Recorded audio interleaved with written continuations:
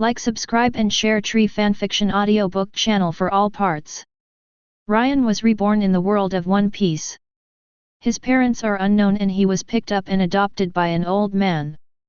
Fortunately, he was born with the ability of observation Haki, and most importantly, Ryan was also bound to a god-level cooking system. The cooking skill levels are divided into general, fine, excellent, top, master, unparalleled, and god level. He even conquered rocks with his cooking skills. In order to improve his cooking skills, Ryan joined the Rocks Pirates. When Whitebeard, Golden Lion, Kaido, Big Mom, these legendary pirates boarded the ship one by one, they found that this pirate group was a paradise for gourmets. Ryan, a cook, became the vice-captain of the Rocks Pirates. Steal Bone Sora, if Ryan wasn't a cook, his bounty would probably be higher than Rocks. Garp, sooner or later I'm going to capture this fellow Ryan and bring him to the Navy headquarters to be a cook. Chapter 1. A small island surrounded by the sea, covering an area of tens of square kilometers. In the slightly dilapidated wooden kitchen, the boiling oil in the iron pot crackled and popped, and the rich aroma of meat mixed with the spiciness of spices dominated the entire space. A few daring villagers peeked out from behind a tree not far away, looking toward the only simple restaurant at the village entrance. At the restaurant entrance, a tall man with wild black hair was tapping the table with his knuckles, making a dull sound. The plates on the table were licked clean, not a single drop of sauce was left. "Hey, kid!" The man's voice was rough and carried an irresistible sense of pressure. "Your food is very good." 8-year-old Ryan calmly wiped the kitchen knife in his hand, the blade reflecting his youthful yet remarkably composed face. "Thank you for the compliment." "Ha ha ha." The man suddenly burst into deafening laughter, which startled the seabirds under the eaves, causing them to flap their wings and fly away into the distance. "Be my chef." He wasn't discussing it, he was announcing a fait accompli. "Come with me to see. My name is Lox D. Jibek." Rocks. Ryan paused for a moment as he wiped his knife. This name will become a nightmare for the entire world for decades to come.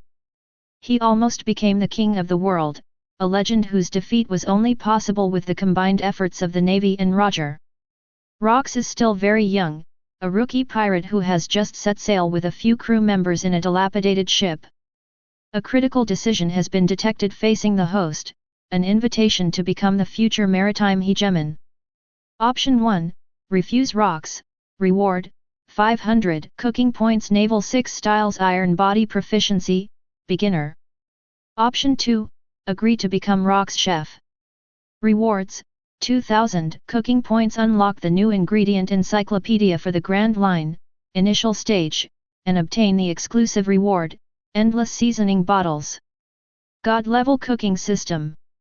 Host, Ryan D. Jibek. Cooking skill level, top, 45,000/200000. Medical skill level, excellent. Cooking skill points, 8500. The system's notification sounded perfectly clear in Rain's mind. His culinary skills have been stuck at the premium level for a long time. Some images floated into my mind. It has been 8 years since I was reborn into the world of One Piece. Ryan was an orphan whose parents were unknown. He was found and adopted by an old man in the village. Unexpectedly, this body has quite good talent, and even has innate observation Haki. When he was 8 years old, he defeated a pirate who came to the village to steal things and had a bounty of 8 million. Most importantly, Rain is also bound to a god-level cooking system. This system categorizes culinary skills into 4 levels: general, fine, excellent, top, master, unparalleled, and godlike. Each time you cook, you will gain experience points and cooking points based on the taste and difficulty of the dish. The tastier and more difficult the food, the more experience points and cooking points you will gain. Each time you advance to a higher cooking skill level, you'll receive an exclusive reward. Additionally, these cooking skill points can be used to purchase various items in the system shop. Physical techniques, weapons, the 3 types of Haki, the 6 powers of the Navy, famous swords, and so on, there are countless varieties. They will also occasionally issue tasks that can improve Rain's cooking skills, and reward her for completing them. Unfortunately, the ingredients available on this small island, and even in the surrounding waters, can no longer provide him with any more experience points. To advance and become stronger, one must venture into a wider world and seek out the finest ingredients. The ocean is the ultimate treasure trove for all chefs. And Rock's ship was undoubtedly the fastest ship to reach that treasure vault. Why would I go to sea with a pirate like you? Ryan spoke, his tone unlike that of a child, but rather like that of an adult negotiating. Locke grinned, revealing a wild and untamed smile. Because your dishes are only fit for future sea kings, not for these villagers in this remote and impoverished place who can't even afford meat. His words were direct and harsh, causing humiliation and anger to appear on the faces of the villagers who were watching from a distance. Rain! Don't listen to him! An old but powerful voice came from behind Ren. The old man who adopted Ryan walked out with a cane, his wrinkled face filled with vigilance and unease. He spread his arms to shield Ren behind him, his cloudy eyes fixed on Locke's. Pirates are a bunch of heartless bastards. All they do is rob and kill. You can't take away our village's hope. The old man had watched Ryan grow up, and he knew how extraordinary the boy was. A month ago, 8-year-old Rain defeated a pirate with a bounty of 8 million who wanted to rob the island. This talent should not be wasted on a pirate ship. Locke's smile faded slightly as he sized up the old man blocking his way. He wasn't angry, instead, he found it somewhat amusing. Old man, this is not something you can decide. Locke looked past the old man and at Reline. Kid, tell me your answer. Come with me, and I can show you the world's rarest ingredients, challenge the most powerful sea monsters, and taste flavors that only exist in legends. Stay here, and you'll spend your whole life running this shabby little shop, making grilled fish for these poor bastards. The atmosphere solidified at this moment. The sea breeze seemed to have stopped blowing. All attention was focused on the 8-year-old child. Ren stepped out from behind the old man. First, he looked up at the old man, whose eyes were filled with pleading and worry. Then, Ryan turned to Locke, his gaze completely different, filled with calm and decisiveness. I need to prepare. As soon as he said those words, the old man's body trembled violently, and he almost lost his grip on the wooden cane. Rain! You! Grandfather! Ryan interrupted the old man, and the way he addressed him added a touch of warmth to his tone. When you found me, I had nothing. It was you and the villagers who raised me with food and water. I will never forget this kindness. After a pause, Ryan's voice became clearer. But this place is too small. My goal is to make dishes that even the gods would admire. To achieve this goal, I must go to the sea. There was no hesitation in Ryan's words, and his awareness beyond his years shocked everyone present. Locke's smile returned, this time a genuine expression of appreciation. Ha ha ha. Good. Well said. That's more like the crew of Rox D. Jibek. The old man's lips moved as if he wanted to say something, but in the end it turned into a long sigh. He knows Ryan. Once this child makes a decision, no one can change it. Ryan didn't say anything more, he turned and went into the small room behind the restaurant. Chapter 2. Ryan's luggage was simple. A few changes of clothes, and a long object wrapped in cloth. That was Ryan's most prized kitchen knife. When Rain came out again, the villagers gathered around. They stopped hiding and their faces showed complex emotions. There was reluctance, worry, and also a hint of envy and anticipation. Rain, take this with you, it's the best dried fish in the village. Rain, this is a talisman my wife sewed for you. I hope it will protect you. You brat, don't you dare embarrass our village when you get out there. Simple, honest faces, sincere words. Ryan took the things they handed him and bowed deeply to everyone. Thank you all. Rain walked over to the old man and placed a small wooden box in his hands. Grandpa, this is some money I've saved up over the years. Please keep it and don't work so hard anymore. The old man clutched the wooden box tightly, his eyes already moist. Take good care of yourself while you're out there. Ah. Ren nodded heavily. He took one last look at the village where he had lived for 8 years, and at these familiar faces.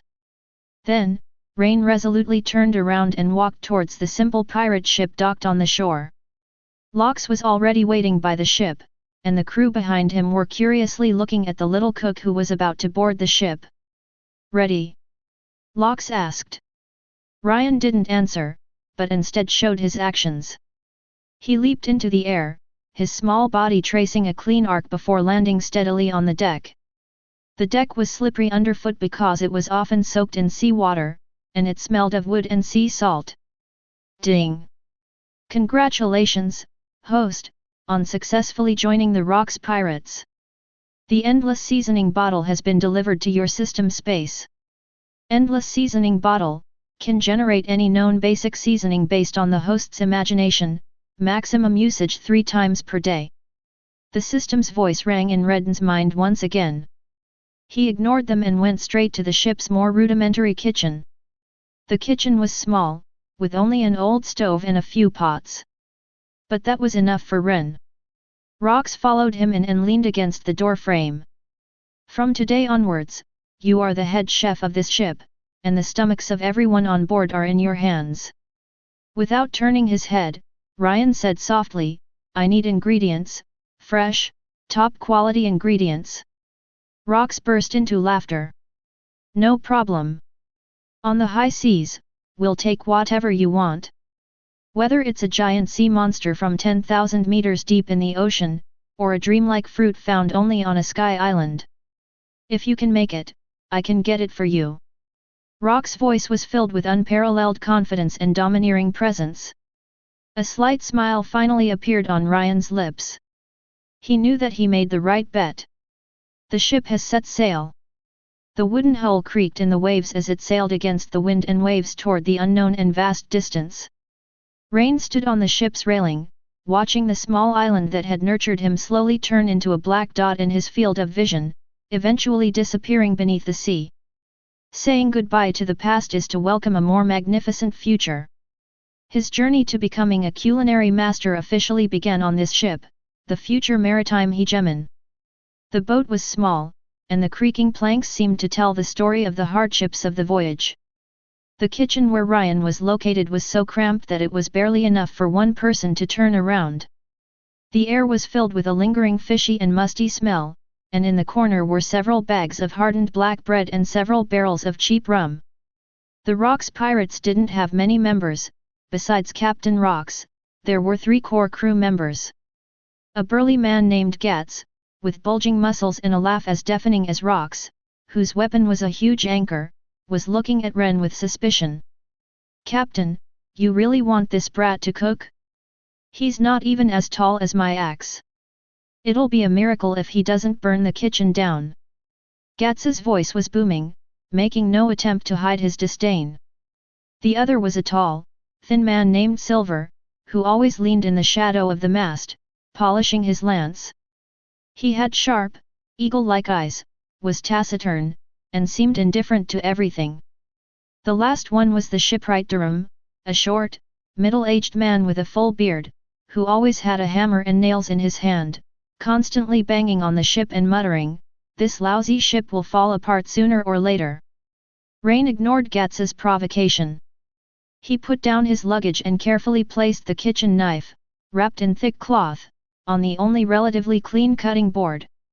Then he began to work. Instead of starting a fire to cook, Ryan found a rag and a bucket of water and began wiping the greasy stove. His movements were meticulous, as if he were performing some kind of sacred ritual. He cleaned everything, from the stove and pots to the dusty dishes. Under his management, the kitchen, though still simple, was completely transformed. Gats grimaced and said to Lox, "Captain, did you hire a cook or a cleaner? We're starving." Locke leaned against the kitchen doorway, arms crossed, watching with interest. Hearing this, he simply grinned and said, "Wait." After cleaning the kitchen, Ryan turned around and calmly looked at the three people in the doorway. His youthful face remained expressionless, yet his voice was clear and powerful. "From today onwards, this is my territory. First, no one is allowed to enter the kitchen without my permission. Second, you are not allowed to bring anything that is not food into the kitchen. Third, and most importantly, no food should be wasted." Gats paused for a moment, then burst into laughter, "Ha ha ha ha. Kid, you've set rules now? Do you know who you're talking to?" He stepped forward, his massive figure almost completely engulfing Ren. Rain raised his head and looked directly into Gats's eyes. His gaze was not like that of an 8-year-old child, but rather like that of a seasoned captain, calm and sharp. "I'm talking to the people who are going to eat my food. If you can't, you can keep eating your black bread." "You?" Gats's face flushed red instantly, and his fists clenched so tightly they cracked. "Gats." Rox spoke calmly, his voice not loud, but it made Gats freeze instantly. Locke walked into the kitchen, patted Ren on the shoulder, and smiled at the three people outside the door, saying, "He's right. From today onwards, the kitchen is Ren's territory. His rules are the rules of this ship, and no one dares to break them." Rox's gaze swept over the crowd, and his smile turned somewhat dangerous. "I threw him into the sea to feed the fish." Shipwright Durham shrugged, indicating that he didn't care. The silent Silver nodded slightly, seemingly agreeing with this rule. Only Gats looked indignant, but dared not refute Rox, and could only huff angrily. "All right, head chef." Locke's turned to Rain, his tone slightly mocking. "Now can we see your cooking skills? My crew is on the verge of revolt from hunger." Chapter 3. Ren nodded, pointing to the ingredients in the corner. "Is this all we'll use?" Locke glanced at the hardened black bread and the few pieces of dried, rock-hard salted meat, and scratched his head somewhat awkwardly. "Well, we've just set sail, so our supplies are a bit basic. Don't worry, once we encounter a merchant ship or some sea creature, we'll get you the freshest supplies." "Enough." Ryan's answer surprised everyone. He threw the rock-hard black bread into a large wooden basin and poured in water to soak it. "Then I picked up those pieces of salted meat and carefully pounded them with the back of a knife to remove the excess salt." Rain's knife skills are superb. Even when handling the roughest ingredients, his movements are as elegant as if he were sculpting a work of art. Next, Ryan started a fire to boil water, crumbled the softened bread, and put it into the pot along with the pounded diced bacon. The pot was filled with ordinary white foam, looking like a pot of paste, and it only had a faint salty smell. Gats craned his neck outside, curled his lip in disdain. "Tch, I thought it was something special. It's just a pot of meat porridge." Judging from his posture, I thought he was going to prepare a grand feast. Just then, with his back to everyone, Rain conjured a delicate, small bottle in his hand that looked like it was carved from white jade. It was the endless condiment bottle that the system rewarded. Ryan silently thought to himself, the most basic flavor-enhancing spices, a touch of black pepper spiciness, and a bit of vegetable oil to bring out the aroma of meat. With his thought, a drop of crystal-clear liquid and a pinch of fine powder flew out of the bottle and silently fell into the pot, instantly dissolving. The next second, an indescribable, domineering aroma suddenly exploded from that broken pot. It wasn't just a simple meaty or weedy aroma, but a complex and highly layered flavor. The rich aroma of meat is amplified by a unique umami flavor, mixed with the subtle sweetness of wheat after cooking, and a hint of spiciness that makes your mouth water. Gulu! Gats's Adam's apple bobbed violently, his eyes widened like saucers as he stared intently at the pot, his earlier disdain replaced by astonishment and longing. Even the silent Silver couldn't help but glance into the kitchen, his nose twitching slightly. Even Durham, who had been hammering away at the hole, stopped what he was doing and followed the scent. "What's that smell? It smells so good."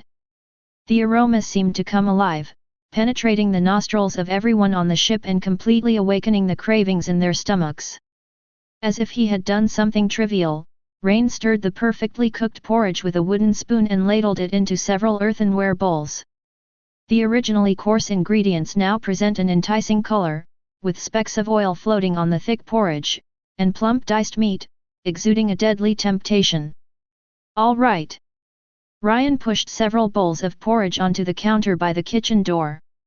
Gats was the first to rush forward, not caring that it was hot. He grabbed a bowl and poured it into his mouth. Ouch! It's so hot! He kept making strange noises while fanning himself with his hands, but his mouth continued to move without stopping. The moment Gats tasted the meat porridge, his eyes widened instantly. The smooth, creamy texture gently envelopes the tongue. The diced salted pork, after being simmered, is not dry at all, but rather becomes exceptionally tender.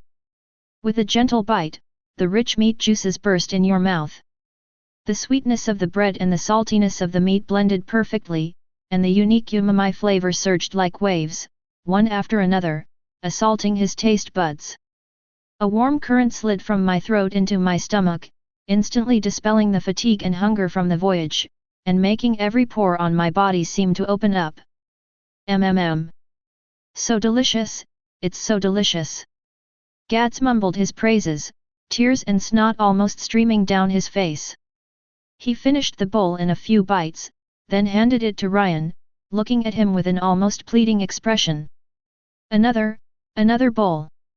Although Silver and Durham ate more elegantly, their increasingly rapid swallowing and slightly gleaming eyes betrayed their inner shock. Silver, in particular, after finishing his meal, surprisingly took the initiative to speak to Rain, saying, "Very good." Rox, holding a bowl, leaned against the mast, his face showing undisguised pride and ecstasy. He knew he made the right bet. This kid can use the worst ingredients to make dishes that even a king might not be able to enjoy. What terrifying talent that is! Lox laughed as he walked over to Ryan and vigorously ruffled his hair. "Ha ha ha! Kid, well done! I declare that from now on, anyone who dares to disrespect our head chef will first have to face my fist, Lox." Gats was completely captivated by the food. He licked the empty bowl clean, then leaned close to Ren. His previous arrogance had vanished, replaced by a fawning grin. Chef Ren, I was wrong. I shouldn't have underestimated you. Do you see there's still a little bit left in the pot? Even just a little bit of crispy rice will do." Ryan glanced at him and said casually, "The pot is washed." Gats's expression instantly fell, like a pitiful abandoned dog squatting at the kitchen door, which drew a burst of laughter from everyone. A simple bowl of meat porridge was enough for Rain to completely win over this group of unruly pirates. He not only proved himself with his culinary skills, but also established his own inviolable absolute authority on this ship of future hegemony.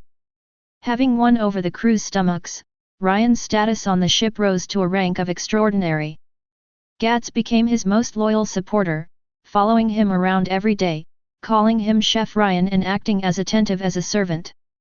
Whenever Ryan needed help, such as chopping wood or carrying heavy objects, he was always the first to rush up and work harder than anyone else. While Silver and Durham weren't as exaggerated as Gats, they showed more genuine respect for Rain. "The time I look forward to most every day is mealtime. However, even the most skilled cook can't cook without rice." The ship's food reserves quickly dwindled. Although Ren can turn the rotten into the miraculous, he cannot conjure things out of thin air. For several days in a row, the only thing on the table was grilled fish simply seasoned with an endless bottle of seasoning. "Chef Ren, the grilled fish today was also delicious, but..." Gats munched on the fish while looking pitifully at Ren. "When will we be able to eat meat again? I miss your meat porridge. There are no ingredients." Ryan's words were concise and to the point. Locke sat to the side, listening to the crew's complaints, then looked at Rain's calm face, and suddenly slapped his thigh and stood up. That's right. How can my crew of Locks eat grilled fish every day? Rox walked to the bow of the ship, facing the sea breeze, opened his arms, and shouted with boundless pride, I promise to give you the world's finest ingredients. Today, I'll fulfill my first promise. He turned to Ryan, his eyes burning. Head chef, tell us, what kind of prey is worth hunting in this area? This problem was exactly what Ren wanted to solve.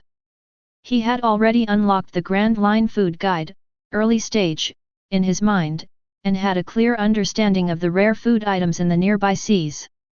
Chapter 4.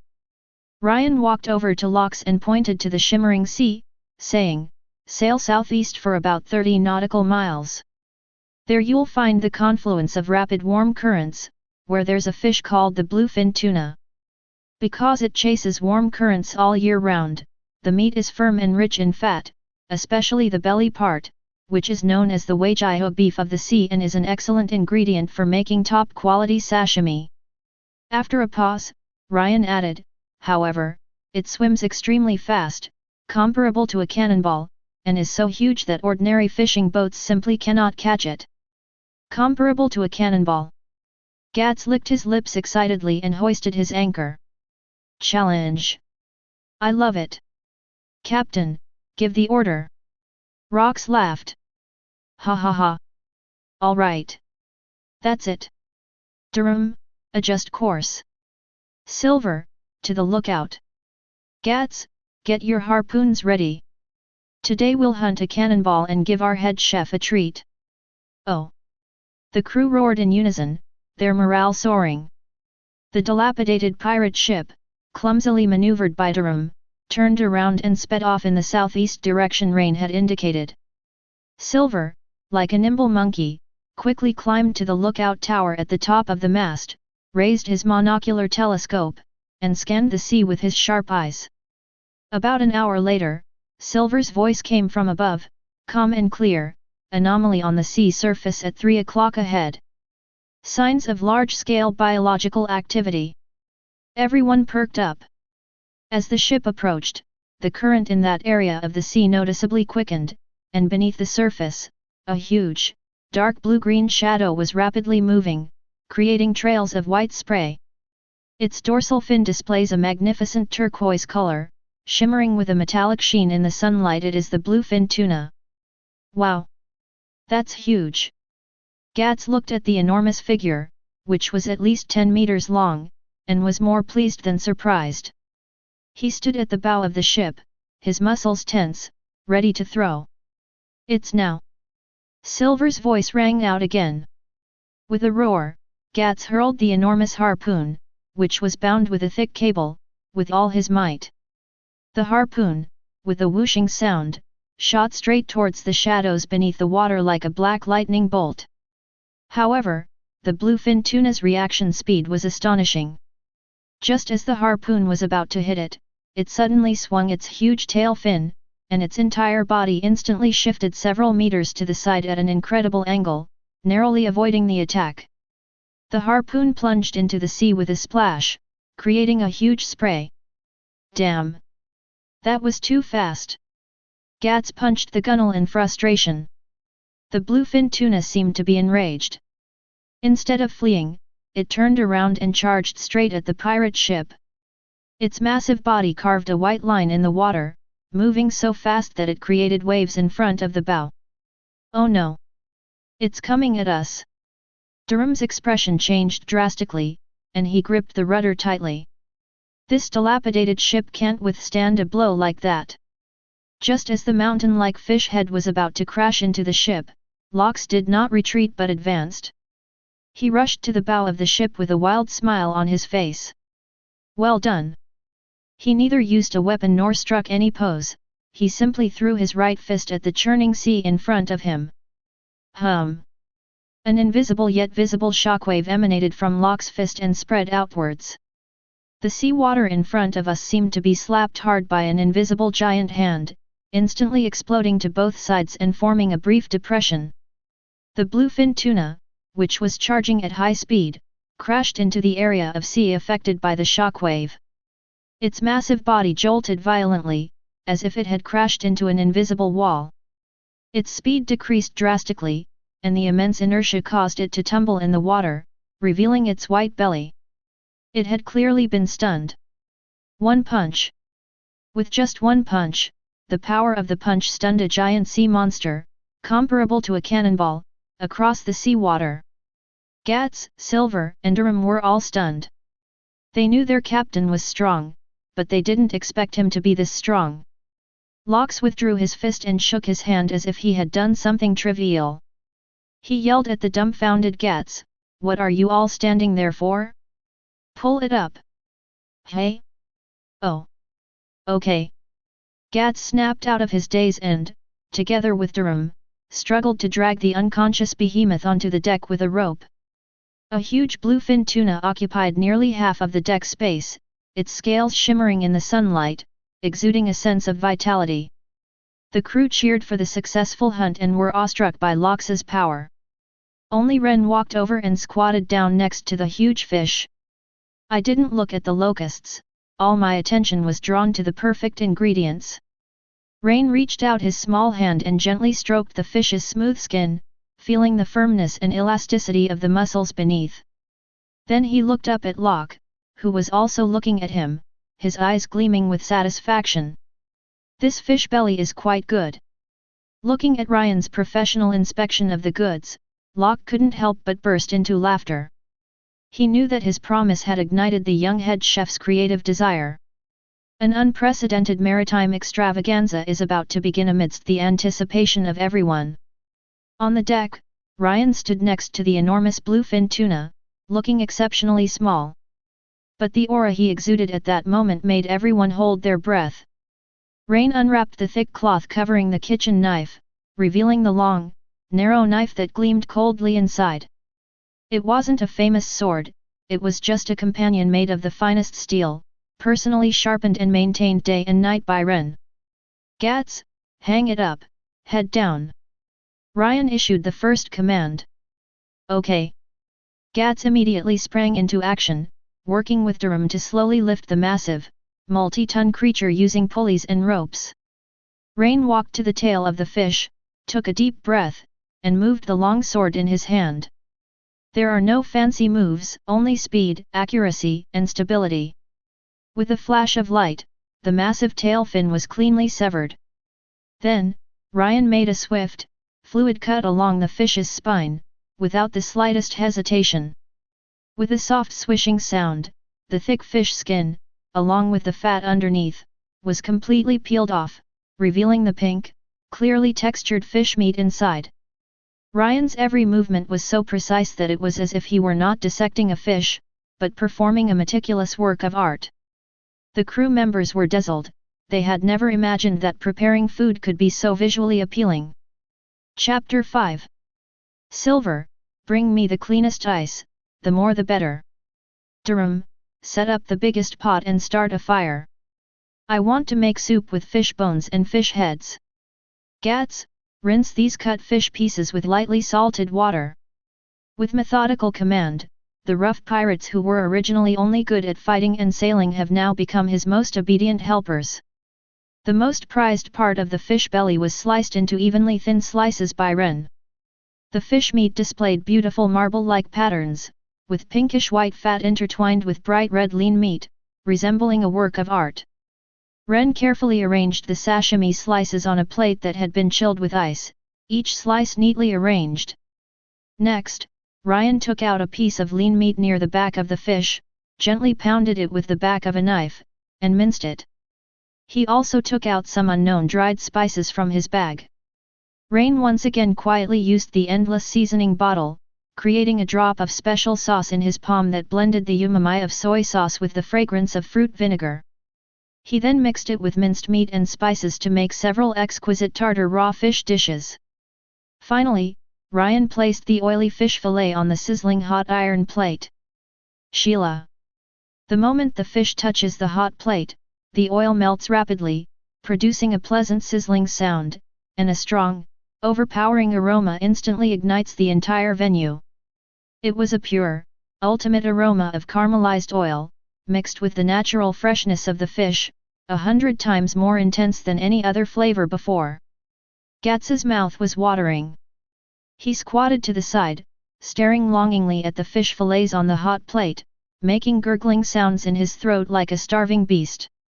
When the fishbone soup turned milky white and emitted a rich, savory aroma, Ryan announced, "Dinner time."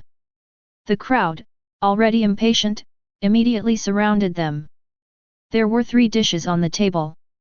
Crystal clear bluefin tuna sashimi, sashimi with a savory sauce, and fragrant teppanyaki fish fillets. There was also a large pot of milky white fishbone soup next to it. Rox was the first to pick up a slice of fish belly sashimi, put it directly into his mouth without dipping it in any sauce. The moment the fish entered his mouth, he felt as if his tongue was enveloped by a soft, cool cloud. As the temperature in the mouth rises, the premium fat in the fish begins to melt, and an unparalleled sweetness and umami flavor explodes on the taste buds. It's a pure, unadulterated flavor from the sea, so delicious that it's intoxicating without needing any extra seasoning. This. Lox's eyes widened suddenly, his chewing stopped, and his face was filled with disbelief. Gats couldn't wait to fork up a large piece of grilled fish fillet and stuff it into his mouth. The fish fillet has a crispy, golden brown exterior, while the inside is tender and juicy. The moment he bit down, the scalding hot juices burst in his mouth, and the aroma of the oil, enhanced by the intense heat, shot straight to his head, making him so happy he almost fainted. "Wah-ah-ah! I'm alive again! I feel so full of energy!" Gats shouted incoherently as he wolfed down his food. Silent Silver took a bite of raw fish tartar. The raw fish, mixed with a special sauce, was smooth and tender, with a rich flavor. It had the freshness of the fish, the richness of the sauce, and a wonderful sense of layering from the spices. For the first time ever, a slight smile of enjoyment appeared on his usually stern face. This meal was more than just delicious. As the food was consumed, streams of pure energy flowed into the body along the warm current. The fatigue from many days of sailing vanished, and the minor bumps and bruises on my body were healing at a speed visible to the naked eye. Everyone felt that their physical and mental abilities had reached an unprecedented peak. This is the miracle that comes from combining top-quality ingredients with godlike culinary skills. It has transcended the realm of cooking and is almost a panacea. For a moment, only the sounds of swallowing, chewing, and satisfied sighs filled the deck. A whole giant tuna was devoured in no time by 4 grown men and a child, and even the soup was drunk clean. Everyone slumped onto the deck, rubbing their round bellies, their faces beaming with a happiness they had never felt before. Gats let out a long burp and exclaimed sincerely, following Chef Ren, "Even if I'm at sea every day, it's more enjoyable than being a king." Everyone nodded in agreement. Lox leaned against the ship's railing, looking at the satisfied crew and then at Ryan, who was tidying up the kitchen utensils, and a surge of unprecedented pride welled up in his heart. He stood up, walked to the highest point of the ship, and announced in a loud voice, "We have the strongest captain, the best crew, and the best chef in the world. We are not a bunch of aimless wanderers, we are the kings who will conquer this sea." Rox spread his arms wide and roared at the vast ocean, "From this day forward, our name will be the Rox Pirates. This name will resound throughout the entire world in the future. Rox! Rox!" Gats and Durham excitedly waved their fists and roared. Silver also stood up, though he didn't shout, but his eyes burned with the same intense fire. Ryan stopped what he was doing, looked up, and looked at the man standing at the bow of the ship, full of vigor. The sunlight shone on him, as if draping him in a golden battle robe. A barely perceptible smile appeared on Ryan's lips. He knew that a legend of a maritime overlord was about to begin after this ultimate feast. And he will be one of the most indispensable creators of this legend. Ding! Congratulations, host, for completing the hidden mission, the birth of a tyrant, the Rox Pirates officially become famous. Rewards, 5,000, experience points 3,000, cooking points unlocking the exclusive ability The Meaning of Food, where the dishes you cook will have a slight but permanent physical enhancement effect on your companions. The system notification sounded in his mind, and Redden's eyes became even more profound. The meaning of food? Permanent increase? This game of chess is getting more and more interesting. After drifting at sea for nearly a month, the Rocks pirates finally saw the first island on the Grand Line. It was an island made up of many giant cacti, and the shape of the mountain peaks resembled upside-down bottles. It was the famous Welcome Island in the first half of the Grand Line Whiskey Peak. As soon as the boat docked, a group of seemingly hospitable townspeople surrounded it with drums and gongs, led by a smiling mayor wearing a cowboy hat. Welcome! Welcome, pirate friends who have traveled from afar. We are the residents of Whiskey Peak, and we love nothing more than hosting banquets for generous navigators like you. The mayor warmly offered wine and food, and the townspeople sang and danced, creating a joyous scene. Gats and Durham had never seen anything like this before, and they were overjoyed. Gats took a large glass of ale, gulped it down, and patted his chest, laughing loudly, "Ha ha ha! The people here are so genuine. I love it here." Durham took the food and began to eat it without any hesitation. Although Lox accepted the welcome with a smile, there was a hint of amusement and wariness in the depths of his eyes. He glanced at Ryan beside him. Ryan remained silent from the moment he came ashore. He didn't touch any of the food or drinks offered by the townspeople, but simply scanned every warm, smiling face around him with his calm eyes. His observation Haki had already been activated. Beneath the laughter and merriment, Ren could clearly sense a chilling, lurking killing intent. Chapter 6. These people's heartbeats and breathing are completely different from the expressions on their faces. More importantly, as a chef, he could tell the quality of the food just by smelling it. It was poorly made, and some of the ingredients were not even very fresh. This is highly unusual for a small town known for its hospitality. What's wrong, head chef? Is the food here not to your liking? Locke asked in a low voice. Rain shook his head and replied in an equally low voice, "The meat is rancid, the wine is cheap, the smiles are fake, but the murderous intent is real." Locke's smile deepened. He had sensed something was wrong, and Ryan's words confirmed his suspicions. As expected of the chef he had chosen, not only was his culinary skill superb, but his perception was also so keen. Interesting. Locke raised his glass, gave a toast to the mayor from afar, then downed it in one gulp, laughing heartily, "Then let's play along." The banquet was held in the square in the center of town. Gats was already half drunk, with his arm around a townsman's shoulder, boasting about how they hunted the bluefin tuna and how Rocks knocked out a sea monster with a single punch. The townsman smiled and agreed, while subtly trying to get information out of the other person, his eyes gleaming with greed. Ren found a corner to sit down and watched coldly. He saw the so-called mayor quietly make a gesture to the people around him. As night deepened, the atmosphere of the banquet grew increasingly lively, but the murderous intent lurking in the shadows also intensified. Finally, at the stroke of midnight, the truth was revealed. "Do it!" At the mayor's command, the smiles on the faces of all the townspeople vanished instantly, replaced by a ferocious killing intent. They drew swords from their clothes and charged at the Rocks pirates from all directions. "What?" Before the drunken Gats could react, a long sword was already slashing at his face. Clang! With a crisp sound, a spear precisely parried the knife. "It's silver." He remained vigilant throughout, his eyes now cold, and with a flick of his spear, he pierced the attacker through. "Bastards!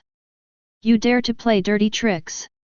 Gats instantly sobered up halfway, roared, grabbed a nearby table and smashed it. Durham reacted quickly, drew his axe and hammer from his waist, and engaged the enemy in battle. These so-called townspeople are actually members of the Mosque Guild, a group of bounty hunters who will stop at nothing for the reward. They thought dealing with a rookie pirate crew would be a piece of cake, but they didn't expect their opponents to be far stronger than they imagined. Locke stood still, not even moving, and just stared coldly at the leading mayor, who was also a member of the Mosque Union, Laika. "Is that all you've got? What a disappointing welcome ceremony." Locke's voice was full of disdain. Laika's expression changed drastically. He hadn't expected the other side to be so prepared, and that each of the crew members was exceptionally skilled. He gritted his teeth, pulled two short-barreled muskets from his curly hair, and aimed them at the least threatening target in the crowd. "That 8-year-old child! Go to hell, kid!" Laika pulled the trigger. He believed that capturing the child as a hostage would turn the tide of the war. The bullet whistled through the air, heading straight for Ryan's forehead. However, Ryan's face remained expressionless. Just a second before the bullet struck him, his body shifted slightly to the side. The bullet grazed his hair and struck the cactus behind him. An incredibly fast dodge. Laika's pupils contracted. Before she could even be shocked, she saw the child move. Instead of backing away, Ryan took a step forward and casually grabbed a frying pan from the table next to him. Yes, a dark, iron frying pan used for frying eggs. Before Laika could fire a second shot, he felt a blur before his eyes and a gust of wind rushed towards him. Boom! A dull, loud metallic clang. Rain's small figure leaped high into the air, and with an extremely tricky angle, slammed the frying pan in his hand hard into Laika's face. The immense force caused Laika to see stars, spurt blood from her nose, and have two front teeth fly out. He fell straight backward like a wooden stake, and the musket in his hand fell to the ground. One hit, instant kill. The entire room fell silent for a moment. Both the Mosque Union members who were fighting and Gats and his men stared in disbelief at the 8-year-old boy who was holding a frying pan and slowly landing. Gats rubbed his eyes hard, unable to believe what he was seeing. That head chef who quietly cooks in the kitchen every day, he's surprisingly fierce when he gets into a fight? And the weapon is a frying pan? Rain shook his slightly numb wrist, glanced at the unconscious Laika on the ground, and looked at the frying pan in his hand, seemingly quite satisfied with the feel of the weapon. "All right, the flies are taken care of." Locke's voice broke the silence. He took a step forward, and a terrifying aura erupted from him, instantly enveloping the entire square. "Now, it's your turn." He gave the remaining bounty hunters a devilish smile. A one-sided massacre has begun. Rock's intervention completely sealed the fate of the battle. He was like a tiger charging into a flock of sheep, each punch carrying an overwhelming, domineering power. Those bounty hunters who were considered ruthless by ordinary people were as fragile as paper in front of him, and they all fell down screaming. Gats, Silver, and Durham also dealt with their respective opponents, walked behind Locks, and watched him display his might with eyes full of awe and fervor. Ryan then carried his frying pan to the kitchen in a corner of the square. The chefs there were already trembling with fear, hiding under the table. Ryan ignored them and walked straight to the stove. His eyes swept over the prepared ingredients, and then he frowned. Serving guests with such stale ingredients, are they trying to poison them? Rain's voice wasn't loud, but it sent a shiver down the spines of the hiding chefs. He scooped a fish out of a basin, its eyes were cloudy and its gills were dark. He picked up another piece of beef, pressed it with his finger, and found the meat to be loose and lacking in elasticity. This is the greatest insult to chefs and food. Rain's voice turned cold. He turned around and looked outside at the battle that had already ended. Rox had his foot planted on the chest of the last bounty hunter who was still breathing, and was interrogating him. Ryan went outside and said to Lox, "Captain, may I borrow this kitchen?" Lox was somewhat surprised, but nodded nonetheless, "Whatever you say." Ryan went back into the kitchen and said to the chefs who were practically wetting themselves with fear, "Bring out all the best and freshest ingredients here. If I find you hiding anything..." He shook the frying pan in his hand, the pan was still stained with Laika's nosebleed. The chefs dared not disobey, and scrambled to carry out their private stash of top-quality ingredients from the cellar and freezer. Freshly slaughtered lambs, still lively lobsters, and rare vegetables smuggled from nearby areas. Ryan nodded in satisfaction. Then, he lit the largest bonfire in the center of the square, placed a huge iron mesh on it, and began his performance. Chapter 7. Rain didn't make any complicated dishes. He simply prepared the freshest lamb chops, lobster, and vegetables in the most basic way and then grilled them over a fire. But as Rain secretly used the endless flavor bottle again, sprinkling on those secret spices invisible to the naked eye, an aroma more domineering and tyrannical than any previous banquet soared into the sky. The aroma seemed to possess a magical power, quickly spreading throughout the entire Whiskey Mountain. The townspeople, terrified by the battle and hiding in their homes, dared not go out. Upon smelling this aroma, their stomachs rumbled uncontrollably. Some of the bolder ones quietly opened the windows, greedily inhaling the fragrance in the air. The bounty hunters, who were half dead from being beaten by Lox and were lying on the ground groaning, were invigorated by the fragrance. Their survival instincts made them look involuntarily toward the source of the scent. Lox was also curious, wondering what Rain was up to. Soon, the first batch of roasted meat was ready.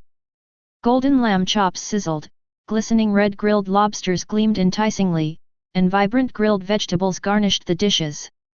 Instead of sharing the food with Rox and his men, Ryan took a plate of roasted lamb chops and walked up to the highest-ranking bounty hunter whom Rox had trampled underfoot.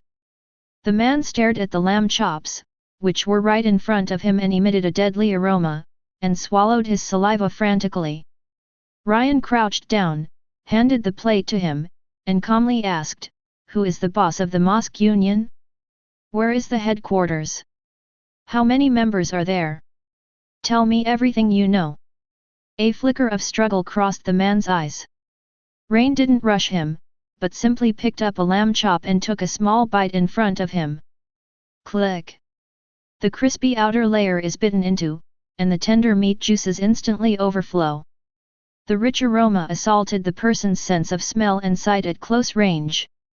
This is more agonizing than any form of torture. I'll talk. I'll talk. I'll tell you everything. The bounty hunter completely broke down, and he spilled everything he knew about the Mosque Guild.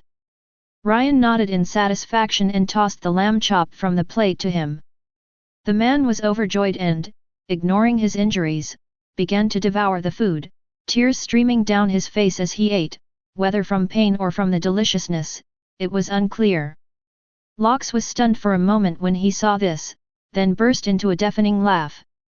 Ha ha ha! Excellent! Using food to pry open the enemy's mouth. As expected of my head chef.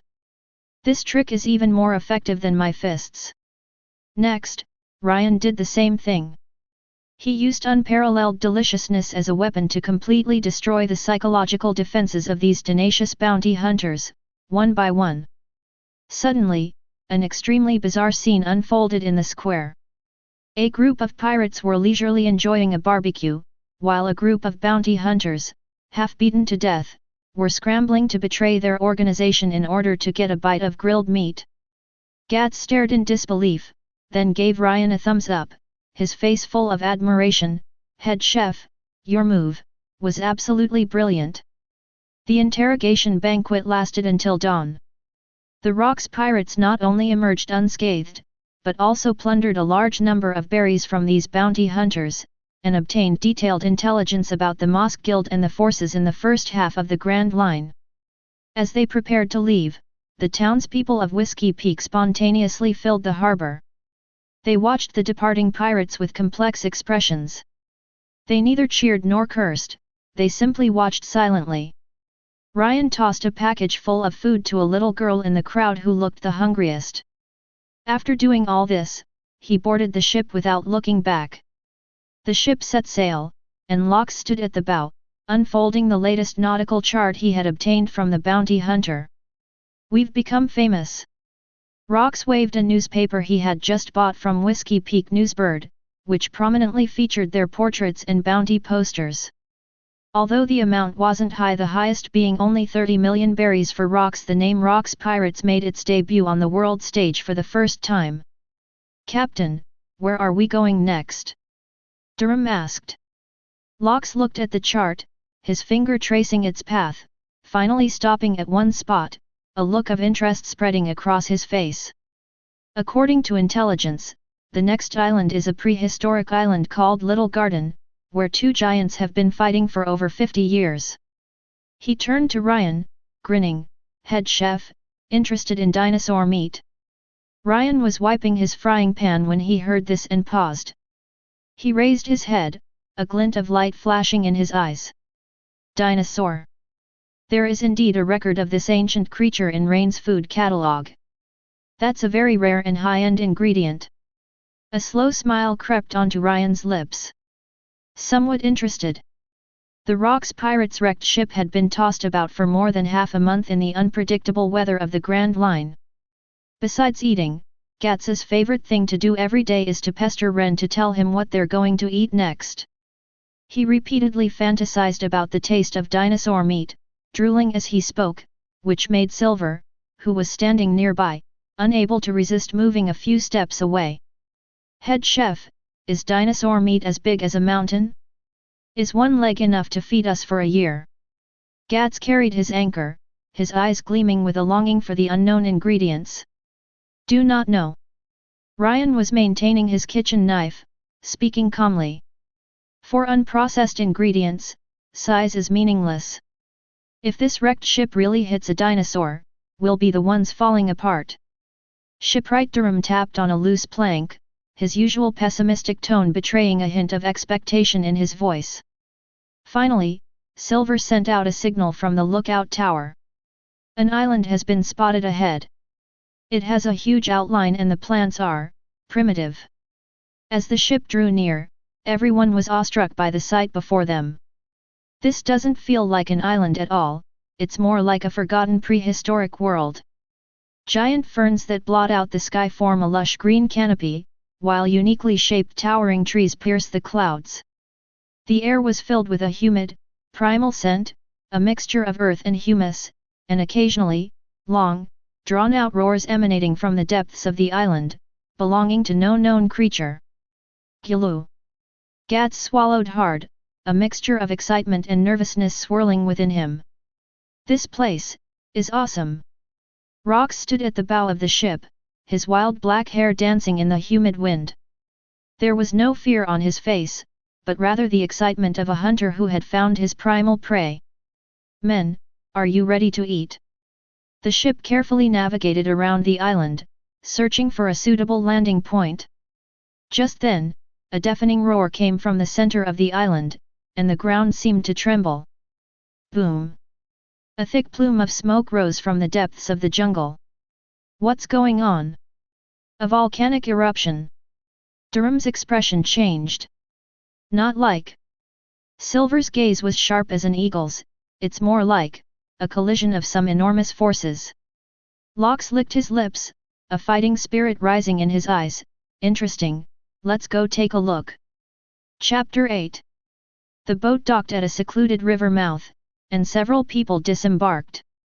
Ryan hung the frying pan he had seized at Whiskey Peak and polished to a gleaming shine on his back, looking somewhat out of place, but no one dared to laugh at him. They followed the sound of fighting as they traversed the primeval jungle. The insects here are all frighteningly large. Dragonflies with wingspans of up to a meter can swoop over their heads. After walking for about half an hour, the woods ahead suddenly opened up, revealing a huge clearing. In the center of the open space, two enormous creatures were engaged in an earth-shattering duel. Those were two giants. A man wearing blue armor, with a red beard braided into a thick plate, wielding a giant sword almost as tall as a hill. The other was dressed in red armor, with an equally wild green beard, and his weapon was a similarly enormous battle axe. At this moment, the great sword and the battle axe were colliding fiercely, bursting out with dazzling sparks and deafening roars. The ground beneath their feet had been trampled into a mess, and the surrounding giant trees had been snapped in half, as if they had just weathered a storm. "Hey! Blue Oni Tori! Your slashes seem duller today. Red Devil Broggy laughed loudly, his voice like rolling thunder. Enough talk. Green Goblin Broggy. Prepare to die. The blue demon Dongli roared, the muscles on his arms bulging like mountain rocks. Gats gaped, gazing up at the two mountain-like figures, the anchor in his hand looking like a toy in comparison. My god, this is a giant. Silver and Durham were equally shocked by the extraordinary battle scene. Only Lox, far from being surprised, crossed his arms with interest and smiled, a warrior of Elbaf, indeed, he lives up to his reputation. Rain's attention, however, was elsewhere. His nose twitched slightly, and his gaze passed over the two giants who were dueling, landing on a spot not far behind them. There was a bonfire burning, and on top of it sat a sea king, charred black, the spoils of the duel that had just taken place. A strong, burnt smell mingled with the rough aroma of meat wafted over. Redden's brow furrowed almost imperceptibly. A waste of natural resources. This was the first thought that popped into his mind. Such a vibrant sea monster, whose flesh should have been delicious, was instead roasted into charcoal in the most brutal way. Just then, as if by prior arrangement, a volcano in the center of the island suddenly erupted. Boom! Upon seeing the volcano erupt, the two giants simultaneously stopped, each taking a step back, and then burst into laughter at the same time. Ha ha ha! A draw! Ha ha ha! Another tie! They put away their weapons, walked to the campfire, and tore off a piece of the charred Sea King, devouring it as if the life-or-death battle had never happened. Rox led the group outside. Hey, you two big guys over there! Rox's voice wasn't loud, but it reached the ears of the two giants clearly. Dory and Broggy turned their heads at the same time and saw these humans who looked like insects to them. A human? Are you a guest who has gotten lost in this little garden? I ask in a deep, muffled voice, said King Dongli. Your duel is very interesting. Lox smiled knowingly, but I'm more curious, why have you been fighting for over 50 years? More than 50 years? Gats exclaimed in surprise. Ha ha ha! How do you know we've been fighting for over 50 years? Broggy the Red Ghost looked at Rox with curiosity. It's very simple. Lox pointed to the mountain of bones at their feet, some from dinosaurs and some from sea kings. It would take more than 50 years to eat the large creatures on this island to the point of near extinction. The two giants exchanged a glance and burst into laughter again. Interesting humans. That's right, we've been dueling here for over 50 years. Dongli patted his chest proudly. As for the reason, Broggy scratched his enormous head. It's because more than 50 years ago, we each captured a sea king, one from the South Sea and the other from the North Sea. Then a little girl asked us which of our prey was bigger. I said mine was bigger, and she said his was bigger. We couldn't agree, so the god of Elbaf decided to settle the dispute with a duel. Gats, Silver, and Durham exchanged strange glances. Is that all? For such a trivial matter, two legendary Elbaf warriors fought here for over 50 years? That reason is just too manly and stupid. Lox was amused by this bizarre reason and laughed so hard he almost fell over. At that moment, Ren took a step forward. He looked up at the two giants, who were taller than trees, and spoke calmly. Could you pause your duel for a moment? The child's innocent voice rang out in the open space, sounding particularly abrupt. Dory and Broggy's laughter stopped abruptly. They lowered their heads, their huge eyes focusing on the tiny figure who wasn't even as tall as their toes. Little one, what are you saying? Broggy's tone carried a hint of confusion. Ryan ignored his question and pointed to the charred piece of meat in their hands. Using such a clumsy cooking method is a desecration of the food and a disrespect to the prey you have risked your honor for. Rain's voice wasn't loud, but every word struck a chord clearly in everyone's hearts. Gats and the others were used to Rain's kitchen tyrant mode, but this was the first time the two giants had heard such a statement. The air fell silent instantly. The smiles on Dori and Brogy's faces vanished, replaced by an air of offended authority. The honor of the Elbaf warriors cannot be judged in such a way by a mere human brat. Brat! Don Li's voice turned cold, carrying a hint of danger. Are you challenging the dignity of the Elbaf warriors? An invisible pressure descended, and the atmosphere in the open space became tense. Instead of stopping him, Rox laughed even harder. He was eager to see how his young head chef would use his culinary skills to conquer these two giants whose brains were filled with muscles. Rain showed no fear, staring directly into the giant's eyes. I'm just stating a fact. He paused, his tone filled with undeniable confidence. Give me that piece of meat, and I'll show you what its true flavor is. Rain's words were like a pebble thrown into a calm lake, stirring up huge waves in the hearts of the two giants. They have lived for over 100 years, eaten more meat than mountains, and no one has ever dared to criticize their cooking methods to their face. Ha ha ha! Interesting! What an interesting little devil! Brogy the Red Demon was the first to react, slapping his thigh with his huge hand, causing the ground to tremble. You say you can make it taste better? It tastes better. Ryan corrected, it's about letting it return to the original flavor of the ingredients. Chapter 9. What a loud tone! The blue demon Dong Li snorted, and 2 puffs of white vapor shot out from his huge nostrils. Isn't human cooking just adding some salt and roasting it over and over? What's the difference? In the simple worldview of the Elbaf warriors, food is the source of power. As long as it's cooked and edible, whether it tastes good or not is not a concern for them. In that case, how about we make a bet? It was Locke who spoke up. He loved watching the drama unfold, and with a smile, he walked over to Ren and patted him on the shoulder. Let my head chef process your burnt meat. If you think it tastes better than yours, then we win. What if we feel there's no difference? Brogy asked. Then we'll get off this island right now and leave all the rum on the ship to you. I can say that, Rox said heartily. What if you win? Dong Li pressed for an answer. Lox grinned, revealing a set of white teeth, his smile carrying a hint of self-righteous arrogance. Then you have to admit that you've been eating garbage in the past, and we're going to be hunting on this island, so the two of you will be our guides. This bet is full of provocation.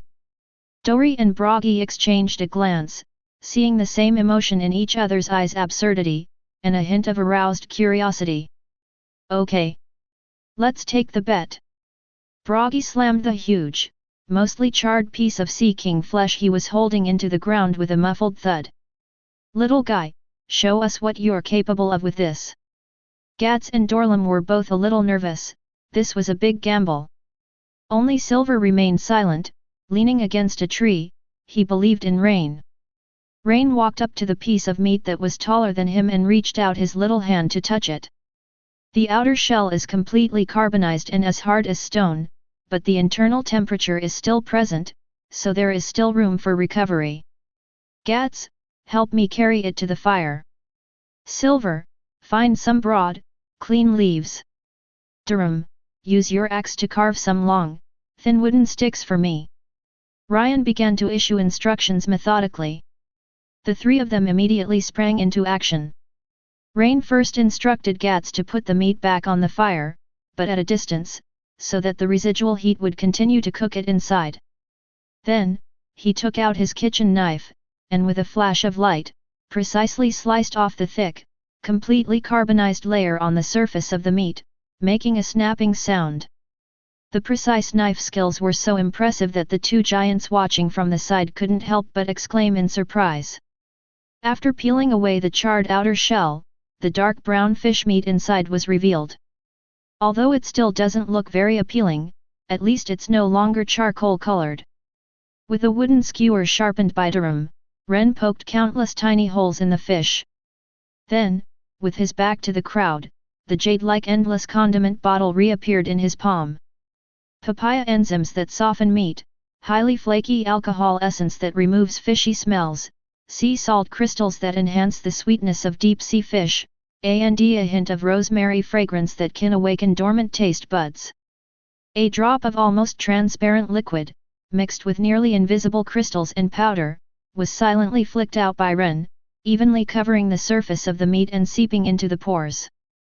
After doing all this, Rain used the huge leaves that Silver had found to wrap the whole piece of meat tightly, like a giant green rice dumpling, and then pushed it back to the campfire and buried it with hot ashes for the final braising.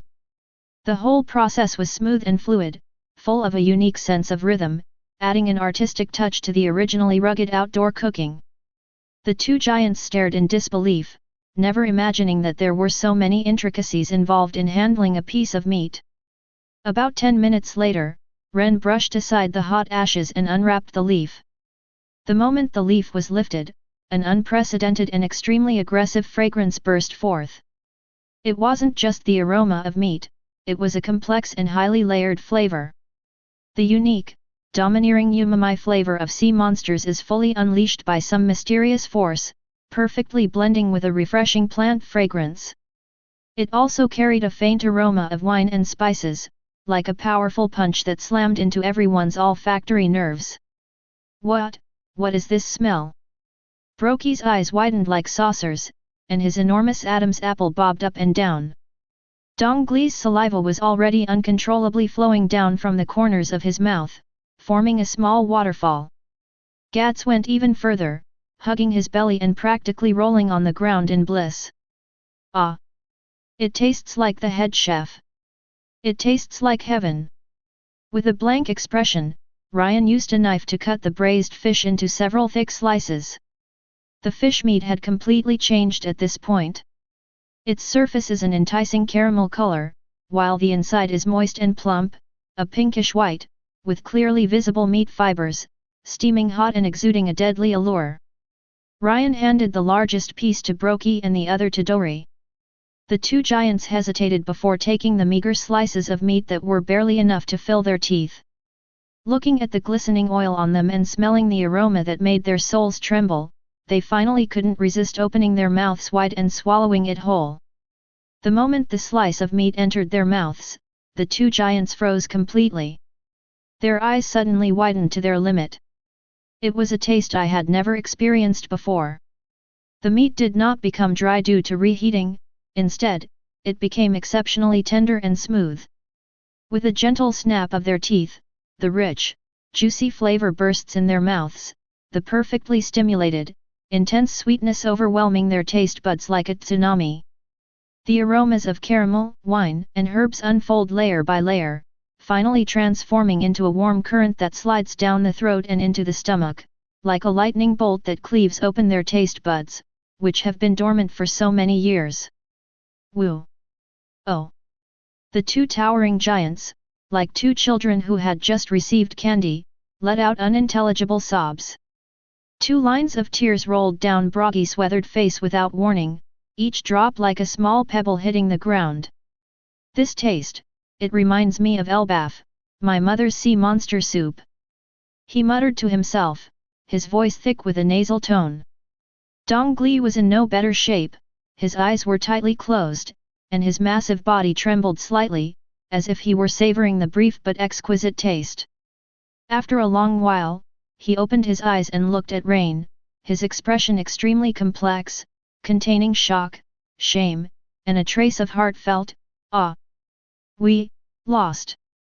Dongli's voice was a little hoarse. Broggy nodded heavily. He looked at the piece of meat he had finished eating in his hand, and then at the charred remains that they had previously gnawed on. For the first time, a look of disgust appeared on his face. What we've been eating for the past 100 years, has really been garbage. Lox burst into laughter, the sound echoing across the open space, "Ha ha ha! It seems my head chef has gained 2 more loyal diners." Rain showed no sign of smugness. He merely glanced at the remains of the Sea King before turning his gaze to the depths of the perilous primeval jungle. Chapter 10. This is just an appetizer. Rain said calmly. This sea monster had just been in a fight before you captured it, and its flesh was full of lactic acid, which affected the taste. In addition, it was too old. Red's gaze swept over the two giants, finally settling on Lox. There is a species of rock-horned Trilophosaurus on this island that feeds on volcanic rocks. Because it gnaws on minerals all year round, its meat is firm and rich in a variety of trace elements. Its bone marrow is like top-grade butter and is a delicacy for making thick soup. His words made everyone hold their breath. Gats's eyes were already sparkling. Lox's smile widened, he knew the real feast was about to begin. Did you two hear that? Rox looked at Dory and Broggy. My head chef is interested in the dinosaurs on your island. Dory and Broggy exchanged a glance, then simultaneously revealed belligerent smiles. Ha ha ha. The rock-horned Trilophosaurus is no easy opponent. It has thick skin, thick flesh, and immense strength. Broggy said. That's right. Even back then, it would have taken us a lot of effort to catch just one. Dongli added. That's just right. Rox took a step forward, and an invisible aura of dominance slowly spread out, making the surrounding air heavy. How about we have a hunting contest? We'll see who can hunt that rockhorn dragon first, and the winner gets its most delicious part. This suggestion instantly ignited the fighting spirit of the two giant warriors.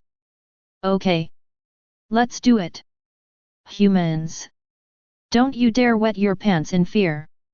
Wahahaha. A prehistoric hunt centered around top-quality ingredients has begun. The rules of the hunting competition are simple, the team splits into two groups and enters the jungle at the same time. The first team to hunt down a rockhorn Trilophosaurus and bring it back to the open area wins. Ha ha ha. You human brats, we're on our way. Don't get carried away by the mosquitoes in the woods. Laughing, Donley and Broggy strode into the jungle with mountain-like strides, felling trees and shaking the earth in their wake, their momentum astonishing. Captain, what do we do? We can't outrun them. Durham was somewhat worried. Locke, however, didn't care. He glanced at Ren beside him and said, Head chef, lead the way. Everyone looked at Rain.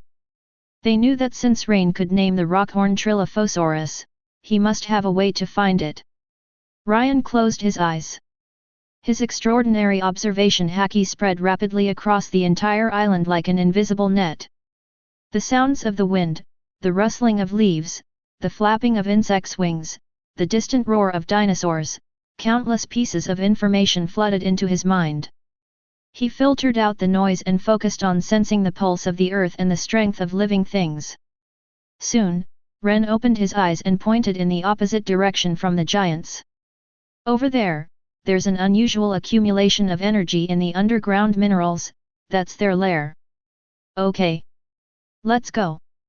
At Locke's command, the four immediately set off. This primeval jungle is a dead end for ordinary people, but for the Rocks pirates, it's more like a challenging playground. Roar!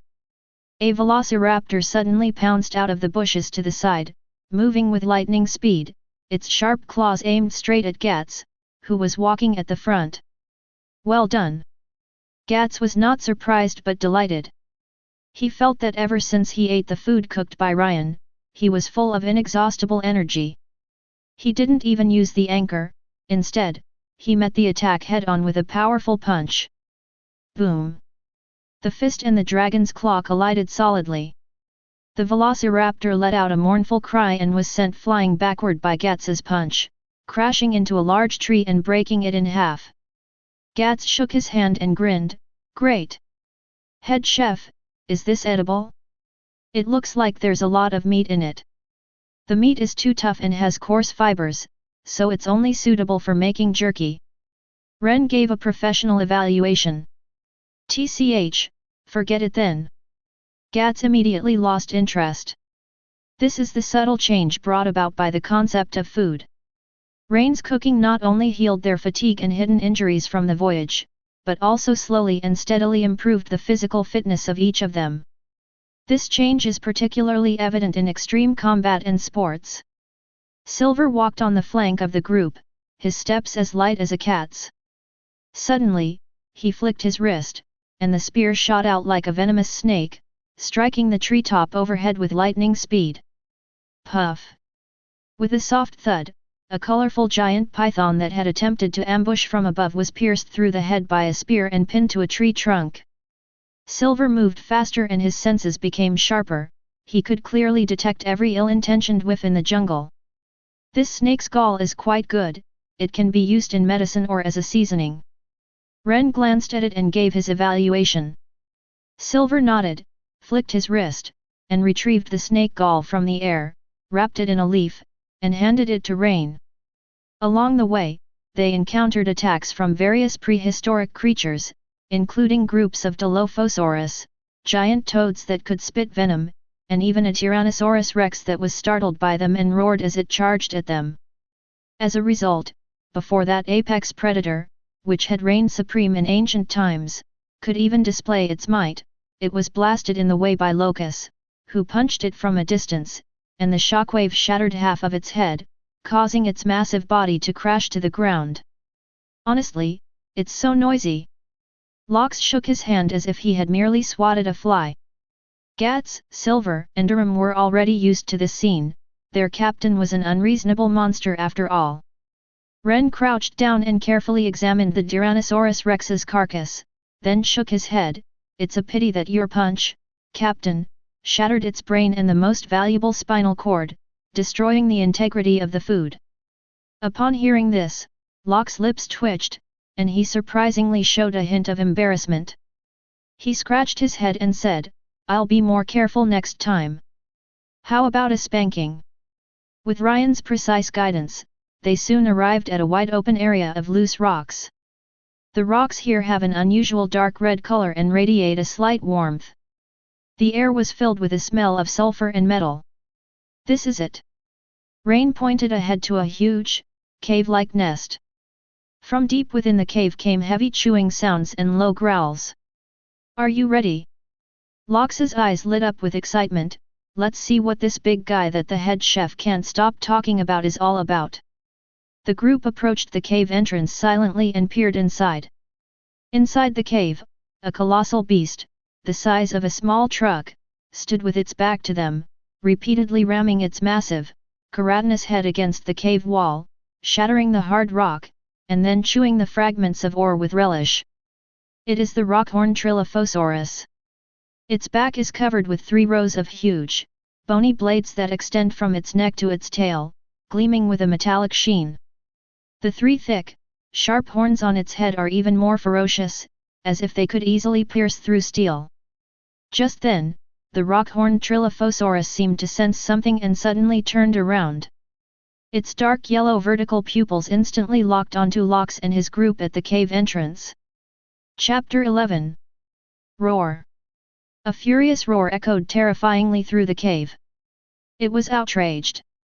The rockhorn Trilophosaurus pawed the ground with its 4 hooves, lowered its head, pointed its 3 deadly horns at the intruder, and then charged forward like a runaway heavy tank. The earth trembled under its trampling. "I come!" Gats roared and, carrying the anchor, tried to rush forward. "You can't stop it." Silver spoke calmly and grabbed him. "Its impact will send you flying, anchor and all. What should I do?" "Give it to me." Rox stepped forward, blocking everyone's path. Faced with the terrifying charge that was powerful enough to smash through the city walls, Locke's face remained completely calm. He didn't even bother to clench his fist.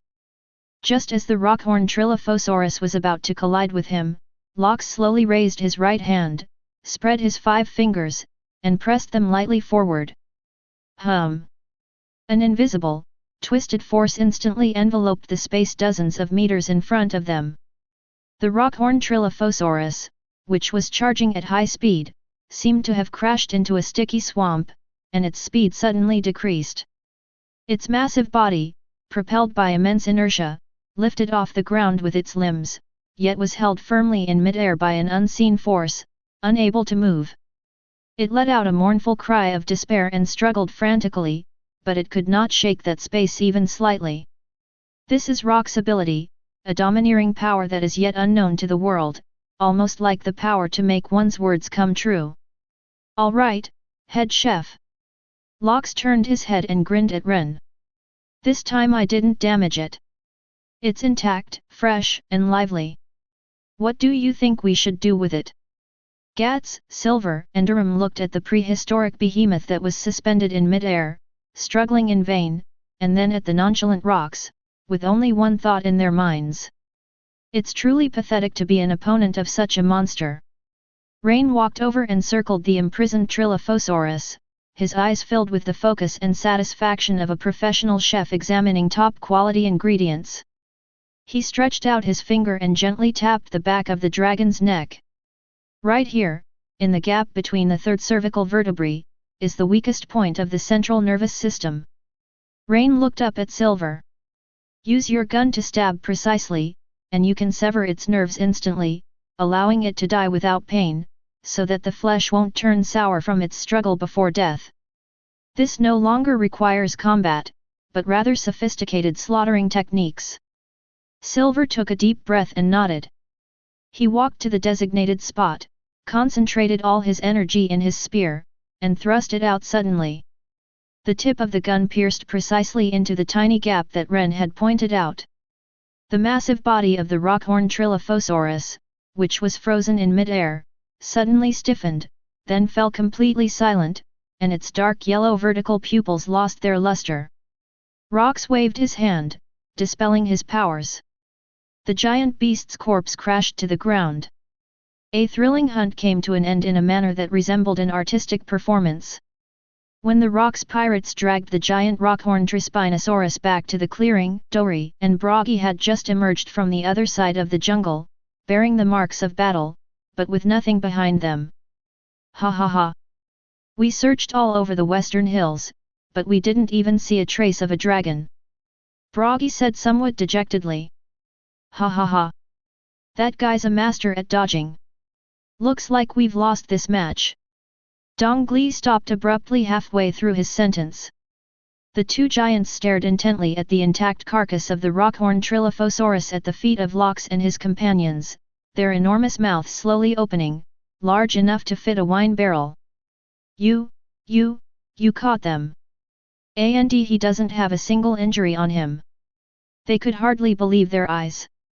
They knew better than anyone how formidable this prehistoric behemoth was. How did these humans manage to do it? Lox, too lazy to explain, simply laughed smugly. All right, enough nonsense. As agreed, the most delicious part is ours, but in view of your hard work, my head chef is treating you today to show you what a true feast for giants is all about. The Feast of Giants. Dory and Broggy's eyes lit up instantly. What happened next completely overturned the two Elbaf warriors' understanding of cooking. Ren became the mastermind behind this grand event. He commanded two giants, who used their giant axes and swords to perfectly carve up the rockhorn Trilophosaurus. The rigid spine was completely removed to build a huge grill. The fattest and most succulent dragon belly meat was cut into huge chunks several meters long. The hind leg meat was deboned and minced. Dongli, go find some volcanic rocks near the volcano that have been heated to a scorching heat by the subterranean fire. They need to be smooth on the surface. Broggy, use your sword to split the largest ironwood tree in half. We need a huge pit to make the kill. Gats, go into the woods and collect a plant called flame flower. Its nectar is a natural sweetener. Silver, find some spring ferns. Their tender shoots can cut through the richness. Durham, bring all the spice barrels from the ship. Ryan's voice wasn't loud, but everyone heard it clearly and carried it out immediately without complaint. The two giants, who had lived for over 100 years, were now like two obedient school children, listening to the 8-year-old child's every word. Soon, the open space became bustling with activity. A huge pit was dug out, its bottom filled with scorching hot volcanic rock. Rain coated the enormous dragon belly meat evenly with various spices and flaming nectar, then wrapped it in dozens of layers of huge banana leaves, carefully placed it in the pit, and sealed it with mud, thus creating the most primitive beggar's dragon. On the huge dragon bone grill, thick pieces of ribs were placed. With his back to everyone, Rain used the endless flavor bottle again, generating a compound spice powder that combined black pepper, cumin and an unknown spice plant, which he then sprinkled evenly on the dragon plate. Sheila. The oil dripped into the charcoal fire below, creating a pleasant sound and releasing waves of intoxicatingly strong aroma. On the other side, in a large pot temporarily carved from a boulder, keel bones and some parts of meat with poor quality were being boiled. Rain added some of the fragrant mushrooms he had collected along the way. Soon, a milky white broth began to bubble in the pot, its delicious aroma filling the air. When the clay of the kill was broken open, and the beggar's dragon, roasted to a golden brown and glistening with oil, its aroma filling the air, was brought back to life, when the first piece of dragon rib, crispy on the outside and tender on the inside, juicy and flavorful, was cut open, when the first bowl of milky white, delicious and mellow dragon bone soup was served. Everyone went crazy. Chapter 12. Donley and Broggy no longer cared about warrior honor, they grabbed the scalding hot dragon steaks with their bare hands and began to tear into them. Wow! It's so delicious! It's so good! This meat, it melts in my mouth. My teeth feel no resistance at all. The carefully cooked dragon meat contained a unique energy. As the food was consumed, streams of pure heat quickly flowed to every part of the body. Gats felt his muscles cheering, and with each chew, he felt his strength increase. The small cuts he had sustained while hunting were healing at a speed visible to the naked eye. Silver's eyes became brighter than ever before. He felt his 5 senses were magnified infinitely, and he could even hear the sound of a beetle crawling across a leaf several miles away. The back pain that Durham had suffered from years of hammering and banging was washed away by a warm current, making him feel much more relaxed. This is the true power of the meaning of food. By combining top-quality ingredients with culinary skills, the energy in the food is maximized and directly affects the consumer's body, resulting in a permanent boost to physical fitness. Rox leaned against a tree, holding a bowl of dragon bone soup, feeling the ever-surging, increasingly solidifying power within him. His smile was filled with satisfaction and ecstasy. He knew that he had obtained the most precious treasure in the world. What devil fruits, what famous swords, they all pale in comparison to this chef who can make his companions stronger through his cooking. This pirate crew is growing at an incredible speed. The Feast of Giants lasted from dusk until late at night. The entire Trilophosaurus was devoured by these 6 people and 2 giants, their bones smashed open and their rich, buttery marrow sucked dry. Everyone collapsed to the ground, rubbing their round bellies, their faces beaming with happiness. Belch! Dong Gli let out a loud burp and exclaimed from the bottom of his heart, I've lived for over 100 years, and only today do I realize that eating can be such a blissful thing. Broggy nodded in agreement. Young Master Ren.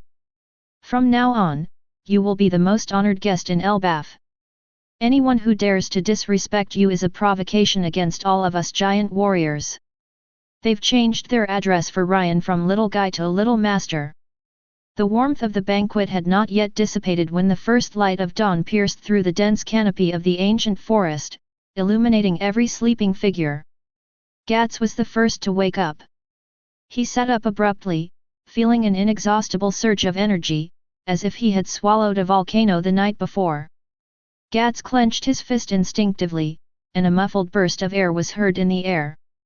He stared blankly at his fist, then looked at the giant anchor beside him that usually required both hands to wield freely, and as if possessed, stretched out one hand and easily lifted it up. My God! Gats's mouth gaped open in an O shape, he felt as if he could punch a mountain through it. Silver opened his eyes, and his world became clearer than ever before. He could hear the faint sound of a beetle nibbling on a leaf from miles away, and he could distinguish the hundreds of different scents of flowers and grasses carried on the wind. The body felt so light it was weightless. With a thought, the person appeared silently on the treetop 10 meters away. Durham stretched, and a series of crackling sounds came from his bones, not the lament of aging, but the joyful song of new life. He felt 20 years younger. The lumbar muscle strain and hidden injuries left by years of ship repair were completely cleansed by a warm force, and he was full of unprecedented vitality. The members of the Rocks Pirates underwent a complete transformation overnight. Ha ha ha! Chef Redden's cooking is simply a gift from the gods of Elbaf. Brokey's booming laughter sent birds flying through the forest. He and Dong Li also felt the changes in their bodies. They felt their warrior blood being rekindled, even more vigorous than when they were young. Two giants walked up to Ren, their enormous figures casting mountain-like shadows. Then, they did something that surprised even Lox. They knelt on one knee, placed their right fists in front of their chests, and paid the highest respect to the 8-year-old child, the most solemn salute of the Elbaf warriors. Master Rain! Dong Li's voice was solemn and dignified. From this day forward, you are our giant warrior pirate's friend forever. Elbaf will never forget your kindness. That's right. Brokey looked up, his eyes burning. No matter when or where, if you give the word, all the warriors of Elbaf will fight for you. This is the oath we have sworn in the honor of warriors. This is not just a simple expression of gratitude, but the highest promise of a warrior race that has been passed down for hundreds of years. Lox watched this scene with his arms crossed, a playful smile on his face.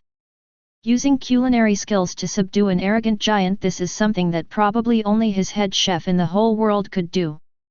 Ryan calmly accepted their respect, he knew the weight of that vow. I'm just a chef. All I do is bring the ingredients back to their rightful value. He paused, then looked at the two giants. However, I accept your friendship. Dong Li and Blokey stood up, their faces beaming with genuine smiles. They felt that this was not enough to repay Redden's kindness. The two exchanged a glance, seemingly having made up their minds. Captain Rocks, young Master Ryan. Broggy became serious. To express our gratitude, we would like to tell you an ancient legend that is only passed down among the warriors of Elbaf. Oh! Lox raised an eyebrow, intrigued.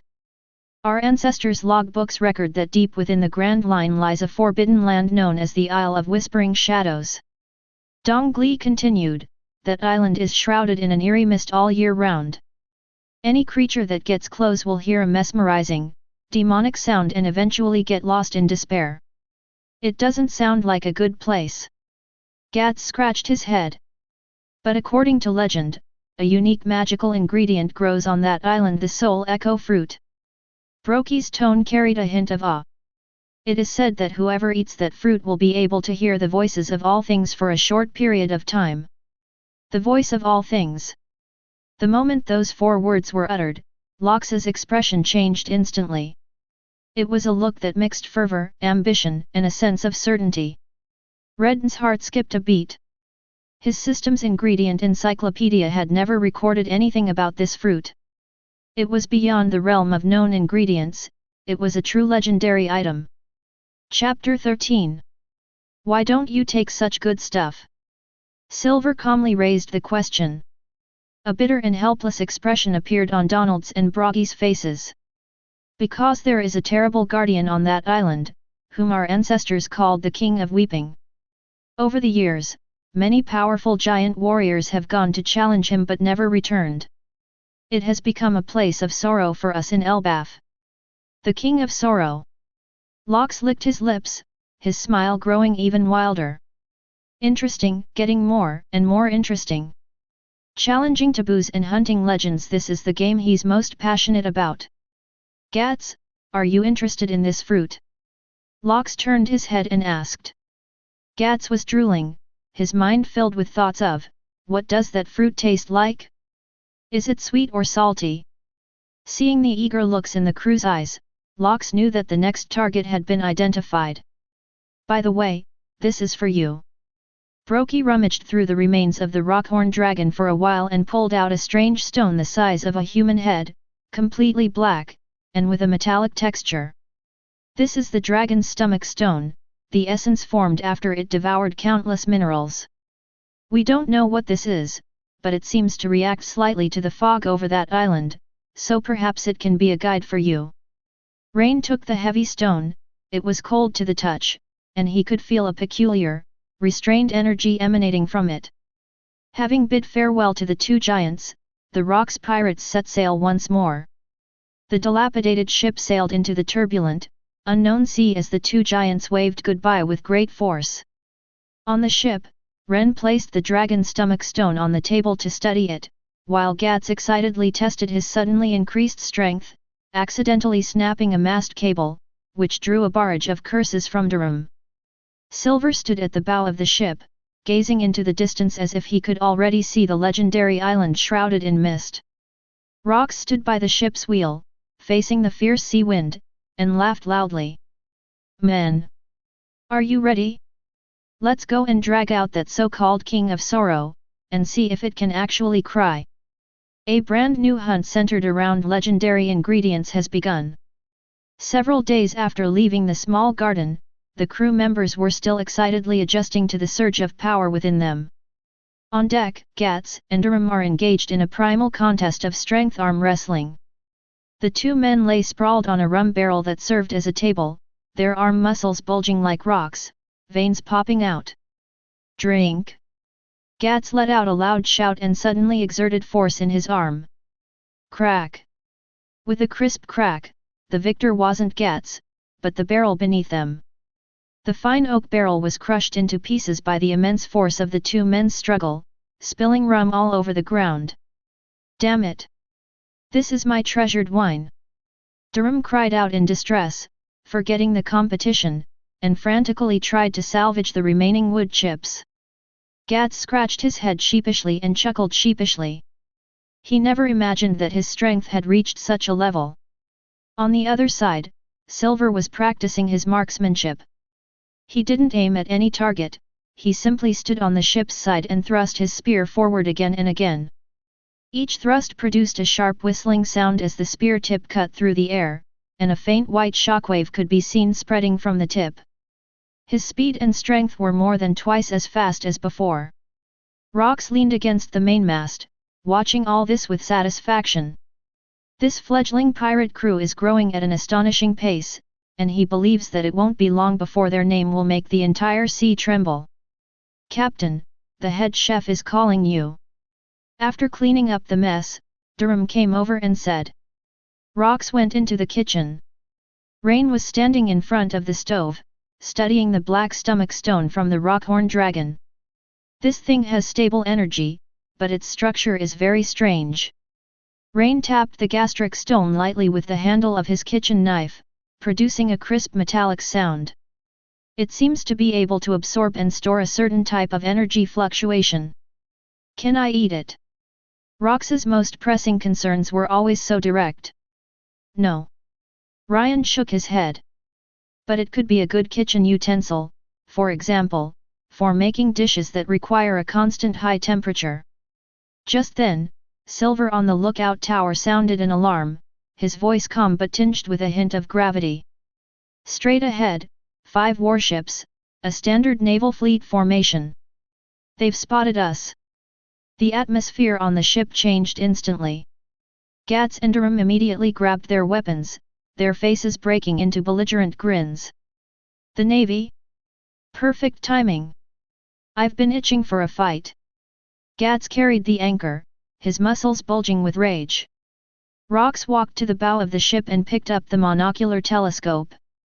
In the distance, 5 warships approached in a fan shape, their dark cannons already pointed at their seemingly frail and dilapidated little boat. On the flagship leading the way, a flag bearing an iron fist and a seagull fluttered, the symbol of the G5 branch of the Grand Line, known for its tough style and ruthless methods. On the flagship's deck, a tall naval captain with a stubble of steel needles on his chin held up binoculars and coldly watched them. "Colonel C. Clay, the other side is just a small pirate ship, with only 4 or 5 crew members. Is such a big fuss really necessary?" An adjutant whispered something to him. The man known as Iron Fist Sikray put down his binoculars, a disdainful sneer appearing on his face. Even a lion uses its full strength to hunt a rabbit. Recently, the higher UPS have been very dissatisfied with the security situation in the first half of the Grand Line. It's a good opportunity to use these reckless newcomers as a warning to others. Pass down the order, 3 rounds of artillery fire. No surrender accepted, sink them on sight. Yes. The order was quickly relayed. The naval soldiers on the 5 warships skillfully adjusted their cannons, their faces relaxed. In their view, this was just a simple clearing operation. Boom boom boom.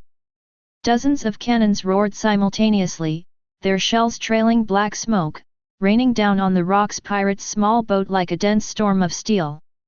Faced with artillery fire that could level a small town, Lox didn't even bother to move. He simply turned his head and grinned at the crew behind him. Gats, Silver, Durham, stretch your legs. Remember, don't sink all their ships. We're running low on rum and food. Oh! The 3 responded in unison, their eyes gleaming with excitement. Look at me. Gats was the first to rush out. He pushed off with both legs and shot into the air like a cannonball, leaping dozens of meters into the sky. In the air, he swung the giant anchor in his hands into an impenetrable black whirlwind. Ding! Clang! Bang! The dense barrage of shells struck the whirlwind as if hitting an impregnable city wall, bouncing off and exploding into brilliant bursts of fireworks in mid-air, none of them landing on the ship. Chapter 14. What? Colonel Sicre's pupils contracted sharply. Before he could react, an even more unbelievable scene unfolded. Silver's figure was like a silver lightning bolt, speeding across the sea. His feet seemed to walk on flat ground, treading on the waves stirred up by the cannonballs, and he rushed towards a warship on the left flank at a speed that was difficult to detect with the naked eye. Fire! Stop him! The sailors on the warship shouted in panic. Bullets rained down on Silver, but couldn't even touch the hem of his clothes. He was like a ghost moving through the raindrops, and in a few flashes he was already on the deck. With a flick of his spear, he created several silver spear flowers. Wherever he passed, the weapons in the hands of the naval soldiers were knocked away, and the men were shaken to the side by a skillful force, but no one suffered a fatal injury. In the blink of an eye, he single-handedly dismantled the deck combat capability of a warship. On the other hand, Dorlam chose a more direct approach. He stood on the ship's railing, watching the incoming cannonballs without flinching or dodging, and then swung his giant axe with a mighty chop. Clang! A cannonball hurtling towards him was precisely split in 2 by him, grazing the sides of the ship before falling into the sea. The quality of this iron is not bad, much better than the nails on my ship. Durham, like a professional blacksmith, commented with great seriousness, then cleaved another cannonball in 2 with another axe stroke. Colonel Sicre stared blankly at the surreal scene before him, cold sweat beading on his forehead. With just 3 crew members, he neutralized the fleet offensive that he was so proud of. He finally realized that he had not kicked a steel plate this time, but an unshakable continent of steel. Just as he was about to order a retreat, a mocking voice rang in his ears. Isn't it a bit too late to run now, Captain? Sicre turned around abruptly and saw that Lox was now standing on the railing of his flagship, arms crossed, looking down at him with a devilish smile on his face. How did you get here? Colonel Sicre took a step back in alarm, none of his elite soldiers noticing the approach of the enemy. Lox did not answer, but simply leaped lightly from the railing and landed steadily on the flagship's deck. He looked around at the naval soldiers who were stiff with fear and looked as if they were facing a formidable enemy, and his smile widened. Don't be nervous, I'm just here to borrow something. All personnel on alert. Open fire! Sicre, a seasoned and valiant general, suppressed his fear and roared out his orders. At the same time, his body began to change. His muscles expanded rapidly, and hard grey keratin grew on his skin. His mouth and nose protruded forward, and in just a few seconds, he transformed into a half-human, half-rhinoceros form. Zoan type, user of the Rhino fruit. Rhino charge. After transforming, Sikray landed on all fours, like an out-of-control heavy tank, charging toward rocks with immense force.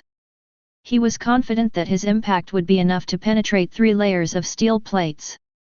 Faced with this potentially fatal charge, Lox didn't even move an inch, he simply lazily raised his right hand and made a half-clenched fist towards the front.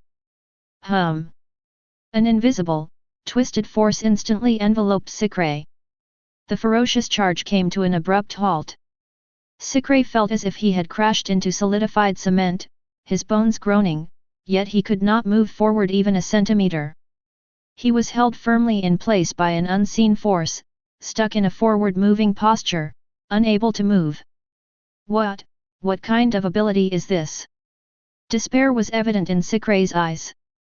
This is not a battle, it's a game, a dimensional reduction attack by a higher dimensional being on a lower dimensional being. Too weak. Lox shook his head, somewhat disheartened. With a casual wave of his hand, Sikray's massive body was violently flung away by a tremendous force, crashing into the mainmast with a loud bang. He then reverted to human form, coughing up blood and falling unconscious. The entire deck was completely silent. All the naval soldiers stared in horror at the man who had casually dealt with their highest-ranking officer, like ducks with their necks choked. Meanwhile, on the other side of the battlefield, the battle was also nearing its end. Head chef, jerky. Gats swept away a group of sailors with a single anchor and shouted back. Rain stood at the kitchen door of his own boat and calmly tossed over a few pieces of dried meat, still warm and wrapped in oil paper. It was made with the leftover rockhorn meat, and special herbs were added to quickly replenish stamina. Gats caught it in one gulp and swallowed it in a few bites. He felt a surge of heat flow through his body, and his strength was instantly restored by more than half. Ha ha ha! That's awesome! I wouldn't be afraid of 100 more. He was greatly encouraged, and his laughter echoed across the sea, sounding to the sailors like the roar of a demon. Silver Inderim received the same supplies, making the battle much easier. For the Rocks pirates, this battle was more like a thoroughly enjoyable armed picnic. Rocks walked straight to the unconscious Sikray, kicked him awake, and then sat down in the captain's chair with an air of authority. Hey, wake up, the game isn't over yet. Sikray opened his eyes with difficulty, looking at the man in front of him who was like a demon god, his eyes filled with nothing but fear. You, who are you? Lox laughed, just a newcomer who's just set sail. He crossed his legs and called out towards his boat, Rain, got a drink. A moment later, Rain's small figure carrying a food box leaped across the sea, which was dozens of meters wide, as if walking on flat ground, and arrived on the flagship. He took a pot of still steaming herbal tea and 2 cups from the food box and placed them in front of Lox. Lox poured himself a glass and pushed another one towards Sikray. Try it. My head chef's cooking can calm the nerves and is good for your injury. Sikray looked at the clear tea, his body trembling uncontrollably. All right, now that we've finished our tea, it's time for a chat. Lox took a sip of tea, speaking casually as if he were catching up with an old friend. Tell me, with all this fuss from G5, who are you here for? It can't be for our little wrecked ship, can it? Sikray's psychological defenses had long been completely destroyed by Lox's inhuman strength. He knew that in the face of such a monster, any concealment or resistance would be meaningless. He trembled as he picked up the teacup and drank it all in one gulp. The warm, soothing sensation that entered his stomach actually relieved a lot of his pain and fear. Yes, it's to clear the waterway for the celestial dragons who are about to patrol this area. Sikray revealed the truth in a hoarse voice. The world government has issued a top-level directive that we must ensure absolute safety. We are just the vanguard. Behind us, there is the main fleet commanded by a vice-admiral from headquarters. A celestial dragon? A vice-admiral from the headquarters? A cold glint flashed in Lox's eyes, but it was quickly replaced by an even stronger interest. I see, just a boring aristocratic outing. He stood up and patted Sikray on the shoulder, the force of which made the latter grimace again. Thank you for your information. As a return gift, I will spare your lives today. Chapter 15. The Rocks pirates quickly completed their resupply. Like a swarm of industrious ants, they looted everything edible, drinkable, and usable from the 5 warships, piling it all up on the deck of their own small boat. When the Rocks pirates set sail, they left behind a navy fleet that had been plundered clean, with everyone looking dejected, standing bewildered in the wind. Rocks stood at the stern and waved to the group of dejected sailors. Go back and tell your marshal, or some other important person, that my name is Lox D. Jybeck. This sea will soon have a new owner. His voice wasn't loud, but it reached the ears of every sailor clearly, like a prophecy of a future that was bound to come true. According to the latest nautical charts borrowed from Colonel Sikari, the Rocks pirates bypassed the Navy's main shipping lanes and headed at full speed toward the legendary Whispering Shadow Isle. The closer you get to that sea area, the more bizarre the weather becomes. One moment the sky is clear and blue, the next it's covered in dark clouds. A thick, opaque grey fog suddenly rose from the sea, reducing visibility to less than 10 meters. The fog carried a bone-chilling cold that seemed to seep into one's very bones. Damn it! The magnetic field in this god-forsaken place is completely messed up. Durham gripped the rudder tightly, watching the needle spin wildly on the compass, his forehead covered in cold sweat. The log pointer is completely malfunctioning. We're going to get lost. Quiet. Rain's voice came from the kitchen, carrying a comforting quality. He came out, holding the black dragon stomach stone in his hands. At this moment, the once ordinary stone was emitting a faint but steady glow, the light pointing firmly in one direction, like a lighthouse undisturbed by anything. Follow it, Ryan said. With clear guidance, Dorlam felt at ease. The small boat navigated through the thick fog, surrounded by utter silence, broken only by the splashing sound of the boat cutting through the water. Just then, a faint sound, as if countless people were crying and whispering in my ear, came from the depths of the fog. Very hungry. Why did you abandon me? You're a loser, always will be. The voice seemed to have a magical power, drilling directly into people's minds and stirring up the deepest fears and regrets in their hearts. Go away! Gats suddenly roared, his eyes turning bloodshot. He seemed to see himself as a child being chased and beaten by the villagers for stealing food. Durham's face turned ashen as he conjured up the image of his first ship, built by his own hands, sinking in a storm, a nightmare that haunted him for life. Even the usually calm Silver's breathing became somewhat rapid, and the knuckles of his hand gripping the spear turned slightly white. This is the true power of whispers, an attack that acts directly on the mind. Only Lox, he simply picked at his ear impatiently, his face full of disgust. It's so noisy, like a swarm of flies. His conqueror's Haki naturally provides him with extremely strong resistance to this kind of mental attack.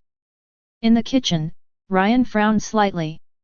Although he could resist it with his strong mental power, this feeling made him very uncomfortable. Mental pollution can affect the flavor of food. Rain said to himself.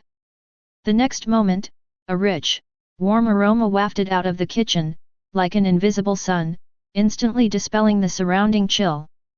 Ryan came out carrying a pot of steaming soup. It was a pot of thick soup made from fish bones and several herbs he had collected along the way that had a calming effect.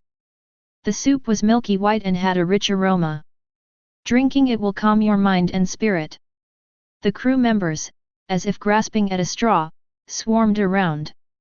After a bowl of hot soup, a warm current rose from my stomach and quickly spread throughout my body, sweeping away the chill and negative emotions that had invaded my mind. Gats's eyes regained their clarity, and Durham's complexion became rosy. Ha! Alive! Gats let out a long sigh of relief, his face still showing signs of fear. This place is too eerie. Lox looked at Ren with admiration in his eyes.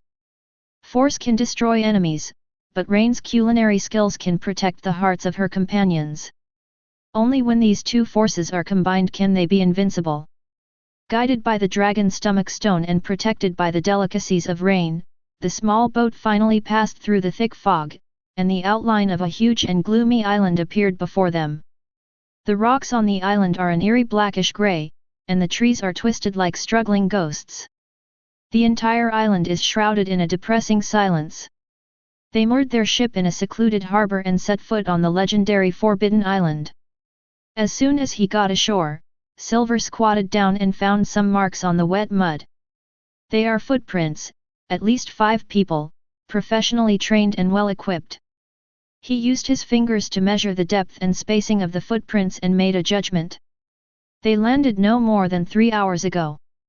It seems we are not the only guests. Rox gave a cold laugh. They followed the trail deeper into the island, and soon, the sounds of fighting came from ahead. Passing through a twisted forest, they saw 5 men in black suits and masks fighting against several beast-like monsters made of black mist. The men in black suits moved with lightning speed and unpredictable movements, their punches and kicks accompanied by the sound of wind and thunder.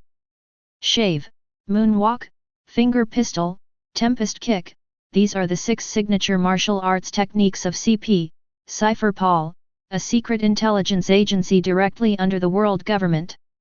A member of CP. Lox recognized the other party's origin at a glance. The world government's lackeys have a really keen sense of smell. The CP agents also spotted them, and their fighting movements noticeably paused. The lead agent kicked a black mist monster away with a powerful kick, then flashed in front of Lox and the others, his voice cold and devoid of any emotion. This area has been designated a top-secret restricted zone by the world government. All unauthorized personnel must leave immediately, or face death. As if ignoring his warning, Locke looked past him and gazed deeper into the island towards the source of the most intense sorrow, grinning. World government? So what? I, Lox, have my eye on what's on this island. The air froze in that instant. An unexpected conflict is about to erupt. Court death. A murderous glint flashed in the eyes of the CP agent leader, and he said no more. He stomped his foot and vanished instantly, reappearing in front of Rox, where he thrust a finger gun, imbued with all his strength, straight at Rox's throat. This strike was swift, accurate, and ruthless, enough to pierce through a steel plate. However, his fingers stopped a centimeter away from Locke's skin, as if blocked by an invisible wall, unable to go any further. Too slow. Lox didn't even move, he just looked at him with disdain. The CP leader's pupils dilated violently. He tried to back away, but found that his body was as if welded to the spot by countless invisible steel bars, unable to move. Gats, Silver, Dorlum. Lox's voice rang out lazily. Clear the area, don't let these flies disturb my meal. Okay. Gats roared and charged forward, carrying the anchor. The remaining 4 CP agents immediately engaged in battle. A fierce battle broke out instantly. Chapter 16. CP Agents' 6 techniques are exquisite and their teamwork is impeccable, but Rock's crew, after being strengthened by the food of righteousness, are no longer what they used to be. Gats's giant anchor moved with sweeping, powerful strikes, each carrying the force to shatter mountains and split rocks. This forced the 2 agents, skilled in shave and moonwalk, to dodge in disarray, unable to get close at all. Silver's spear was like a ghost, always appearing at the most unexpected angles, forcing the other agent to scramble and struggle to defend himself. Although Durham wasn't fast, his body seemed to be covered by an invisible armor. The CP agent's finger guns and storm kicks only produced a muffled sound when they hit him, and could not cause any effective damage. He wielded his giant axe, fighting steadily and forcefully, which instead forced his opponent to retreat repeatedly. The battle situation is showing a one-sided trend. Lox ignored the battle, which was already a foregone conclusion, and carried the imprisoned CP leader as if he were a chick, walking toward the center of the island. Ryan followed behind him expressionlessly. They passed through an archway made of enormous skeletons and arrived at a huge circular valley. In the center of the valley, there grows an ancient tree so huge that it defies description. The tree's bark resembled dried tear stains, its enormous canopy blocked out the sun, and countless luminous, teardrop-like drops of sap slowly dripped from its branches and leaves. A fruit hangs from the highest branch of the ancient tree.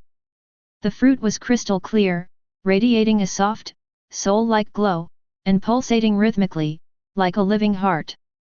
Without a doubt, that was the legendary Soul Echo fruit. But between the ancient tree and them stood a huge figure. It was a giant tens of meters tall, its entire body composed of the island's black rocks and condensed resentment. It had no facial features, and black, sorrowful mist constantly seeped from the gaps in its body. It simply stood there quietly, and an immense, almost tangible, sorrow that could crush one's spirit enveloped the entire valley. This is the King of Sorrow, feared by the giants of Elbaf. Finally found. Lox casually tossed the CP leader aside, his eyes fixed intently on the massive rock golem. A big stone thing? Perfect, saves me the trouble of looking for a target. Just as Locus was about to make his move, the King of Sorrow moved. It made no sound, but slowly raised its arms made of giant stones and pointed them at Lox.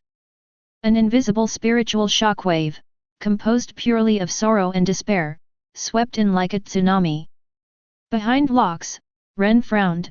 The intensity of this mental shock far exceeded that of the previous mist. However, Rox neither dodged nor avoided, but instead took a step forward, and an even more domineering and arrogant will soared up from his body. Boom! Two invisible forces collided violently in the air, producing a roar that was almost tangible, distorting the air in the valley. The King of Sorrows visibly faltered, seemingly not expecting this tiny human to be able to directly withstand its mental assault. Is that all you have? Lox grinned, revealing a set of white teeth. Then it's my turn. He was about to rush forward when a figure was faster than him. It was the CP leader he had abandoned. He had somehow broken free of his restraints and was now moving at top speed, bypassing Rox and the King of Weeping, heading straight for the Soul Echo fruit on the ancient tree. That thing belongs to the world government. The CP leader roared, his eyes filled with a crazed obsession. The King of Weeping seemed to be enraged, and it let out a silent roar that shook the entire valley. It abandoned Lox and instead punched the thief who dared to lay a finger on the sacred relic. I told you, don't interfere with my prey. A cold voice sounded. Rox appeared behind the CP leader as if by teleportation, casually pressing a hand against the back of his neck. At the same time, he raised his other hand and met the mountain-like fist that the King of Sorrows was throwing with a punch, without dodging or avoiding it. Two fists, one large and one small, of completely disproportionate size, collided violently in mid-air. Time seemed to stand still at this moment. The next second, a deafening roar erupted. Click! Dense, spiderweb-like cracks started from the King of Sorrow's fist and quickly spread to his entire arm and even half of his body. Rox stood still, motionless. The King of Sorrow's massive rocky body shattered with a single punch.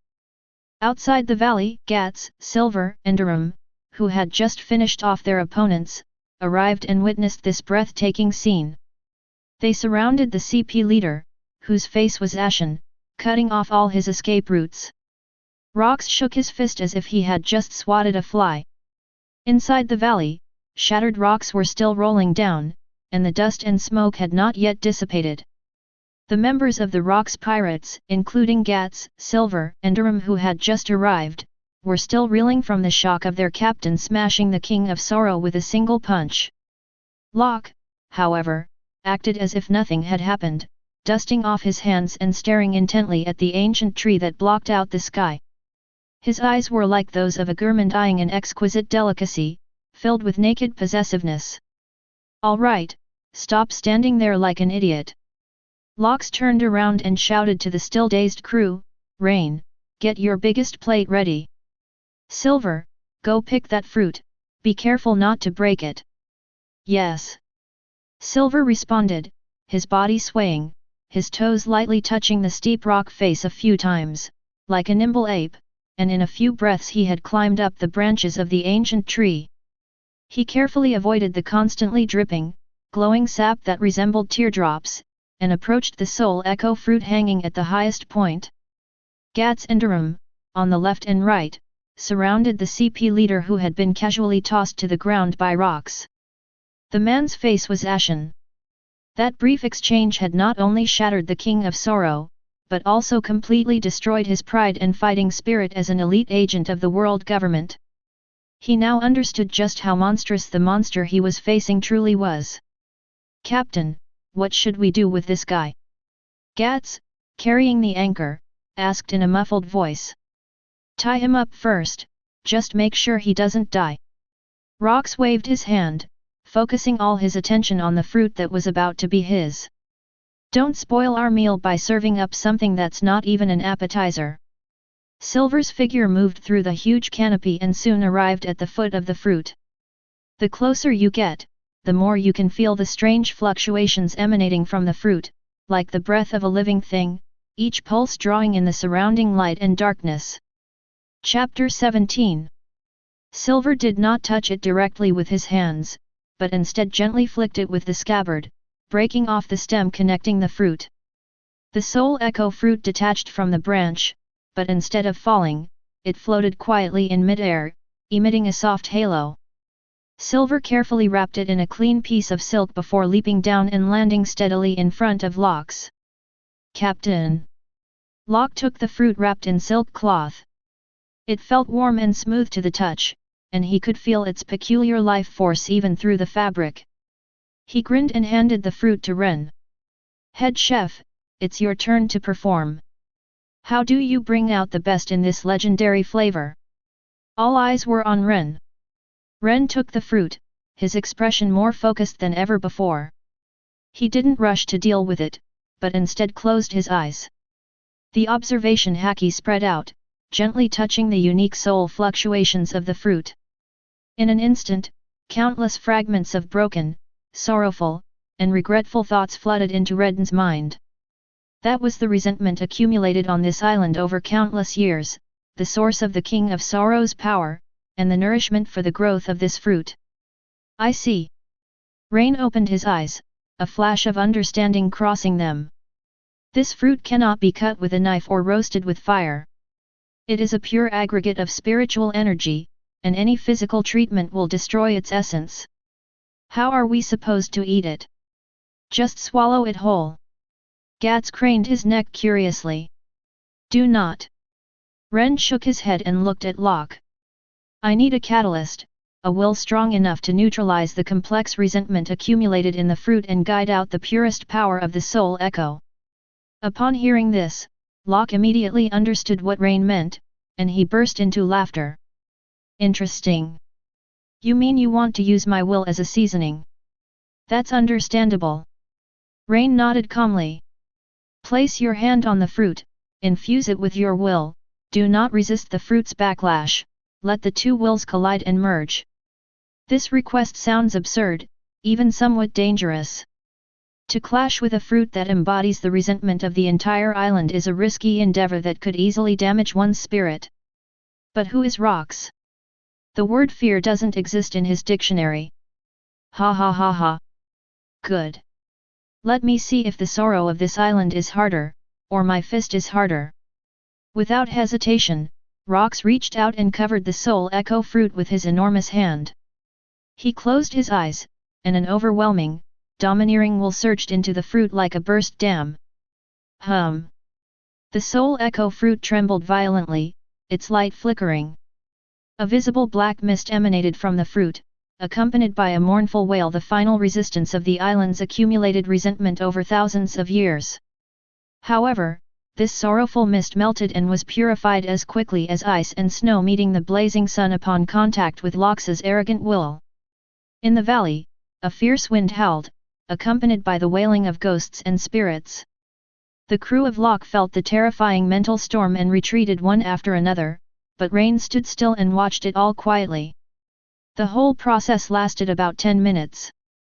When the last wisp of black mist was completely crushed and purified by Rock's will, the soul echo fruit stopped pulsating.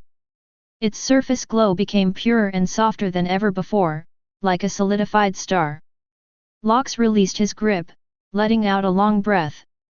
His face showed a hint of fatigue, but his eyes shone with increasing excitement. That was exhilarating.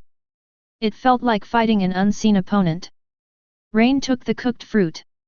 At this moment, it was no longer a pure energy body, but had condensed into a strange existence that was somewhere between reality and illusion. He took a small silver spoon from his bag and gently scooped a small piece off the surface of the fruit. The portion that was scooped off transformed into a ball of pure light, hovering above the spoon. Okay. Ryan handed the first spoonful to Locks. Captain, please use it. Rox took the spoon and swallowed the ball of light in one gulp. The ball of light melted instantly in his mouth, without any taste or texture, but in the next second, Lox's pupils suddenly contracted. He felt as if his soul had been ripped from his body and flown to the heavens. He heard the sound of the wind, the whispers of the clouds, the roar of the sea, and even the heartbeat of the sea kings in the distance, and the roar of the magma flowing deep in the earth. The voice of all things. This is an unprecedented, wondrous feeling of omniscience and omnipotence. Is this, the sound of the world? Lox muttered to himself, his face showing an unprecedented shock and ecstasy. Rain didn't stop, he scooped a spoonful for Gats, Silver, and Dorlam in turn. After swallowing it, Gats was completely dumbfounded. He heard the cheers of his own muscle fibers, the low hum of the metal inside the anchor, and he could even sense a wild boar digging for food in the distance, clearly hearing the boar's inner voice, hungry, hungry, wanting acorns. My goodness, this thing is amazing. Gats clutched his head, feeling as if his worldview had been completely turned upside down. Silver's experience was completely different, his world became incredibly clear in an instant. He no longer merely saw with his eyes and heard with his ears, he could sense the flow of air, understand the trajectory of light, and the spear in his hand seemed to be telling him something. He could even feel the direction the spear tip most longed to pierce. This is an insight that transcends the five senses and reaches the essence of things. The shipwright, Durham, looked completely mesmerized. He closed his eyes and listened intently. He heard the ancient tree weeping, telling of its 1,000 years of loneliness. He heard the rocks beneath his feet groaning, complaining of the erosion of time. He even heard the mournful cries coming from his own wrecked boat. Ouch! My spine is about to break. That fat guy stepped on me again. Old buddy, don't be afraid, I'll give you a strong new body soon. Durham, looking towards the empty space, offered words of comfort with a pained expression. Finally, Ryan scooped a spoonful for himself. As the ball of light entered his throat, his system interface was instantly flooded with a massive amount of information. Ding! The host has consumed the legendary ingredient, Soul Echo Fruit, resulting in a significant increase in mental strength. Ding!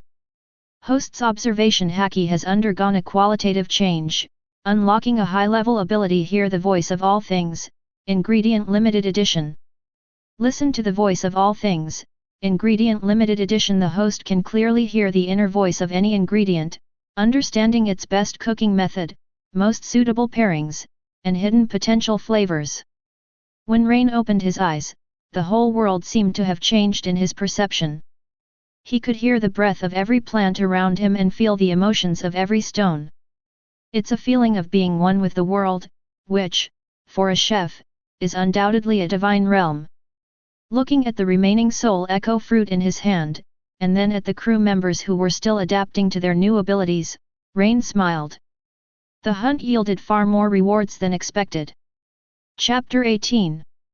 The shocking experience brought about by the Soul Echo Fruit lasted for a long time before the members of the Rocks Pirates gradually came back to their senses from that mysterious state. Everyone felt transformed, and their way of seeing the world had fundamentally changed. Gats excitedly waved the anchor, finding that he could easily hear the flow of power within it, each swing more fluid and powerful than ever before. Silver stood quietly, but his aura became even more restrained and dangerous, like a peerless spear hidden in its sheath, ready to strike a fatal blow at any moment. Durham circled the enormous ancient tree, muttering to himself as if conversing with an old friend, his eyes gleaming with the fervent light of a master shipwright discovering a rare piece of timber. Locust stood with his arms crossed at the edge of the valley, looking down at the island shrouded in mist.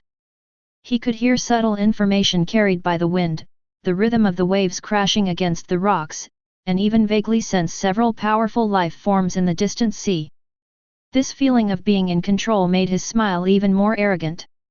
A chef who can hear the world, a crew who can communicate with their weapons and comrades. Lox muttered to himself, a burning ambition gleaming in his eyes. Rain, the surprise you've given me is greater than all the treasures on this sea combined. His gaze shifted to the CP leader, who was bound hand and foot and thrown into a corner. The man had regained a sliver of his senses from his initial despair, but all that remained in his eyes was fear. He witnessed the group of people sharing the legendary fruit, and each of them underwent unbelievable changes. He knew that he had no chance of surviving today. Lox walked over slowly, looking down at him as if he were an insect that could be crushed at will. You lackeys of the world government, tell me, where did your intelligence come from? How did you know the soul echo fruit was here? Rock's voice was calm, but the invisible pressure made the CP leader feel like he couldn't breathe. The CP leader gritted his teeth, a hint of the stubbornness of a secret agent flashing in his eyes. I won't say anything. For justice. Justice. As if he had heard the funniest joke, Lox crouched down to be at eye level with the CP leader, a mocking smile on his face. Don't bring up that ridiculous word with me. Your so-called justice is nothing more than the leash that the celestial dragons use to keep you in captivity. He extended a finger and gently tapped the CP leader's forehead. Let me guess. Lox's voice was like the whisper of a demon. The soul echo fruit can hear all things. This ability is the best toy for those who have lived too long and find the world utterly boring. Did some fat, bloated celestial dragon hear about this legend and send you lackeys to search for it for him? The CP leader's pupils suddenly contracted. This subtle change did not escape Lox's notice. It seems I guessed it right. Lox withdrew his finger, stood up, and his smile turned cold. Which family is it from? One of the 5 elders under Lord Im? Or some worm from the holy land of Mary Gosa? The CP leader kept his mouth shut, but his mental defenses had been completely shattered by Lox's all-knowing gaze. The man before me possessed not only monstrous strength but also devilish wisdom. Just then, Ryan, who had been silent all along, walked over. He glanced at the CP leader and then said to Rox, Captain, his heart is racing and his blood flow is changing. His emotions fluctuated the most when you mentioned the words celestial dragons and toys. Your guess is correct. Rain's perception is no longer limited to hearing, he can judge the authenticity of a person's emotions by listening to their body language. Ha ha ha. Did you hear that? Even my head chef said you've been exposed. Rox burst into laughter. All right, I'm not interested in your secrets anymore, they're too boring. He turned to leave, seemingly having lost all patience with the prisoner. And many more. The CP leader suddenly shouted, he knew this was his last chance. I'll talk. I'll talk. I can tell you everything I know.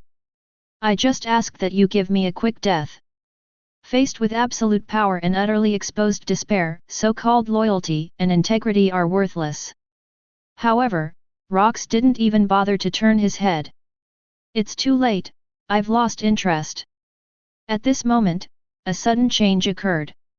Silver's sharp gaze suddenly turned towards the sea, his voice calm yet urgent, a ship is approaching, very fast, not a standard naval vessel, it has CP markings on its hull. Oh! Rox raised an eyebrow. Have reinforcements arrived? Perfect, saves us the trouble of swimming back ourselves. Their small, dilapidated boat was already worn out from the previous storms and battles, and Durham had long predicted that it wouldn't last until the next island. The group quickly arrived at the beach, where they saw a sleek, black speedboat with a futuristic design cutting through the waves. The ship was smaller than a naval warship, but it was several times faster. Instead of a ram, it had a strange device that shimmered with an eerie light at the bow. It's the CP-0's Ghost prototype ship. The CP leader, held in Gats's hands, gasped in shock. It's equipped with the latest sea stone jamming cannons and tracking systems. You can't escape. Escape? Locks laughed. Why run away? The ghost ship had clearly spotted them as well. The cannons at its bow began to charge, and beams of eerie blue light converged. It's a sea stone beam. It can instantly render a devil fruit user powerless. The CP leader screamed in despair. Gats, gag him, he's too noisy. Locks said impatiently. Gats chuckled and tore off a piece of the CP leader's sleeve, stuffing it into his mouth. All right, guys.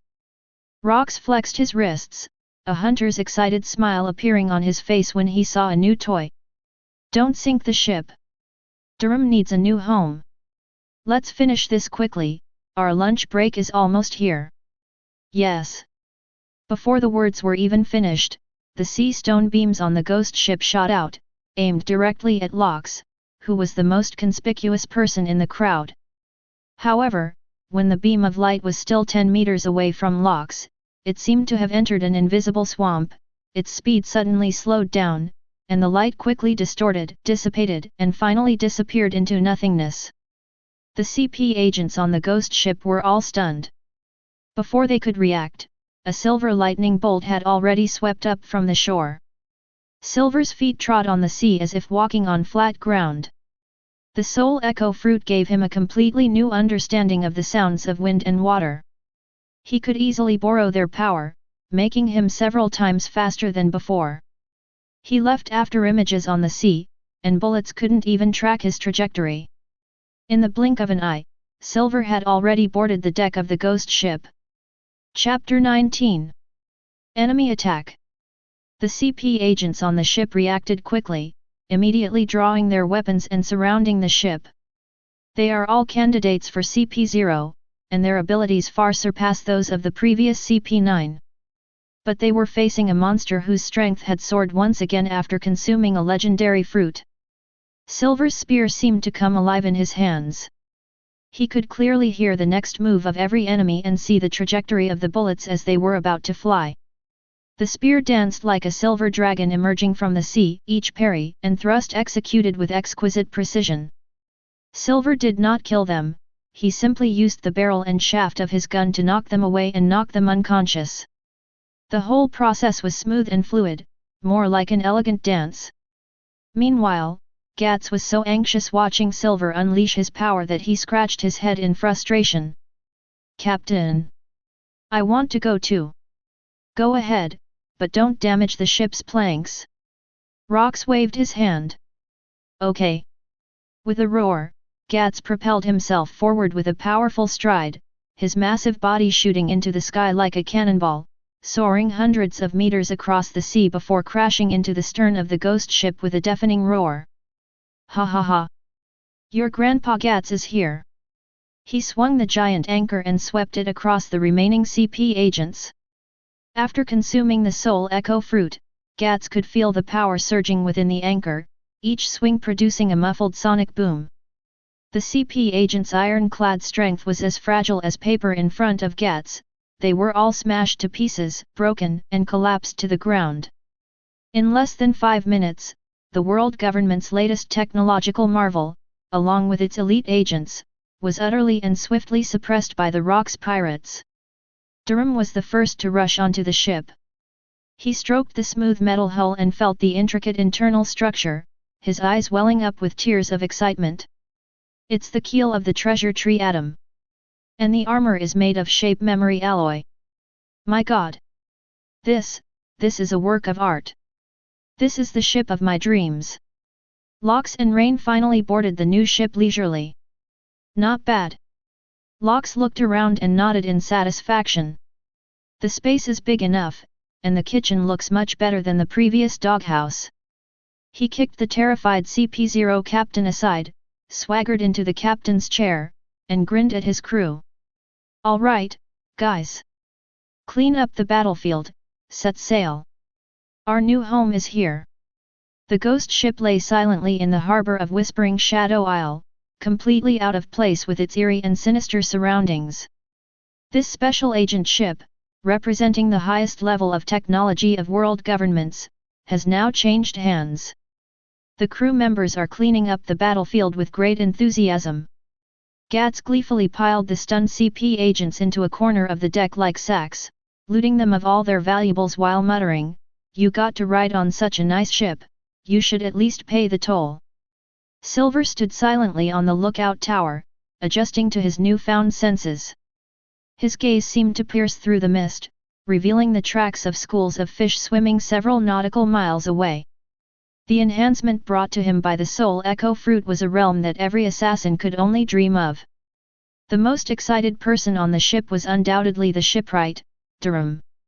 Like a child who has received a beloved toy, he ran around the ship, sometimes stroking the sturdy mast made of the atom tree, sometimes tapping the memory alloy armor that gleamed with metallic luster, and exclaiming in amazement. Perfect!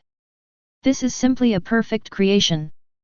The power system is the latest steam turbine hybrid system, and it's even equipped with a wind-powered cannon. The storage compartments have a temperature control system, and the rudder is hydraulically assisted. My God, I love this ship to death. Durham went into the engine room and didn't come out for a long time. His delirious ramblings came from inside, which gave Gats goosebumps. Lox, meanwhile, sat regally in the spacious captain's cabin, perusing the logbooks and documents found on the ship. He sat with his legs crossed, with the former CP leader and the current CP0 captain bound like dumplings at his feet. Under extreme fear, the two had revealed everything they knew about the mission. St. Carlos. As Lox looked at the name on the document, a contemptuous sneer curled at the corner of his mouth. An old monster from the celestial dragons who has lived for over 100 years, dreaming of gaining eternal pleasure through the Soul Echo Fruit? How utterly boring! He casually tossed the documents aside, stood up, walked to the huge floor-to-ceiling window, and looked at his crew. Gats practiced his new moves on the deck, and the swinging of the giant anchor carried a faint sound of wind and thunder, a technique he had grasped after hearing the sound of power. Silver's figure flickered like a ghost among the masts, moving so fast that only after images remained. This fledgling pirate crew is growing wildly at an alarming rate. Captain! Rain's voice came from behind him. He had somehow already stood in the doorway. I've seen the kitchen. For the first time, there was a hint of satisfaction in Rain's tone. The equipment is very complete, including a cold storage, oven, constant temperature fermentation room, an independent smoke exhaust system. Although it is not as good as I imagined, at least, it allows me to use 30% of my skills. Lox turned around and looked at him with interest. Oh? What's your ideal kitchen like? A glint flashed in Ryan's eyes, a chef's yearning for his ultimate dream. I need a cooking station that can accommodate 100 people working at the same time, a food cultivation room that can simulate all the climates in the world, and a top-notch storage room made of sea stone that can isolate all kinds of odors. I also need a set of kitchen utensils that I design myself, which can precisely control heat, pressure, and time down to the millisecond. Ren paused, his voice not loud, but firm and resolute. My ambition is not just to make delicious food. I want to create dishes that can change lives, miracles that can empower people, and the ultimate form of the meaning of food that can make even the gods bow down. What I want is a mobile food city that can accommodate all my ambitions. Lox listened quietly, his smile growing wider and wider until it finally burst into a hearty laugh. Ha ha ha! Excellent! What a wonderful mobile food city! No wonder you've chosen the head chef. I grant your wish. He walked up to Ren, placed his huge hand on Ren's head, and stared intently at him. You just focus on pursuing your culinary art. As for the stage, ingredients, and any enemies who dare to stand in your way, leave them all to me. This ghost ship is just the beginning. One day I will build you a real city of gastronomy, let it sail on this sea, and let the whole world come to admire your culinary skills. One is an ambitious man striving to conquer the world, the other a dreamer seeking the ultimate goal of culinary art. Two seemingly unconnected souls are now bound together by their respective ambitions. Chapter 20. By evening, the ghost had completed its resupply primarily by moving all the unique, edible plants and minerals from Whispering Shadow Isle. As for the two CP prisoners, they were knocked unconscious by locks and thrown onto a life raft found on the ghost, left to fend for themselves at sea. As Durham excitedly started the engine, the black ship of kings glided silently out of the harbor, disappearing into the vast night like a true ghost. Life on the ship became quite pleasant. In the spacious dining room, Ryan was preparing dinner. With a brand new kitchen and a wider variety of ingredients, he was finally able to unleash his full potential. He simmered a pot of incredibly delicious soup using a type of naturally salty moss from the island and several kinds of mushrooms. They also used a giant lizard with meat similar to free-range chickens to make roasted meat with a crispy skin and tender meat. When the food was served, Gats's eyes practically popped into the soup bowl. Wow! This smell! Head chef, I feel like my soul is being stolen by this aroma. Eat! This ship consumes a lot of energy, and you all need to replenish your strength, Rain said calmly. A sumptuous dinner left everyone thoroughly satisfied. With better ingredients and culinary skills, the effects of food become even more pronounced. Everyone felt their bodies becoming stronger and more resilient in a subtle way.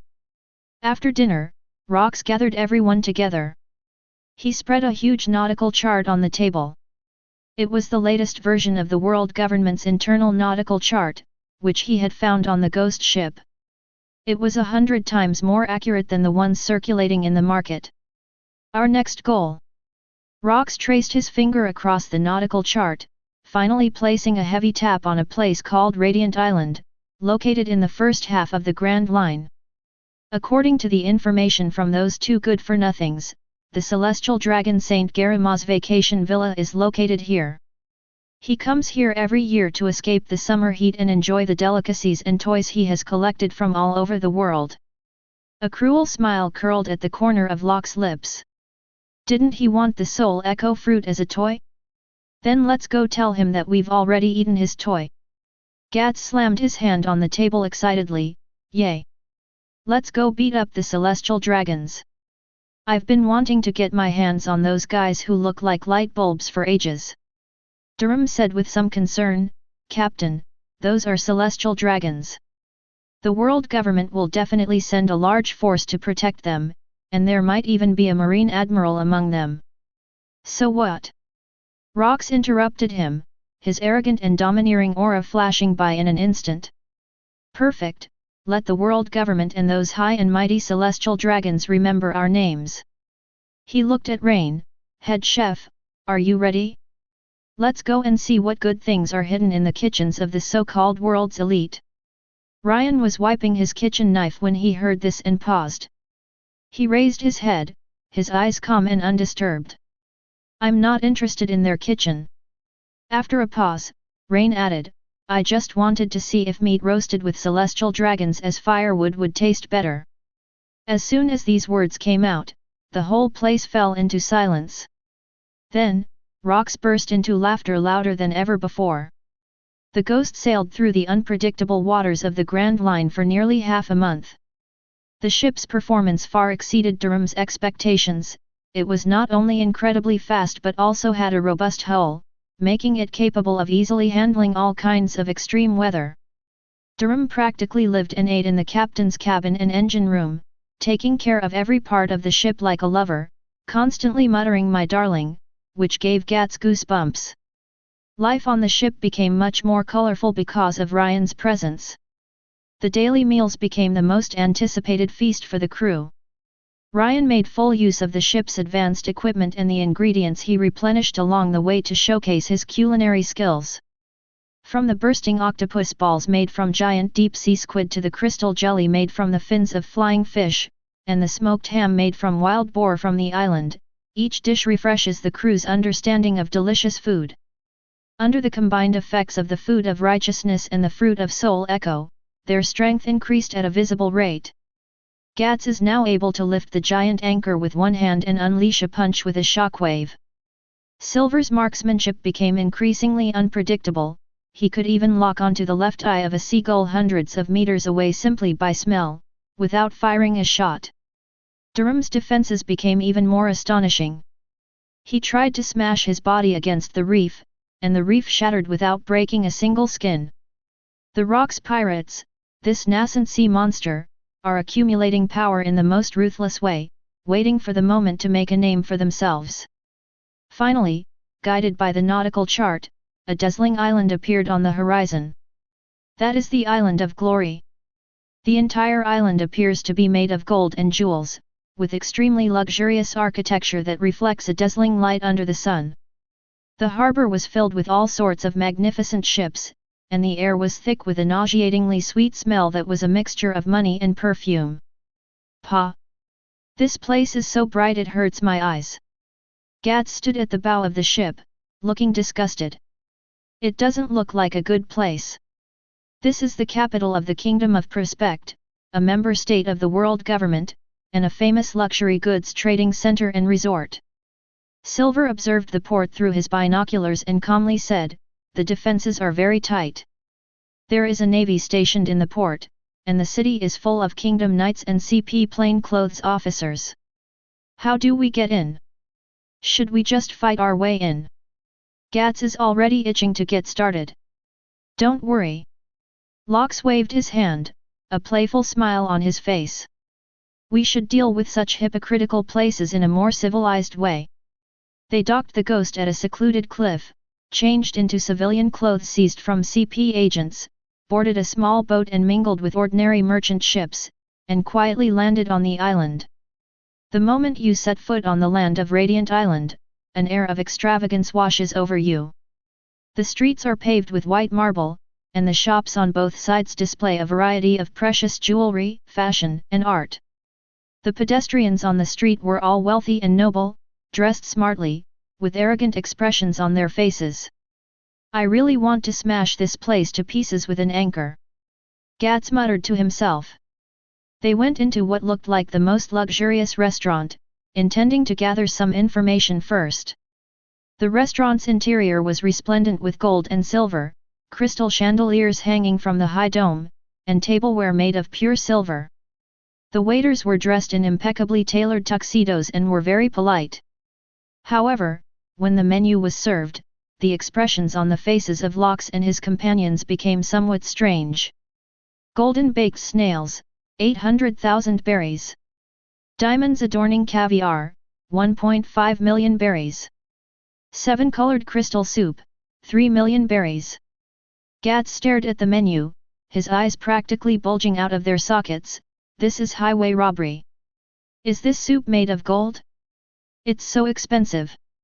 Locke didn't care about the price at all, he just casually ordered a few of the most expensive dishes. Chapter 21. Soon, the dishes were served. Its appearance was truly astonishing. The golden baked snails were indeed covered with a layer of edible gold leaf, which shimmered under the light. The caviar is garnished with a few tiny diamonds, smaller than grains of rice. The bowl of 7-colored crystal soup was served in a crystal bowl, and the soup had a dreamlike 7-colored halo, which was very beautiful. Gats eagerly scooped a spoonful of soup into his mouth, and his expression instantly froze. He chewed twice, then spat it all out with a pft. "What the hell? This is just plain water with 7 kinds of vegetable coloring. It has no taste at all." He forked another golden snail, stuffed it into his mouth, and then showed a pained expression. "The meat is tough and chewy, like chewing rubber bands. You can't taste anything but gold." Silver and Durham each took a bite, and both frowned. These dishes are only expensive and visually appealing, they are utterly worthless. Ryan didn't touch the cutlery at all, he just glanced at it before giving his assessment. The ingredients were not fresh, the cooking was terrible, and the seasoning was a mess. The chef only pursued visual appeal and completely ignored the taste of the food itself. This is an insult to cuisine. Just then, a commotion broke out in the restaurant. A tall man, dressed in a pure white chef's uniform with gold trim and with his hair slicked back, walked in surrounded by a group of people. He wore an extremely arrogant expression, with the chef's badge made of pure gold pinned to his chest. "It's the Golden Chef, Lord Baccarat." Good heavens, Lord Baccarat would actually come to such a humble restaurant. I heard he was St. Carlos's most trusted personal chef. The surrounding diners all stood up and bowed and scraped to the man named Baccarat, fawning over him. Ignoring the compliments, Baccarat walked straight to the restaurant manager, flicked the dust off the table with his white-gloved fingers, and said arrogantly, "St. Carlos is hosting a grand feast tomorrow and needs some kitchen helpers. Your restaurant should select a few quick and efficient cooks to report to the villa at the top of the mountain." "Yes. Yes. This is our greatest honor." The restaurant manager was so excited that his face turned red and he almost bent over. Baccarat nodded in satisfaction and was about to leave when his gaze inadvertently fell on Locke's and his group's table. He saw the few plates that had barely been touched, masterpieces made by his former student, and the undisguised look of disgust on Gats's face. Baccarat's brow furrowed instantly. "Do you have any complaints about my cooking?" Baccarat's voice was cold, tinged with a hint of offended anger. On this island, no one has ever dared to question his culinary skills.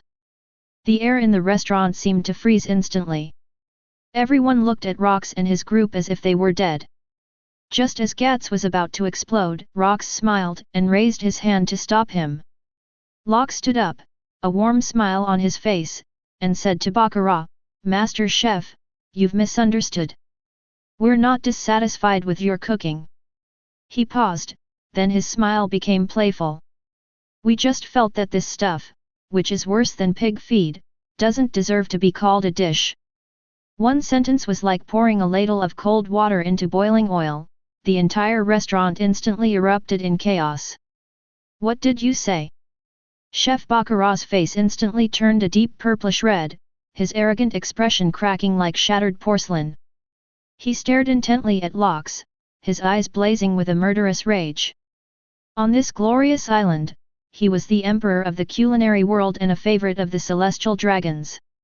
He had never suffered such a humiliating disgrace. To be publicly told that your cooking is worse than pig feed? Insolence! Who are you people? How dare you insult Lord Baccarat? You ignorant country bumpkin! Kneel down and apologize to Lord Baccarat."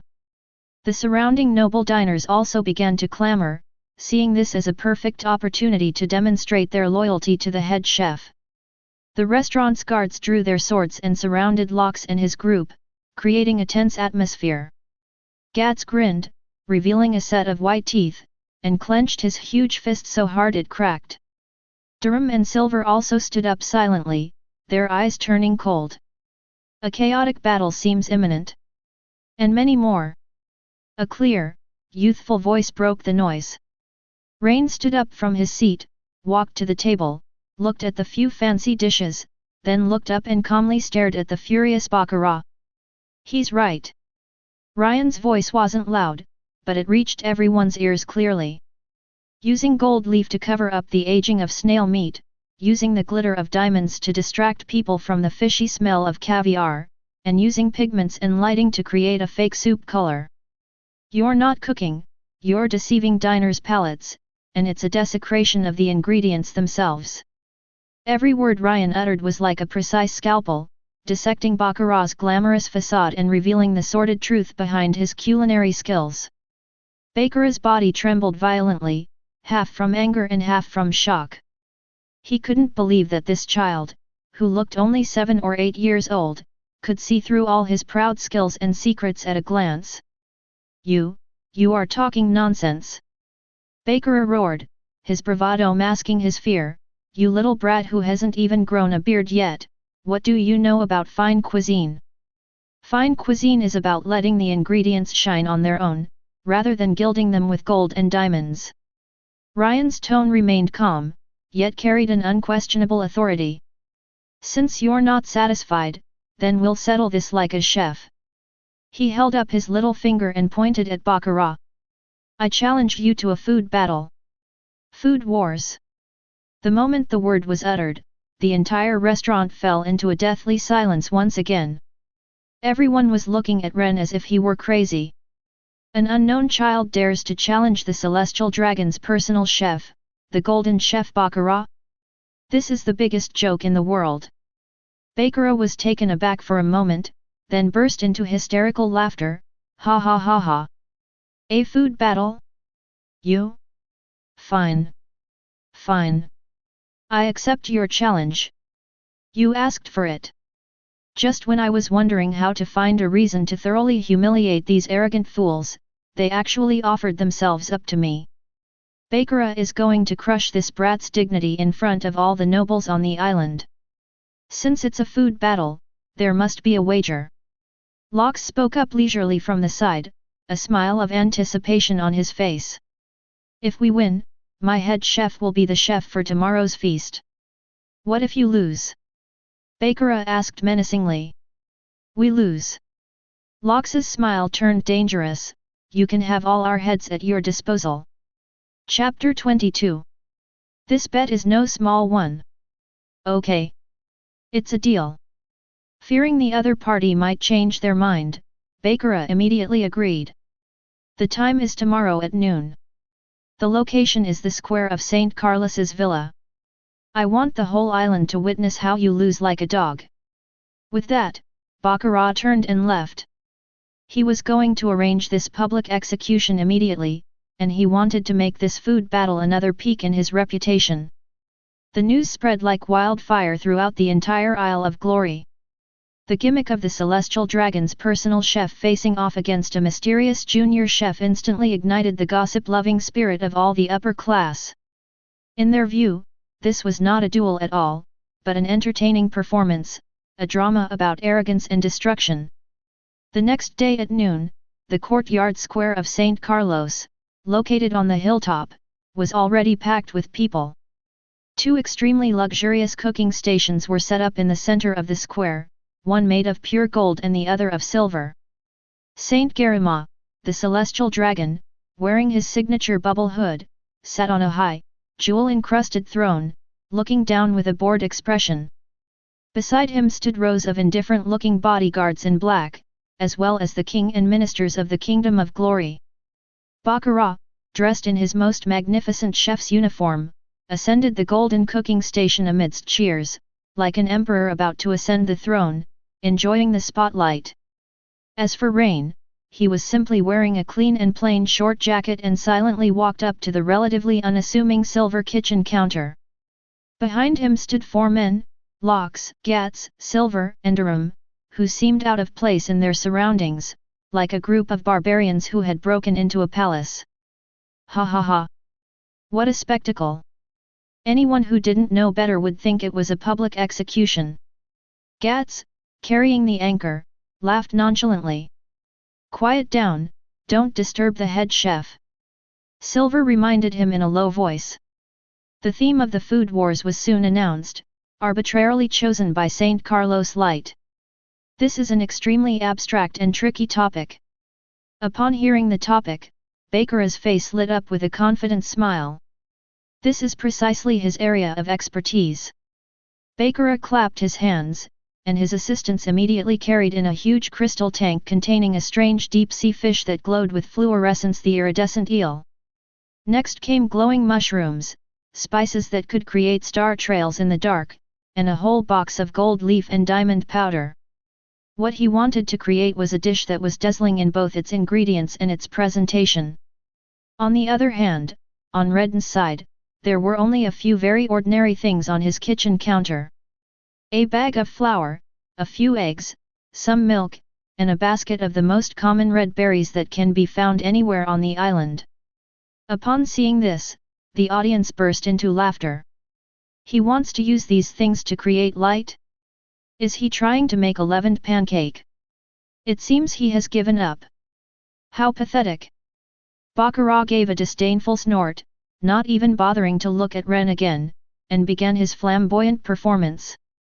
The jewel-encrusted knife was used to process the luminous eel, each cut eliciting a gasp of surprise. Injecting the luminescent mushroom juice into the fish makes the whole fish even more dazzling. Baccarat's movements are highly performative, flamboyant, and vain.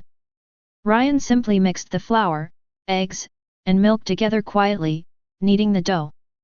The movements were not fast, but each one was full of rhythm, as if it were not kneading dough, but communicating with life in one's hands. Ren divided the kneaded dough into several portions and let them ferment.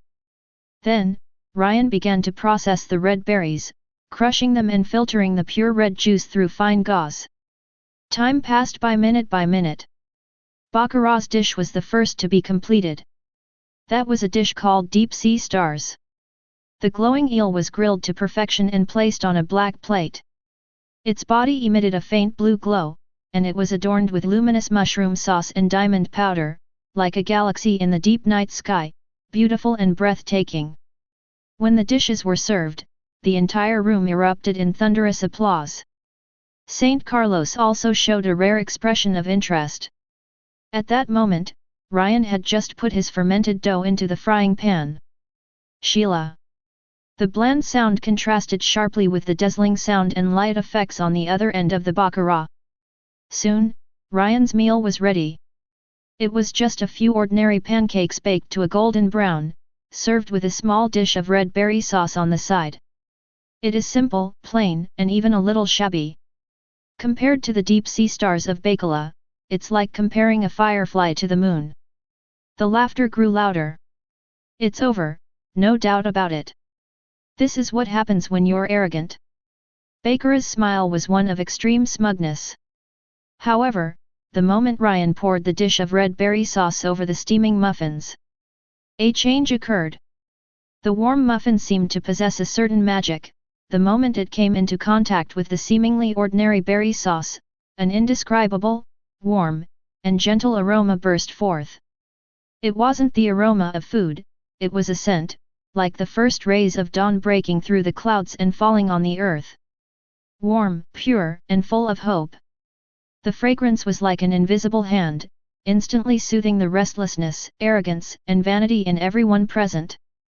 The boisterous laughter abruptly ceased, and everyone froze, greedily inhaling the soul-purifying scent in the air. Saint Carlos's body jolted violently as he stared intently through his bubble hood at the unremarkable plate of muffins. This is... Rain picked up his dish and calmly said, "My dish is called Dawn." Instead of presenting the dish to the judges, he walked to a little girl begging at the edge of the square and handed her the plate. "Eat." The little girl timidly took the plate, picked up a warm pancake, and took a small bite. The moment the pancake touched her tongue, a light suddenly shone in the little girl's cloudy eyes. That wasn't an illusion, it was real light. 2 streams of hot tears slid down her cheeks. She seemed to see her long-dead mother smiling at her in the wheat field under the sunlight. That exquisite taste and warmth awakened the most longed-for and brightest memories deep within her heart. "Mother!" The little girl's cries struck everyone's heart like a heavy hammer blow. All the nobles, all the guards, and even the high and mighty celestial dragon stared in disbelief at the scene.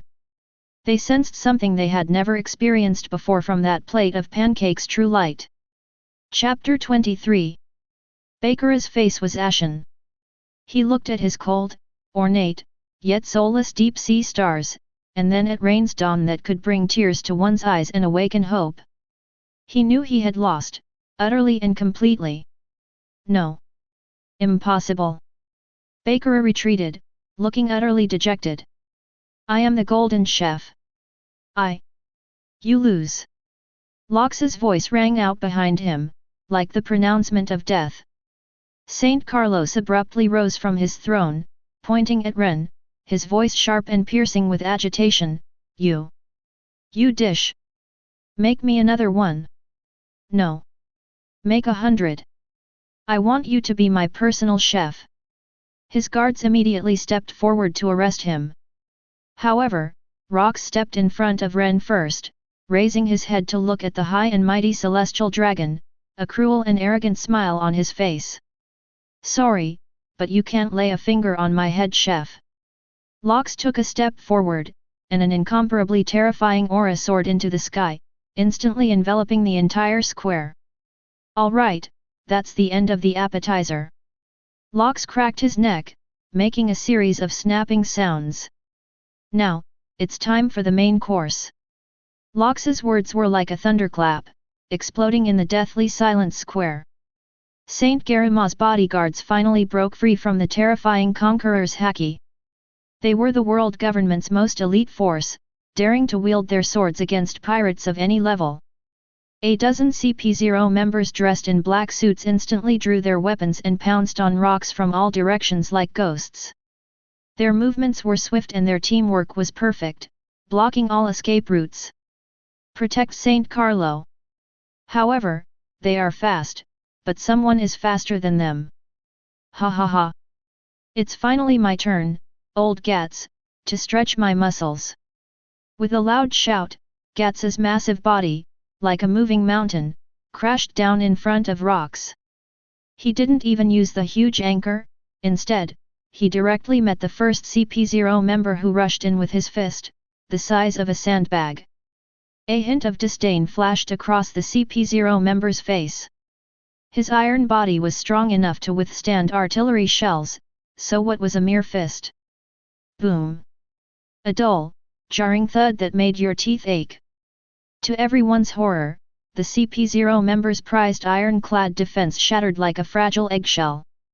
He was struck head-on by a charging elephant, his sternum caved in, blood gushing from his mouth as he flew backward, knocking over 7 or 8 of his companions before finally stopping. What? The remaining CP0 members were shocked, and their offensive stalled. In that instant of stillness, a silver lightning bolt flashed and disappeared into the crowd. Silver moved. His figure was like a ghost, and the spear in his hand seemed to have come to life, leaving a trail of afterimages with every tremor.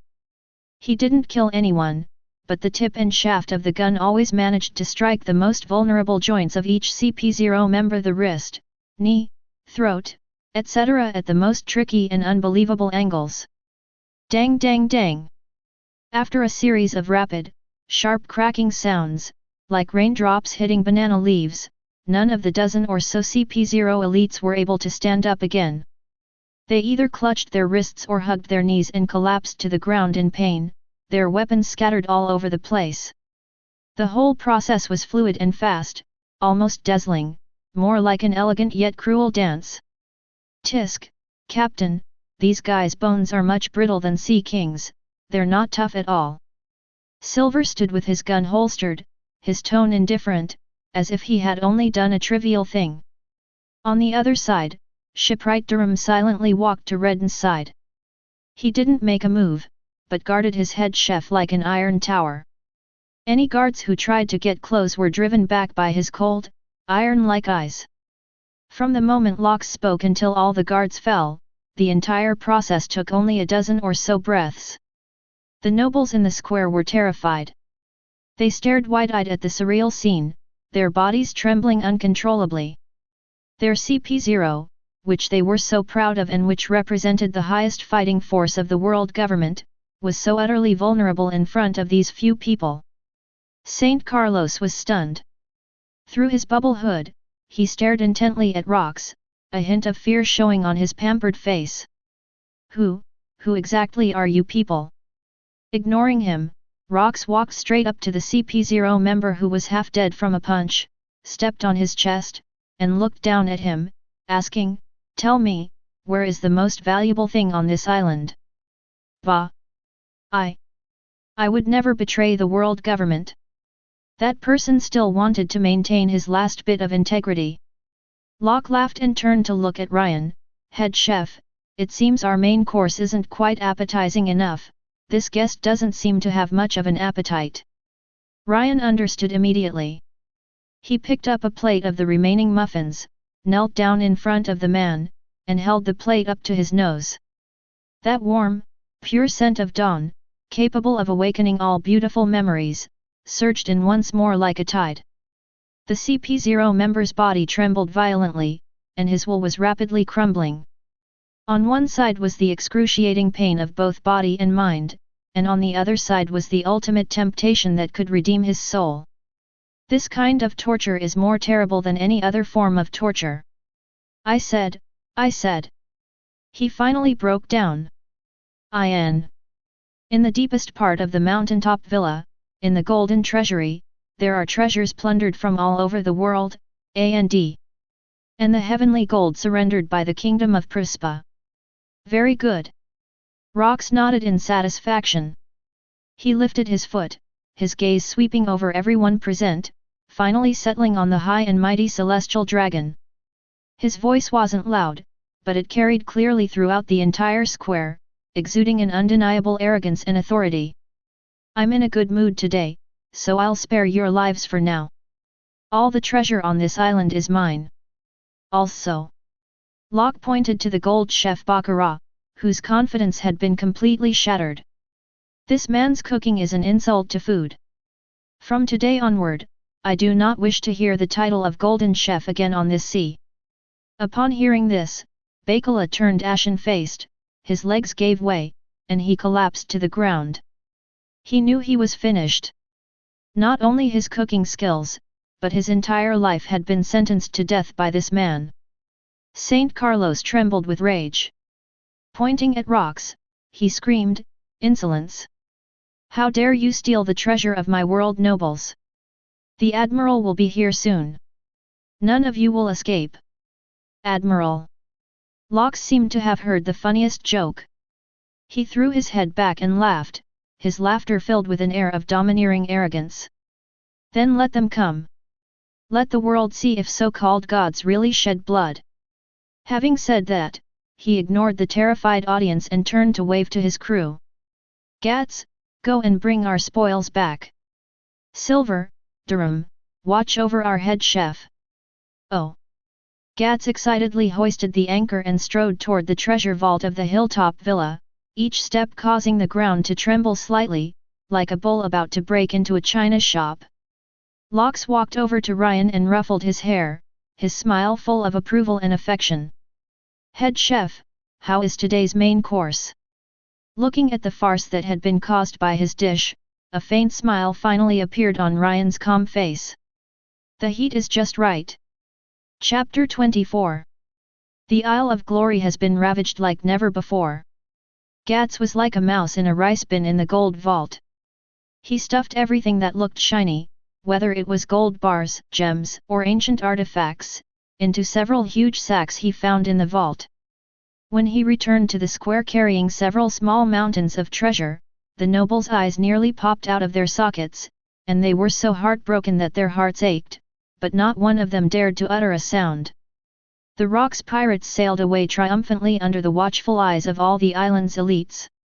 Instead of taking the small boat they had come in, they directly requisitioned the most luxurious and fastest gilded three-masted sailing ship in the harbor. As soon as Durham boarded the new ship, his eyes lit up, muttering that the keel material was all right but the sail design was terrible. Despite his initial disdain, he swiftly and skillfully carried out the modifications, transforming the frivolous aristocratic pleasure boat into a high-performance pirate ship in less than half an hour. The oppressive atmosphere on Radiant Island finally erupted as the ships sailed away from the harbor. Saint Carlos roared hysterically, vowing to make these audacious pirates pay the most terrible price. The news spread like wildfire, reaching the world even faster than the previous food battle. A rookie pirate crew provokes a celestial dragon in broad daylight. Golden Chef Baccarat is in a slump, suspected of mental instability. The treasure vault of Radiant Island has been completely looted, and the losses are incalculable. One after another, explosive news stories were broadcast to all corners of the world via newsbirds. A pirate crew named Rox entered the world's view for the first time in the most flamboyant and domineering way. The Navy headquarters was shaken, the world government leadership was furious, and countless forces began to pay attention to this rising star, which was full of danger. At this moment, the new star is leisurely lying on the deck of the new ship, basking in the sun. Ha ha ha! That was great! That was so much fun! Gats lay on a pile of gold and jewels, grinning from ear to ear. Captain, are we rich now? Rox crossed his legs, toying with a ruby the size of a pigeon's egg in his hand, a hint of dejection on his face. Money is just a tool, it has no real meaning. His gaze fell on Ryan, who was studying new ingredients in the kitchen, and a playful smile appeared on his lips. However, we could use this money to get our head chef a better kitchen. At dinner time, Rain prepared an extremely sumptuous feast using top-quality ingredients from Radiant Island. Flaming steak made with A5 grade Wagyu beef, golden broth made with king crab leg meat from the deep sea, and a colorful salad made with various rare fruits. With the help of these top-quality ingredients, the effects of food are brought to their fullest potential. Everyone felt their bodies undergoing a subtle transformation, with strength, speed, and perception all increasing slowly but steadily. After dinner, Rox gathered everyone together. He spread a newly printed internal nautical chart of the world government, which he had smuggled from the king's study on Radiant Island, on the table. We've become famous. Lox's tone was flat. Next, the Navy and CP will swarm us like sharks smelling blood. We can't go to Radiant Island anymore. Where are we going? Back to the East China Sea? Durham asked. Do not. Rox shook his head, his finger tracing patterns on the chart before landing heavily on an unknown area in the middle of the Grand Line, marked as extremely dangerous. That sea area had no island markings, only a skull symbol and a line of small characters written in ancient script, Land of the Sleeping Gods. Here. Durham leaned closer for a look, his face turning somewhat pale. Captain, even the world government only dares to mark this place as a restricted area. Legend has it that ships that approach it will mysteriously disappear, leaving not even a single plank of the ship behind. Ha ha ha. Disappeared? That just means there's something good hidden inside. Gats's thinking was always so simple and direct. He excitedly slammed his hand on the table, making the golden cup on the table jump. Is there some legendary treasure hidden there? Treasure? Lox chuckled, a near fanatical glint in his eyes. There are many things more interesting than treasure. I heard some interesting rumors from those two CP agents. It is said that a certain king is sleeping in the center of this land of slumber. He didn't say what kind of king he was, but his unspoken ambition sent a chill down the spines of everyone present. To find a sleeping king and take his place? Or to bring him to your side? This idea is even crazier than provoking the celestial dragons. Perfect timing. Our reputation isn't strong enough yet. The Navy and the world government's lackeys probably think we only pick on the weak. A cruel smile curled at the corner of Locke's lips. Let's go to this land of slumber and unearth a surprise that will shake the world, as the opening ceremony for the official debut of our Rocks Pirates. His words were highly persuasive, instantly igniting the adventurous spirit within the crew. Yo-ahoo! Let's go beat up that king! Gats raised his fist, already imagining himself smashing a crowned guy flat with an anchor. Silver didn't speak, but silently wiped his spear, the tip of which gleamed more sharply than ever before. Although Durham was still worried about the safety of the ship, he was also infected by the fervent atmosphere and began to quietly plan how to modify the ship to make it capable of dealing with the legendary Forbidden Seas. Head Chef. Lox looked at the silent Ren. Are you interested in slaying dragons and gods? Rain was maintaining his kitchen knife with a silk cloth when he heard this. He looked up, and for the first time, a hint of anticipation appeared on his calm face. I'm only interested in unknown ingredients. If the king can eat them and they taste good, I don't mind designing a suitable menu for him. Ha ha ha. Excellent. You truly deserve to be my head chef. Lox laughed loudly, waving his hand with a voice as resonant as a bell. My men. Raise the sails. Set sail. Our next destination, the land of the sleeping gods. And so, while navies and intelligence agencies around the world were frantically searching for their whereabouts, the Rocks pirates turned their ship around and set sail again for an unknown sea that even the world government dared not easily set foot in. Sailing can be tedious, especially on the unpredictable seas of the Grand Line. But for the members of the Rocks pirates, the 10-day voyage was a painful yet joyful training. Chapter 25. With the support of top-quality ingredients, Rain's food magic effect is transforming their bodies at an alarming rate. Every day, for 3 meals a day, Rain would use rare ingredients scavenged from Radiant Island to carefully cook dishes containing enormous energy.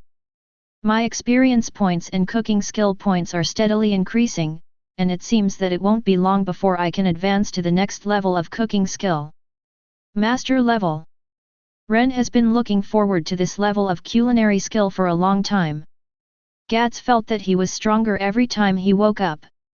He can now wield the huge anchor with one hand with great skill, and even occasionally leave shallow footprints on the deck. In his spare time, Gats's favorite thing to do was to arm wrestle with Durham, which resulted in the tables and chairs on the ship being replaced time and time again, and Durham's repair tools being worn down to almost nothing. Silver's changes were more subtle. His senses became increasingly acute. Sometimes, when a flying fish leaped out of the sea, he could even predict its precise landing point half a second in advance. His marksmanship improved day by day. He was no longer bound by the moves, but pursued a state of perfect harmony between man and gun. Sometimes he would just stand there quietly, his whole being like a peerless weapon ready to strike. Dorm's body was getting stronger and stronger. Once, while securing the mast cable, he accidentally fell from a height of several meters, which resulted in a dent in the deck. He simply dusted himself off and stood up without even breaking a sweat.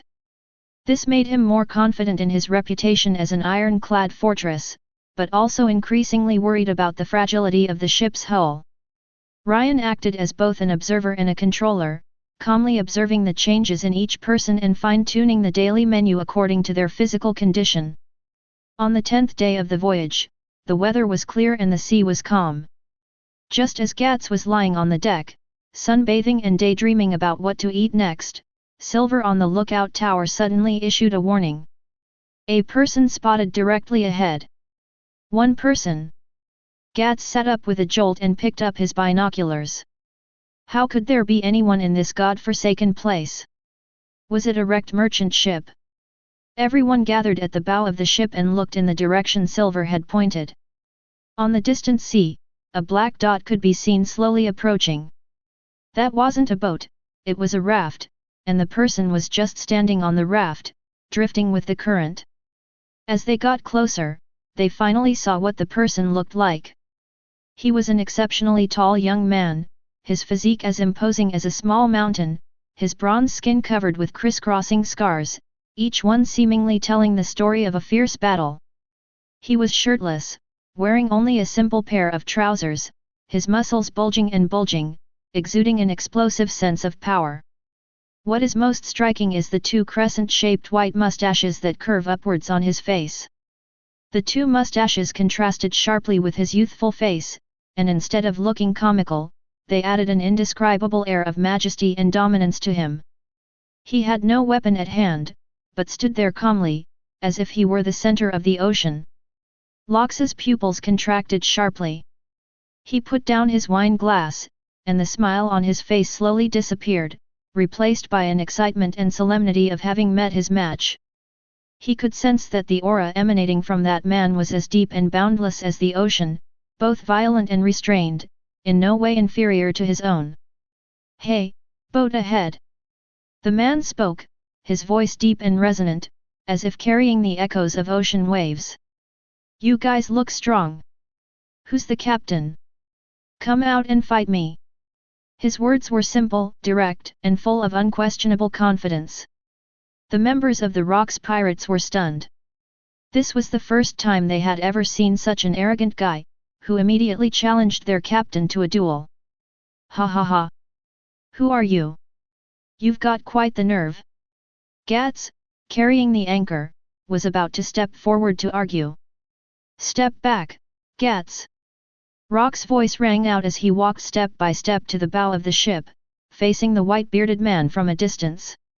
Two equally domineering and unparalleled wills collided silently in the air, causing the atmosphere between them to distort and waves to rise on the calm sea. Lox grinned, revealing a wild smile. Want to fight? Sure. My name is Lox D. Jibek, and yours is? The man also grinned, revealing a set of white teeth. His smile was full of towering pride. Edward Newgate. In the future, the man hailed as the world's strongest man encounters the Rock's pirates in the most primal and pure way. There was no unnecessary talk, and no probing. The moment Edward Newgate announced his name, Rox disappeared from the bow of the ship. The deck beneath his feet shattered with a deafening roar, and he was like a black cannonball, tearing through the air and traversing hundreds of meters of sea surface, before punching Newgate in the chest. This punch, imbued with the domineering and unparalleled power of Rox, even carved a clear trench into the sea surface with its force. Faced with this earth-shattering attack, Newgate neither dodged nor avoided it, but also took a step forward. The sea beneath his feet seemed to have turned into solid ground, and his mountain-like body advanced instead of retreating, throwing a punch to meet the attack. Grrrrrrrr. Good timing. Boom. The two fists collided violently in mid-air. In that instant, heaven and earth fell silent. Immediately afterwards, a visible white shockwave spread wildly outwards in a ring shape from the two people as the center. The sea beneath their feet was forcibly pressed into a huge depression with a diameter of over 100 meters, and the surrounding sea water was pushed aside, forming a towering tsunami that swept in all directions. The Rock's pirates' ship rocked violently in the aftershocks of the terrifying storm, like a leaf in a tempest. Durham clung tightly to the helm, his face deathly pale, muttering repeatedly, "It's over. It's over. The ship's going to fall apart. My precious darling." Gats and Silver clung tightly to the gunwale, their faces filled with shock. For the first time, they directly experienced the devastating power contained within their captain's seemingly casual fist. And that man named Newgate was able to take that punch head-on, and it was evenly matched. After the attack, both men retreated simultaneously. Rox landed on the sea, his feet resting on an invisible force field, his expression excited. Newgate stood firmly in place, shaking his slightly numb fists, his fighting spirit growing even stronger. "You are strong." Newgate was genuinely impressed. "You're not bad either." Lox's smile grew even more arrogant. "However, the warm-up is over." Before the words were even finished, the two of them transformed into two blurry after-images once again, engaging in the most primal and intense hand-to-hand combat on the vast sea. Fists and feet clashed, each collision accompanied by the mournful cry of the air and the roar of the sea. They didn't use any fancy techniques, it was just a clash of pure strength and dominance. Strands of still somewhat immature black and red lightning kept bursting out between them. A clash of conquerors' Haki. The clouds in the sky were churned up, and the sea boiled at their feet. Chapter 26. The first day was a contest of pure physical skills and domineering aura. They fought from dawn till dusk, and from night till dawn. The entire sea area became their battlefield. The fish in the sea had long been killed by the shock, and even the sea kings avoided this land of death from afar. The Rock's pirates' crew went from initial shock to numbness, and finally only deep awe remained. They watched from a distance, not daring to approach, for fear of being torn to shreds by the terrifying aftershocks of the battle. Only Ryan stood by the kitchen window, calmly observing. His observation Haki had already been activated, but he wasn't focused on the outcome of the battle. Instead, he was concerned with the rate at which the two were consuming energy, the degree of muscle fatigue, and the rhythm of their every breath. High-intensity energy output leads to severe loss of body water and salt, and muscle fibers are constantly tearing and rebuilding. In his mind, Ren had already begun to devise a menu that would replenish their energy reserves to the greatest extent possible in preparation for the end of this battle. The battle entered its second day. Since a pure hand-to-hand combat was no longer effective, the two began to use their respective devil fruit abilities simultaneously. Gu la la la la. Newgate threw a punch, but the air in front of his fist shattered like glass. Click! That's the power of the tremor fruit. An invisible shockwave traversed space and directly impacted the area where Lox was located. The space beneath Lox's feet began to distort violently, as if it were about to collapse at any moment. Faced with this terrifying power capable of shattering an island, Rox merely snorted coldly. He spread his 5 fingers and made a loose fist towards the front. Dark Domain. A pitch-black sphere, seemingly capable of swallowing all light, rapidly formed before him and completely enveloped him. The moment Newgate's shockwave touched that dark area, it was swallowed up and dissolved silently, like a mud ox sinking into the sea, without causing a ripple. Rox's power is a more domineering and unreasonable force related to gravity and space. He can create an absolute void, annihilating all attacks. Shock and Annihilation, two diametrically opposed supreme forces, began to stage the most magnificent duel in this sea. Newgate shattered space with a single punch, and Rox then swallowed it with darkness. Rox launched a high-density gravity ball, which Newgate detonated halfway with an even stronger shockwave. They stirred up the ocean, sometimes creating tsunamis hundreds of meters high, and sometimes creating bottomless whirlpools. Gats was already parched from watching, and he muttered to himself, Is this even human? Durham clung to a mast, tears welling in his eyes. My ship, after they're done fighting, who knows how many planks will be left? Silver's gaze was more focused than ever before. He was trying to capture the slightest flaw in essence in the fight between the two. For him, this was a rare and precious spectacle. The battle continued into the third day. The clash between devil fruits and Haki has reached a stalemate. Both Rox and Newgate were wounded and their breathing became heavy, but the fighting spirit in their eyes did not diminish at all, on the contrary, it burned even more fiercely. They were like two tireless prehistoric beasts, turning fighting into an instinct. Their minds were highly focused, transcending physical fatigue, and they entered a profound state. Finally, on the third day at dusk, as the setting sun dyed the sea a golden red, the two launched their final charge simultaneously. Strands of dark gravity and domineering lightning were wrapped around Rox's fist.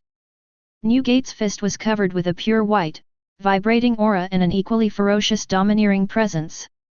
Two fists, powerful enough to destroy everything, collided violently once again, and for the last time. Boom! This explosion was several times more terrifying than the attack 3 days ago. A beam of light shot into the sky, tearing a huge hole in the clouds on the horizon. The light dissipated. On the sea, both Rox and Newgate remained in their punching stances, locked in a stalemate. The next second, the two of them simultaneously coughed up a mouthful of blood, and then, as if all their strength had been drained, they both fell backward onto the sea, panting heavily. Silence. Deathly silence. After a long time. Gu la la la la. Wah ha ha ha ha. Two weak yet joyful and hearty laughs rang out simultaneously on the sea. They stared at each other, their eyes revealing a sense of exhilarating satisfaction and a profound recognition of each other's abilities. This fierce battle, which lasted for 3 days and 3 nights, finally ended in a draw. The battle was over, but its aftershocks lingered on the sea for a long time. The Rox pirates' ship was now in complete disarray. One mast was broken, the sails were torn to shreds, and the deck was riddled with cracks from the impact. Durham was holding a broken piece of keel and crying like a 300-pound child. My ship! The keel I personally forged! It's broken! It's actually broken! Gats was so excited that his face turned red. He looked at the two figures on the distant sea that looked like demons and felt his blood boiling. Too strong. I've never been impressed by anyone in my life, but today I've truly seen something amazing. Silver leaned against the remaining half of the mast, his eyes closed, seemingly reliving the earth-shattering battle. His aura was even more concentrated and dangerous than before. Rox and Newgate, supporting each other, staggered back onto the ship. They were all injured and exhausted, but their spirits were exceptionally high. "You're pretty good, buddy." Lox plopped down on the deck and punched Newgate in the chest. "You too." Newgate grinned, revealing a set of white teeth. "It's been a long time since I've had such a satisfying game." The two exchanged a smile, a gesture of mutual respect between heroes. Just then, an indescribable, warm, and mellow fragrance, as if it had a life of its own, silently drifted out and precisely entered the nostrils of everyone. The aroma was unlike any dish that Ren had ever made before. It wasn't domineering or intense, but like a gentle hand, it soothed everyone's tense nerves caused by the fierce battle and calmed their wildly beating hearts. Everyone's eyes were involuntarily drawn to that small kitchen. Rain slowly walked out of the kitchen carrying a huge wooden tray. His face remained expressionless, but his eyes were unusually focused, as if he were holding not food, but some kind of sacred offering. "First, replenish your fluids and energy." Ryan placed the tray on a relatively intact table in the center of the deck. On the tray were two enormous bowls made from sea monster skulls. The bowl contained a milky white, still steaming soup. The soup was a rich, jade-like color, with a few emerald green, unidentified herb leaves floating on the surface, and a few bright red goji berries dotting the surface, making it quite a beautiful sight. "Sea King Bone Marrow Resuscitation Soup," Ryan explained succinctly. This was the result of 3 days of simmering over a low flame using the finest spine of a sea king he had previously hunted, along with more than a dozen precious and nourishing herbs he had obtained from Radiant Island. Rox and Newgate were already starving, and they couldn't resist the aroma that could awaken their souls. The two of them each picked up a bowl, not caring that it was hot, and drank it down in big gulps. The moment the soup touched their lips, their eyes widened instantly. Chapter 27. It was an exquisite freshness that defied description. The richness of bone marrow, the fragrance of herbs, and a hint of sweetness from the sea blend together perfectly, transforming into a warm current that slides down the throat into the stomach.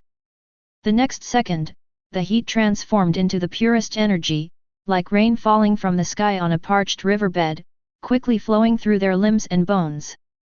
The muscle soreness and internal organ concussion caused by 3 days of intense fighting were quickly repaired under the nourishment of this warm energy. They could even feel their depleted strength recovering at an incredible speed. Glug glug glug. Delicious. So delicious. Newgate downed the entire bowl of soup in one gulp, let out a satisfying burp, and felt every cell in his body cheering. "Ha ha ha. As expected of my head chef." Rox also drank every last drop, feeling he could fight for another 3 days and 3 nights. Gats watched with drooling eyes, looking pitifully at Rain. "Head chef, what about ours?" Ryan ignored him and turned back to the kitchen. A moment later, he came out pushing a small cart that Durham had temporarily modified. When the lid on the cart was lifted, an even wilder, more primal aroma of meat exploded out like a volcanic eruption. It was a huge, charred, and fragrant bone-in steak, about half the size of a table. The surface of the steak is an enticing dark brown, and the fat sizzles under the high temperature, exuding a deadly temptation. Volcanic rock grilled giant tomahawk steak. With a large dinner knife, Ryan easily cut the steak into several pieces and gave them to Lox and Newgate. Newgate took the steak, which was bigger than his face, grabbed it with his hand, opened his mouth wide, and took a big bite. Click! The crispy outer skin cracked open, revealing incredibly tender and bouncy meat inside. The moment his teeth tore open, scalding hot, rich meat juices burst in his mouth. The purest meaty aroma, fueled by fire and volcanic rock, mixed with red and secret spices, overwhelmed his taste buds like a raging tsunami. Good to eat. So delicious you can't even think. Newgate felt as if he had returned to the most primitive era, transformed into a hungry beast, and was enjoying his spoils to the fullest. This is the purest form of satisfaction and joy, stemming from the very instinct of life. He swallowed a steak weighing several kilograms in just a few bites, feeling an explosive force generating within him, making him want to roar to the sky. Just when everyone thought this was the main course, Ryan brought out a huge iron pot that was still bubbling and steaming. The pot was filled with all sorts of seafood that I couldn't name, stewed until tender, huge crab legs, bouncy octopus, sweet and fresh clam meat, and scraps from the bluefin tuna from before. All the ingredients are soaked in a golden, incredibly rich-looking broth. All corners of the world are united in one pot. Ryan placed the pot in the center of the table and then gave everyone a large bowl. Eat together. This time, there is no distinction between primary and secondary. Locks, Newgate, Gats, Silver, Durham, everyone was gathered around the large pot, scooping out their favorite foods with spoons, forks, or even their bare hands. Newgate picked up a piece of fish that had soaked up the broth and put it in his mouth. The complex, warm, and delicious flavors that intertwined with countless other flavors left him stunned. He looked up and saw Locks and Gats fighting over the biggest crab claw in the pot, the two arguing heatedly. They saw the usually silent Silver carefully removing the fish bones from Durham. I saw Ryan quietly distributing soft, toasted bread to everyone. Noisy and chaotic, yet there was an indescribable warmth. This is more than just a pot of food. This is a taste of home. Looking at the scene before him, at this group of people with different personalities who were sitting together sharing food, Newgate's longing for family was deeply touched. He recalled his turbulent past and his original intention for going to sea. What he wanted was a family he could rely on, a group of people he could eat meat and drink alcohol with. A drop of scalding liquid, without warning, slid down his resolute face and dripped into the bowl. Those weren't sweat, they were tears. It wasn't sadness, but the feeling of finding a home. Gulala. Newgate lowered his head, wiped his face with his huge hand, and let out a low, ambiguous laugh. He looked up at the chef, who was only 8 years old but had conquered his soul with a single meal, and then at the arrogant and unruly captain, who possessed a charisma that drew the strong to his side. He made a decision. "Hey, kid chef." Newgate's voice was a little hoarse. Rain looked up at him calmly. "Your food is delicious." Newgate grinned, revealing a smile more radiant and bold than ever before. "I've made up my mind, I'm joining you." Newgate's declaration, like another bombshell dropped in his battle with rocks, instantly froze the atmosphere on the deck. Gats stopped stuffing crab leg meat into his mouth wide open and unable to close for a long time. Durham's brief moment of joy at the restoration was immediately replaced by even greater panic. One locus was already overwhelming for this ship, what if another monster of the same level came? This ship, it's probably going to sink any second now. Silver paused in his wiping of his spear, his sharp gaze sweeping back and forth between Rocks and Newgate, as if assessing the impact this decision would have on the pirate crew. The smile on Locks's face vanished. He stared at Newgate silently, his eyes unreadable. On deck, the only sounds were the bubbling of food in the pot and the waves crashing against the hull. Newgate ignored everyone's reactions, took another big gulp of soup, and looked at Rocks, his tone calm but full of undeniable power. "But let me make this clear first, I'm joining you, not becoming your subordinate. I, Edward Newgate, will not be subordinate to anyone. I acknowledge your strength and enjoy the atmosphere on your ship. We can be partners, allies, drink together, fight together, and turn this world upside down together. But my crew will be my family, and I will protect them. We will have an equal working relationship." These words are very powerful. He didn't want to join an organization, but rather to form an alliance. What confidence and arrogance this is! Chapter 28.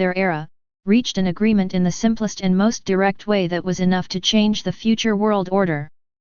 There were no complicated ceremonies, no lengthy vows.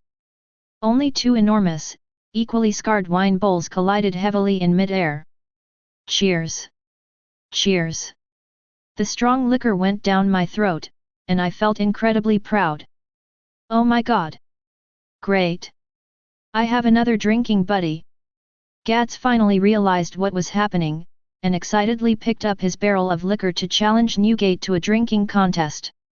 As soon as he approached, he was overwhelmed by the unintentional aura emanating from Newgate, causing him to stumble and nearly fall. You're still a long way off. Newgate glanced at him and laughed loudly.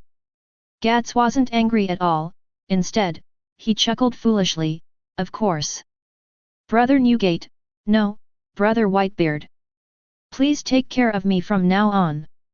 Looking at Newgate's signature mustache, he took it upon himself to give him a nickname. Whitebeard. Newgate stroked his beard and thought the nickname was quite fitting. Gulalalala, call me whatever you want.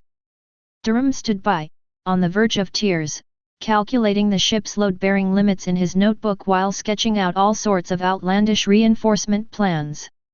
No, we have to find the wood from the precious tree atom, otherwise this ship will be blown to pieces by the aftershocks of their punches sooner or later.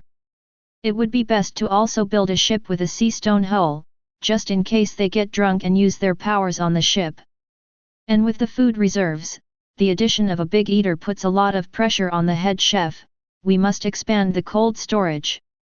The shipwright's rambling became a darkly humorous background noise in this lavish banquet. Ryan silently handed the last piece of toast to Silver, then began clearing away the dishes. For him, having one more person on the ship simply meant having to prepare one more meal each day. Moreover, this man named Newgate has an extremely strong physique, with vigorous blood and energy like a furnace, making him the best testing ground for the effects of the food. A subtle smile, like that of a scientist looking at a perfect experimental subject, appeared on Ryan's lips. The celebration of the new addition to the family continued late into the night. The deck was littered with cups and plates, and wine barrels lay scattered about. Gats finally got his wish and had a drinking contest with Newgate, and naturally ended up being completely drunk. He's currently fast asleep, clinging to the anchor chain, muttering about wanting another barrel. Rox and Newgate leaned against each other, looking at the stars and chatting idly. Why do you want to go to sea? Lox suddenly asked. Newgate took a swig of his drink, his gaze becoming somewhat distant. What I want is very simple, family. He looked at the people slumped on the deck and a gentle smile appeared on his face. A family like this, where we can argue and drink together, a family I would risk my life to protect. Upon hearing this, Lox remained silent for a moment, then chuckled. What a boring dream. He paused, then finished the last sip of wine in his glass, his voice becoming incredibly firm. However, now that you're on my ship, I'll also help you realize your dream. From today onwards, the people on this ship are your family. Newgate turned his head and looked at Rock's face, which was full of arrogance and ambition. After a long while, he nodded heavily. Grrrr. You may be a jerk, but you do say a few nice things sometimes." The laughter of the two men carried far into the quiet night. A brand new, terrifying combination that would one day make the world government tremble was officially born after this feast filled with delicious food and strong liquor. The addition of Edward Newgate, the Whitebeard, brought about a dramatic change to this already extraordinary pirate ship.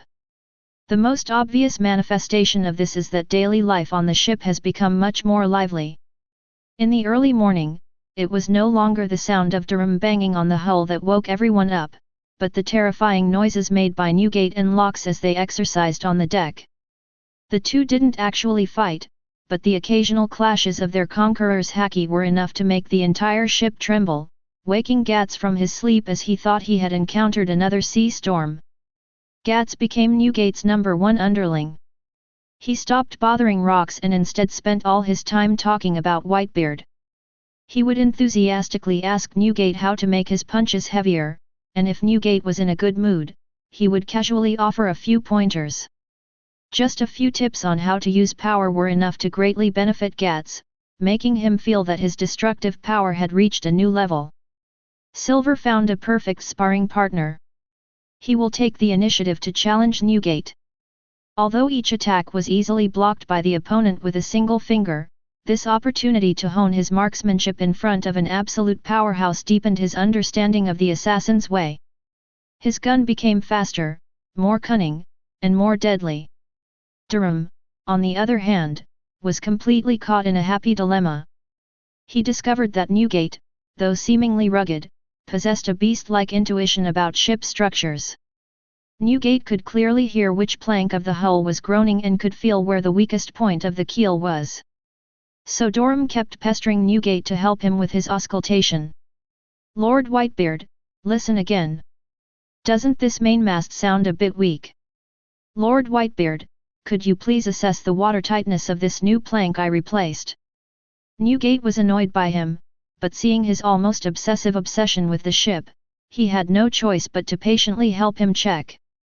One asked, the other answered, a shipwright and a future maritime overlord engaged in an in-depth exchange about ship repair and maintenance in an extremely bizarre manner. At the heart of it all remains Ryan's kitchen. Chapter 29. With Newgate, a diner with an astonishing appetite and energy requirements, Ryan had even more room to showcase his culinary skills. He began experimenting with creating bolder and more challenging dishes.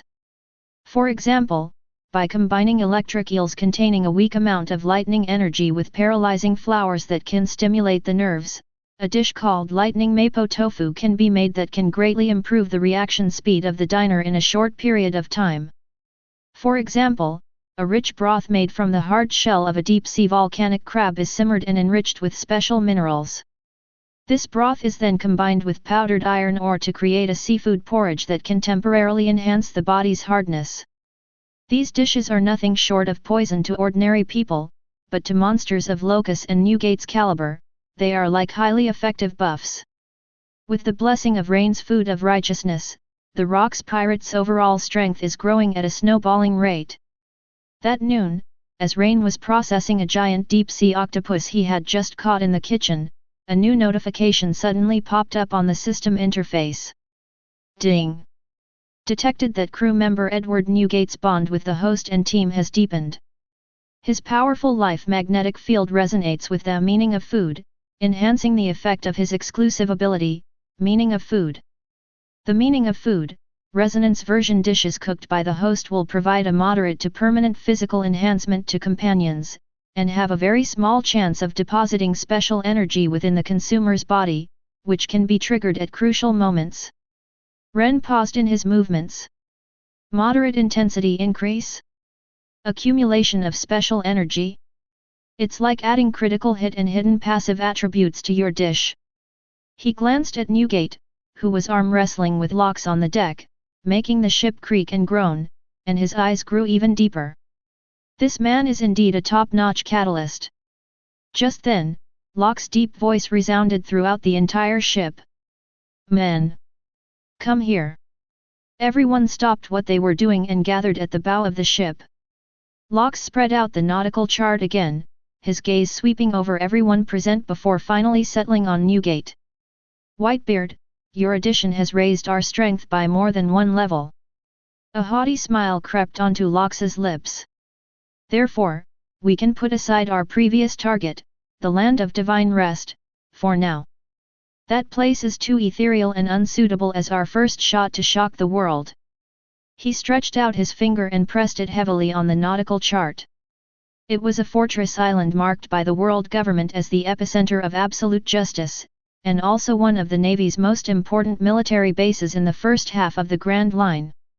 G8 Branch. Branch G8 is renowned for its impregnable defenses and the presence of a wise and courageous lieutenant general, earning it the reputation of an unyielding sea fortress. "Our next destination is here." Rock's voice wasn't loud, but it was filled with an undeniable domineering presence. "Aren't they looking for us all over the world? Then we'll just go to them. I'll show the whole world just how vulnerable the so-called invincible fortress really is in front of my Rock's pirates." These words made Gats and Dorlam gasp in shock. "Should we directly attack the largest branch guarded by a vice-admiral at the Navy headquarters? This isn't just madness, it's suicide." However, Newgate burst into laughter after hearing this. "Grrrr. Interesting. This sounds much more interesting than finding some sleeping king." He picked up the barrel of wine and took a big, hearty gulp. "Let's go then. I'd also like to see how many of the current vice-admirals are capable fighters." The decision of the two kings instantly overwhelmed all doubts and anxieties. Gats's passion was reignited. He raised the anchor high and roared excitedly, "Whoa! Let's take down the Navy's lair." Silver's eyes also gleamed with fighting spirit. Only Durham, staring at the fortress on the nautical chart depicting countless cannons and warships, silently clutched his heart.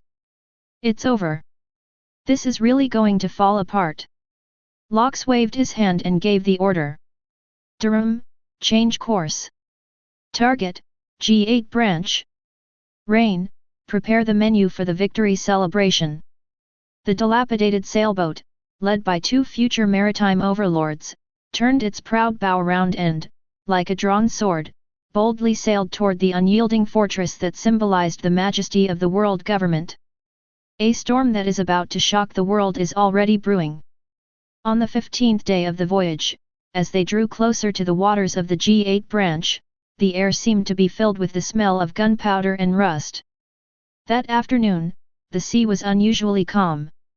Gats lay on the deck, basking in the sun, patting his round belly and burping contentedly.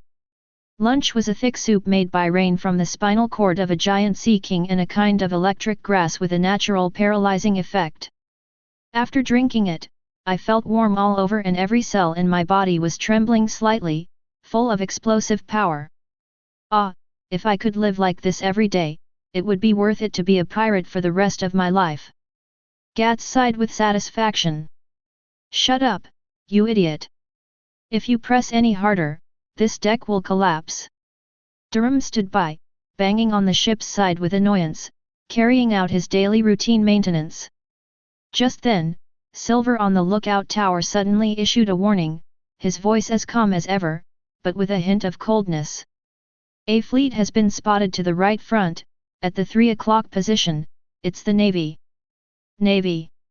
Gats sat up with a jolt, grabbed the anchor beside him, and instead of being nervous, he showed an excited smile. "Perfect timing. I'm so full and have no energy left, this is just in time." Rox and Newgate were drinking at the stern of the ship when they heard this, and they merely raised their eyelids lazily. "How many?" Lox asked. 6 warships, judging by their flags, it's the patrol fleet of the G8 branch. Silver replied, "They've spotted us and are adjusting their formation to encircle us." Gulp gulp gulp, looks like the appetizer has been delivered to our door. Newgate took a big gulp of wine, completely disregarding the 6 warships. Lox laughed and called out towards the kitchen, "Rain, it seems we've got the ingredients for dinner sorted. The rations on the warship should be better than what we have on this wrecked ship, right?"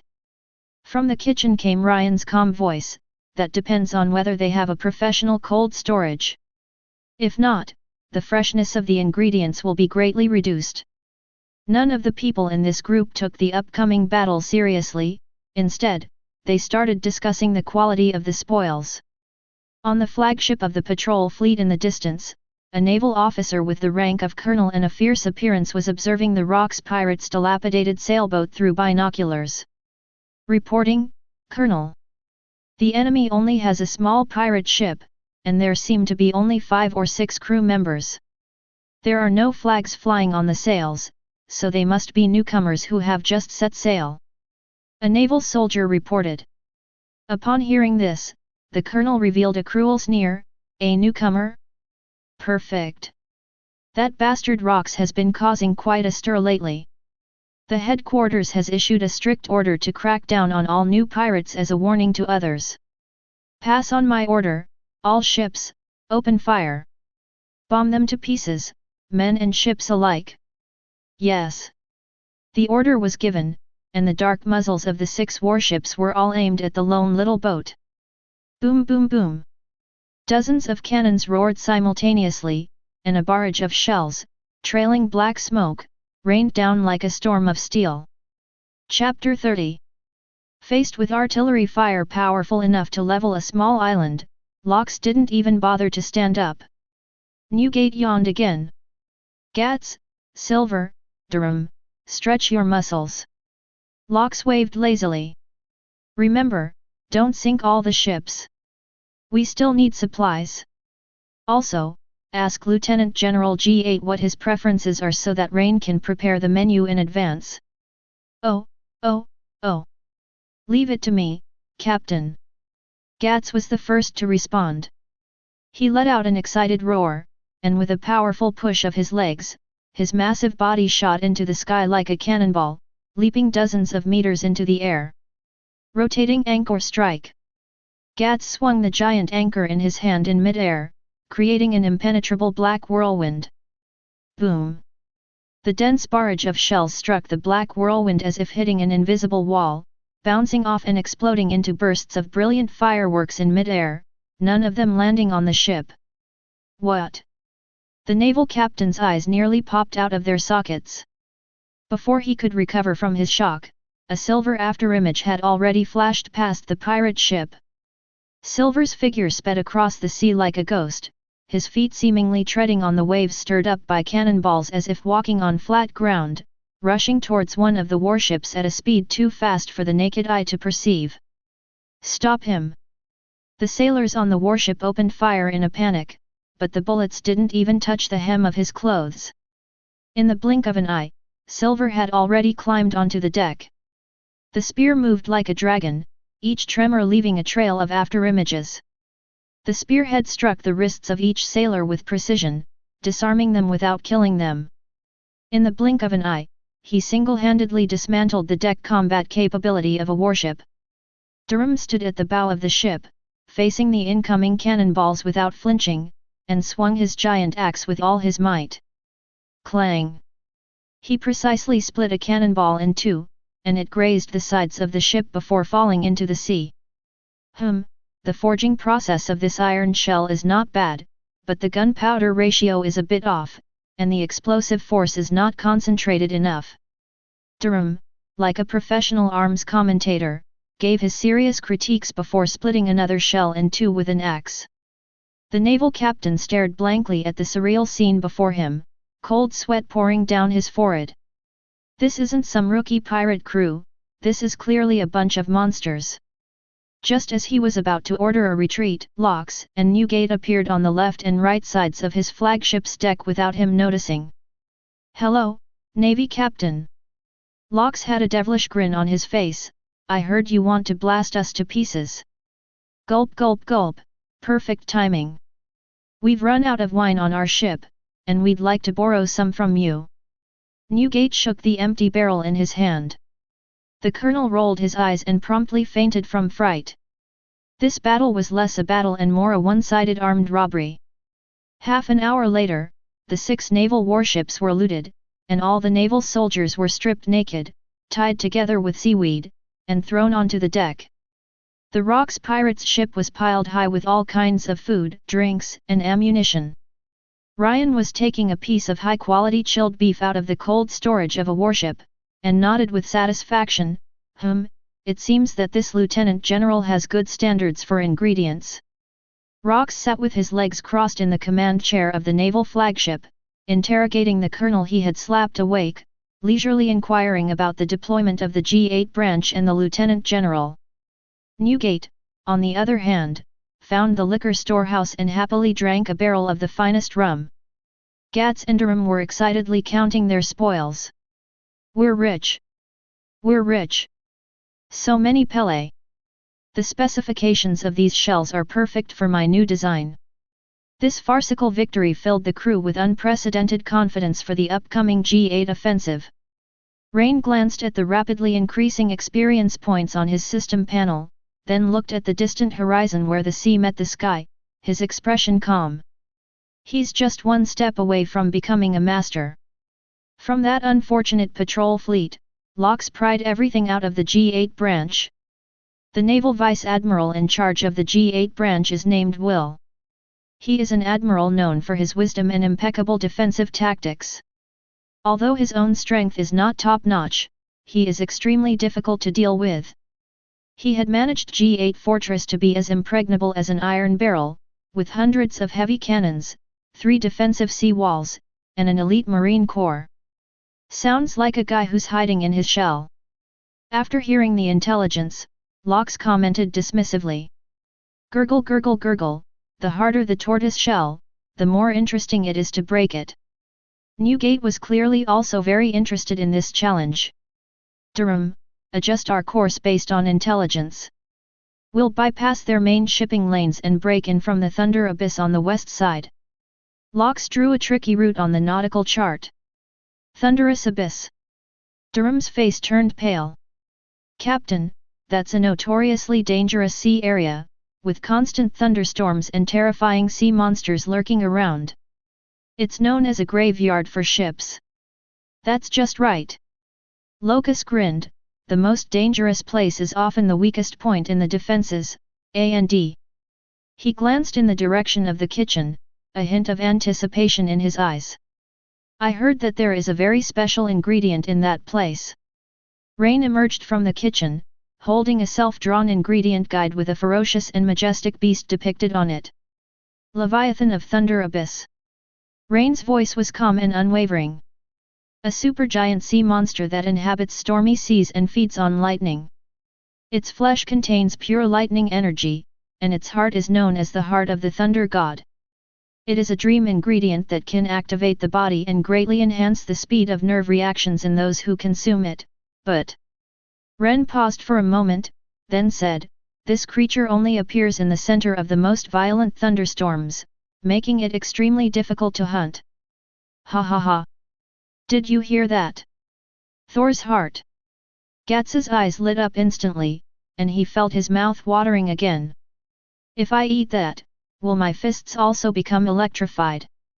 Maybe it will make you feel a little better when you get struck by lightning." Silver suddenly made a sarcastic remark.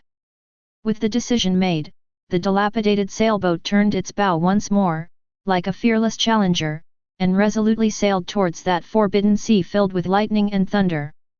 3 days later, they entered the thunderous abyss. The sky was shrouded in thick, leaden clouds, making daytime appear like dusk. Streaks of lightning, like silver snakes, tore through the sky and exploded on the sea, creating deafening roars that made people's eardrums ache. The waves became violent, like moving mountains, crashing against the small boat that seemed on the verge of falling apart. "Hold on! Hold on tight!" Durham roared at the top of his lungs, clinging tightly to the rudder, waging a desperate battle against the raging nature. Just then, Silver from the lookout tower issued a warning. "It's coming!" Everyone looked in the direction he pointed and saw a huge column of water, thicker than the hull of a ship, shooting into the sky in the distance. Within the column of water, an indescribably enormous beast slowly revealed its form. Its entire body was covered in dark blue-black, steel-like scales, and a huge, ferocious horn grew on its head, with blinding lightning converging at the tip of the horn. Each of its breaths was accompanied by thunder and lightning. This is the Leviathan of Thunder Abyss. Chapter 31. Gurgling. What a big guy! Newgate stood up, stretched his limbs, and a fighting spirit rose in his eyes. I'll take care of it. Rox also stood up, radiating an aura of domineering arrogance.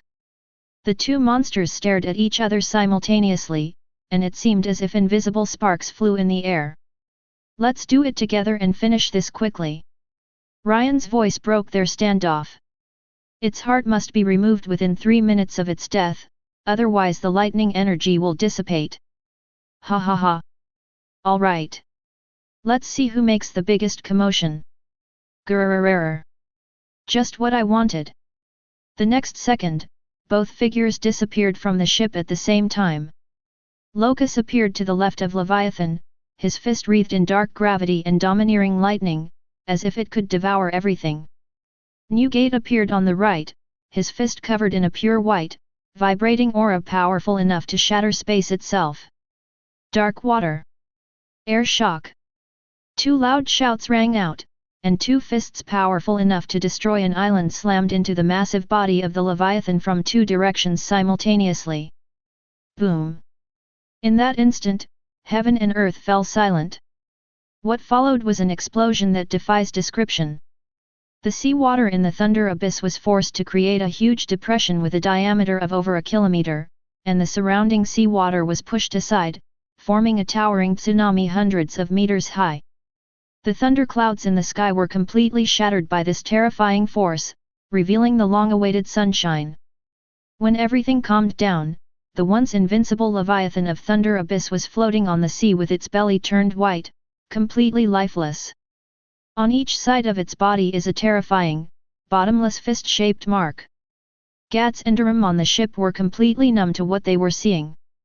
Ryan rushed over immediately, his figure moving across the sea as if it were flat ground. Silver, do it! Silver was already prepared, his spear moved like lightning, piercing Leviathan's chest with pinpoint accuracy. With a forceful flick, a heart, still shimmering with lightning and resembling a blue crystal, was flung out and landed steadily in a specially made food box made of sea stone that Ren had prepared in advance. A perfect hunt! That night, Rain used the heart of Thor as the main ingredient to prepare a final feast for the upcoming battle. Instead of using complicated cooking methods, he sliced it into thin slices to create sashimi that best showcased the original flavor of the ingredients, accompanied by a sauce that also shimmered with electric light, made from Leviathan's blood and several special seaweeds. When the first piece of Thor's heart entered their mouths, everyone felt as if their souls had been struck by a gentle lightning bolt. A surge of pure energy instantly flowed throughout his body, every cell rejoicing, and his nerve reaction speed was elevated to a whole new level. Gats felt he could see every flap of a mosquito's wing, Silver felt his thinking speed had increased several times, and Durham felt his hands, which had become somewhat dull from years of repairing ships, had become more agile than ever before. Rox and Newgate felt a strange resonance between their domineering aura and the lightning energy, making them even more violent and destructive. Looking at the satisfied crowd, and then at his own experience bar that was about to fill up, Redden's lips curled into a barely perceptible smile. He knew that he was about to undergo a complete transformation. On the distant horizon, the outline of a steel fortress is already faintly visible. The afterglow of the feast had not yet faded, and the fury of the thunderous abyss had subsided. The dilapidated sailboat sailed on the washed-out azure sea, the air fresh and carrying the unique scent of the rain. The crew members are adapting to the new physical changes. Gats excitedly waved the anchor, discovering that his reaction speed was now astonishingly fast, even able to predict the wind pressure trajectory created by the anchor as it was swung. Silver closed his eyes quietly, his observation Haki range expanded several times, and his perception became more three-dimensional. He could no longer merely hear and see, but could feel the flow of all things, as if the whole world had become an intricate network of countless lines.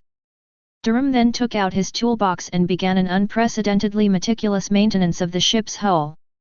His hands moved so fast they left after images, every movement was incredibly precise, and his efficiency was more than twice as high as before. Rox and Newgate were still drinking, but their occasional glances at each other carried a subtle, almost imperceptible, electric glint. That was their domineering aura testing each other, catalyzed by the heart of Thor, their power was advancing towards a higher level. As for Rain, he stood in the kitchen calmly wiping his kitchen knife, but his heart was far from as calm as he appeared. Just now, the moment the feast ended, the voice he had been waiting for rang in his mind. Ding! Detected that the host has cooked the legendary ingredient, Heart of Thor, resulting in a massive boost to the entire Rox Pirates crew, granting them a huge amount of experience points. Ding! Top-tier culinary skill experience points are maxed out, 200000/200000, currently undergoing promotion. Rain's consciousness was pulled into a pure white space. Before my eyes, the huge system panel is undergoing a dramatic transformation. The badge, representing the pinnacle, shone brightly before shattering into countless points of light. These points of light converged again, coalescing into a new badge that is more complex, more ancient, and shimmers with a warm luster. The badge bears two powerful characters, Master. Promotion successful. Congratulations, host, your culinary skills have been upgraded to Master level. Master level culinary skills, returning to simplicity, the host's understanding of ingredients has greatly improved, and they can perceive their energy essence and spiritual essence. Ding! Congratulations, host, on advancing to the Master level. Your mental strength has greatly increased, and your observation Haki has activated in conjunction with your food principle, unlocking a brand new exclusive ability Soul of Food. Food Soul, the host can infuse their will and soul power into the dish, imbuing the food with a specific soul. While enjoying the delicious food, the consumer will directly inherit the temporary and powerful targeted boost brought by this soul. Example, a dish imbued with the spirit of rage can be created, greatly increasing the eater's aggression and destructive power for a short period, or a dish imbued with the spirit of tranquility can be created, allowing the eater to conceal their presence and enhance their senses. Ding! Congratulations, host, on advancing to Master level. You are rewarded with 50,000 cooking points, unlocked the Master level exclusive exchange list in the system shop, and receive a Master level recipe gift pack. A flood of information rushed into his mind, yet Ryan felt his thinking was clearer than ever before. When Rain opened his eyes, the whole world seemed to have changed in his perception. If previously, when looking at ingredients, Ren focused on their texture, fibers, and freshness. Now, what Ren sees is the energy flowing inside the ingredients, everything it went through from growth to being captured, the root and soul of its flavor. Ryan picked up an ordinary piece of dried fish, in his eyes, it was no longer an inanimate object. He could see the fish swimming freely in the sea before it died, feel the marks left by the sunlight and sea salt on its body, and hear its deepest flavors whispering. So that's how it is. This is Master level culinary skill. Rain muttered to himself, a look of understanding flashing in his eyes. This is no longer an improvement in skill, but a leap almost to the level of life itself. Rain felt that his understanding of the meaning of food had entered a whole new realm. Chapter 32. If the previous food spirit passively amplified the power of companions, now, with the food soul, Rain can actively and precisely design the power of her companions. Rain could become a true war chef. Hey! Chef Ryan! Gats's loud voice pulled Ryan back from that mysterious state. He poked his head in, looking expectant, and asked, "When are we having breakfast? I'm starving after defeating that giant monster." Rain turned his head, looked at Gats's face which was filled with hunger, and then looked at the steel fortress on the horizon in the distance that was becoming clearer and clearer. A confident, even playful, smile appeared on his calm face. Breakfast. Ryan's voice wasn't loud, but it reached the ears of every crew member clearly. After capturing G8, but before that, he picked up a piece of ordinary beef from the cutting board, a strange glint in his eyes. I can prepare some special pre-meal snacks for you to help you warm up properly. Rox and Newgate exchanged a glance, both seeing a hint of surprise in each other's eyes. They all keenly sensed that this junior head chef seemed to have undergone some kind of amazing transformation in that instant. G8 Naval Fortress, this supposedly impregnable steel fortress, is now on high alert. The alarms on the watchtower blared mournfully through the sky, and countless naval soldiers, under the command of officers of all ranks, rushed to the gun emplacements and defensive walls. The dark muzzles of the cannons, like a forest of steel, were all aimed at the lone ship that was slowly and deliberately approaching. Inside the command tower, Vice Admiral Will, commander of the G8 branch and head of the Navy headquarters, held up his binoculars, his brow furrowed. One ship? Just one ship? He muttered to himself, his face full of solemnity. Rox. Edward Newgate, what are these two monsters up to? He couldn't understand it, but his beastly intuition told him that this was by no means a reckless suicide attack. The other party's calmness itself exudes the most terrifying sense of oppression. All personnel on high alert. Do not let your guard down. Once they enter the A3's firing range, immediately launch a saturation barrage. Will gave the order in a deep voice. On the sailboat, which was being aimed at by countless cannons, the atmosphere was the complete opposite of the tension on G8, it could even be described as somewhat leisurely. The crew members gathered around the kitchen door, like a flock of fledglings waiting to be fed, watching the busy little figure inside with eager eyes. Ryan stood in front of the stove, his movements completely different from usual. If Ryan used to be synonymous with precision and efficiency, now every movement of his is filled with a certain indescribable rhythm. Rain wasn't cooking, he was creating, dancing with the soul of the ingredients. He picked up a piece of high-quality beef that he had previously captured from the Navy, and instead of cutting it with a knife, he gently tore it apart with his fingers along the grain of the meat, and the whole piece of beef was perfectly separated.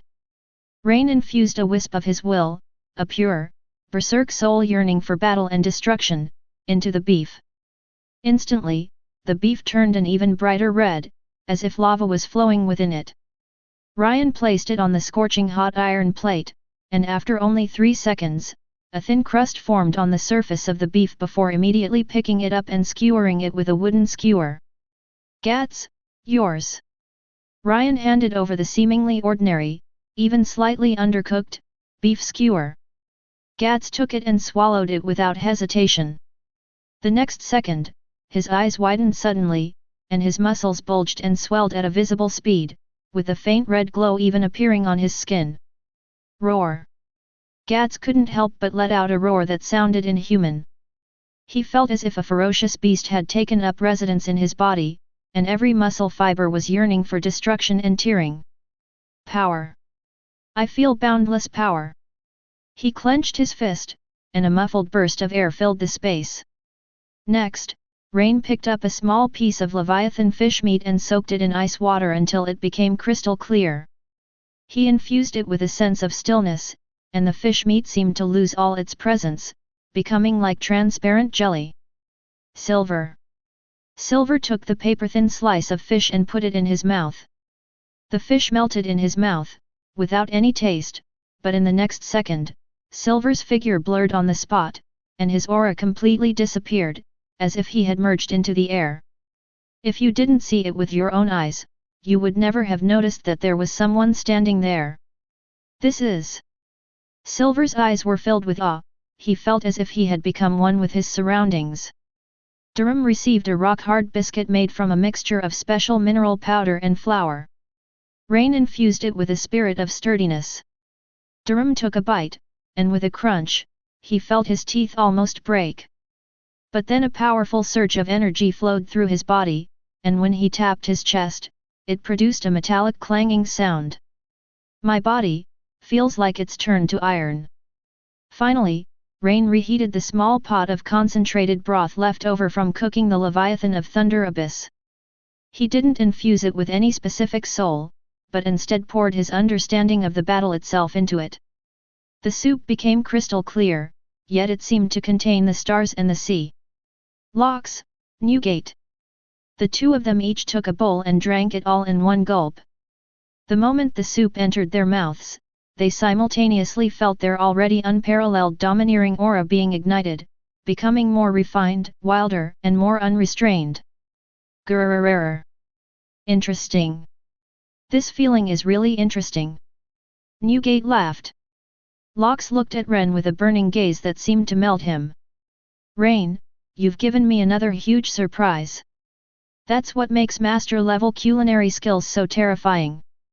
A simple appetizer instantly boosted the Rock's pirates' fighting power by several levels. At this point, the ship had entered the A3 firing range of the G8 fortress. Fire! Lieutenant General Will's cold voice echoed through all the gun emplacements via Den Den Mushi. Rumble! Hundreds of heavy cannons roared simultaneously, and countless shells formed an impenetrable net of death, enveloping the small sailboat. Faced with this attack that could destroy everything, Locke slowly walked to the bow of the ship. He glanced at the crew members beside him, whose auras were surging and whose fighting spirit was boiling, and then at the so-called fortress that would never fall. Then, he let out a wild, arrogant laugh that seemed to look down on the world. Wahahahahaha! My lords! Let the world hear our voice! Tear down this piece of junk! Chapter 33. The first to respond was Gats, who was already itching for a fight. Oh! The half-cooked beef, imbued with a raging spirit, transformed into a blazing fire in his stomach, burning away his last shred of sanity. His eyes turned bloodshot, his muscles bulged and knotted, and dark red, magma-like patterns appeared on his skin. He looked like a primordial beast crawling out of the depths of hell. He didn't even wait for the ship to get close before he kicked off the deck with both legs. Boom! The deck that Durham had specially reinforced was dented by his footsteps, and his huge body, like a black meteorite, carried an unparalleled ferocious momentum as it crossed hundreds of meters of sea surface and crashed into the steel outer wall of the G8 fortress. Roar! In midair, Gats let out a roar that sounded inhuman as he aimed his fist, the size of a sandbag, at the barrage of incoming shells. There was no dodging, no parrying, only the purest and most savage head-on clash. Bang bang bang! Heavy cannonballs, powerful enough to tear a ship apart, shattered like fragile eggs the moment they touched his fist. The steel bullets were twisted and deformed by his punch, and some were even punched back by him, hurtling towards the fortress's gun emplacements at an even faster speed. Inside the command tower of G8 Fortress, Lieutenant General Will saw this scene through his binoculars. His mouth involuntarily opened wide, and the cigar in his hand fell to the ground. What kind of monster is that? It blows up cannonballs with its fists. His adjutants and staff were collectively speechless, as if they were witnessing the most unbelievable sight in the world. However, this is just the beginning. Just as everyone was captivated by Gats's rage, a shadow, almost invisible to the naked eye, silently slipped off the ship. Silver's figure rose and fell on the sea surface several times, completely blending into the water mist and shadows stirred up by the exploding shells. The piece of fish meat, imbued with the spirit of silence, made him feel as if he had been erased from the world, his breath, voice, and presence vanishing completely. He was like a real ghost, strolling leisurely through the hail of bullets. No Navy unit could detect him, and no surveillance Den Den Mushi could track his movements. When he reappeared, he was already standing on top of the first defensive wall of G8 Fortress, appearing like a ghost behind a main gun emplacement. The naval soldiers inside the gun emplacement were still frantically loading and firing, completely unaware that death was already standing behind them. Good night. A cold voice rang out, like the whisper of death. The next second, a flash of silver light appeared. Silver's spear moved like a dragon, leaving a trail of afterimages in the cramped space of the gun emplacement. He didn't kill anyone, but the tip of his gun struck each sailor precisely in the wrist, knee, and back of the neck. Bang bang bang!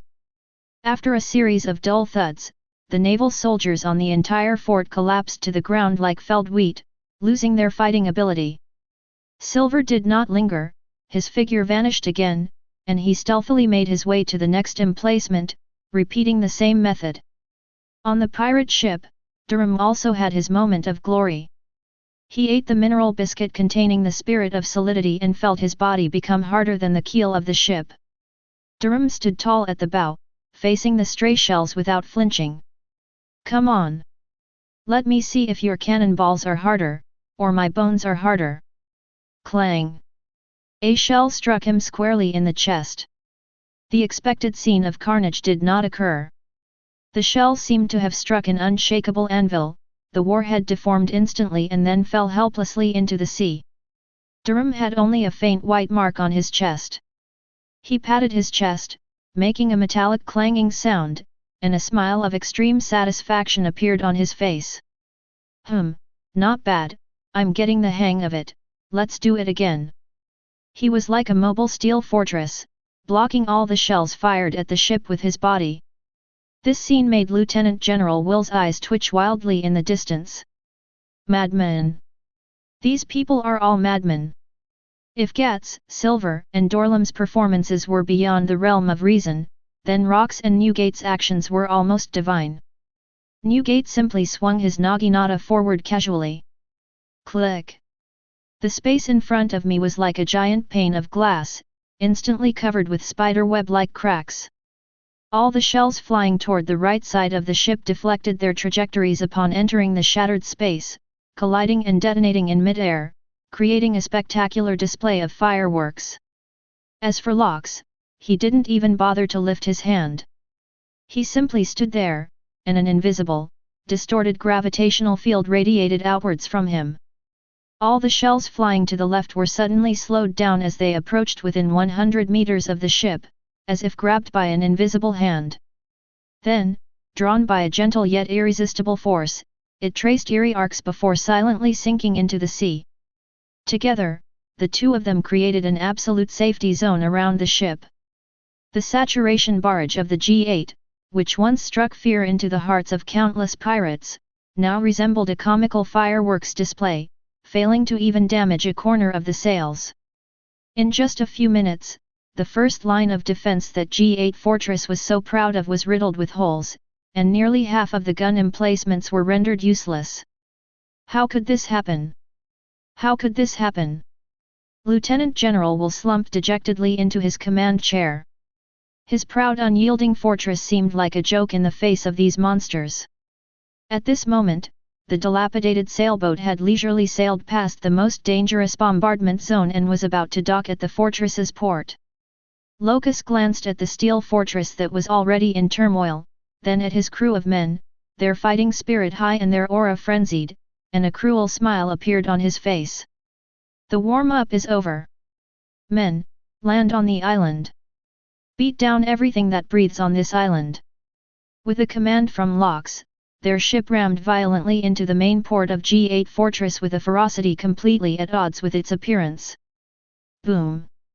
The specially reinforced prow of the ship resembled a battering ram, forcefully creating a huge breach in the sturdy dock. Wood chips and stones flew everywhere, and the entire fortress trembled. "Ha ha ha! I'm here!" Gats was the first to jump off the ship. His massive body landed on the ground, cracking the granite tiles beneath his feet. He carried the giant anchor, charging like a bull into a china shop, rampaging through the naval soldiers who came to stop him. Any defensive fortifications or human walls that attempted to block him were utterly torn apart by his immense strength, which contained the power of a raging spirit. Chapter 34. Silver's figure followed closely behind, but disappeared into the shadows the moment he landed. He was like a grim reaper traversing the battlefield, each appearance accompanied by the fall of a group of naval soldiers.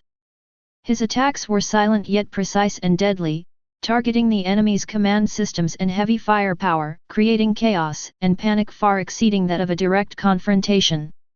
Durham, carrying his giant axe, stood like a moving wall, clearing the way for his companions. Ordinary swords and knives could only send up a string of sparks when they struck him, without even breaking his skin. As he swung his axe, sending enemies flying, he also pointed out the structure of the fortress like a professional architectural critic. The foundation is okay, but the concrete grade is not high enough, so the load-bearing capacity is a bit lacking. Tisk tisk, the steel bars used in this wall are too cheap, no wonder it cracks when it hits. Rox and Newgate followed leisurely at the back, as if strolling in their own backyard. They didn't even need to make a move. The sheer aura of Conqueror's Haki emanating from the two of them was enough to terrify most ordinary naval soldiers, causing them to faint instantly. Grrrrrrrr, what a bunch of weaklings! Newgate yawned, seemingly feeling a bit bored. Inside the command tower, Lieutenant General Will stared at the hellish scene captured on the surveillance den Mushi, his face turning ashen. He knew that conventional defenses had become completely meaningless. All officers of lieutenant colonel rank and above, assemble immediately at the central square. Activate the Iron Wall contingency plan. Will roared as he gave the final order, I'll go and meet them myself. He abruptly ripped off his lieutenant general's cloak, revealing a muscular physique covered in gruesome scars. As a lieutenant general capable of guarding G8, he was no mere figurehead, but a seasoned and highly skilled martial artist. However, in this chaotic battlefield, one person's actions were completely different from everyone else's. Ren. After jumping off the ship, he did not participate in any fighting. Instead, carrying an unremarkable-looking food box, he avoided all combat zones and, like a lost traveler, headed straight for the largest building inside the fortress, the Naval Mess Hall. Rain's objective was clear: to inspect the enemy's food reserves in their kitchen. Several naval lieutenants, who had been scattered by the aftermath of the battle and were preparing to regroup, saw the child acting alone. They were first taken aback, then overjoyed. Grab that child! He's definitely the pirate's Achilles heel. A little brat dares to go to the battlefield? He's asking for death. The three naval lieutenants immediately changed direction and charged toward Rain in an encircling formation, their faces gleaming with eagerness to make a name for themselves. Rain stopped and looked at the three people rushing towards him, his brows furrowing slightly. Kitchen is a restricted area, unauthorized personnel are not permitted to enter. Rain said calmly. Hey? What nonsense is this brat spouting? The leading lieutenant had already rushed in front of Ren, slashing down with his long sword, showing no mercy just because his opponent was a child. Rain didn't dodge, but just as the blade was about to strike him, he took a small step to the side and simultaneously swung the food box he had been holding upwards at an incredible angle. Boom! The hard bottom of the food container slammed into the lieutenant's chin. With a muffled thud, the lieutenant's eyes rolled back instantly, and he fell backward, spitting out a mouthful of blood mixed with his teeth. The other two naval officers were shocked, and their offensive stalled. Rain didn't give them a chance to react.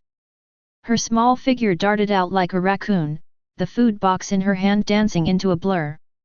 Boom!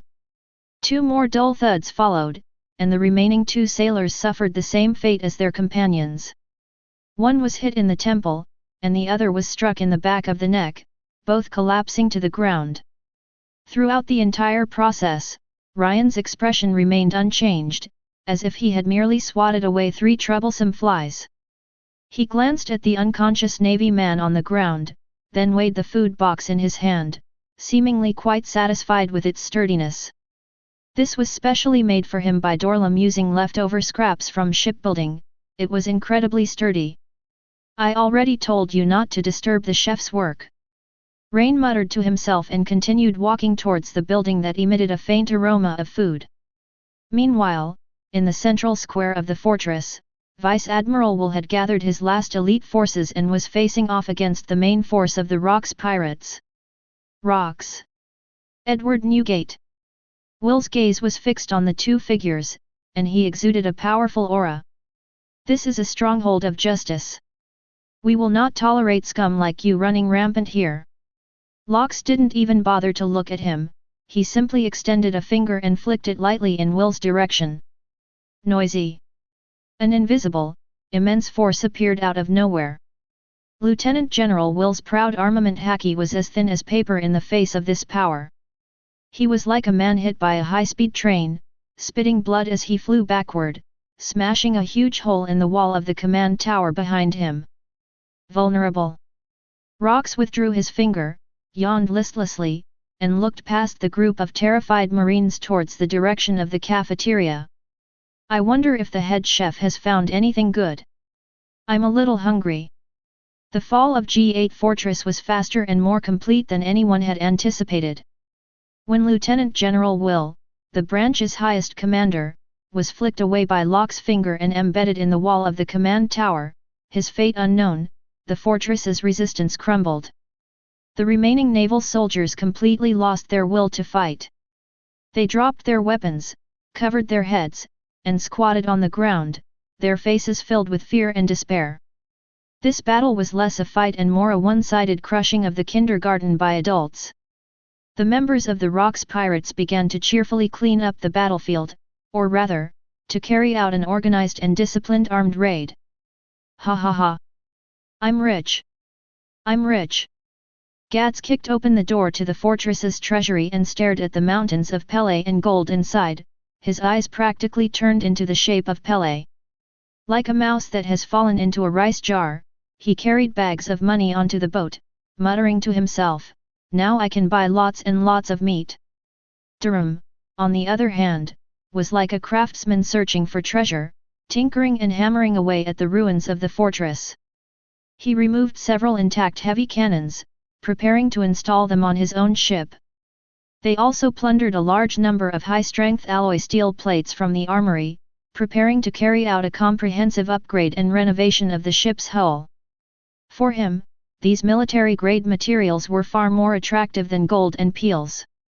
Silver went even further, sneaking into Lieutenant General Will's office and pulling out a thick stack of documents from the safe, including the latest nautical charts of the waters under the jurisdiction of the G8 branch, naval troop deployment maps, and some classified intelligence from within the world government. These intangible assets are far more valuable than money.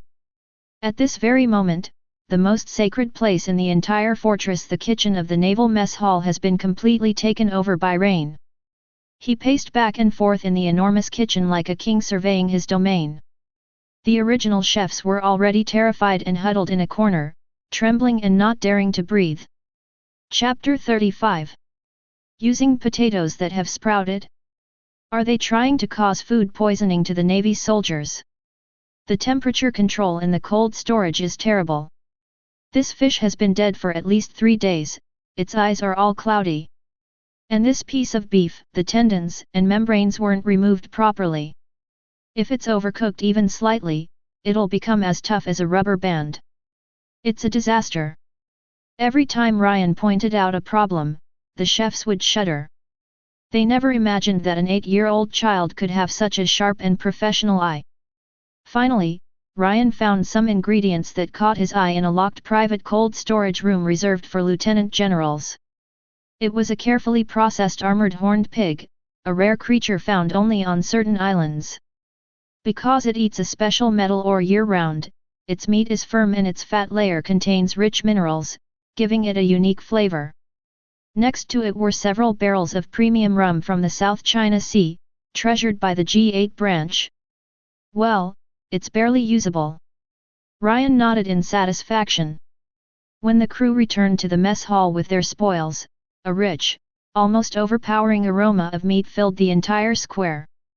In the center of the dining hall, Rain was directing several naval cooks to prepare a brand new dish using a huge iron pot that had been captured and was large enough to stew a cow. The iron-clad hog is cut into large pieces and simmered in a pot with root vegetables such as potatoes and carrots. The golden lard is rendered out, blending with the sweetness of the vegetables and the rich aroma of rum to create a highly aggressive and complex fragrance. The broth has an enticing dark brown color, bubbling away, and with each simmer, the aroma becomes even more intense. Head chef. What is this? It smells amazing. Gats was the first to crowd around, his drool practically dripping onto the ground. Overlord's cooking. Ryan answered succinctly. This is a dish he created on the spot based on the available ingredients, aiming to bring out the energy of the ingredients in the most direct and powerful way to replenish the energy of the crew who have just gone through a warm-up exercise. When the first steaming bowl of Ba Wangzhu was served, everyone gathered around. Rox forked a piece of tender stewed pork and put it in his mouth, his eyes lighting up instantly. The pork skin is chewy and soft, the fat is rich but not greasy and melts in your mouth, while the lean meat is soaked in the soup, tender and juicy, with a hint of rum aftertaste. The potatoes and carrots were also stewed until soft and flavorful, perfectly balancing the greasiness of the meat. Most importantly, as the food was consumed, a richer and more gentle energy, even more so than the previous pre-meal snack, slowly spread throughout the body. The energy was no longer as violent as before, but rather flowed like gentle streams, nourishing their bodies, which had become somewhat weak from the surge in power. They perfectly integrated and refined that external soul power with their own physique, transforming it into a power that truly belonged to them. Gats felt his pent-up rage subside, and his power became more solid and controllable. Silver felt a closer connection to his surroundings, the silence was no longer simply a matter of concealment, but a state of near control. Gurgle. That's great. After a fight, having a meal like this is one of life's greatest pleasures. Newgate downed the large bowl of soup in one gulp and exclaimed with satisfaction. Just as everyone was enjoying the feast of victory, a newsbird flapped its wings and flew in through the blasted open skylight of the fortress, dropping a copy of the latest newspaper onto the table. Silver picked up the newspaper, glanced at it, and handed it to Locke. The front page of the newspaper featured a desolate photo of the G8 fortress billowing thick smoke. Below the photo are several crooked portraits, clearly hastily taken. Locke's, Newgate, Gats, Silver, Durham, and a child carrying a food box with a blank expression. The headline was written in the most eye-catching and sensational font. Shocking! The rookie pirate crew Rox captures the unyielding fortress G8 in a single day. A disgrace to the Navy. Rox looked at the newspaper, then at the bounty of 150 million berries marked below his own photo, and a smug smile spread across his face. Ha ha ha! Looks like we're famous now, guys. The fall of G8 fortress was like a bombshell, creating towering waves on the calm seas of the world. The message was relayed back to Marineford at top speed. The atmosphere in the Marshal's office was so heavy it was almost palpable. The then Marshal, an elderly man with a goatee and sharp eyes, slammed the report in his hand heavily on the table with a loud bang. Bastard! His roar made the whole office buzz. G8. The so-called invincible steel fortress. Stationed with tens of thousands of elite troops and hundreds of heavy cannons. It was actually breached in a single day by a rookie pirate crew that we'd never heard of before. Where is that good-for-nothing Will? Where is he? Standing opposite him was a young man in a white suit, wearing a cloak of justice, with a somewhat cynical look on his face. With a rice cracker dangling from his mouth, crunching away, he was none other than Monkey D. Garp, the future naval hero who would dominate the seas. Reporting to the Marshal. Garp mumbled, according to the report from the soldiers who escaped, Lieutenant General Will was flicked away with a finger and is still stuck in the wall. It is said that he is not in any life-threatening danger, but his self-esteem has been devastated. One finger. The Marshal's eyes widened even more. Garp.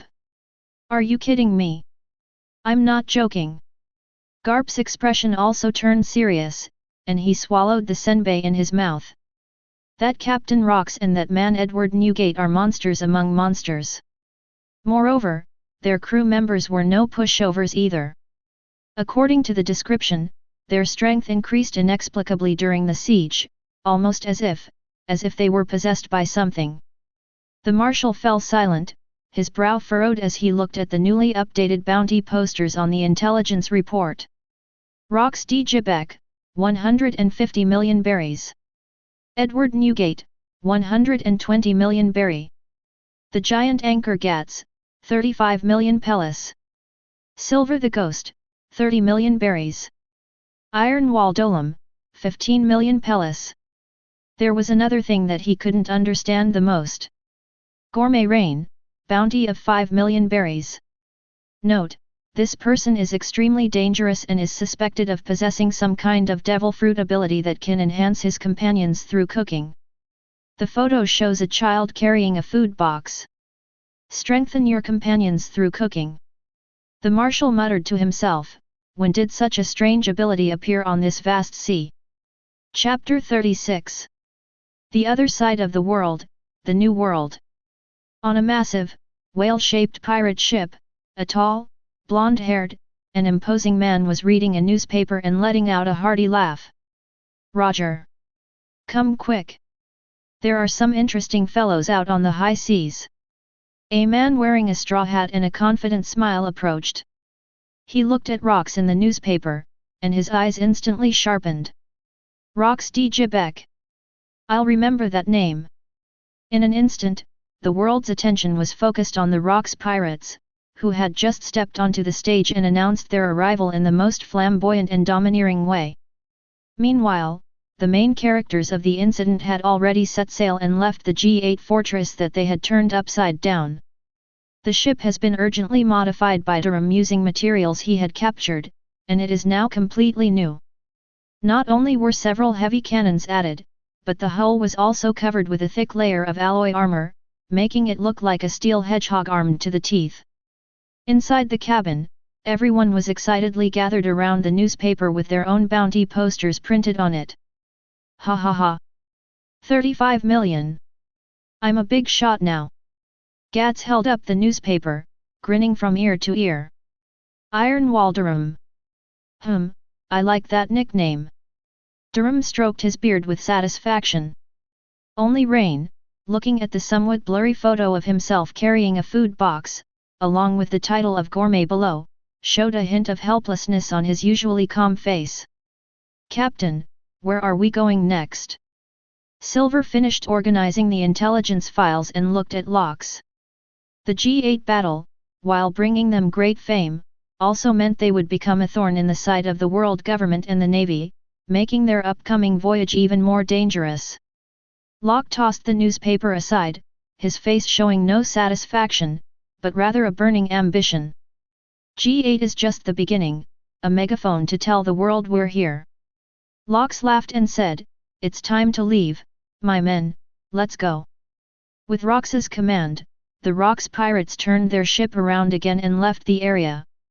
After leaving the G8 branch area, the weather on the Grand Line became increasingly unpredictable. One moment the sun is blazing, the next a storm could break out. But after Durham's radical modifications, the new Lox, equipped with alloy armor and heavy cannons, was no longer the dilapidated ship that could fall apart at any moment. Like a rampaging steel beast, it easily tore through giant waves and moved forward steadily. Life on the ship was exceptionally pleasant thanks to ample supplies and the presence of Ren. Gats's favorite thing to do every day is to pester Newgate to do his spiritual practice. Although Newgate could pin him to the ground with just one finger every time, he never tired of it. Under Newgate's guidance, he became increasingly adept at using his strength, and his punches even carried a faint aftershock.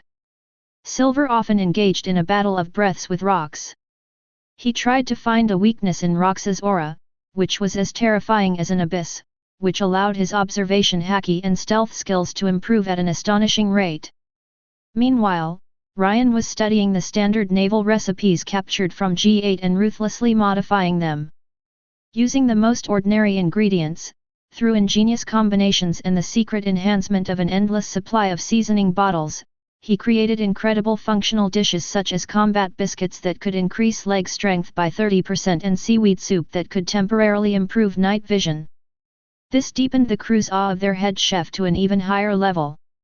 In their eyes, Ren was no longer a chef, but an alchemist in chef's clothes. On the 10th day of the voyage, as we passed through a sea area, the sky was shrouded in thick, leaden thunderclouds, and daytime was like dusk. The air was filled with a damp, burnt smell with an ionized odor. Streaks of lightning, like silver snakes, streaked through the distant clouds, occasionally illuminating the sea in a ghastly white light, followed by muffled thunderclaps that sent shivers down one's spine. "Hold on tight!" Durham roared at the top of his lungs, clinging tightly to the rudder, battling the increasingly raging waves. Just then, a massive storm of unprecedented scale and without warning suddenly descended. The sky and the sea seemed to be connected in an instant. The torrential rain poured down like a celestial river overflowing its banks, instantly blurring everyone's vision. Giant waves, tens of meters high, crashed against the ship like moving mountains, emitting a sickening groan. "Damn it! It's the White Storm! The legendary natural disaster of the Grand Line!" As Durham looked at the massive waves crashing down like a white wall, despair appeared on his face for the first time. "Grrrrrrrr. Interesting." Newgate was not surprised but delighted. He walked to the bow of the ship and punched the giant wave in front of him. Air shock. An invisible shockwave spread out, and the enormous wave, which was powerful enough to swallow everything, was forced open with a huge gap, allowing the ship to pass through unscathed. Rox used his gravitational abilities to stabilize the ship, preventing it from capsizing in the raging currents. Just as everyone was working together to fight the natural disaster, a figure that should never have been there suddenly entered their field of vision. At the heart of the storm, a woman stood atop a massive, island-like pink object. She was a very beautiful woman with a great figure, but she was exceptionally tall, even half a head taller than Gats. She had long, fluffy pink hair, and at that moment she was grinning, revealing a set of white teeth, her eyes gleaming with excitement and greed. She carried a huge spiked mace on her shoulder. The pink object beneath her feet seemed to be some kind of living cloud, carrying her through the storm as if walking on flat ground. "Then, what is that?" Gats looked at the woman laughing loudly amidst the lightning and felt his worldview being challenged once again. The woman had clearly noticed them too. She licked her lips, her huge eyes gleaming with the light of someone seeing a new toy. She commanded the clouds beneath her feet, ignoring the raging storm, and flew straight toward Lox's ship. Boom! Her massive body landed heavily on the deck, causing the entire ship to lurch downwards. "You guys, look quite interesting." The woman's voice was loud and sharp, carrying an undeniable air of willfulness. "This ship, and the food on board, are mine from this moment on." Carrying her spiked club, she scanned everyone on the ship, her gaze finally settling on Lox and Newgate, her eyes gleaming with even greater greed.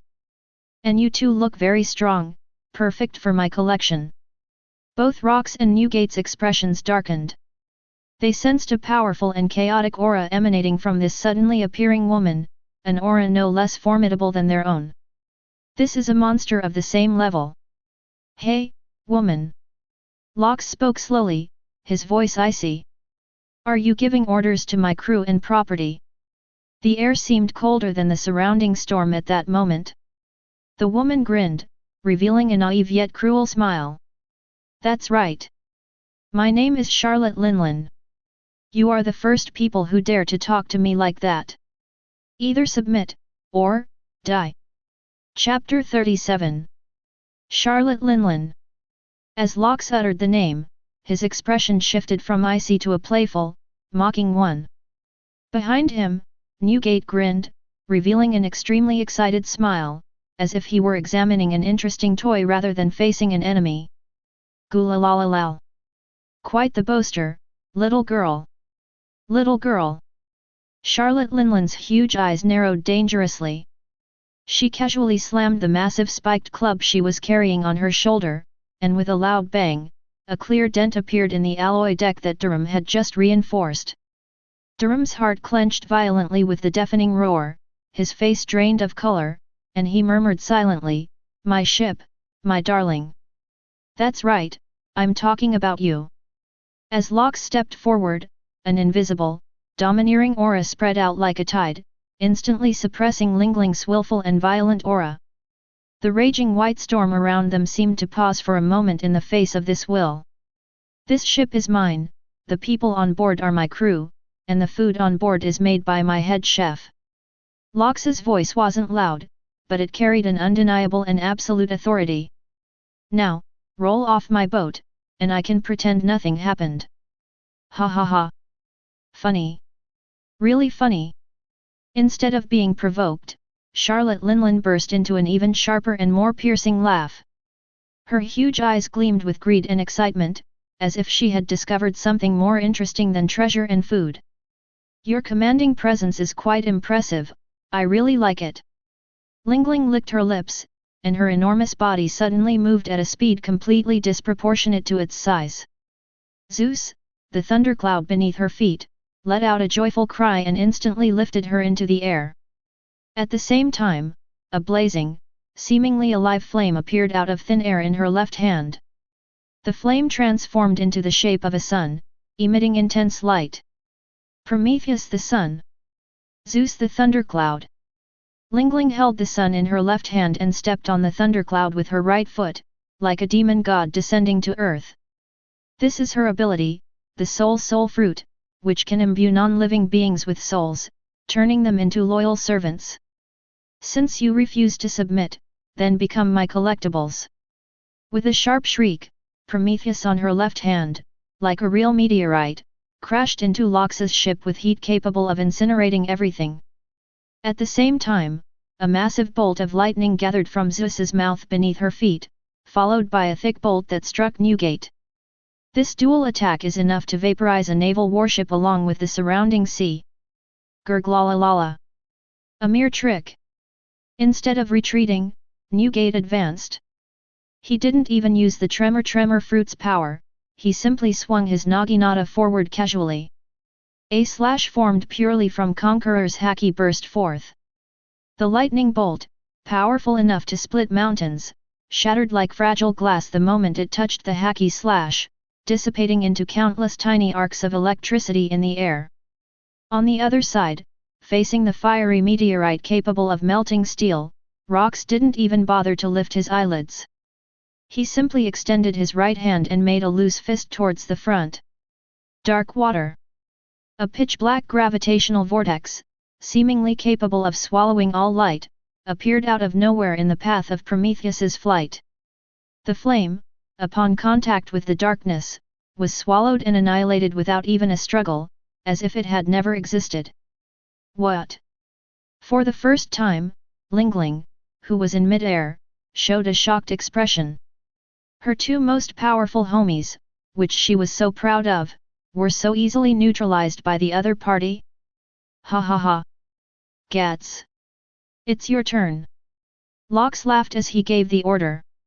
Oh. Gats, who could no longer contain himself, let out an excited roar.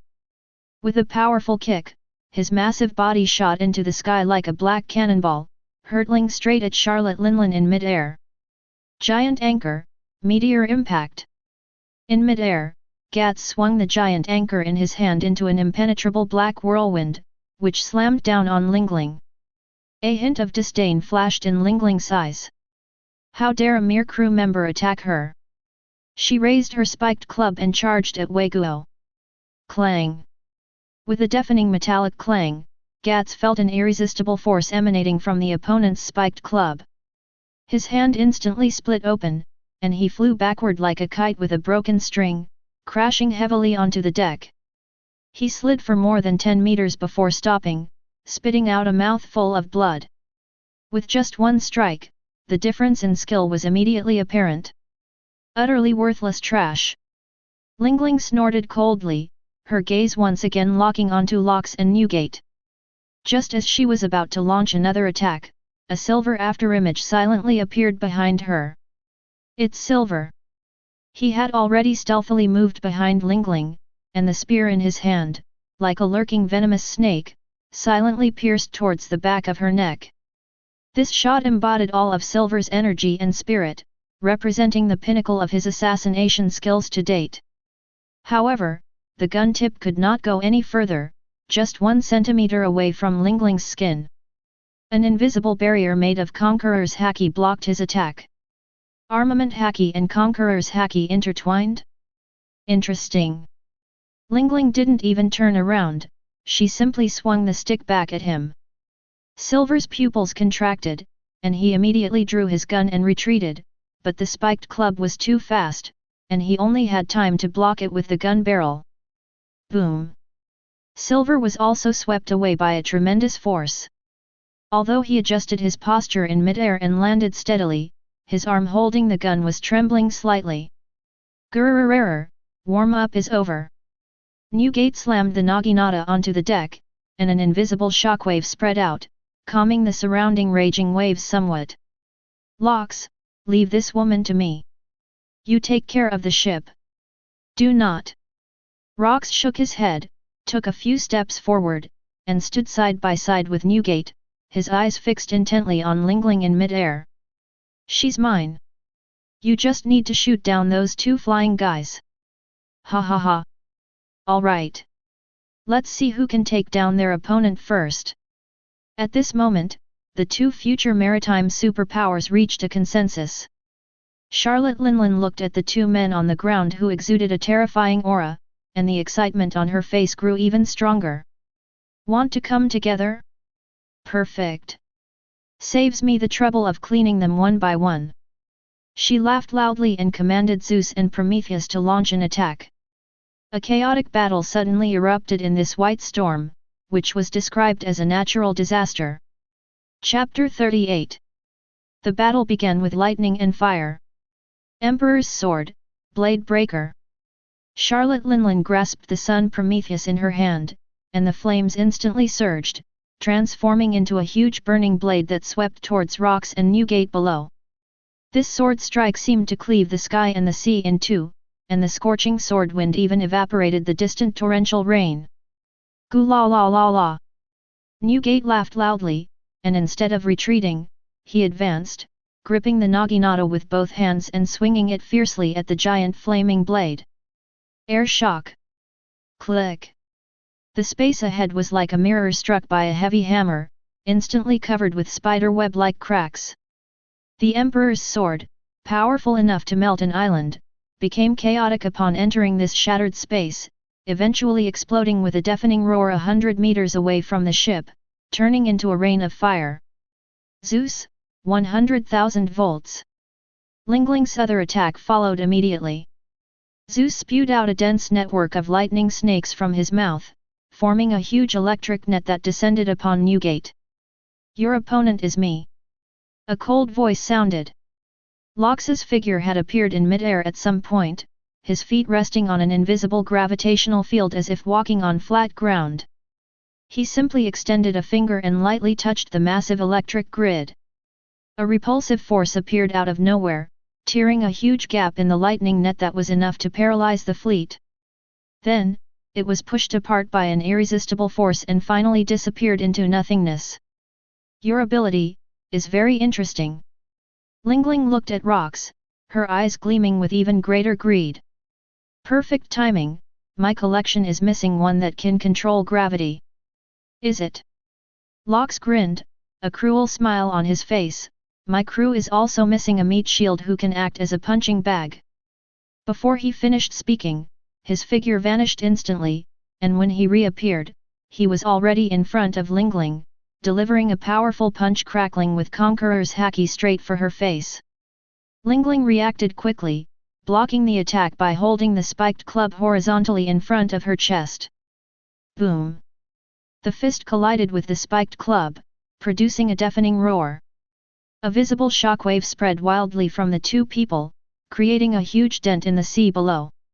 Lingling let out a muffled groan, and was actually slid backward dozens of meters by the force of the punch. Your strength! Before she could finish speaking, Lox's attacks came down like a storm. With punches, kicks, elbows, and knees, he brought his physical skills to the extreme, each attack precisely targeting Lingling's defensive gaps. Rox didn't use any fancy abilities, he simply crushed his opponents with the purest and most domineering aura and power. On the other side, Newgate also faced off against Prometheus and Zeus. "You two little ones, get down here!" Newgate punched the sky, and an invisible shockwave spread out, causing Prometheus and Zeus to stagger and utter painful cries. Although they are powerful homies, they still seem powerless in the face of a catastrophe-level ability like the Tremor fruit. On the deck, Gats had already gotten up from the ground. He wiped the blood from the corner of his mouth and looked at the scene in the sky that looked like gods fighting, his face full of shock and resentment. "Damn it! I can't get involved at all. Do not be discouraged." Silver's voice rang out beside him as he wiped his spear with a cloth, his gaze never leaving the battle in the sky. "Just watch, this is what true world class is all about. Witnessing this battle firsthand is the best training we can receive." Durham clung to a mast, tears welling up in his eyes. Every collision in the sky caused the ship to emit a tooth-grinding groan, and he felt his heart bleeding. "Stop fighting! Go fight somewhere further away! My ship is falling apart!" However, his cries were drowned out by the deafening roar and no one paid any attention. In the kitchen, Ryan calmly observed everything through the window. His focus is different from others. As expected of the future four emperors, his energy fluctuations are extremely large and chaotic, his emotions are extremely unstable, and every attack is accompanied by huge energy consumption. Her body seems to have a strong dependence on sweets, and the high sugar content is key to maintaining her fighting ability. Ryan had already begun designing a special menu for this potential enemy, or rather, a potential food enthusiast. If we make candy from the nerve cords of sea kings and then infuse it with a high concentration of life energy, it might be possible to put her into a controllable berserk state for a short period of time. The occupational disease has struck again. The battle in the sky has reached a fever pitch. Each collision between Lox and Linlin made the white storm in the sky even more chaotic. Waiguo. Taking advantage of an opening, Lingling simultaneously wrapped Armament Haki and Conqueror's Haki around the spiked club and slammed it down on Rock's head. This blow was enough to smash a small island to pieces. Faced with this devastating attack, Rox neither dodged nor avoided it, but instead burst into laughter. "Well done!" He also concentrated his dual-colored Haki into his fist, and instead of retreating, he advanced, throwing a punch to meet the attack head-on. Boom! The fist and the stick collided once again, and this time the power was more terrifying than ever before. Black and red lightning raged through the sky, as if it were about to tear the sky apart. Charlotte Linlin's massive body was knocked back head-on for the first time, her spiked club flew out of her hand, and she plummeted towards the sea like a cannonball. Rox simply flipped in midair and landed steadily on the bow of the ship, unharmed except for being a little short of breath. The difference in quality is already clear. Boom! Charlotte Linlin's enormous body crashed into the turbulent sea like a meteorite, sending up a towering column of water. The storm-ravaged sea was unexpectedly disrupted by this sudden attack, creating a brief period of calm.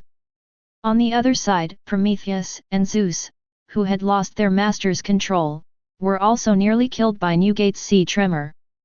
They turned into two small flames and clouds, which fell from the sky and were caught and held in Newgate's hand. The battle seemed to have ended there. Gats stared wide-eyed at Rox at the bow of the ship, then at the huge splash in the distance, before finally managing to utter, They won just like that. If not." Lox shook his slightly numb fist, a hint of lingering satisfaction on his face. "It's a bit weaker than I expected, but it's tough and can take a beating." These words were spoken casually, but to Gats and Durham, they sounded like nothing short of a fantasy. That's a monster that can single-handedly cause natural disasters and treat them like nothing. In the captain's hands, it was only rated as quite resilient. Durham trembled as he pulled out his notebook from his pocket and crossed out several superlative adjectives in the captain's danger level column, replacing them with symbols he himself couldn't understand. He felt that no words could describe the terror of his captain. Chapter 39. Just when everyone thought the dust had settled, the calm sea in the distance suddenly exploded. Wow! Charlotte Linlin's figure emerged from the water again, soaking wet, her long pink hair plastered messily to her face, and several bruises on her body. But instead of showing any sign of defeat, her face was filled with an unprecedented, almost manic excitement. Ha ha ha! That's great! That's so satisfying!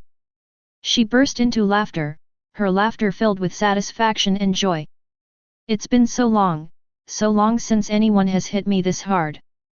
Her huge eyes were fixed on rocks, and the look in her eyes was no longer one of greed and possession, but something more intense and pure, the appreciation of a worthy opponent, the ecstasy of discovering a new toy.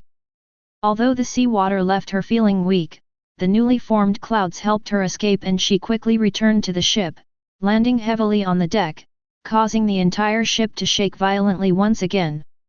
She didn't adopt a fighting stance anymore, but instead casually tossed the recovered spiked club onto the deck.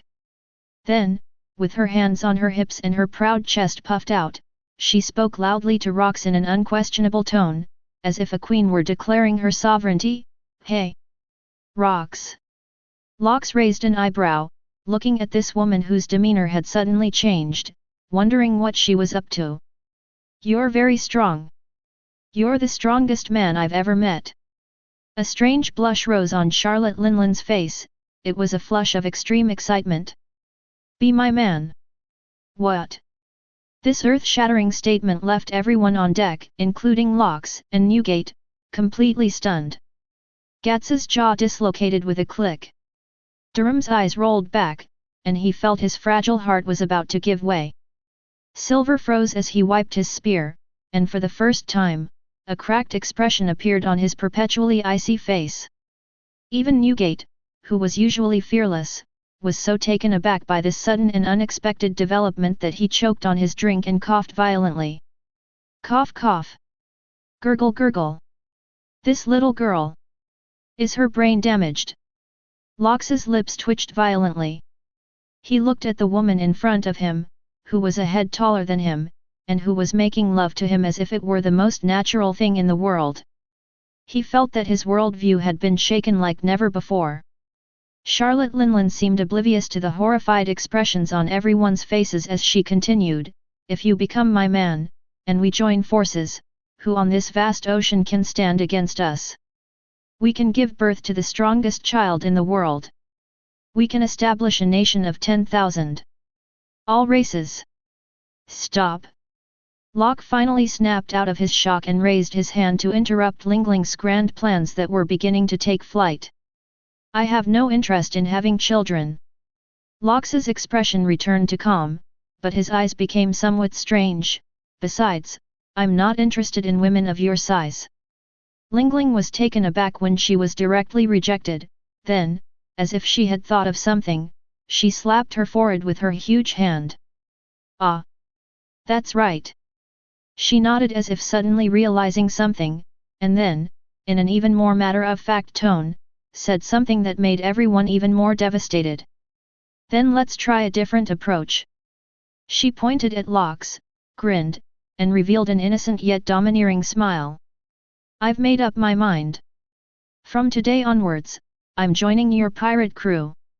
Upon hearing this, Durham's vision went black, and he promptly fainted. The ship is sinking. These were his last thoughts before he lost consciousness. Charlotte Linlin is going to join the Rocks pirates. This news was more terrifying than the white storm itself. It struck like a bolt of lightning on the head of everyone still conscious on the deck, leaving them scorched and battered. Are you kidding? Gats was the first to jump up. He pointed at Lingling and stammered, you were just trying to kill us and steal our ship, and now you're saying you want to join us? Did the captain knock something out of your head?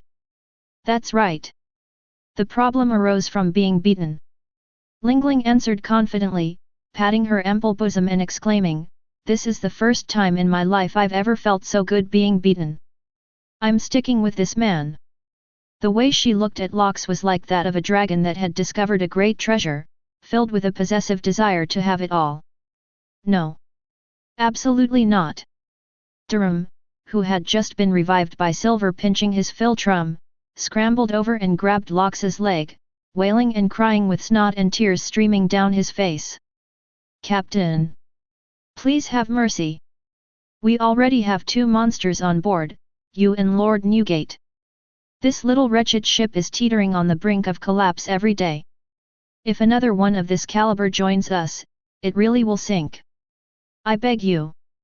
The shipwright's mournful cry saddened all who heard it and brought tears to their eyes. Newgate stood to the side, holding a barrel of liquor, watching the farce with great interest. He shook the miniature versions of Zeus and Prometheus he was holding in his hand and laughed at Lox, Gururara. Lox, it seems you've gotten yourself into a lot of trouble. However, this young girl is indeed quite capable. If she can join us, our overall strength will rise to another level. He passed the ball to Rooks. As the captain, this decision had to be made by him. Lox remained silent. Looking at Durham crying his heart out, at Gats and Silver who were on guard, and then at Charlotte Linlin who was full of expectation and had a fanatical look in her eyes, he fell into deep thought. Rox wasn't stupid, he knew exactly what accepting this woman onto the ship meant. The benefits are obvious. Charlotte Linlin's strength is beyond doubt, she is a top-tier fighter. Her addition will instantly boost the Rox pirates' strength, potentially making them a formidable force on the high seas. But the downsides are equally fatal.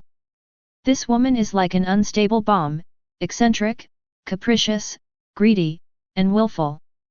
Her desires were insatiable, especially her craving for delicious food. If she can't be satisfied, she might explode on the ship at any time.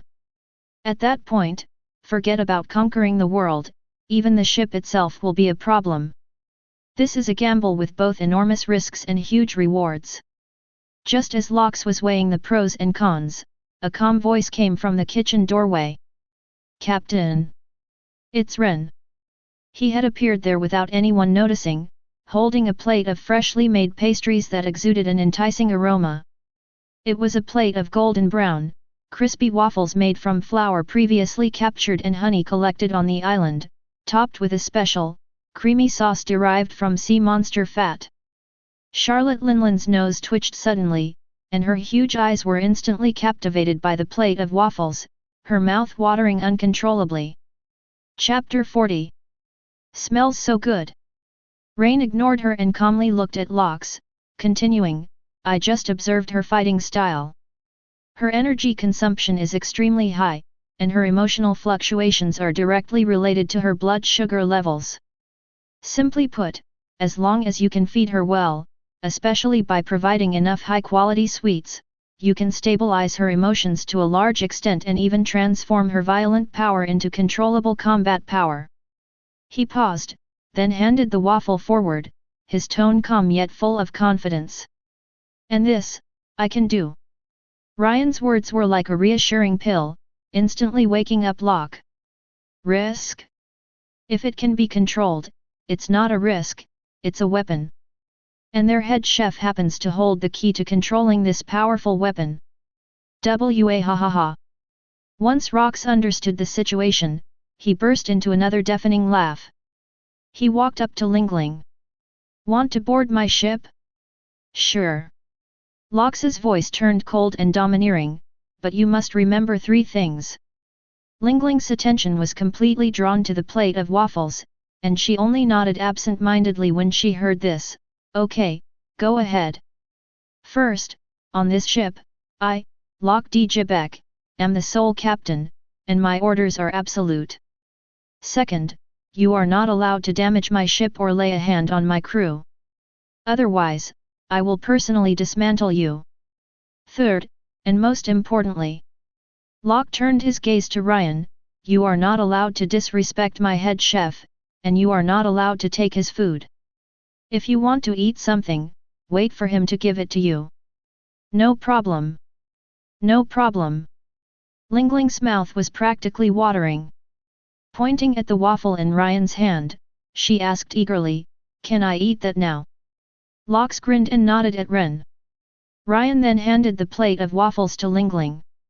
Lingling was overjoyed and, disregarding her image, grabbed a piece with her hand and stuffed it into her mouth. The moment the waffle entered her mouth, her huge eyes widened in shock, as if she had been struck by a bolt of lightning of happiness. Wow! It's so delicious! It's so good! She wolfed down her food while letting out satisfied, kitten-like whimpers. The raging, unruly aura he had just displayed vanished without a trace in the face of delicious food, turning him into a big, harmless idiot who only knew how to eat. Seeing this, Gats and Silver exchanged bewildered glances, Durham stopped crying, and everyone looked at Rain with the eyes of someone looking at a monster. Lox nodded in satisfaction. He walked to the middle of the crew, waved his hand, and announced in a loud voice, "All right, men. Welcome our new partner, Charlotte Linlin." And so, one of the future 4 emperors, Big Mom, officially joined this ship that had just set sail and would become the future ruler of the seas in a way that no one had expected. Charlotte Linlin's arrival brought about a dramatic change to the already somewhat crowded and dilapidated ship, the most obvious change being that the ship's groans became more frequent. Durham's daily work is no longer about repairing everyday wear and tear, but about following Lingling around and fixing structural damage caused by her walking too hard or accidentally bumping into the ship's side while stretching. His notebook, which he always carried with him, was filled with all sorts of data. The title has also changed from the Ghost Ship Repair Manual to How to Maintain the Basic Integrity of a Wooden Sailboat Under the Daily Activities of a 2-Ton Creature, a story filled with blood and tears. The rate at which food was consumed on board also increased exponentially. Gats used to be the ship's biggest eater, but ever since Lingling boarded the ship, that title has been ruthlessly stripped away. When it was time to eat, Gats could still wolf down a 5-person portion of food, but Lingling could eat a 50-person portion without changing her expression, and after finishing, she would still lick the plate with lingering satisfaction, staring longingly in the direction of the kitchen. This was the first time Gats realized what it meant to be outmatched by others, and there were always people better than you. The way he looked at Lingling was filled with awe for his fellow glutton. All of this pressure fell on Ryan in the kitchen. Ryan's workload is now more than 10 times greater than before, but instead of complaining, he enjoys it. Lingling was like a perfect experimental subject. Her unique constitution and high energy requirements allow Ren to experiment with various rare ingredients containing enormous energy without worrying that she might be unable to handle the nutrients. He used the tentacles of a giant deep-sea squid mixed with volcanic chili peppers to make flaming takoyaki, the violent energy of which was enough to make Gats's whole body smoke after eating just one. Lingling, however, was able to eat dozens of them in one go like snacks, and commented that the spiciness was just right, but they weren't chewy enough. He used the leftover scraps from the Leviathan of Thunder Abyss and a kind of shimmering mushroom that could cause extreme mental excitement to boil into a Thunder Symphony soup. It took Newgate half a day to calm the surging domineering aura within him after drinking just one bowl. Lingling, however, could gulp it down like mouthwash, then burp and exhale a string of tiny sparks. Under Rain's careful nurturing, Lingling's violent power not only did not become a threat, but instead became more solid. Her mood became exceptionally stable because she could enjoy the ultimate in delicious food every day. Most of the time, she was like a huge cat that had eaten and drunk its fill, lazily lying on the deck sunbathing. Of course, accidents can happen occasionally. That afternoon, the ship was sailing on a calm sea. When Lingling woke up from her afternoon nap, she suddenly sat up without warning, rubbing her stomach and showing an irritable expression on her face. "I'm hungry. I want something sweet. I want a cotton candy cake made of clouds, drizzled with rainbow syrup, that melts in your mouth." As she spoke, she unconsciously clenched her fists, and a dangerous aura began to emanate from her. Zeus and Prometheus, whom she had just repaired, sensed their master's emotions and began to hover anxiously around her, one amidst lightning and thunder, the other amidst raging flames. The atmosphere on the deck instantly became tense. "Oh no! It's food cravings!" Durham's face turned pale instantly. He had seen this entry in a pamphlet about the Charlotte family that he had somehow obtained. It is said that she must eat whatever she wants immediately, otherwise she will lose her mind and indiscriminately destroy things until her desire is satisfied. Marshmallow cake? Where on earth are you going to find that in this vast ocean? Gats was so anxious he was scratching his head. Rox and Newgate also frowned, they could sense that Lingling's power was spiraling out of control. Just at this critical moment, the kitchen door opened. Chapter 41. Ryan walked out carrying a huge tray, his face still showing the same calm expression. On the tray was an enormous cake with an exquisite design. The cake base is made by mashing the meat of sea monsters that were previously hunted, mixing it with seabird eggs and flour, and then baking it, giving it a beautiful pinkish-white color. The main body of the cake is made by whipping a special gelatinous extract from deep-sea plankton. It has a light and airy texture, like a real cloud, and is topped with a rainbow-colored syrup made from 7 different luminous berries. Your wish, the cloud rainbow marshmallow cake. Rain placed the cake in front of Lingling. Lingling's eyes widened instantly, and the frenzied aura she had developed from hunger vanished in an instant, replaced by endless longing. She carefully scooped out a large spoonful and put it in her mouth. The cake melted in her mouth, and its light, sweet flavor with a hint of fruitiness instantly filled her palate, making her feel completely blissful. Woo! Lingling let out a long, satisfied moan, her eyes squinting happily as she became completely absorbed in the world of delicious food. A crisis that was about to erupt was easily averted by Ren with a dessert. On the deck, Lox, Newgate, Gats, Silver, and Durham watched this scene and all breathed a sigh of relief. As they watched the small figure calmly clearing away the dishes, a thought simultaneously popped into their minds. Although the captain of this ship is Rox, the true anchor of the ship is probably this unfathomable head chef. Lingling's contented snoring sounded like a kitten purring, only amplified hundreds of times, creating a peculiar, soothing resonance in the air above the deck. Durham slumped on the deck, writing something in his notebook with trembling hands. Gats leaned closer to take a look and saw that it was written in crooked handwriting. Final conclusion: the core element for maintaining the basic integrity of this ship is not the keel or the sails, but ensuring that the head chef has enough sugar and flour. After he finished writing, he sighed deeply, closed the notebook, and looked at Rain with a gaze still full of shock. Rox and Newgate exchanged a glance, both seeing the same shock and lingering fear in each other's eyes. They prided themselves on being monsters, capable of destroying everything with their power, but their fists proved powerless against Lingling's irrational, instinctive rampages. But Ryan, an 8-year-old boy, effortlessly choked the sea monster with a spoon. This is no longer just about cooking skills, it's about wielding the reins of monsters and wielding the power to control them. Head chef. Gats rubbed his hands together, his face full of a fawning smile, and carefully approached Ren, pointing to the huge cake that was still half full. Look, what's left?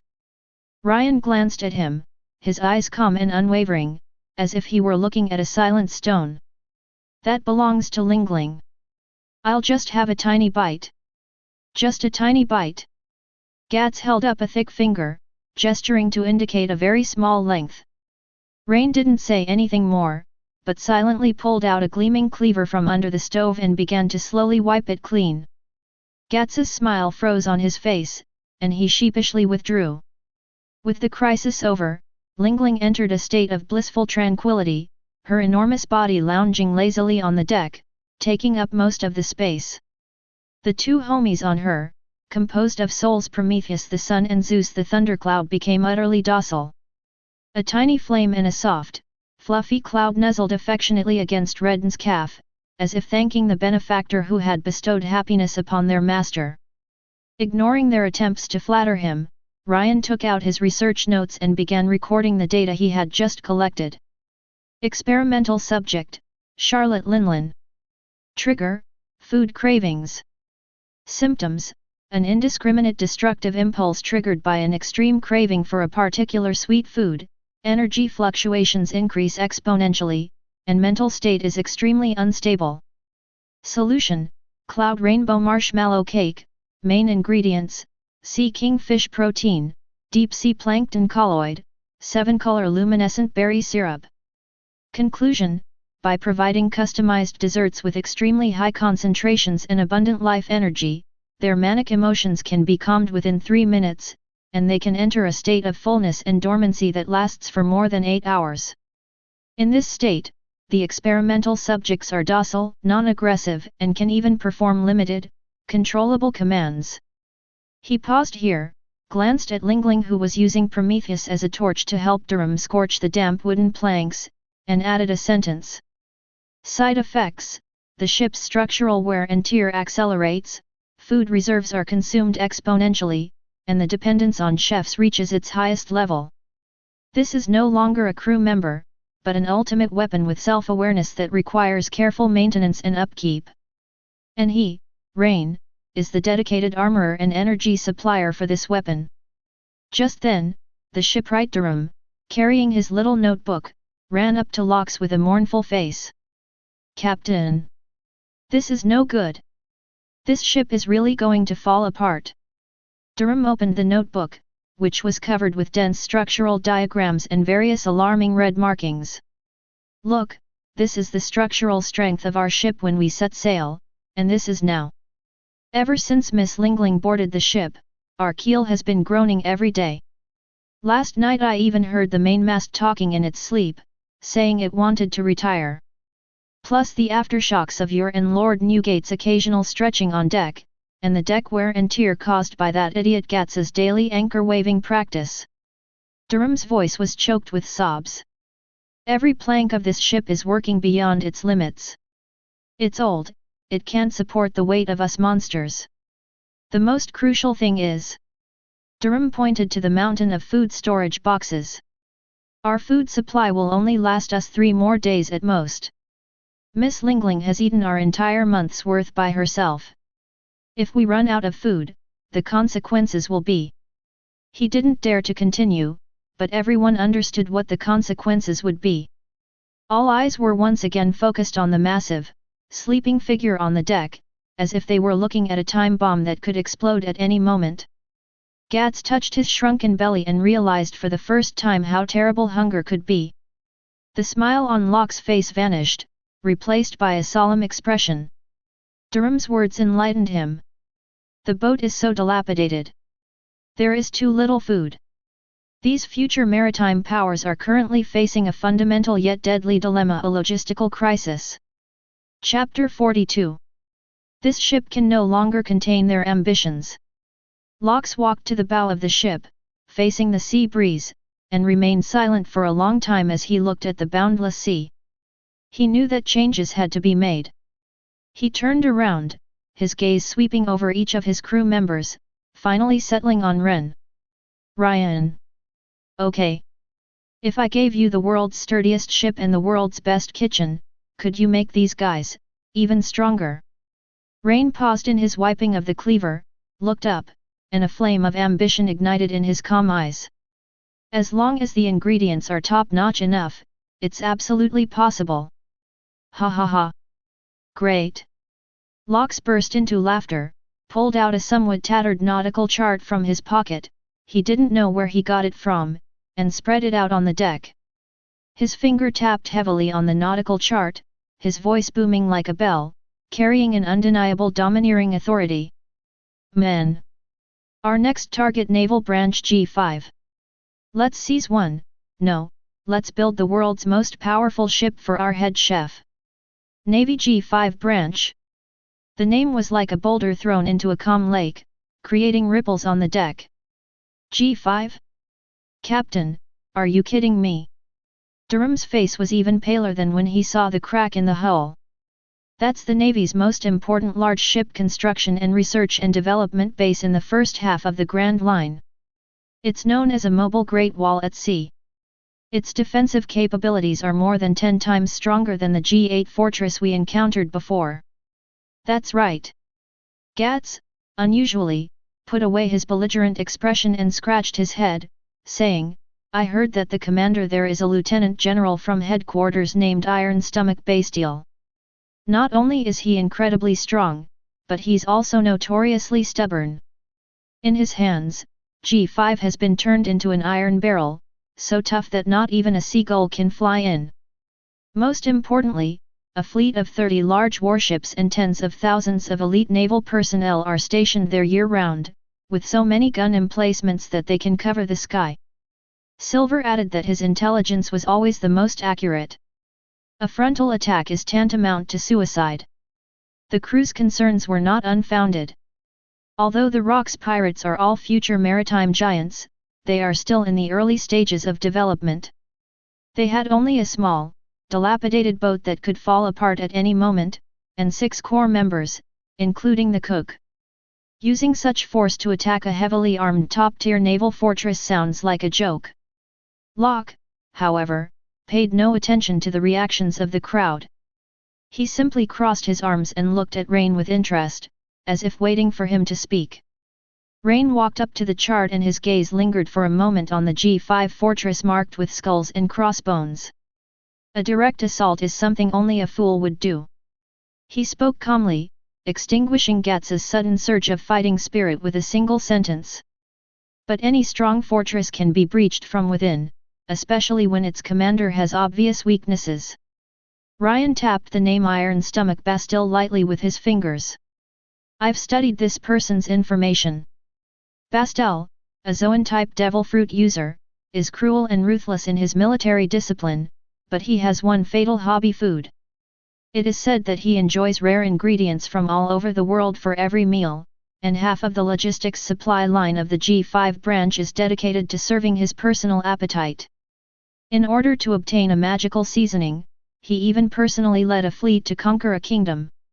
A subtle smile curved at the corners of Ryan's lips, the kind of smile a hunter gives when he spots a weakness in his prey. For a chef, a greedy diner is the best entry point. What do you mean?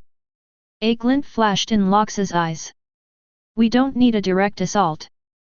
Rain raised his head and looked at everyone, his tone calm but full of confidence. All we need is a lure that he can't refuse, and he will personally open the gates of that fortress for us. Using food, for infiltration. Durham felt his brain was starting to malfunction. Yes.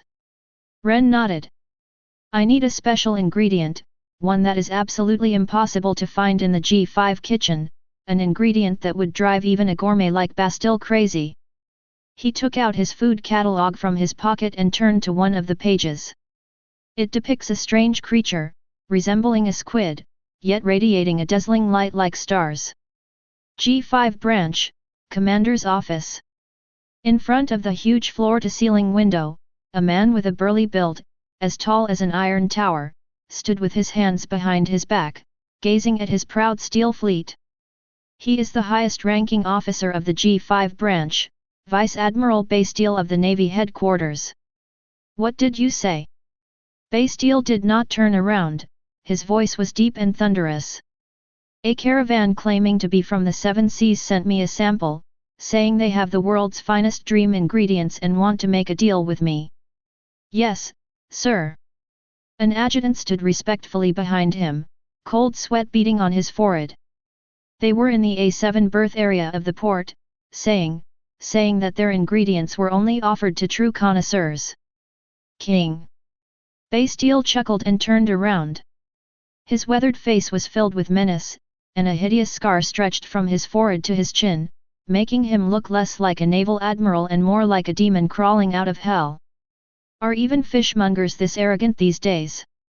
He originally intended to order these arrogant fools to leave, but the words dream ingredients were like a tiny feather, gently stirring his heart, which had long been spoiled by gourmet food. Where are the samples? It's here. The adjutant quickly presented a beautiful box made of deep-sea jade, which was still emitting wisps of cold air. Bastille took the box and opened it. An indescribable, deep, and fresh aroma, seemingly containing the essence of the stars and the sea, instantly filled the entire office. In the center of the box, a small dish made of pure black crystal holds a pool of inky sauce that looks like a melted galaxy. The sauce changed colors beautifully under the light, sometimes as deep as the night sky, sometimes as dazzling as the Milky Way, as if it had a life of its own. Just smelling this aroma made Bastille feel as if all the taste buds in her body were awakening and screaming. He stretched out his finger, dipped it in a drop, and put it in his mouth. Boom! It was as if an entire universe had exploded in Bastille's mind.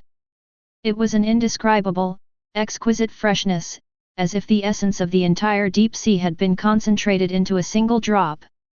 The flavors change constantly on the tongue as the temperature changes, sometimes the salty freshness of the sea tide, sometimes the subtle sweetness of coral, and sometimes the mystery and profundity of the deep trench. This is... A look of shock appeared on Bastille's devilish face. Bring them to me. He practically roared the order. No. Bring my mobile kitchen to the port. I want to see them cook a dish for me with these ingredients. Chapter 43. Port A7 Berth Area.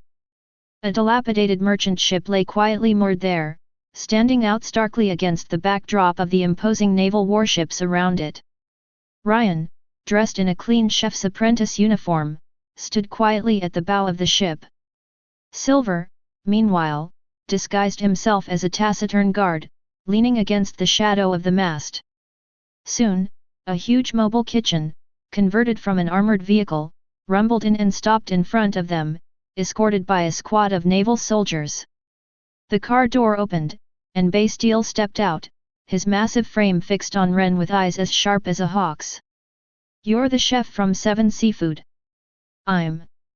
Ryan answered calmly. Did you make that galaxy ink just now? Yes. It is good. Bastille grinned, revealing a set of gleaming white teeth. Now, use the ingredients you brought to cook me another dish. If it satisfies me, I'll give you anything you want. If it's just bluffing. A murderous glint flashed in his eyes. I will sink you and your boat to the bottom of G5 to feed the fish. Can. Ren nodded, as if he hadn't heard the deadly threat. However, I need to borrow some of the best ingredients from your kitchen. This request surprised Bastille, but he agreed nonetheless. Rain, carrying the jade box containing the Star River ink, walked into the luxurious mobile kitchen under the watchful eyes of Bastille and a group of naval officers. Instead of starting to cook immediately, he surveyed the various top-quality ingredients in the kitchen like a king inspecting his territory. Frosty beef air-freighted from the East China Sea, snow crabs from the ice fields of the North China Sea, and fiery chili peppers, a specialty of the volcanic islands of the South China Sea, you name it, they have it. The ingredients are good, but unfortunately, the preparation method is too rough. Rain shook his head and picked up a snow crab leg that the G5 chef was very proud of, which had already been prepared. The crab meat's membranes were not completely removed, and the ice-cold temperature was too low, which damaged the cell walls, causing at least 30% of the flavor to be lost. With each word he spoke, the head chef of G5 next to him turned paler. Under everyone's watchful eyes, Ryan began his performance. Instead of choosing those fancy ingredients, Ryan picked up the most ordinary and largest piece of bone-in beef rib from the G5 canteen. First, it is quickly marinated using a secret method, and then a high-temperature blowtorch is used to form a thin crust on the surface of the beef, locking in all the juices. Next, Ryan put the huge beef rib directly into a huge pressure cooker, adding more than a dozen spices and vegetables borrowed from the G5 kitchen. Finally, he carefully opened the cold jade box and poured the ink of the Starry River onto the beef ribs like a black waterfall. Cover the pot with the lid and turn on the fire. The entire process was smooth and fluid, filled with a certain mysterious sense of ritual. Everyone held their breath, waiting for the dish to be ready. As the pressure cooker's valve began to vibrate wildly, a complex aroma 100 times more potent than the previous sample, a blend of exquisite meaty and deep-sea seafood fragrance, leaked out of the pot. Bastille's body jolted violently, and his Adam's apple bobbed uncontrollably. Finally, the time has come. Ryan opened the pot lid. In that instant, it seemed as if thousands of stars burst forth from the pot. A thick, almost impenetrable black gold beam of light shot into the sky, enveloping the entire port in a sacred yet sinful fragrance.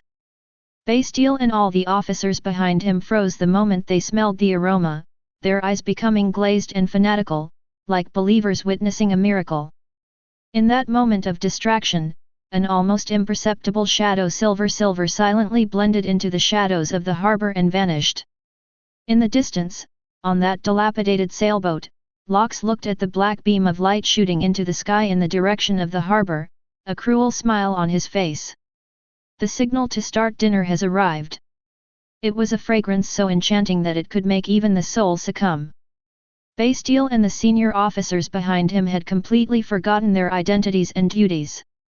Their eyes were fixed on the huge pressure cooker, and their minds were filled with only one thought: to eat it. With a blank expression, Rain placed the huge beef rib, stewed until tender and falling off the bone, with an obsidian-like sheen, on a large silver platter. The beef seemed to breathe, each tremor releasing an even more deadly allure. "My dish is called Abyss Roar." Ryan gave a concise introduction. "Give me." Bastille practically pounced on him, disregarding his dignity as a vice-admiral, and tore off a large chunk of piping hot beef with his hand and stuffed it into his mouth. The moment the beef entered his mouth, his large, bell-like eyes widened in shock, and he froze on the spot as if struck by lightning. It was an exquisite taste that defied description. The beef fibers are stewed until incredibly tender, yet retain a perfect amount of chewiness. With a gentle touch of the teeth, the meat juices, soaked with the ink of the Milky Way and the essence of dozens of spices, exploded in the mouth. The deep umami, the wild aroma, and the domineering mellowness, these three flavors, like three ancient behemoths, waged an earth-shattering war on his taste buds. "Whoa whoa whoa whoa!" Bastille let out a roar that was inhuman, a mixture of pain and ecstasy. He felt as if his soul had been dragged into the abyss of delicious food by this flavor, where he was utterly consumed and destroyed, and then reborn in the ultimate deliciousness. The officers behind him also rushed forward to grab the food, eating with tears streaming down their faces, making a complete fool of themselves, showing no trace of their former elite naval forces. They were completely immersed in this feast, created by Ren himself and dedicated to the devil. Just as the G5 branch command system was completely paralyzed by a meal, the fall of this steel fortress began. Boom! With a loud bang, an invisible force blasted a huge gap open in the outermost steel gate of G5 fortress. Newgate walked in slowly, holding a naginata. He didn't even use his full strength, a casual air blast was enough to open a path for his companions. "Gurgle gurgle gurgle, this door is pretty sturdy." "Ha ha ha! I'm here." Gats's massive figure followed closely behind, carrying the anchor and charging wildly along the fortress's main road like a mad bull. Any naval soldiers and fortifications that attempted to stop him were utterly torn apart by his ferocious power. Behind them, a huge, pink figure was walking with a cheerful gait, swallowing a giant piece of cake as it went. Chapter 44. Delicious. The battle cake that Rain made is so delicious. Charlotte Linland's eyes crinkled into crescent moons as she smiled, and she felt a surge of energy coursing through her body. This is a special Berserk Sweetheart energy bar made by Rain for her. It is made with a high concentration of life energy and several rare fruits that can make people highly excited. It can make Lingling unleash her strongest fighting power while maintaining a happy mood. "Prometheus, burn that iron lump." Lingling pointed casually. The sun Prometheus immediately spewed out a huge pillar of fire, turning a cannon that was just about to fire into molten iron. "Zeus, send a shock to that house over there." Zeus, the thundercloud, struck with a thunderclap, and a thick bolt of lightning struck down, scorching a naval barracks until it was charred black and blue. The soldiers inside screamed and fled in panic. Lingling is like a child playing in an amusement park, every attack she makes is full of innocence and joy, yet it brings devastating blows to the GX5 branch. This invasion was not a war from the beginning, but a planned and premeditated armed plunder. Silver's figure moved like a ghost through the shadows of the fortress. He had already taken advantage of the enemy's distraction by the food to thoroughly familiarize himself with the fortress's defenses, communication nodes, and armory locations. At this moment, he was like a precise surgeon, removing the nerves and claws of the fortress one by one. The communications tower was cleverly destroyed by Silver, rendering it unable to send any distress signals. Silver turned the officers' quarters upside down, preventing the enemy from forming an effective command structure. The true mastermind of this operation, the shipwright Durham, was now rushing toward his holy site with gleaming eyes, like a devout believer. That was the secret dock located deep within the fortress. Guided by Silver's intelligence and with Gats's violent clearing of the way, Durham arrived at the dock gates without any hindrance. "I'm here. My darling." Durham let out a heartfelt call and, with all his might, cleaved open the alloy gate of the dock with an axe. Behind the gate, a colossal, entirely black vessel lay silently moored on the slipway, appearing before everyone's eyes. It was a state-of-the-art experimental warship of the Navy that had not yet been officially named. Its hull is made of a special alloy that shimmers with a dark light, and its lines are full of power. The ship is covered with a dense array of previously unseen gun barrels and weapon systems. It was like a steel behemoth lurking in the darkness, exuding a terrifying aura that sent chills down your spine. "That's it, that's it." Durham's eyes welled with tears as he stroked the warship's cold hull as if caressing a lover's skin. He pulled out a stack of design drawings he had stolen from Silver from his pocket, and trembled with excitement. "I've finally found you." Just then, an angry roar came from the direction of the port. "Bastards! What did you do to me?" Iron Stomach Bastille finally snapped out of his culinary illusion. Looking at his devastated fortress and feeling the strange, satiating sensation within him that left him utterly powerless, he finally realized he had been tricked. "What a shame!" he roared, transformed into a half-human, half-rhinoceros form, and charged madly toward the dock. However, a figure was faster than him and blocked his way. "It's Rox." He had appeared there at some point, a mocking smile on his face.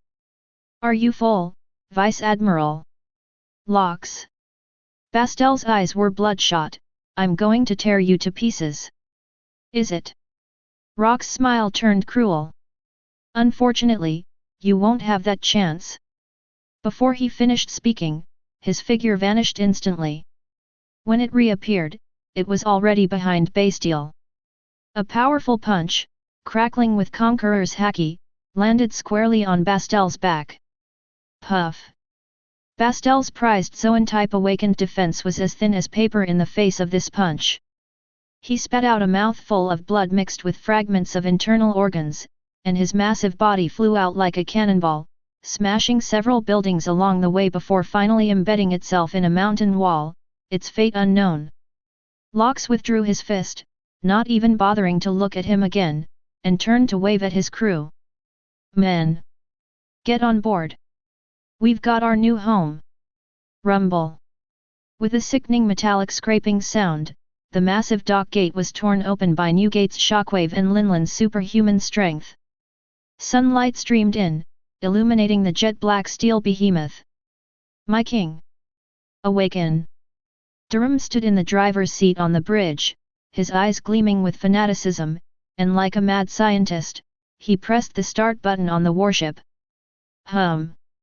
The dormant steel heart began to beat, the entire warship emitted a deep rumble, countless indicator lights on the hull lit up one after another, and a huge and terrifying aura slowly awakened. "Ha ha ha! Let's go!" Gats stood excitedly at the bow, waving the anchor at the terrified sailors outside. Under the command of its new owner, Durham, this terrifying warship, which had changed hands before even being named, was like an ancient beast that had broken free of its shackles. With a ferocity completely disproportionate to its massive size, it smashed through the last line of defense in the harbor and charged toward the vast, boundless sea.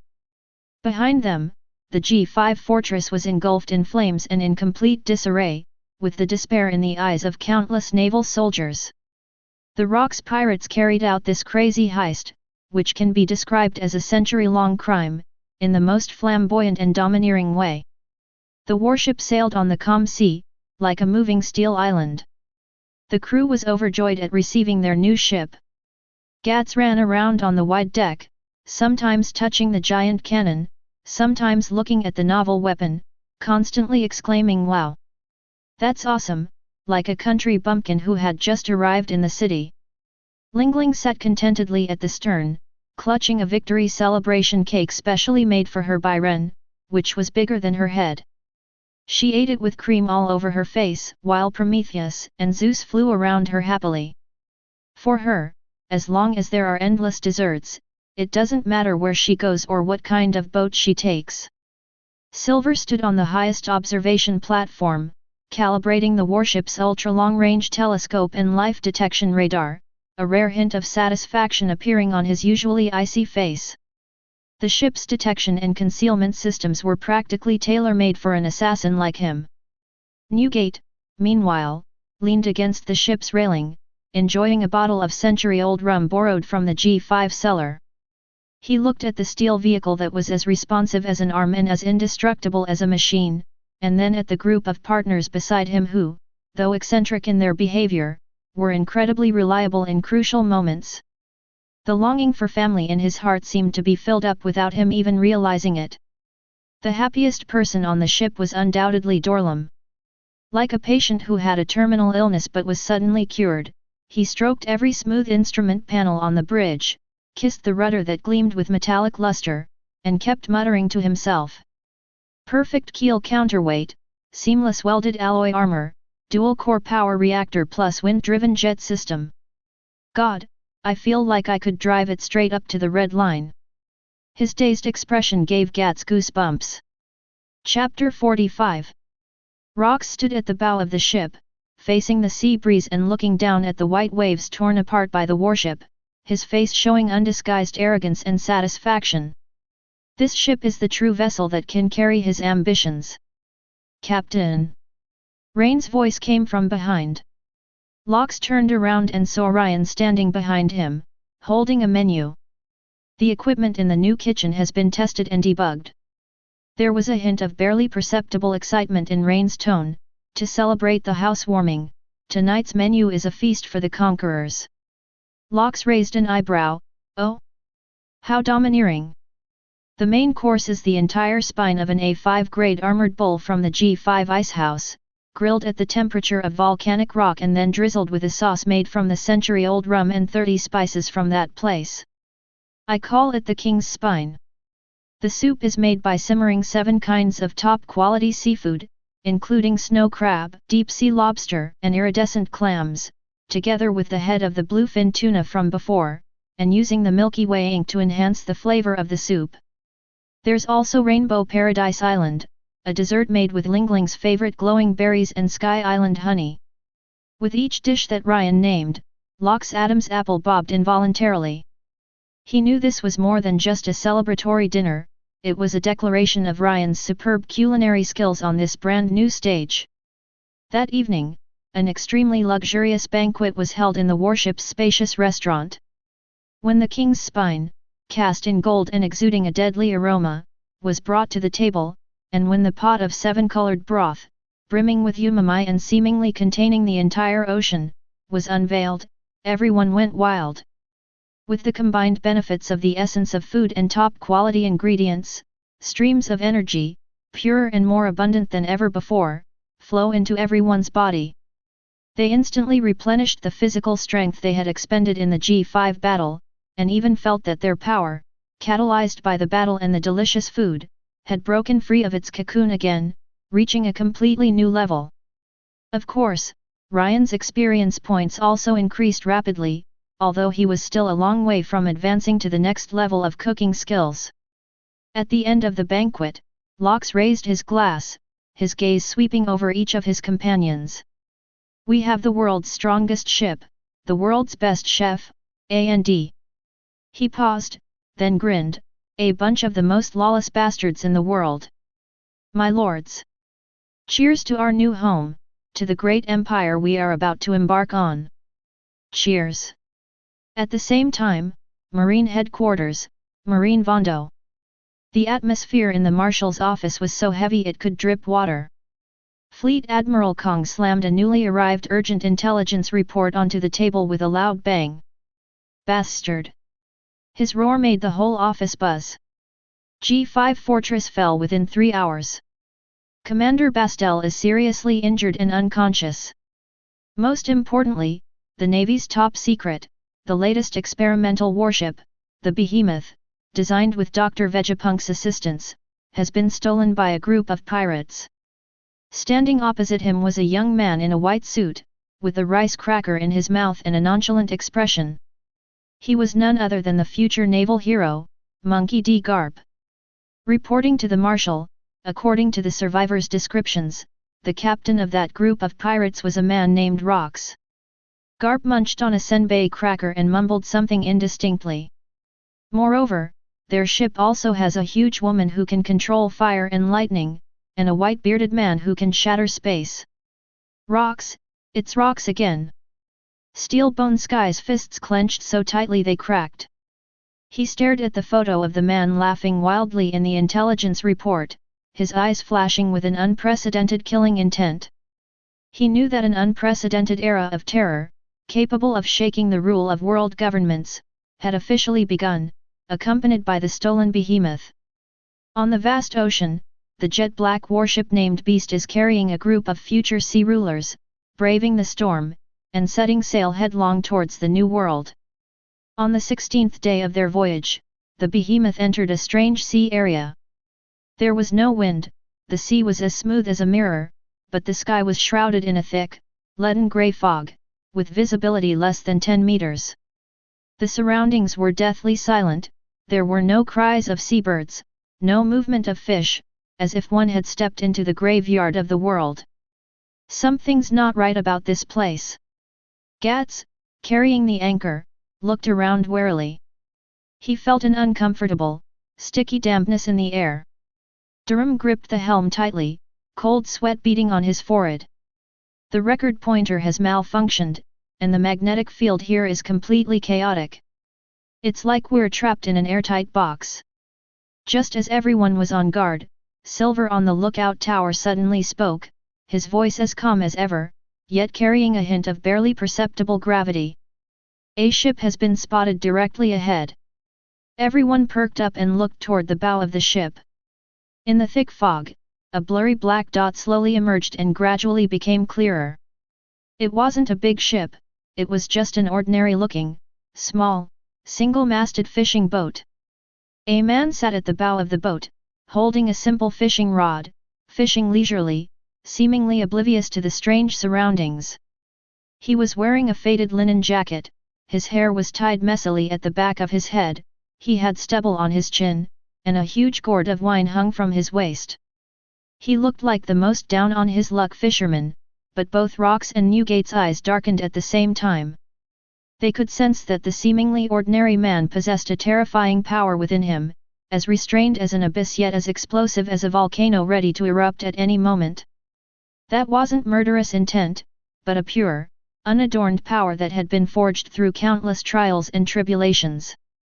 "Hey! You boat in front! Who are you?" Gats shouted at the top of his lungs, trying to dispel his unease with volume. Upon hearing the sound, the man lazily raised his head, revealing an ordinary, even somewhat dejected face. He seemed to have just woken up, yawned, rubbed his sleepy eyes, and then his gaze swept over the massive hull of the beast before finally settling on the kitchen chimney. He sniffed hard, and his eyes suddenly lit up. The sharp glint in his eyes contrasted sharply with his dejected demeanor. "It smells so good," he muttered to himself, then stood up abruptly, put away his fishing rod, and gave Lox and the others a simple, honest smile. Brothers, could you please do me a favor and ask for some food? I've been lost in this god-forsaken place for days, and I've run out of the food I brought." Gats and Durham exchanged bewildered glances. Was this guy out of his mind? Upon seeing a massive, dark ship in this eerie sea, clearly not a friendly vessel, the first reaction is not to run away, but to beg for food. Chapter 46. Lox looked at him with interest, but said nothing. Just then, a deafening roar came from the seabed, and the calm sea surface exploded. A sea monster, over 100 meters long, resembling a giant python, with a ferocious single horn on its head, burst out of the water, opened its blood-red maw, and devoured the fragile fishing boat. Careful! Gats exclaimed in surprise. However, the man didn't even turn his head, he simply waved his hand impatiently, as if shooing away an annoying fly. There was no deafening roar, nor any earth-shattering shockwave. An invisible, extremely refined slash flashed past the simple fishing rod in his hand. The next second, the massive body of the arrogant Sea King suddenly stiffened, and then it split neatly in two from head to tail. The incision was as smooth as a mirror, and the blood and internal organs burst open with a bang after a delay of a fraction of a second, staining the surrounding sea surface blood red. One strike. Instant kill. A deathly silence fell over the deck of the beast. Gats's mouth was wide open enough to fit a dinosaur egg, and he didn't even notice the blueprints in Durham's hand fluttering to the ground. Even the usually composed Silver tightened his grip on the spear slightly. A hint of seriousness appeared in Newgate's usually somewhat languid eyes. Grrrrrrrr. What an interesting fellow. The playfulness on Locke's face vanished, replaced by excitement. The man acted as if he had done something insignificant. He glanced at the Sea King he had split in two and shook his head regretfully. What a pity, the flesh is too tough and has a fishy smell. It's not tasty. Then, he turned his gaze back to the behemoth, his smile growing even brighter, even carrying a hint of ingratiation. Brothers, can we get some food now? I smell meat on your ship, it smells like roasted pork leg marinated in honey. His words shocked the Rocks pirates once again. The roasted pork leg was made by Rain yesterday, using pork captured from G5, and infused with honey from the Sky Island and a type of flame flower that can only be found on certain islands. Most importantly, they were still at least several hundred meters away from the fishing boat, separated by thick fog. Did this guy have a dog's nose? What's your name? Lox spoke, his voice carrying a barely perceptible hint of appreciation. The man scratched his messy hair and smiledly, my name is Wang Ji. Wang Ji. As Lox read the name aloud, he suddenly burst into laughter. Ha ha ha. All right. Wang Ji. You can have food, but only if you can take one punch from me. Before he finished speaking, Rock's figure had already disappeared from the bow of the ship. The next second, he appeared in front of Wang Ji's small fishing boat and threw a heavy punch wrapped in Conqueror's haki straight at Wang Ji's face. Faced with this earth-shattering punch, Wang Ji's simple smile vanished instantly. He neither dodged nor avoided the punch, but met it head-on with his own. There were no weapons, no devil fruit abilities, just a clash of pure haki and power. Boom! The two fists collided in mid-air, instantly tearing open a huge hole in the surrounding thick fog, and pressing a bottomless whirlpool into the sea beneath their feet. The small fishing boat was reduced to dust the moment it collided with the object. Wang Ji's figure flew backward, taking 7 steps on the sea surface, each step causing the sea to explode, before finally stabilizing himself. Rox was also shaken and forced to take a half step back. Wang Ji shook his slightly numb fist, looked at Lox, and his eyes flashed with an astonishing fighting spirit. You're strong. But, can you let me eat something before we fight? I'm starving. Lox stared at this powerful figure with his peculiar style for a moment, then burst into another earth-shattering laugh. Ha ha ha. This is interesting. This is so interesting.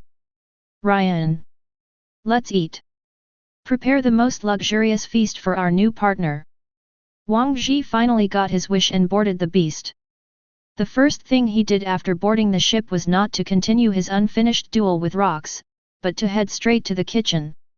When Rain placed a steaming bowl of flaming honey roasted pork leg rice, drizzled with a secret sauce, in front of him, the powerful man who had just displayed the demeanor of a grand master instantly transformed into a wild beast that hadn't eaten for 3 days and 3 nights.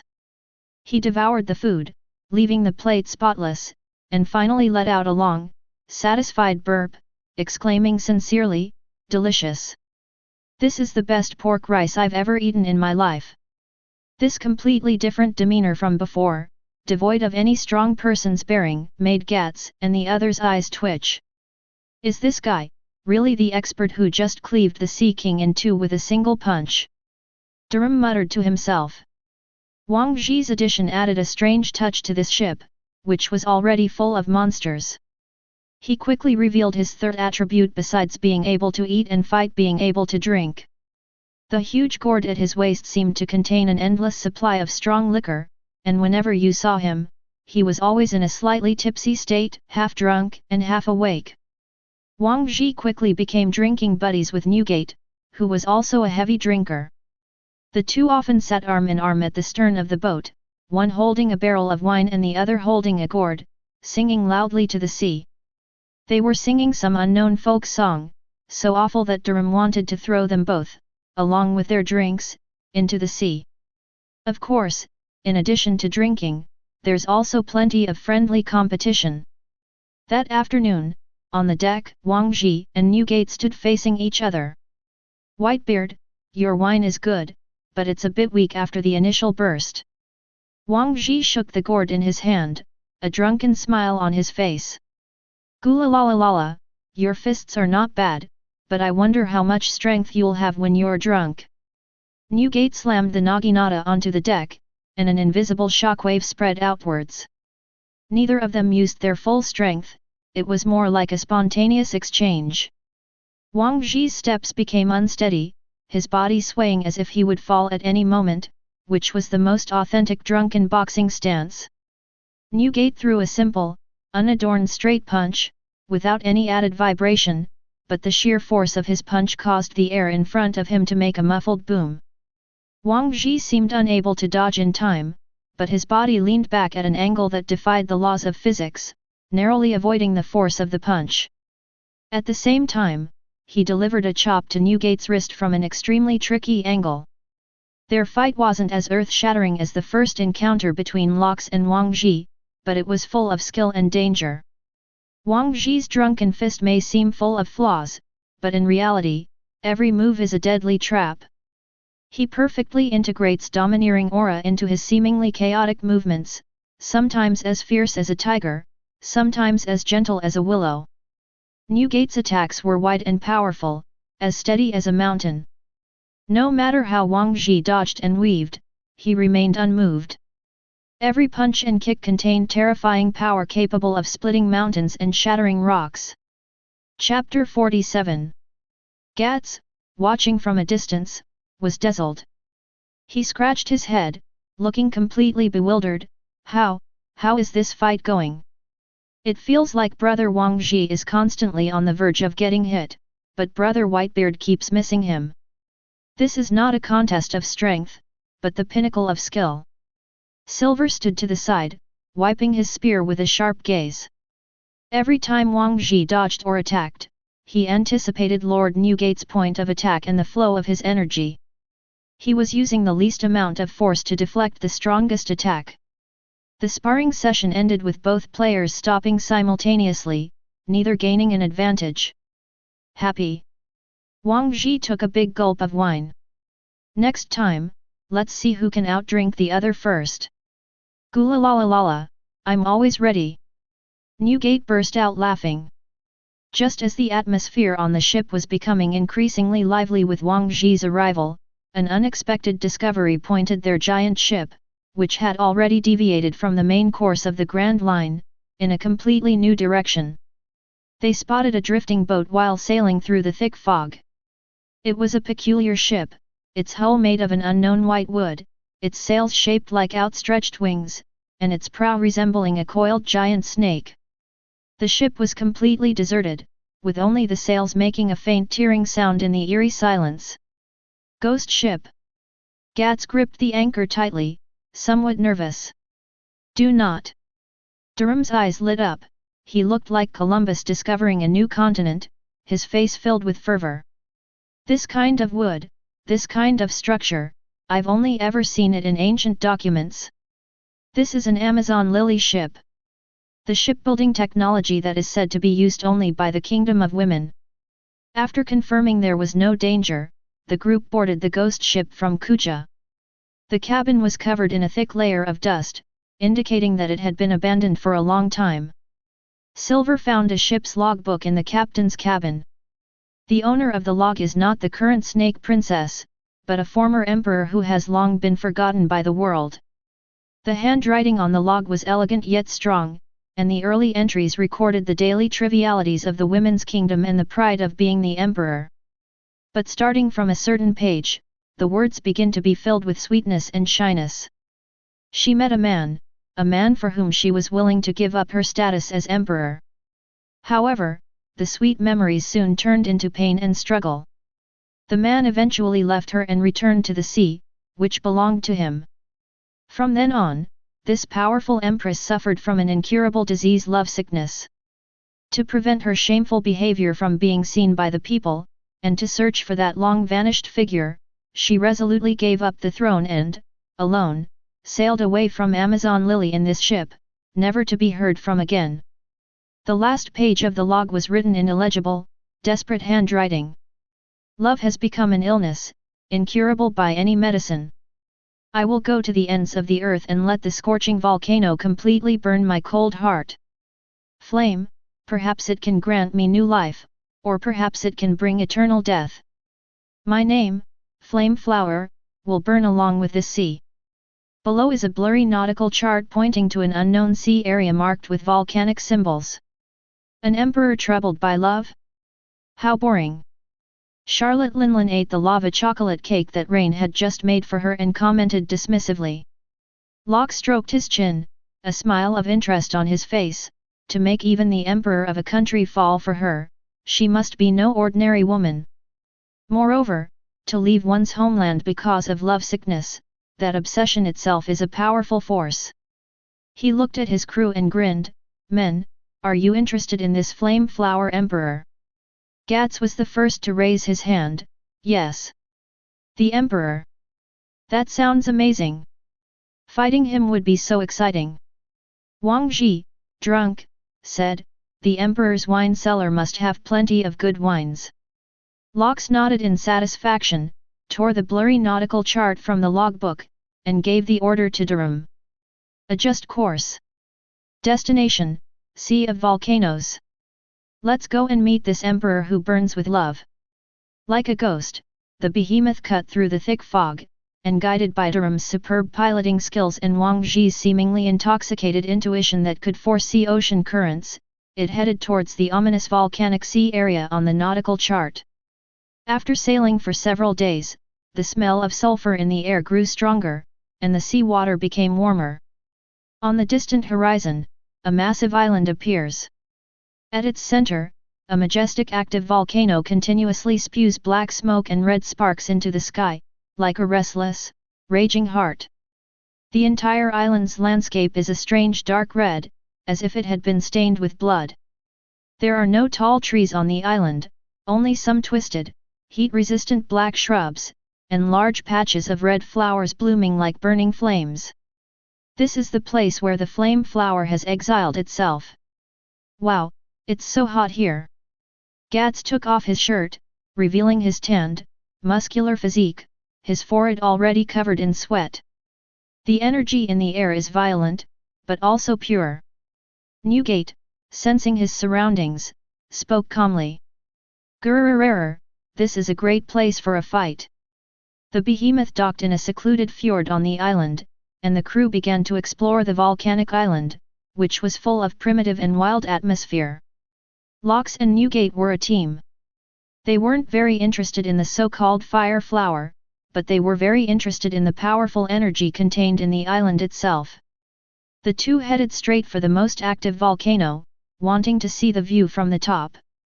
Charlotte Linlin, along with Prometheus and Zeus, joyfully rushed towards the fiery red sea of flowers. She discovered that the flowers tasted sweet with a hint of spice, a unique dessert she had never tasted before, so she began to devour them with great relish. Wang Ji pulled out a fishing rod from somewhere, found a stream where lava flowed, and started trying to fish with lava, muttering to himself, "Maybe I can catch a fire lizard to eat with my drinks." Gats, Silver, and Durham are tasked with searching for traces of the flame flower. With his beast-like instincts, Gats rampaged through the jungle, but instead of finding anyone, he got into a fight with a three-headed lava hound, which ended with him using the hound as a flail to fling it away. Durham, on the other hand, became very interested in the island's rock formations.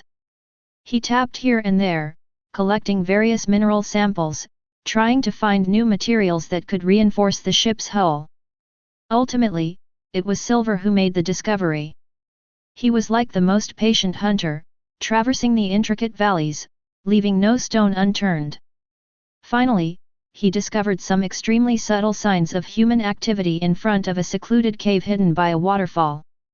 The interior of the cave is a completely different world. It is well maintained, with stone tables and benches, indicating that someone has lived here for a long time. But at this moment, the cave was empty. Silver found something on the stone table. A broken hairband woven using a special technique. Just as everyone gathered and Silver took out the headband, an incomparably sharp killing intent descended from the sky. Chapter 48. A fiery red figure fell from the direction of the volcano like a meteor and appeared in front of them in an instant. She was a tall woman with a cold and beautiful face. She wore a tight-fitting combat suit made of some kind of animal hide, which accentuated her incredibly hot figure. Her long black hair cascaded down like a waterfall, but her eyes were colder than ice.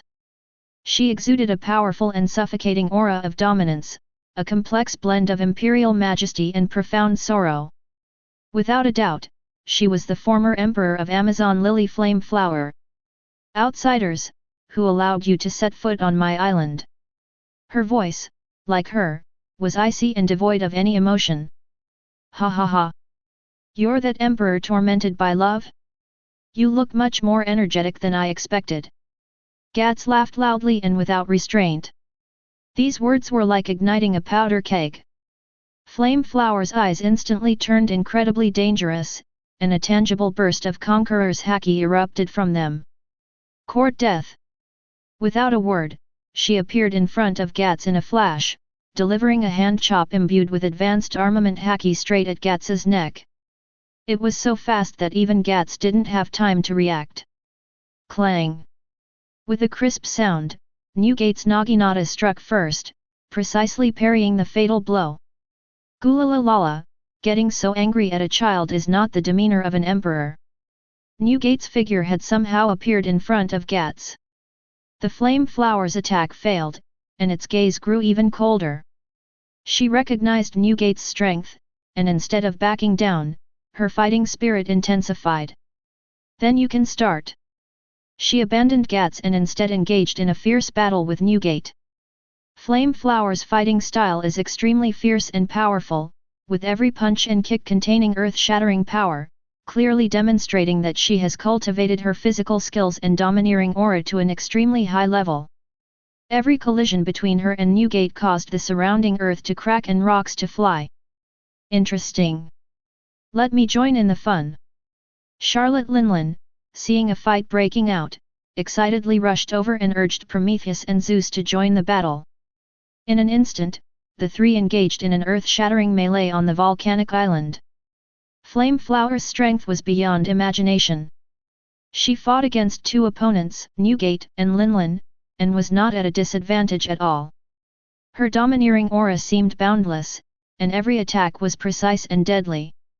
The aftershocks of the battle turned the entire island upside down, causing the volcano to erupt even more violently, with lava flowing down from the mountaintop like tears of blood. "What a nice welcoming ceremony!" Lox's voice rang out lazily. He had somehow appeared at the edge of the battlefield, watching the fight with great interest. He glanced at Rain and Wang Ji, who were equally calm beside him, and grinned. "It seems it's time to end this farce." Rox took a step forward, and a will far deeper and more domineering than the flame flower soared into the sky, instantly enveloping the entire battlefield. The three people who were engaged in fierce fighting suddenly stopped moving, as if their bodies were being pressed down by an invisible mountain. As if teleporting, Locke appeared in front of Flame Flower, extended a finger, and casually tapped her forehead. Flame Flower's pupils contracted sharply. She tried to dodge, but found her body bound by an irresistible force, unable to move. She could only watch helplessly as the finger grew larger and larger in front of her. At this critical moment, an indescribable, warm, and mellow fragrance, as if it had a life of its own, silently drifted out and precisely entered the nostrils of everyone. The aroma was unlike any dish that Ren had ever made before. It wasn't domineering or intense, but like a gentle hand, it soothed everyone's tense nerves caused by the fierce battle and calmed their wildly beating hearts. It was a wonderful flavor that combined the purest sweetness of rice, the crispest taste of spring water, and a touch of sunshine-like warmth. Newgate and Linlin, who were engaged in fierce fighting, stopped what they were doing. Even the arrogant Rox stopped in mid-air with the finger that was about to touch Fire Flower's forehead. Everyone's gaze involuntarily turned to the distance not far away. There, Rain had set up a small pot on the open ground, and a simple white porridge was bubbling inside. Wang Ji stood to the side, using his prized fishing rod to slowly grill several bright red fire-scaled fish that he had just caught from the lava stream over the charcoal fire. That aroma that could quell all disputes came from the seemingly ordinary pot of white porridge and the few grilled fish. For the first time, a look of astonishment appeared on Flame Flower's usually icy face. This smell, it was so familiar that it made her long-frozen heart tremble. It was a scent that could awaken memories deep within the soul. For the first time, a ripple appeared in Flame Flower's eyes, which had been frozen for countless years. She stared blankly at the small figure not far away, and the pot that was emitting a warm, fragrant aroma, and the attack in her hand unconsciously dissipated. Seeing this, Lox withdrew his finger and stepped aside with interest. He knew that the stage ahead did not belong to him, but to his unfathomable head chef. Ignoring the tense atmosphere around him, Ryan focused intently on the white porridge in the pot. When the porridge was cooked to its perfect state, with the rice grains just about to open, he extinguished the flame. He filled a bowl, added no seasoning, and carried it step by step to the Flame Flower. "Please use." Ryan tilted his head back and handed the bowl over. Flame Flower looked down at the plain white porridge, then at the child in front of her with clear eyes and an unusually calm expression, and inexplicably took it. "The bowl was very hot, and that warmth traveled from my palm all the way to my heart." She hesitated for a moment, then gently scooped up a spoonful and put it into her mouth. The moment the porridge entered its mouth, the Flame Flower's enormous body shuddered violently, as if struck by lightning, and froze on the spot. It was a feeling that cannot be described in words. It's not some earth-shattering delicacy, it lacks complex layers and a fancy texture. All that remains is the purest sweetness of the rice grains, and the warm aroma of rice brought to its fullest potential by the precise control of the heat. It was such a simple and pure taste, yet it was like a key that suddenly unlocked the floodgates of her long-sealed memories. She seemed to see her younger self, sick and without appetite in the palace of Amazon Lily, and the bowl of white porridge that her mother cooked for her.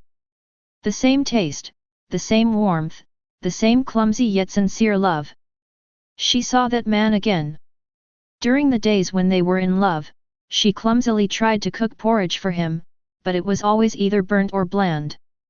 Yet he would always drink it with a smile and say that it was the best porridge in the world. Chapter 49. Memories flooded my mind like a tidal wave. Those tenderness and happiness that she had deliberately forgotten, that she had disguised with coldness and strength, were now exposed in front of this bowl of porridge. Woo! A long-suppressed sob, filled with endless grievances and longing, escaped from the throat of the former empress. The next second, 2 streams of hot tears uncontrollably slid down from her resolute eyes, dripping into the bowl and mixing with the scalding hot porridge. She cried. She cried like a lost child, her cries were heart-wrenching. She sipped the porridge slowly, as if she wanted to swallow this belated warmth along with all her sorrow. On the deck, everyone watched this scene in silence. Gats scratched his head, realizing for the first time that women were truly incomprehensible creatures. Lingling pouted, she thought the porridge didn't look as good as her cake, but seeing Flame Flower crying so sadly, she unusually kept quiet. Newgate and Wang Ji exchanged a glance, both seeing a hint of understanding in each other's eyes. They understood that what Ryan was cooking in that bowl of porridge was no longer just food, but the human heart. Lox crossed his arms, his face beaming with pride and admiration. It's not a skill to conquer a strong person by force. His unique and irreplaceable power as a head chef lies in his ability to melt a frozen heart with a bowl of porridge. After finishing the bowl of porridge, the Flame Flower stopped crying. She wiped away her tears. Although her eyes were still red and swollen, most of the deep sorrow and coldness that had clung to her for years had dissipated. She handed the empty bowl back to Ryan, her voice no longer cold but hoarse and weary. "Thank you, and I'm sorry." "It's okay, just wash the dishes." Ryan answered calmly, as if he had only done a trivial thing. Flame Flower looked at him for a long time before giving a bitter smile. She walked up to Lox and re-examined the man who had almost killed her. "Who exactly are you? What are you doing on my island?" "My name is Lox." Lox grinned, a smile that was arrogant and domineering. "I've come here to invite you aboard my ship." "Invite me?" The Flame Flower was stunned. "Yes." Rock's eyes were burning. "I saw your strength, and I also saw your resentment. You hide on this broken volcano and cry because of a man. Don't you think you're wasting all your abilities?" Locke's words were harsh, but they hit the nail on the head. "This ocean is vast, far more exciting than your love affairs. Instead of rotting here, come with me to see the real scenery of this world and burn all the things that make you unhappy to ashes." He offered no comfort, no sympathy, but instead laid bare a completely new path, one filled with destruction and conquest. The Flame Flower fell silent.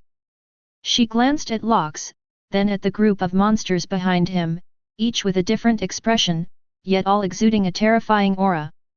There is an incredibly powerful Whitebeard who could easily defeat her without using his full strength, a giant woman who can control the weather, a drunken but unfathomable Wang Ji, and a mysterious child who can make her lower all her guard with just a bowl of porridge. There are no weaklings on this ship. Here, she might truly be able to forget the past and start anew. "Why should I trust you?" she asked. "You don't need to believe me." Lox laughed loudly. "You just need to believe in your own strength, and my chef's skills, and you will never taste sadness again on the ship." This sentence became the last straw that broke the camel's back. Flame Flower raised its head, and flames reignited in its eyes, not flames of sorrow, but the indomitable fighting spirit of the strong. "Okay, I'll join you." And so, the former Emperor of Amazon Lily, Flame Flower Gloriosa, officially boarded this ship of hegemony destined to overturn the world in a way that no one could have predicted. "Great! We have another partner!" Gats shouted excitedly. Your Majesty, are you hungry? Brother Wang Ji has a few grilled fish left, they're delicious."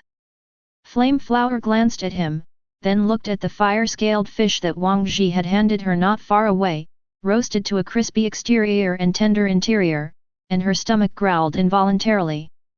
She took the grilled fish, took a bite, and her eyes lit up instantly. Spicy, piping hot, and full of life. This may be the taste of her new life. With the addition of Flame Flower Gloriosa, the monster density on the behemoth has surged once again. This top-secret naval warship has now become a veritable mobile hellhole. The first person on the ship to feel this pressure was the shipwright, Durham. His daily work is no longer simple maintenance and upkeep, but rather he takes a special ruler that can measure energy fluctuations and taps around the ship, muttering incantations, like a mentally unstable fortune teller. The energy resonance index of the mainmast has exceeded the limit again. It's caused by the domineering aura released when Lord Whitebeard and Lord Wangji were drinking together. The alloy armor on the port side of the hull shows barely perceptible signs of metal fatigue. It must have been caused by Miss Lingling accidentally bumping into it while turning over after eating. The keel is crying. It's saying it can't hold on much longer. My God, how many monsters are on this ship? Durham, clutching his little notebook, squatted in the corner drawing circles, his face a mixture of happy and painful frustration, like that of an old father dealing with his troublesome child. He began to study the structural diagrams he had copied from the abandoned ship of the Nine Serpents with great fervor, trying to incorporate the unique and highly flexible shipbuilding technology of the Women's Kingdom into the modification plan for the giant beast. Daily life on the ship has become increasingly colorful. Flameflower and Lingling, two equally powerful women, quickly established a peculiar competitive relationship. They would argue about whose training session resulted in the bigger dent in the deck, or bicker about who got more dessert from Ryan's cooking. But more often than not, they would team up to beat up Gats and Wang Ji, who came to challenge them, leaving them with black eyes and swollen faces. Wang Ji's drunken fist was no match for Flameflower's exquisite and targeted martial arts. His prized wine gourd was almost kicked away by Flameflower several times. Every day, scenes of epic battles unfolded on the deck, the aftershocks of which caused sea kings within 100 meters of the behemoth to disappear and detour around it. At the heart of all this chaos, however, remained Redden's small kitchen. He acted like a detached observer, calmly recording everyone's physical data and energy consumption. Under the influence of alcohol, Wang Ji's drunken fist can generate a chaotic and unpredictable flow of domineering energy. If his nerves are stimulated with ingredients containing lightning energy, this chaos might become even more violent. The Flameflower's domineering aura is filled with scorching heat and destructive energy, which is related to her state of mind. Warm and nourishing dishes that contain life energy can neutralize the ferocity in her domineering aura, making it more focused and stable. Lingling, just make more cakes.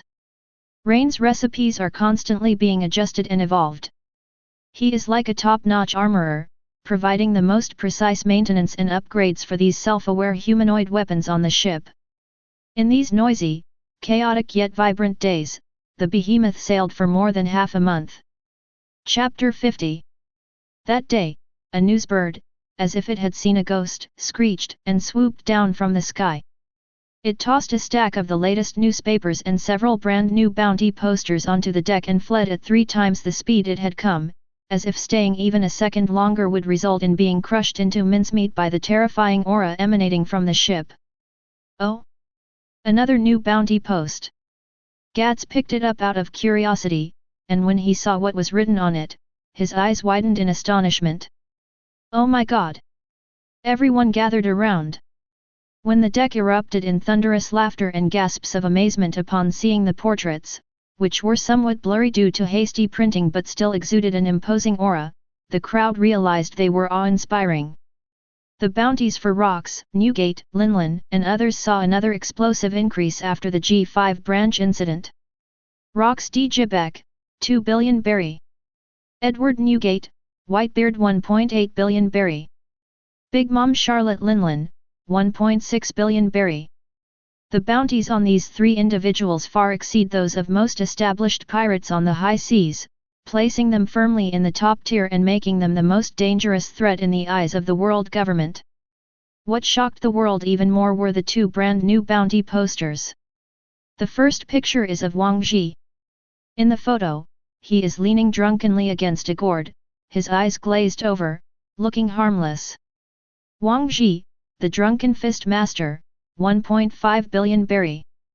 Criminal charge, former high-ranking figure at sea, whereabouts unknown for many years, now confirmed to have joined the Rocks pirates, extremely dangerous. The second one is a Flameflower.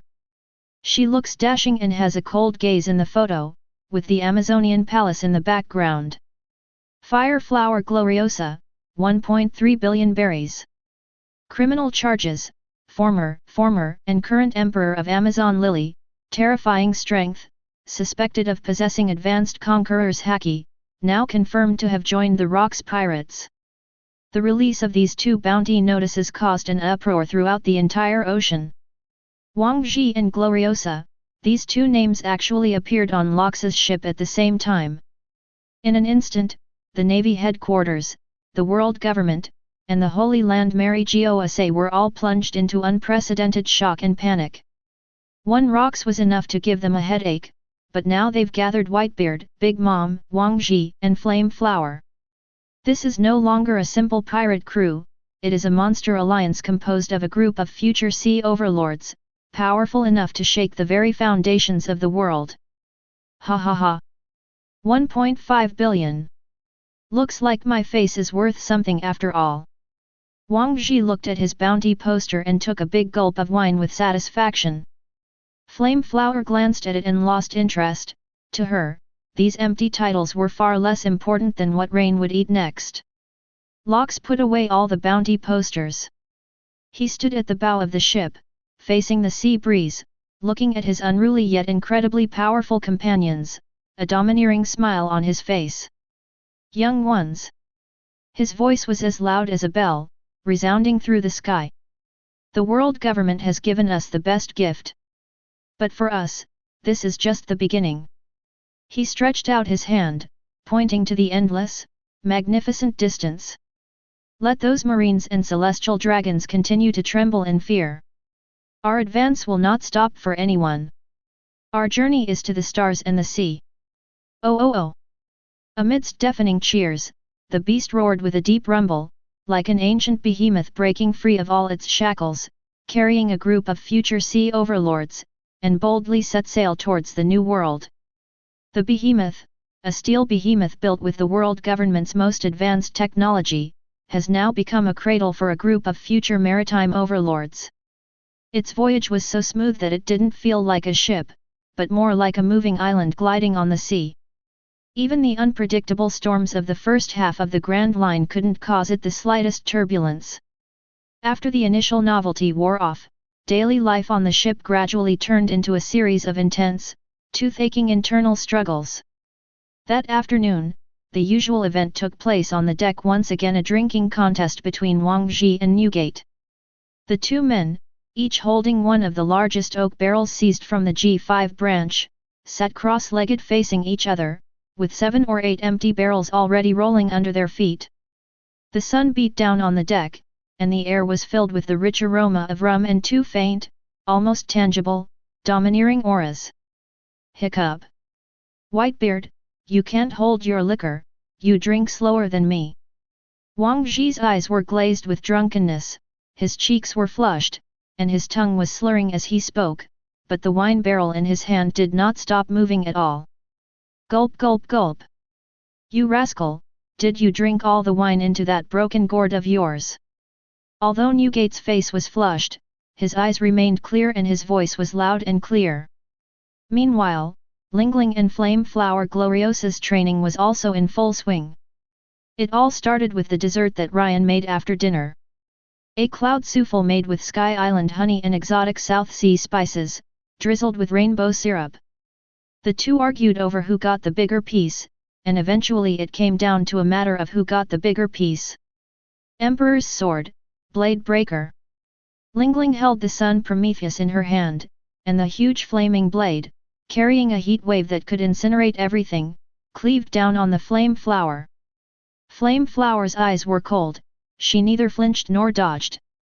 Her seemingly slender arms were covered with a layer of jet black armament Haki, which she used to meet the attack directly with a hand chop. Boom! The collision of flames and domineering aura produced a dull roar, and the scorching air waves baked the surrounding deck slightly black. After their exchange, the two retreated, leaving 2 marks of different depths on the alloy deck beneath their feet. He has good strength, but his technique is too rough. Flame Flower gave a cold review. Humph! You're all bravado, but you're too small for me to beat. Lingling retaliated without backing down. In the corner, Gats was pinned to the ground by Silver with the barrel of his gun, unable to move. He wanted to learn Silver's elusive footwork, but Silver subjected him to inhumane agility training under the pretext that his weight would make thunderous footsteps when he moved stealthily. The source of all this chaos points to the man crouching by the ship's railing, clutching a small notebook, his face edged with despair. The shipwright Durham. The mainmast's energy resonance index exceeded the limit 3 times this morning and 5 times this afternoon. If this continues, it'll start generating its own thunder. Metal fatigue has occurred in the port side alloy armor, with a crack length of 0.3 mm. This was caused by the aftershocks of Miss Lingling and Lord Flameflower's punch. This is already the 17th crack this week. Chapter 51. The keel at the bottom of the ship is crying, it's crying. It says it can't hold on much longer. It says that this ship doesn't carry people, it carries a group of moving natural disasters. God, why did I ever get on this pirate ship? Durham's voice was choked with sobs. He sounded like a heartbroken old father looking at his overly mischievous children, his happiness tinged with despair, and his despair tinged with a strange sense of pride. He flipped through the structural diagrams he had copied from the Nine Serpents ghost ship again and again, trying to incorporate the shipbuilding techniques of the Women's Kingdom, which used softness to overcome hardness, into the modification of the giant beast. However, the ship's basic design is too robust, like a muscular man trying to learn ballet, it's simply asking the impossible. Just as Durham was holding his notebook, preparing to go to the power compartment to check on the 2 power units that were also groaning, he suddenly stumbled and almost fell. It wasn't the ship rocking, but his own legs that went weak. He felt a sharp pain in his heart and his vision went black. I can't take it anymore. I feel like I'm about to die from overwork. Durham leaned against the wall, panting heavily. He was not only physically exhausted, but also mentally exhausted. He lived in constant fear, terrified that his precious warship would be torn to pieces by these monsters at any moment. Durham, what's wrong? Ryan's voice came from behind him, as he carried a steaming bowl of something. It was a soup made with several calming herbs and sea animal bone marrow. The soup was clear and had a faint, soothing aroma. Your heartbeat and breathing are not quite right. Drink this. Ryan handed the bowl over. Durham took the soup and drank it all in one gulp. A warm current flowed through my body, and my heart, which had been pounding wildly due to excessive anxiety, gradually calmed down, and my tense nerves relaxed considerably. Thank you, head chef. I'm fine. Dorlam managed a weak smile. Looking at his bloodshot eyes and haggard face, Ryan calmly said, "You're lying. Your body is telling me it's about to reach its limit." Rain's food of righteousness not only strengthens his body, but also gives him a thorough understanding of the crew's physical condition. Durham's smile froze. He looked at the child in front of him, whose eyes were so clear they seemed to see through everything, and he could no longer hold back. Head chef. Durham grabbed Redden's shoulder, his voice trembling. This ship is really going to fail. He spread out his notebook and pointed to the dense, alarming red markings on it. The behemoth was originally designed to carry weapons and soldiers, and its structural strength was designed according to conventional warfare standards. But what's on our ship? Lord Whitebeard, Miss Lingling, Lord Wangji, and the captain. With every breath they took, every time they drank, every time they rolled over, the domineering aura and power they exuded caused irreversible and permanent damage to the ship's hull. It's like making an ordinary person carry a mountain on their back every day, they'll fall apart sooner or later. Durham's voice grew increasingly agitated, eventually turning into a roar. This is no longer a problem that can be solved with repairs. It's a fundamental design flaw. This ship is a magnificent but fragile cage for us. It simply cannot contain us monsters. His roar drowned out all the noise on the deck. Wang Ji and Newgate, who were drinking, stopped what they were doing, and Lingling and Flame Flower, who were fighting, also separated. All eyes were now on the shipwright who was having an emotional breakdown. Locke slowly walked over, his smile vanishing, replaced by a solemn expression. He picked up the notebook that Durham had dropped on the ground, looked at the data recording the ship's mournful cries, and fell silent. He knew that Durham was not exaggerating. This ship, which he was so proud of, was becoming the first shackle restricting their progress. Durham's roar struck everyone's heart like a heavy hammer. An eerie silence fell over the deck, broken only by the sounds of the wind and the waves. They had been immersed in the joy of gaining great power and freedom of navigation, but they had ignored the silent lament emanating from the vessel beneath their feet that carried everything they had. Gats scratched his head, feeling for the first time that his enormous weight seemed to be a burden. Wang Zhi silently screwed the lid on the gourd, seemingly reflecting on whether he had made too much noise when he and Newgate were drinking.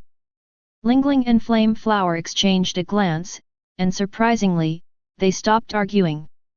Locke closed the notebook filled with the ship's groans and handed it back to Durham. He looked around at his crew, these unruly monsters, each possessing the power to destroy an island. He knew that Durham was right, the beast, this cage, was about to burst open. Since this ship is going to fall apart, let's get a sturdier one. Locke's voice broke the silence, calm yet carrying an undeniable domineering air. Where can I exchange it? Durham asked instinctively, then gave a wry smile. On this vast ocean, I'm afraid there isn't a single ship that can withstand us. Then let's go and seize one that can withstand the damage. A haughty smile crept onto Locke's lips. Or rather, to seize a base that can build such ships. He walked to the bow of the ship, facing the sea breeze, his gaze fixed on the distant, fog-shrouded depths of the shipping route. Men! Do you remember how we got this ship? Everyone was cheered up. G5 branch? Gats was the first to shout it out. Yes. Rox turned around, his eyes burning with ambition. If a single G5 branch can design warships of this caliber, then there must be shipbuilding bases even larger and more technologically advanced than G5 in the deeper parts of the Grand Line, at the core of naval power. He pulled out a somewhat worn nautical chart from his pocket, which he didn't know where he got it from, and spread it out on the deck. I've extracted some interesting information from CP0's brain. Locke tapped his finger heavily on the nautical chart, landing on a huge island marked with skulls and crossbones. The Navy's G2 branch, located in the middle of the Grand Line, is a secret training base for the Navy's 3 admiral candidates, and also the cradle of the Navy's newest and most experimental warships. It is said that a super battleship codenamed Azure Dragon is being built there, and its design concept is to counter natural disasters of our level. Qinglong. This word was like a boulder thrown into a calm lake, creating ripples on the deck. G2? Captain, are you kidding me? Durham's face was even paler than when he saw the crack in the hull. That's one of the Navy's true core fortresses on the Grand Line. Its defensive capabilities are more than 10 times stronger than the G5 we encountered before. Chapter 52. That's right. Gats also unusually put away his belligerent expression. I heard that the commander there is a Marine Admiral named Iron Fist Zephyr. He's only been an admiral for a few years, but he's a monster who's truly fought his way out of mountains of corpses and seas of blood, an idol to all the Marines. The crew's concerns were not unfounded. Although the Rocks pirates are all future maritime giants, they are still in their infancy. It sounds like a joke that they would directly attack a top-level fortress guarded by a Marine Admiral. Locke, however, paid no attention to the reactions of the crowd. He simply crossed his arms and looked at Rain with interest, as if waiting for him to speak. Rain walked up to the chart and his gaze lingered for a moment on the G2 fortress marked as extremely dangerous. A direct assault is something only a fool would do. He spoke calmly, extinguishing Gats's sudden surge of fighting spirit with a single sentence.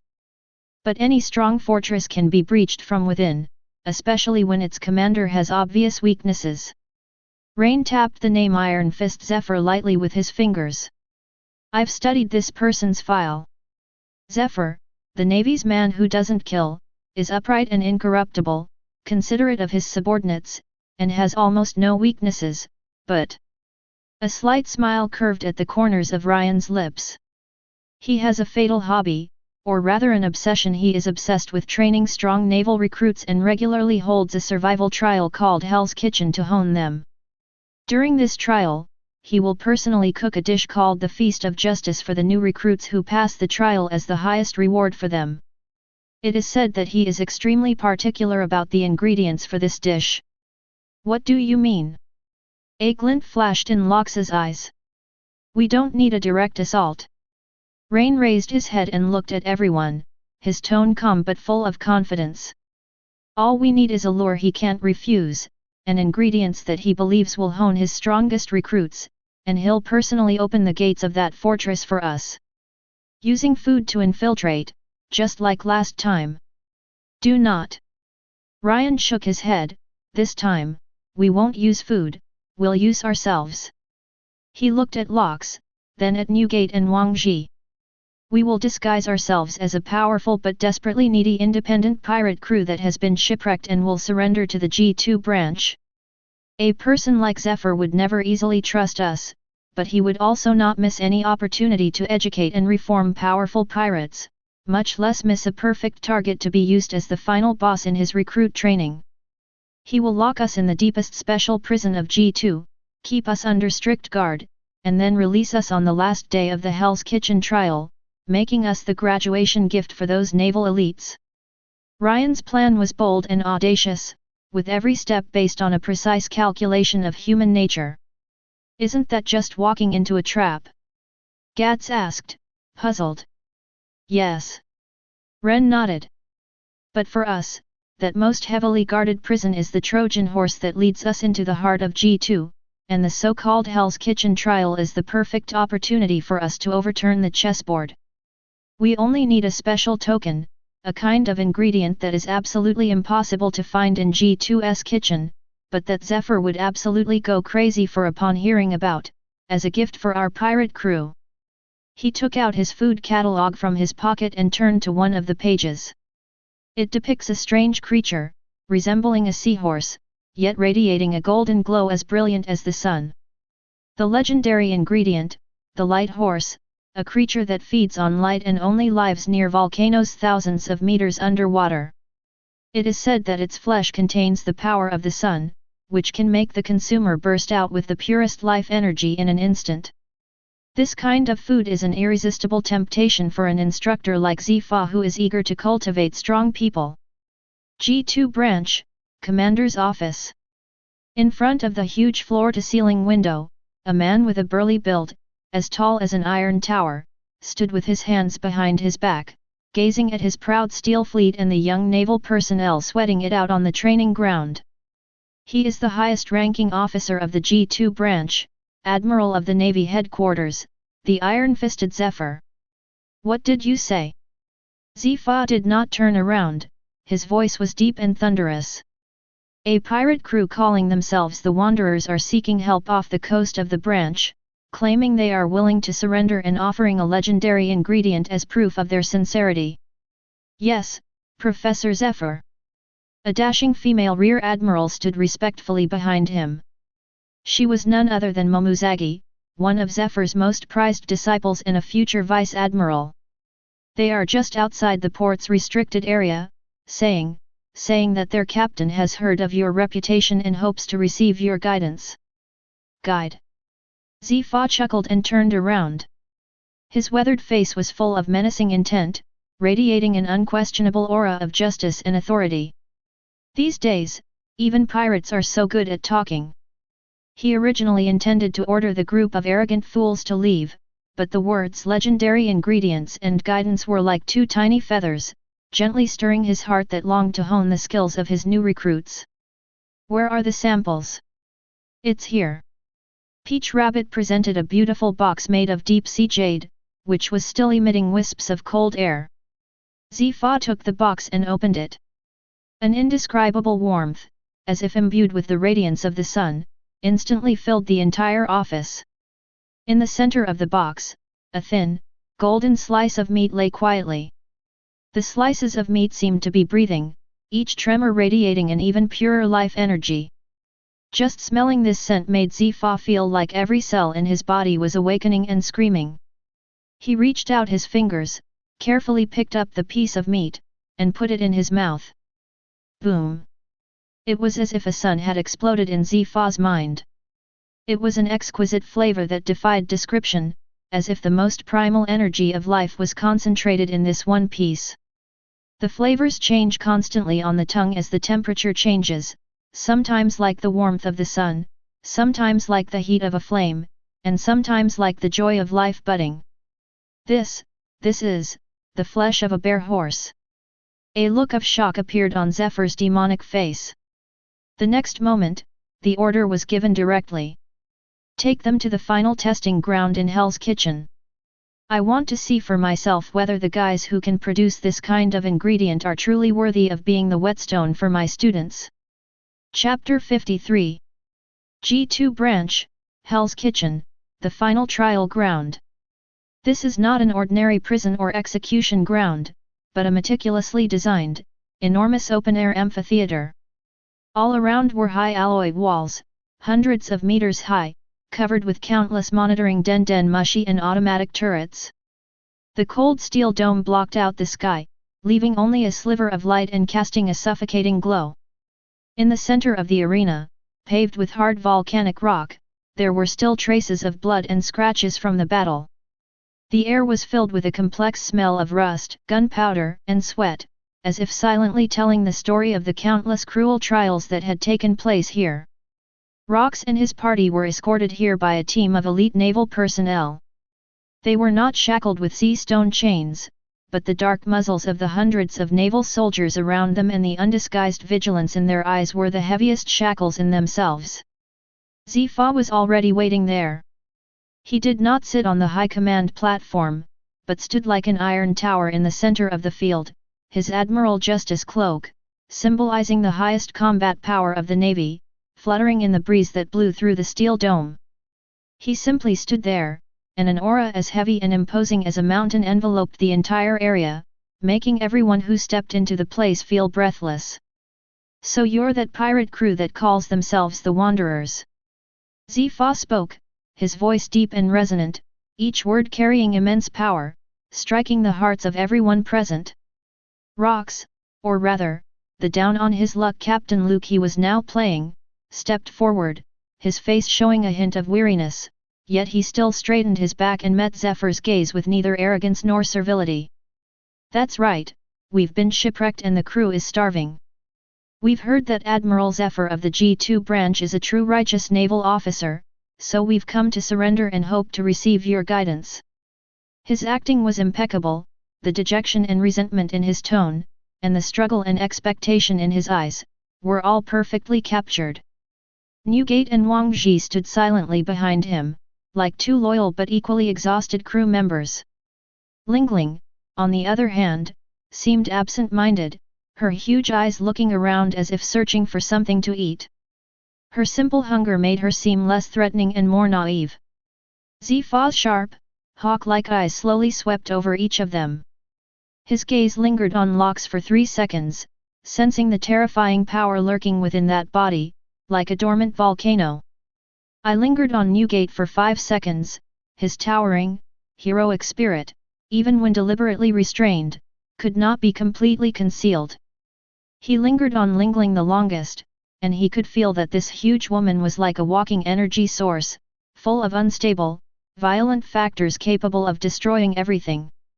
As for Wang Ji, beneath his half-drunk, half-awake state lay a state of returning to simplicity, an elusive realm.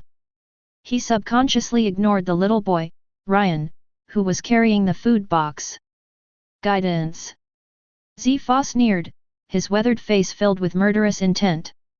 The path of pirates leads only to destruction. The only guidance I can give you is to spend the rest of your lives repenting in the deepest cells of Impel Down. Even so, the admiration and excitement in his eyes grew even stronger. Great ingredients. Each of these people is an excellent whetstone. The fierce, battle-hardened aura they exuded was precisely what his sheltered, genius recruits lacked most. However, before we send you to prison, Zifa stretched his steel-like arms, making a cracking sound from his knuckles. I need to see for myself whether you are worthy to be a gift at my student's graduation ceremony. Before he could finish speaking, Momuzagi, who was only about 10 years old, had already drawn her famous sword, Kinpara, and walked out with a heroic air. Professor Zifa, please let the students test their abilities. No need for you. Zephyr waved his hand, his gaze fixed on one of the entrances to the Colosseum. Let him come. The heavy iron gate slowly rose, and a tall, slender man with a cold face, dressed in a crisp Major General's uniform, walked out. He wore a slender western sword at his waist, his steps were steady, and his eyes were as sharp as a drawn sword. Major General of Branch G2, Shadow Sword Inc. The man introduced himself, his voice as cold and sharp as his sword. He was one of Zephyr's most outstanding disciples, renowned for his incredibly fast swordsmanship. Ankh, go! Zifa gave the order. Use your fastest sword and let me see their capabilities. Yes, Teacher Zifa. Ankh's figure vanished from the spot in an instant. He didn't use the 6 styles of shave, but rather a pure, explosive speed that surpassed the limits of the human body.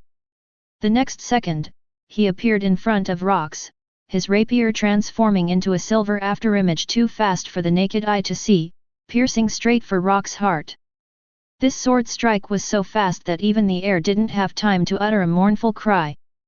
Faced with this extreme speed, Locke's pupils suddenly contracted, and a perfectly timed look of horror appeared on his face. As if guided by a wild animal's instinct, at the critical moment, he used all his strength to twist his body to the side by half. Laugh! The sword tip grazed his ribs, drawing a small trail of blood and tearing a gash in his clothes. Lox grunted and staggered back a few steps, his face showing the shock of surviving a close call, but a hint of amusement flashed deep in his eyes. Too slow. Ankh missed his first attack, a hint of surprise flashing in his eyes. Just as he was about to launch a second attack, Zifa spoke up. Enough. Ankh immediately sheathed his sword and stepped back, standing respectfully to the side. Zephyr looked at the shallow wound on Lox's ribs, then at his disheveled yet still upright posture, and nodded in satisfaction. They are very strong, but not invincible. The fact that they survived Ankh's sword proves that they are qualified to become the final boss. Their disheveled appearance, barely managing to dodge the attack, made them seem less like premeditated intruders and more like a pack of powerful but exhausted, defeated dogs. Perfect. Very good. Zifa said in a deep voice, I acknowledge your strength. As a reward for offering you the light horse, I will give you a chance. I will not send you to Impel Down immediately. You will be imprisoned in the deepest part of G2, the penitentiary, where you will receive my re-education. Then, a week later, my students will be here for their graduation trials, and you. Zephyr pointed at Lox and the others, grinning with a sinister smile that exuded a demonic aura. That's their final test. If you can defeat all my best students, I will personally guide you and show you what true justice is. If you lose, then wash your necks clean and go to Impel Down to live out your old age in peace. Chapter 54. Zifa's words were filled with an undeniable domineering and confident air. Locke clutched the wound in his ribs, panting heavily, but a flicker of resentment blazed in his eyes. Fine. We agree. Just don't let us stray dogs bite your throat later. Grrrrrrr. Interesting rules. Newgate chuckled softly from the side. Ha ha ha. Does winning mean we get to eat? Lingling's focus is always so unique. Zephyr's smile widened as he looked at the group of arrogant pirates. He liked that defiant look in his eyes because only by completely crushing that look could he bring about the greatest growth in his students. Take them away. Zifa waved his hand, keep a close watch on them. Don't let them die before we open the cell doors. Yes. The naval soldiers surrounded them again, escorting the special group of prisoners towards the legendary special prison deep within the Colosseum.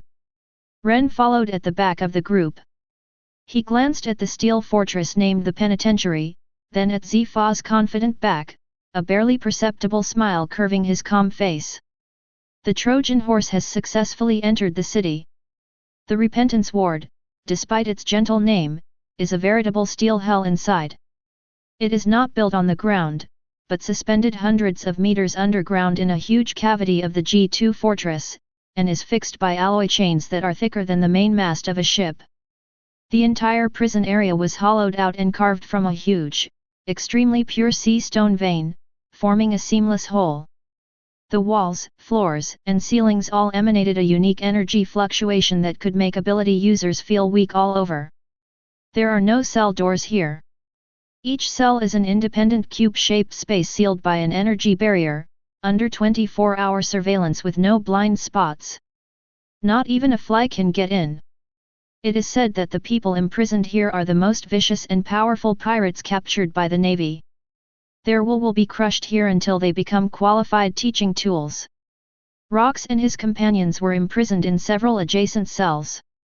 The moment the energy barrier rose, completely isolating them from the outside world, the expressions on the faces of these monsters, who had just been playing the role of stray dogs, instantly changed. Ha ha ha! This place is quite spacious. Much better than our old, shabby ship. Gats stretched, his massive body taking up half of the cell. Curious, he tapped the sea stone wall with his fist, producing a dull thud. Tisk, that's really tough. It must be really fun to fight with it. Quiet down, you idiot. Wang Zhi leaned against the corner of the wall and took out his precious wine gourd from his pocket. As soon as he uncorked it, he felt a sudden weakness all over his body and almost dropped the gourd. Damn it, I forgot this god-forsaken place is full of sea stone. He reluctantly stuffed the gourd back in, his face full of frustration. Life without alcohol is worse than death. Hungry. Lingling's sweet voice came from next door. The walls here don't taste good, they're hard and gritty. She actually tried to gnaw on the sea stone wall, but only left 2 rows of shallow teeth marks. Newgate sat cross-legged in the center of the cell, closing his eyes to rest. Although he was also affected by the sea stone, his abyssal physique and domineering aura were merely suppressed, not eliminated. Like a lurking tiger, he quietly observed this unfamiliar environment, sensing the flow of energy in the air. Rox sat on the ground with an air of arrogance, a smug, undisguised smile on his face. Zepha, an interesting fellow. He actually wants to tame us to be his teaching tools. I just don't know if his little Hell's Kitchen is big enough for us dragons to mess with. His voice traveled clearly through the special sound transmission hole in the cell to everyone's ears. Captain, the structure of this base is very strange. Durham's voice came from another direction. He was lying on the ground, his ear pressed against the ground, like a professional prospector.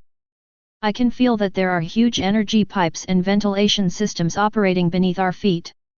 The structure is complex, but they all seem to converge at a central point where the vibration frequency is the highest.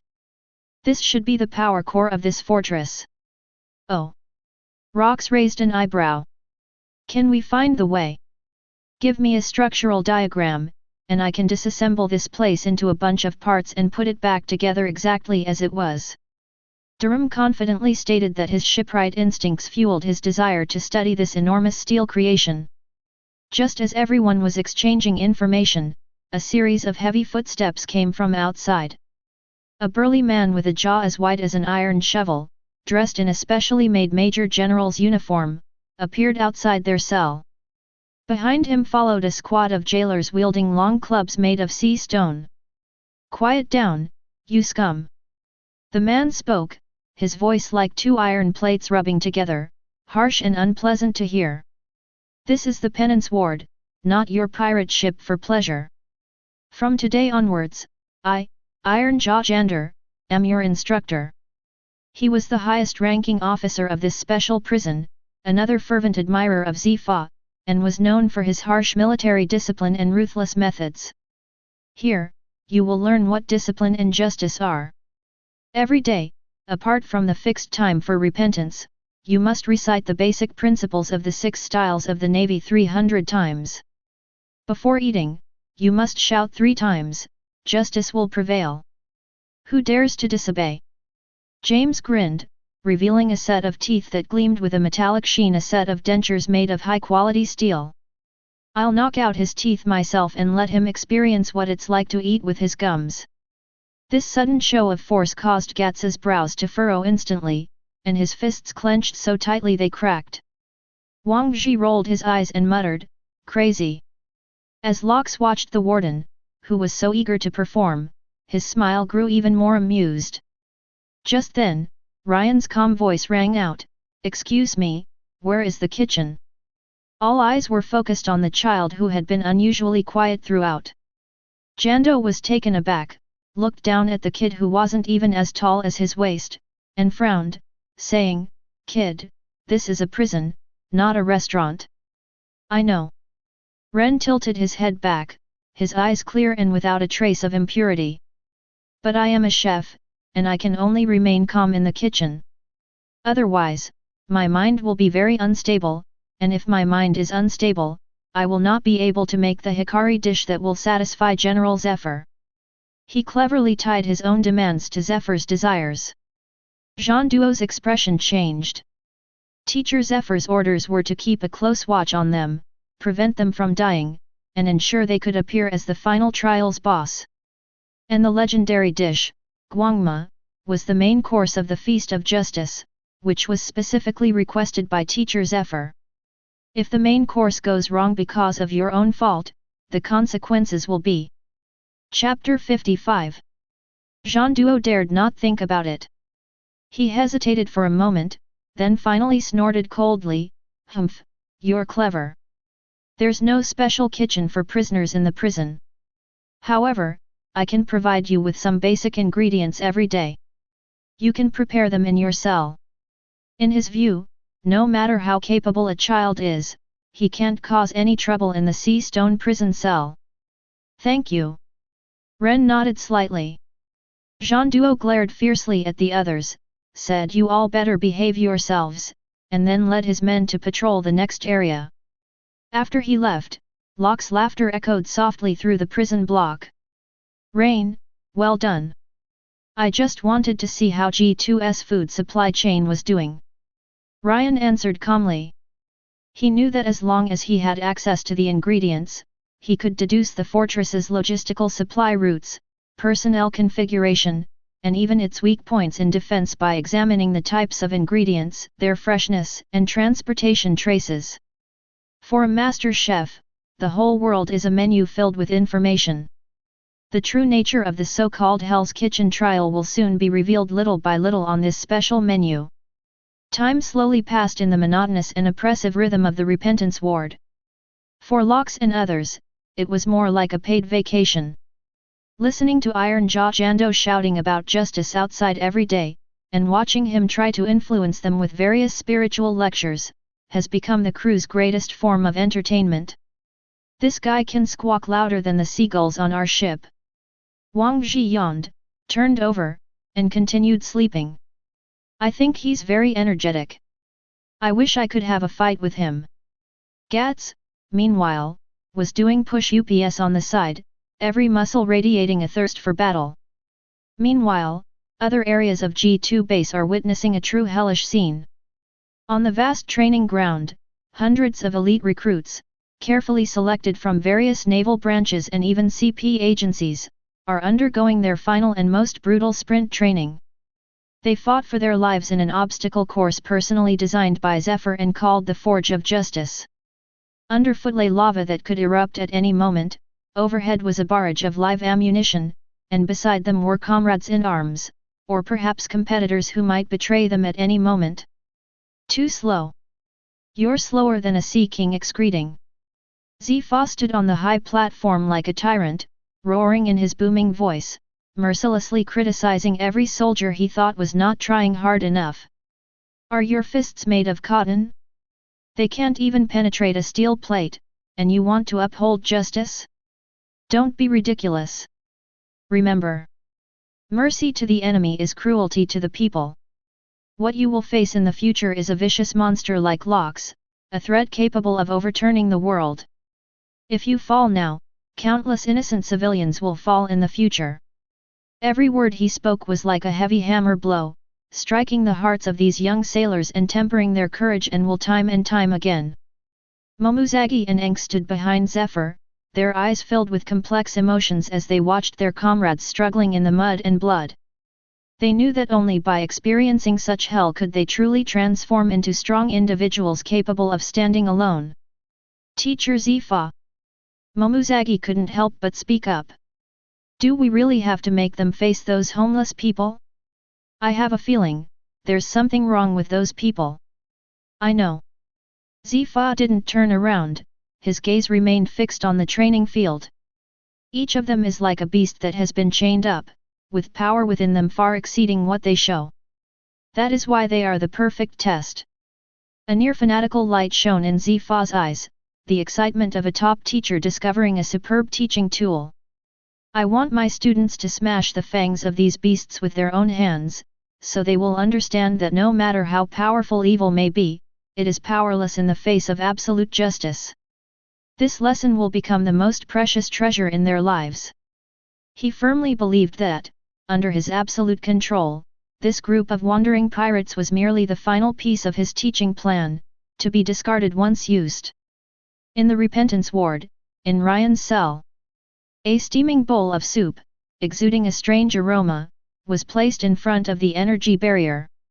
This was made by Ryan using the worst ingredients provided by the prison: dried fish bones, hardened potatoes, and some unknown pickled vegetable leaves.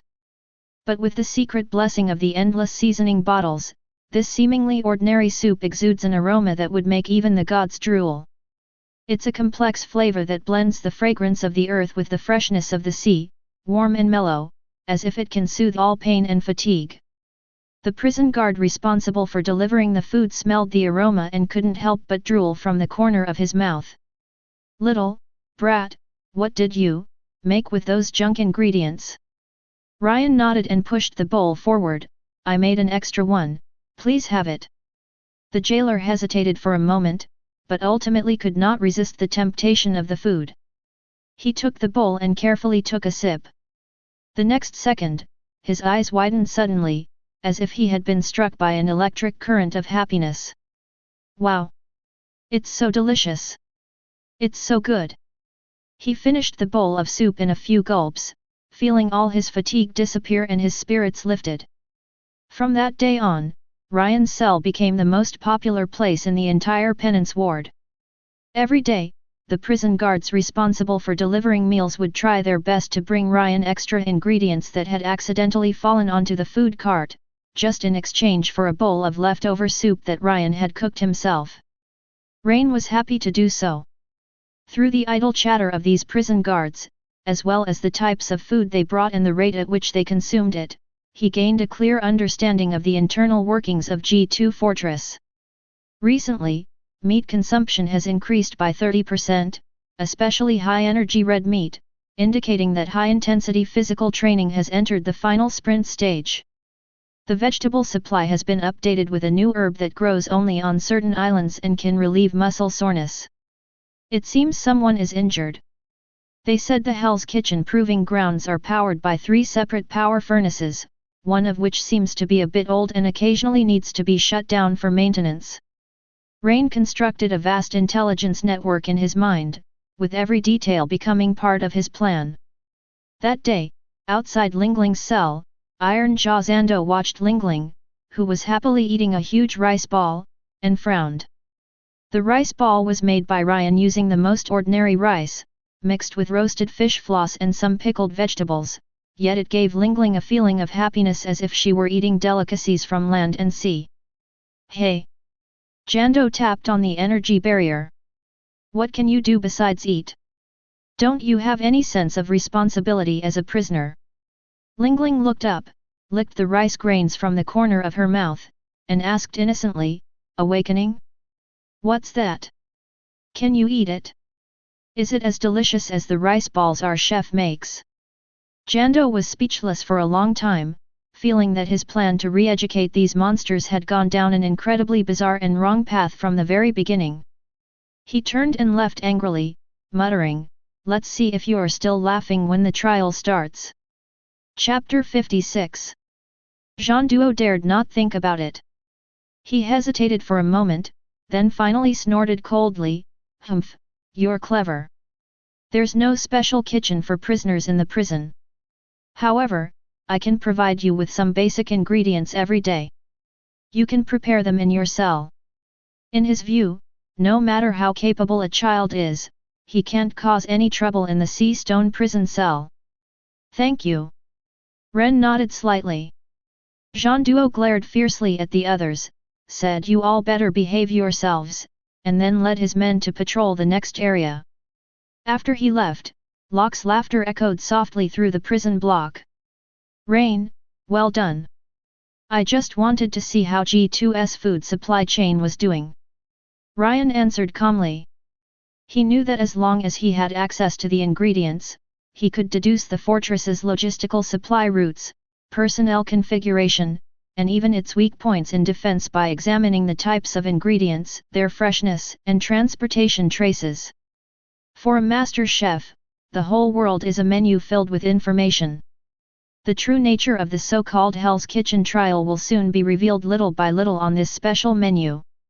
Time slowly passed in the monotonous and oppressive rhythm of the repentance ward. For Locke and others, it was more like a paid vacation. Listening to Iron Jaw Jando shouting about justice outside every day, and watching him try to influence them with various spiritual lectures, has become the crew's greatest form of entertainment. "This guy can squawk louder than the seagulls on our ship." Wang Ji yawned, turned over, and continued sleeping. "I think he's very energetic. I wish I could have a fight with him." Gats, meanwhile, was doing push-ups on the side, every muscle radiating a thirst for battle.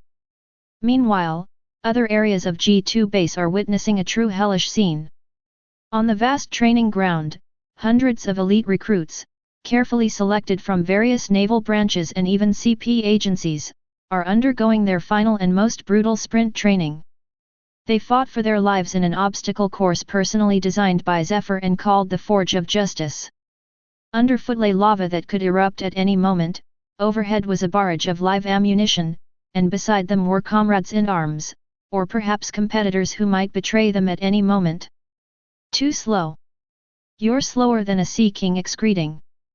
Zifa stood on the high platform like a tyrant, roaring in his booming voice, mercilessly criticizing every soldier he thought was not trying hard enough. "Are your fists made of cotton?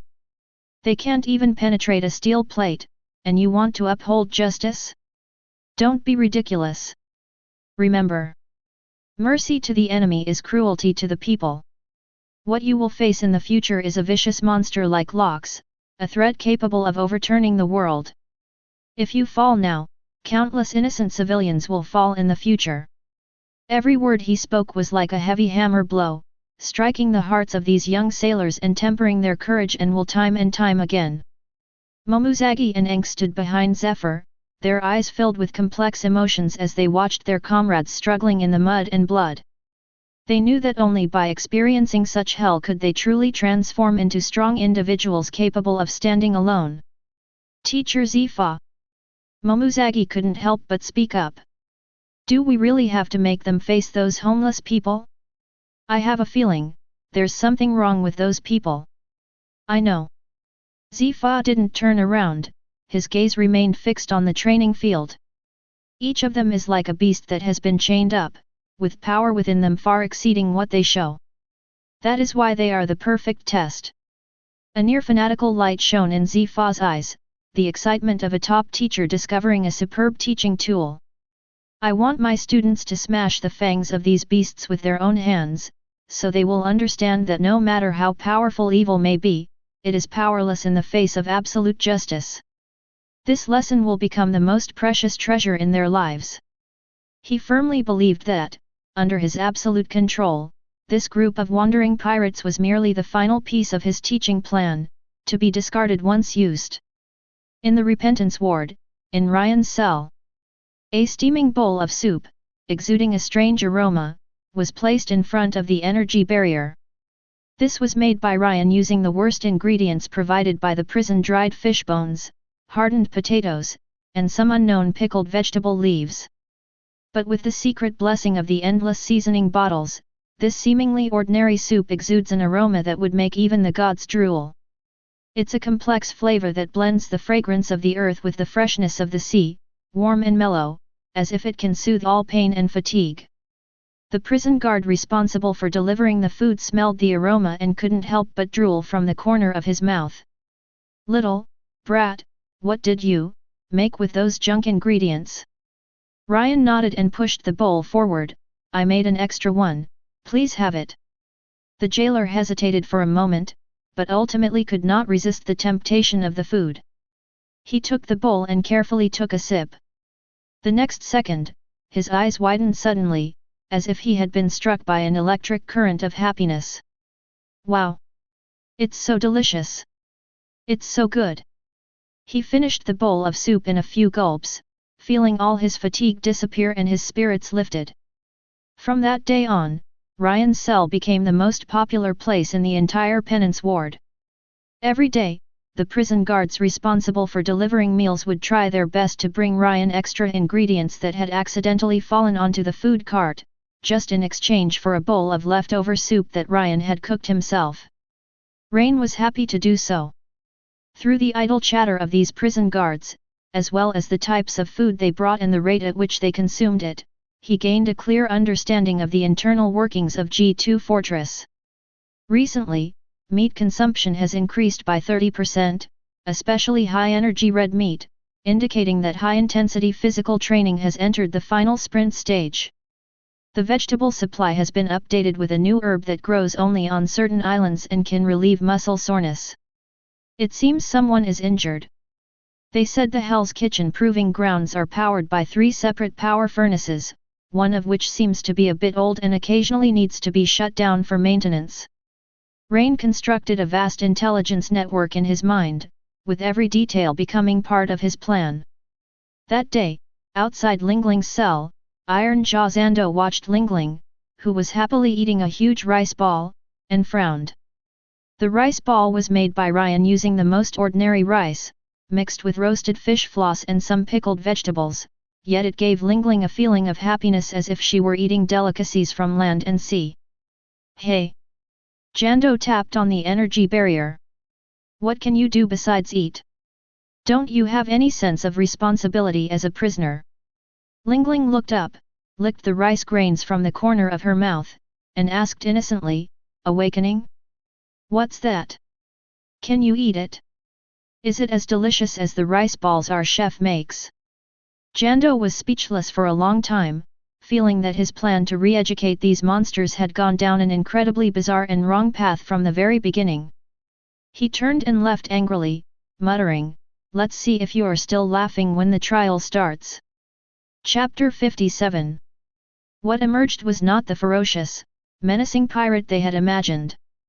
The man in the lead was tall, but looked disheveled, and seemed to have difficulty even standing up straight. His companions behind him were also dejected. Some were drunk, some were emaciated from hunger, and there was a little kid carrying a huge food box that was completely disproportionate to his size, as if he was about to be crushed at any moment. They looked like a group of homeless people who had just suffered a crushing defeat and whose confidence had been completely shattered. "This is the legendary, vicious pirate? Is this the final boss of their graduation ceremony?" The young naval elites looked at each other, their eyes filled with disappointment and contempt. "That's it." The warrior carrying the large axe spat disdainfully, "It's not even enough for me to chop with one swing." Loreen frowned as well. She sensed something was wrong, but couldn't quite put her finger on it. Zifa, watching this scene from the command center, nodded in satisfaction. "Very good, everything is going according to his plan. First, use brutal trials to push the students' potential to the limit, then use a group of seemingly powerful but actually weak enemies to build their absolute confidence. See that, Momuzagi?" Zifa said in a deep voice, "This is despair. Even the fiercest beast will eventually have all its claws worn away in the face of the iron wall of justice.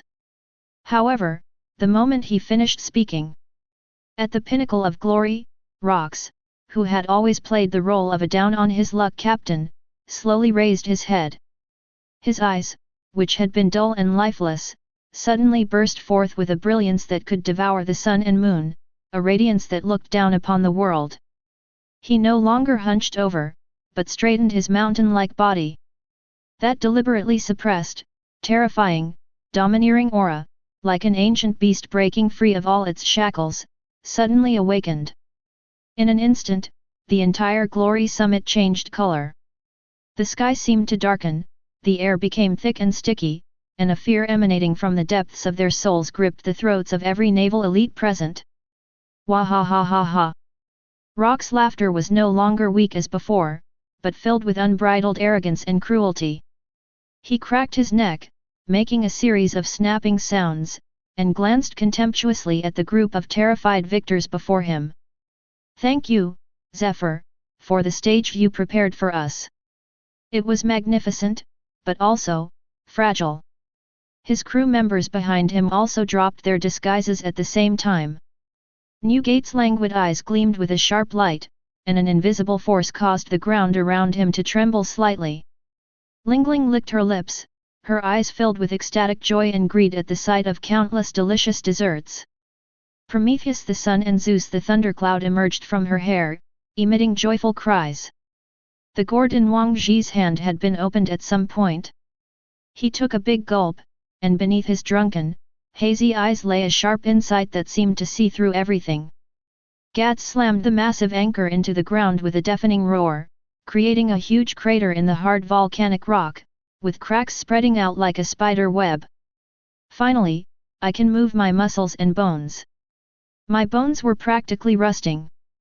Meanwhile, the boy named Ryan, who had been carrying the box, calmly placed the huge food box on the ground and opened it. There were no ingredients inside, only rows of gleaming, uniquely shaped kitchen knives.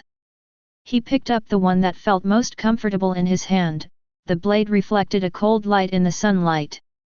Warm-up complete, time for the main course. This sudden and astonishing reversal left everyone present speechless. The contempt on the faces of those naval elites had vanished without a trace, replaced by endless fear and despair. They finally realized that they were not facing some stray dogs at all. They were lambs who had wandered into the dragon's lair. In the command center, Zephyr's smile froze completely.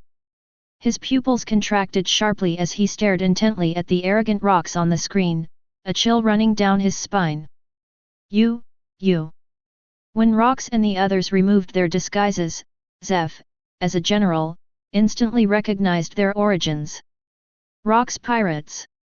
Zifa finally realized what a foolish and fatal mistake he had made. He wasn't taming a beast, he was inviting a wolf into the house. He personally led the most ferocious Trojan horse into the heart of his most prized fortress. All personnel on high alert. All personnel on high alert.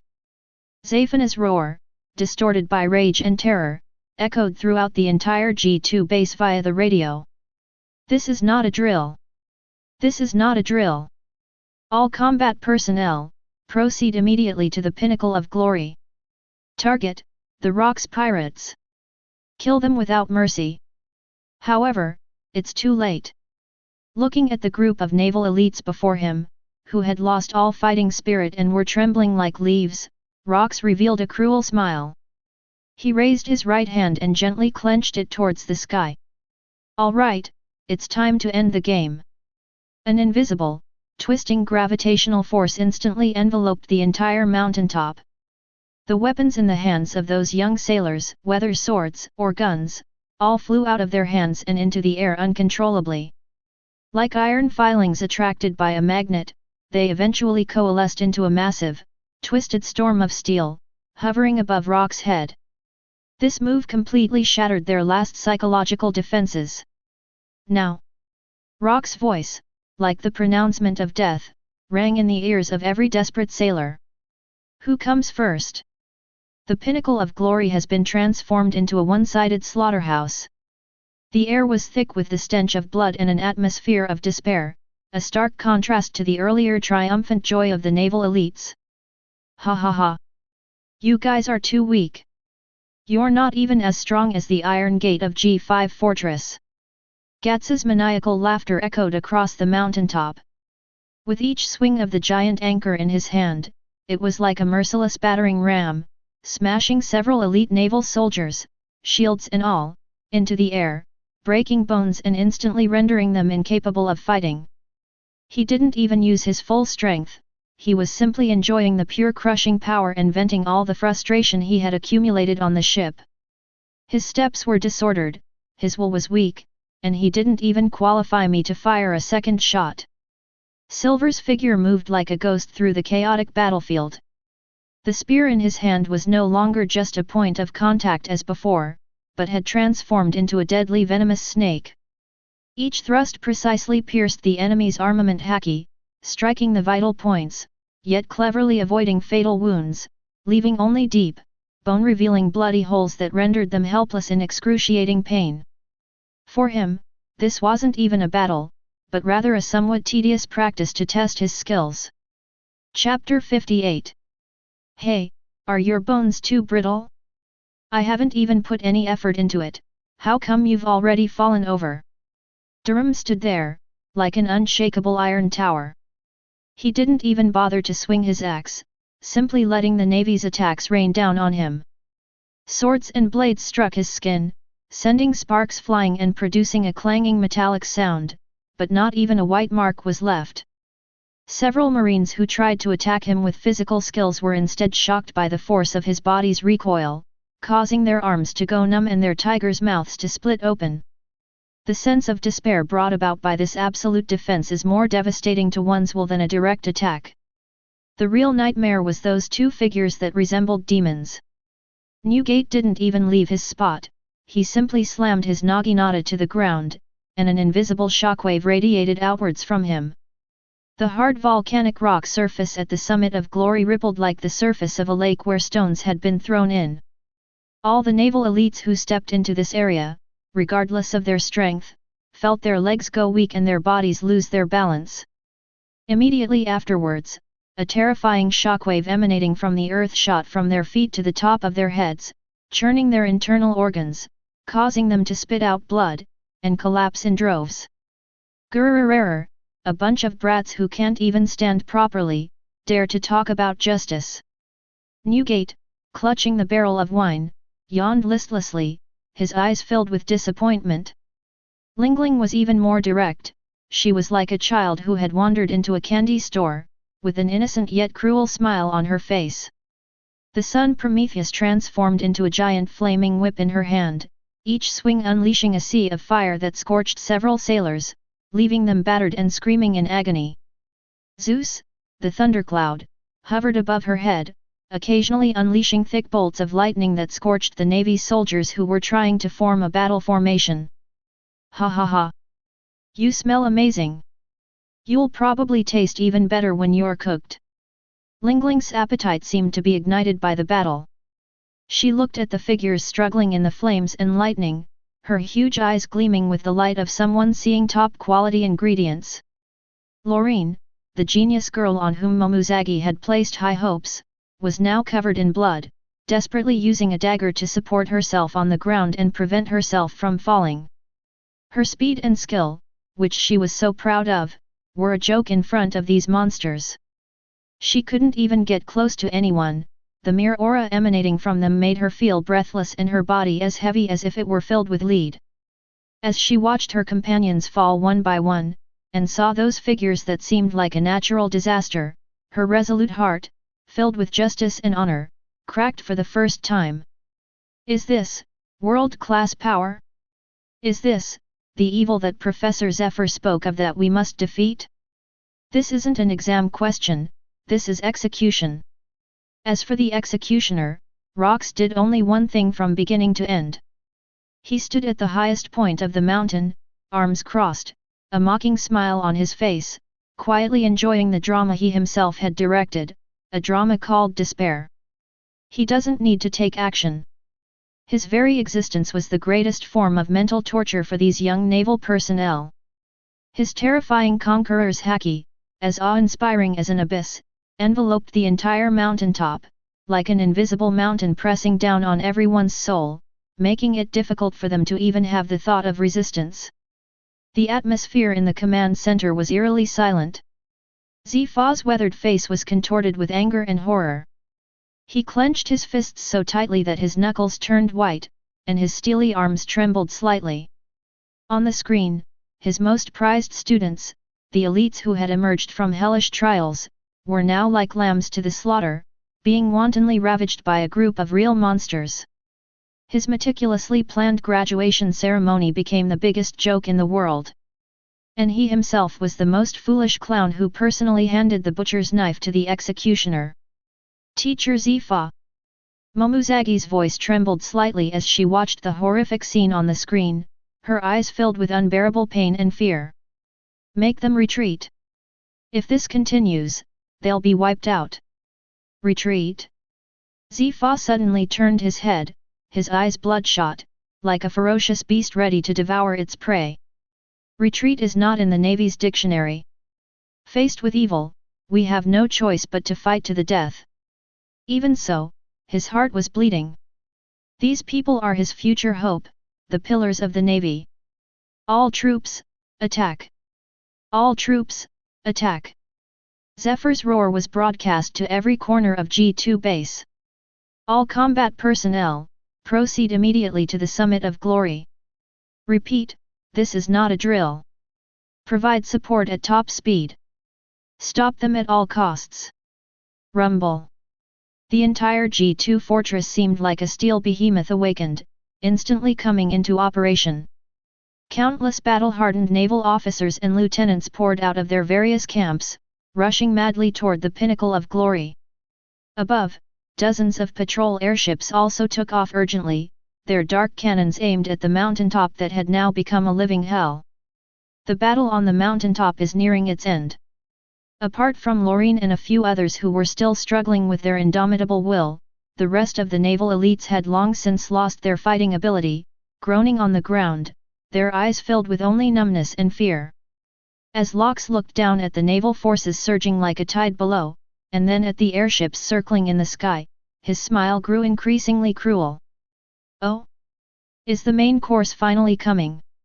He cracked his neck, making a series of snapping sounds, and then slowly raised his right hand.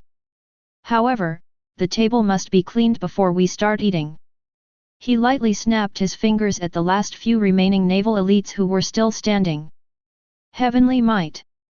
An invisible, irresistible repulsive force erupted from the center of Lox. Lorraine and the others felt an overwhelming force strike them, and their bodies flew backward like kites with broken strings, crashing heavily to the ground and losing consciousness completely. After doing all this, Locke turned his gaze down the mountain, his deep eyes filled with a darkness and arrogance that could devour everything. He opened his arms as if to embrace the whole world, his voice as loud as a bell, resounding through the sky. Zephyr! And all your lovely subordinates! Come on! Let me see just how fragile your so-called justice really is.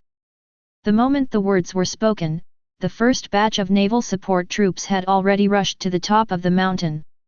They were greeted by the bloodthirsty and excited eyes of the entire Rock's pirates. A true feast for the senses is only just beginning. Chapter 59. When the elite troops of the G2 branch surged up to the summit of glory like a tidal wave, what they saw was a sight they would never forget. The mountaintop was a scene of devastation, littered with the remains of their proud colleagues.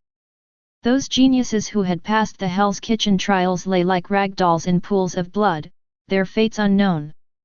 The culprits who caused all this stood in the center of the ruins, emanating a terrifying aura that was almost tangible and suffocating.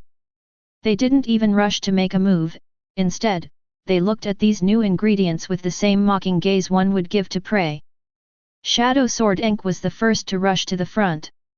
When he saw Lorraine lying in a pool of blood, his usually sharp eyes instantly turned blood red. "You bastards!" he roared, and the rapier in his hand transformed into a silver streak of light, moving with extreme speed, directly piercing Wang Ji, who was closest to him. Wang Ji remained in that half-drunk, half-awake state. He didn't even look at Enk, but lazily raised the gourd in his hand and gently tapped it against the sword light. Clang! A crisp, metallic sound, which shouldn't have come from the gourd. Enk's sword tip, sharp enough to pierce steel plates, seemed to strike an unshakable mountain the moment it touched the gourd. A strange, spiraling force emanated from the gourd, completely neutralizing his sword strike and even causing his body to stumble to the side involuntarily. Too hasty, young man. Wang Ji let out a hiccup and glanced at him with bleary, drunken eyes. Too much aggression will affect the taste of the wine. Enk was terrified, he had never encountered such a bizarre opponent. The opponent appeared to have many flaws, but in reality, they were a unified whole, like an unsolvable vortex that could neutralize all his sharp attacks. Just as he was preparing to regroup, a deafening roar descended from the sky. Get out of my way! Zifa has arrived! His massive body, like a black meteorite, fell from the sky and crashed into the middle of the rocks pirates and the marines, creating a huge spider web-like crater in the hard volcanic rock ground. He wasn't wearing the cloak of justice that symbolized glory, his upper body was bare, and his bronze skin was covered with crisscrossing scars, exuding an explosive sense of power. Locks! Zifa's voice was hoarse with extreme anger. He stared intently at the culprit, each word seeming to be squeezed out from between his teeth. You deserve to die. Ha ha ha. Whether I deserve to die or not is not up to you to decide. Locks crossed his arms and looked down at him, his smile full of provocation. But you personally let us, this pack of hungry wolves, into your sheepfold. How does it feel now? Isn't it exciting? Cut the nonsense. Zifa roared and said no more. He stomped his foot hard, and like an out-of-control chariot, he charged straight toward Locks. The fist whistled sharply in mid-air, slamming into Rock's face with tremendous force. This strike was a pure condensation of power and rage, enough to smash a small mountain to pieces. Faced with this earth-shattering blow, the smile on Locks's face finally faded, replaced by the excitement of meeting a worthy opponent. Well done! He also took a step forward, and his right fist was instantly wrapped with pitch-black gravity and domineering black and red lightning. Without dodging or avoiding, he threw a punch to meet the attack head-on. Boom! The collision of fist and arm produced a roar more terrifying than ever before. A visible circular shockwave spread wildly from the two of them, sending everyone around, including both marines and pirates, flying. The summit of glory beneath our feet groaned under the weight of this force, the mountain trembled violently, and countless rocks tumbled down. Locks and Zephyr both took 3 steps back, the ground beneath their feet cracking inch by inch. It was a close contest. Interesting. Rocks shook his slightly numb fist, his eyes burning. As expected of a naval admiral, his brute strength is not bad. Zifa's heart was in turmoil. He used 80% of his strength in that punch, even the then Marshal Steelbone Kong wouldn't dare to take it head-on like that. And this man in front of him actually managed to fight him to a standstill with just his bare fists. What is this guy's body made of? Attack together! Take them down! With a sharp cry, Momuzagi, wielding the famous sword Kinpura, attacked Newgate and Linlin from the left and right, respectively, alongside Enk. The other naval officers also found their opponents, and an unprecedented melee broke out at the pinnacle of glory. Faced with Momuzagi's fierce slash, Newgate simply laughed and casually swung his naginata, creating an invisible shockwave that completely disrupted Momuzagi's sword strike. Gula-la-la-la-la, little girl, your swordsmanship is not bad, but you are a little weak. On the other side, Lingling was excitedly fighting with several naval vice-admirals. Emperor's Sword, Blade Breaker.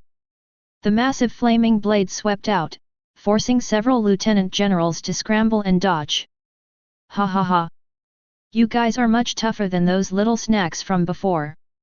The entire Glory Summit has been completely transformed into a battlefield where gods fight.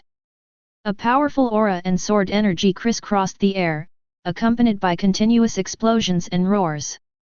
However, just as everyone's attention was drawn to this earth-shattering battle, Redden's figure silently disappeared from the edge of the battlefield. Like a ghost out of place in this chaos, he walked with calm steps toward a certain direction down the mountain. His target was not the battle, but the backstage of this grand event, the power core area of G2 base. During a lull in his battle with Zephyr, Lox glanced out of the corner of his eye at the direction Rain had gone, a fleeting smile playing on his lips. The real show is just getting started. Zephyr also noticed Lox's distraction, and he roared, unleashing even greater power. You dare to be distracted while fighting me? Die! Tianwei. Instead of retreating, Lox advanced, unleashing a powerful repulsive force that pushed Zephyr back dozens of meters, creating a brief opening for himself. He gave instructions to his crew using a code that only they could understand. Dinner's ready, don't let the main course get cold.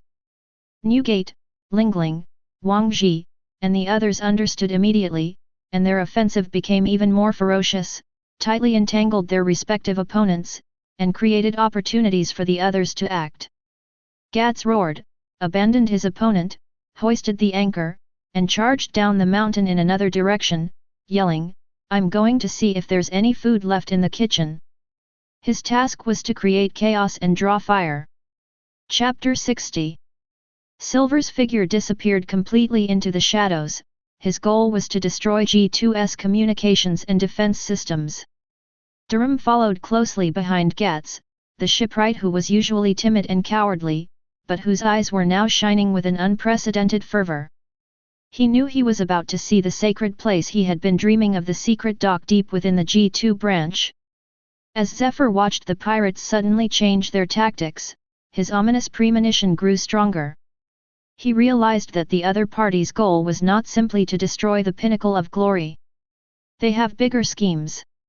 Damn it! What exactly do you want? Zephyr's eyes were bloodshot with rage, but he was held tightly by rocks and couldn't break free at all. Seeing his exasperated expression, Locke burst into laughter. Ha ha ha! Don't rush, Zephyr. This lesson has only just begun. Inside the G2 fortress, chaos reigned. The piercing alarms echoed through every steel corridor, and countless naval soldiers ran back and forth like headless flies, unaware that the real enemy had already infiltrated their heartland. The battle at the pinnacle of glory drew away the majority of the forces, providing perfect cover for the actions of Rain and her men. Ryan carried his food supply box and walked unhurriedly along a huge pipeline used for transporting supplies. This is the underground area of G2, a complex structure resembling a maze. But in Redden's mind, a crystal-clear 3D map had already been constructed. In the past few days in the Repentance Ward, through casual conversations with the prison guards and analysis of the food delivered, he had already thoroughly deduced the entire base's logistics supply routes, energy transmission pipelines, and even the structure of the ventilation system. There is a patrol team of 2 people 37 meters to the left front. They will pass the corner in 10 seconds. There is high-pressure steam in the pipe below, which is released every 3 minutes. There are 20 seconds left before the next release. Rain's observation Haki is like the most sophisticated radar, taking control of everything around him. He was like a ghost, always managing to evade all patrols and surveillance at just the right moment, without attracting anyone's attention. Soon, he arrived at a huge gate made of a special alloy. The gate was marked in red with a warning that unauthorized personnel were prohibited from entering the first power core area. This is one of the 3 power reactors in G2 Fortress, and it's the oldest and most in need of maintenance that Rain learned from the jailer. Rain did not attempt to break through by force, he simply took a small bottle of liquid from the food box, a highly corrosive grease he had extracted from the inferior butter provided by the prison and several special plants. He carefully applied the grease to the gaps in the electronic lock of the gate. Zzz. A soft, roasting sound rang out, accompanied by a wisp of smoke, and the sturdy electronic lock's internal wiring was quickly corroded and short-circuited. With a click, the gate opened. Rain walked in calmly, as if he were simply returning to his own kitchen. Meanwhile, at the other end of the base, Gats is staging a fascinating tale of getting lost. Wow! This place is huge. Where is the kitchen? He carried the anchor and rampaged through a huge armory, shouting loudly. Hey! Does anyone know where the kitchen is? I'm starving. The naval squad guarding the armory were terrified when this menacing figure suddenly appeared. Enemy! Enemy attack! It's that monster with the anchor. Quick! Stop him! Don't let him get close to the high explosive munitions zone. The sailors gritted their teeth and charged forward, trying to stop Gats. As a result, Gats swept them away one by one, like bowling balls. What's going on with you guys? I just asked for directions, why did it turn into a fight? Gats scratched his head innocently, then accidentally kicked over a box full of grenades, triggering a series of earth-shattering explosions. Rumble! The explosion at the armory instantly drew the attention of a large number of support troops, perfectly accomplishing his mission of creating chaos and drawing fire. In the shadows, Silver's figure was like a ghost. He had already infiltrated the G2's secondary command center, which was responsible for the internal communications of the entire fortress and the deployment of defensive turrets. Like the most elegant Grim Reaper, he precisely struck each operator on the back of the neck with the end of the gun butt, causing them to fall into a coma without a sound.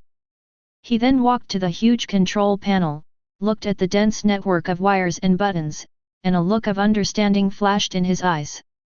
Although he didn't understand these complicated operations, he knew what the most direct way to cause damage was. With a flick of his spear, it transformed into a silver whirlwind, shattering the entire control panel into pieces, sending sparks flying everywhere. The internal defense system of G2 Fortress was completely paralyzed.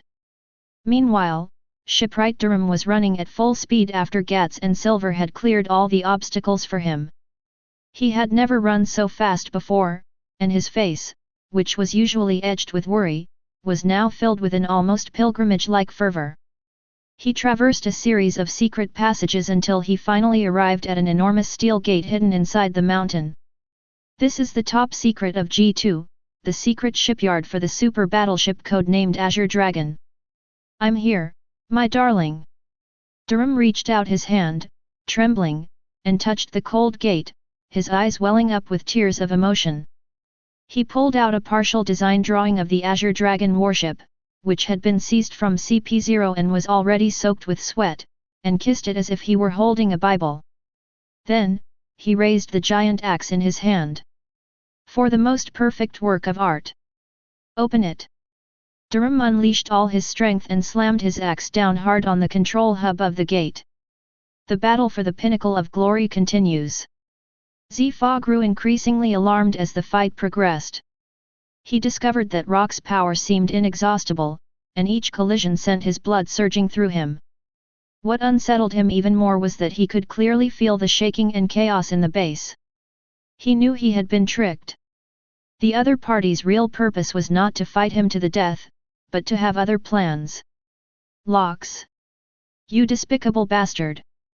Zephyr roared, trying to break free from Lox's grasp. Lox laughed loudly and used an even more ferocious attack to pin him firmly to the spot. All's fair in war, Zifa. This is a lesson you should teach your students. Just then, a deafening roar came from the depths of the fortress, followed by a sudden flicker of light throughout the entire G2 base before all the lights went out. The energy barrier used to imprison prisoners at the summit of glory also dissipated. The primary power core was successfully detonated by rain. Zifa's face turned ashen at that moment. He knew that his worst fears had come true. Chapter 61. G2 base was plunged into darkness and chaos. Although the backup power started up a few seconds later, the base's internal defense systems and most of its surveillance systems had been completely paralyzed. At the pinnacle of glory, Zephyr watched the monitors go out one by one, feeling the violent tremors coming from the core area of the fortress beneath his feet, and his steely heart sank to the bottom. He lost miserably. He not only lost the battle, but also all his dignity and pride as the commander of G2. Ha ha ha. It seems my crew has already prepared the appetizers. Lox withdrew his fist and stopped attacking.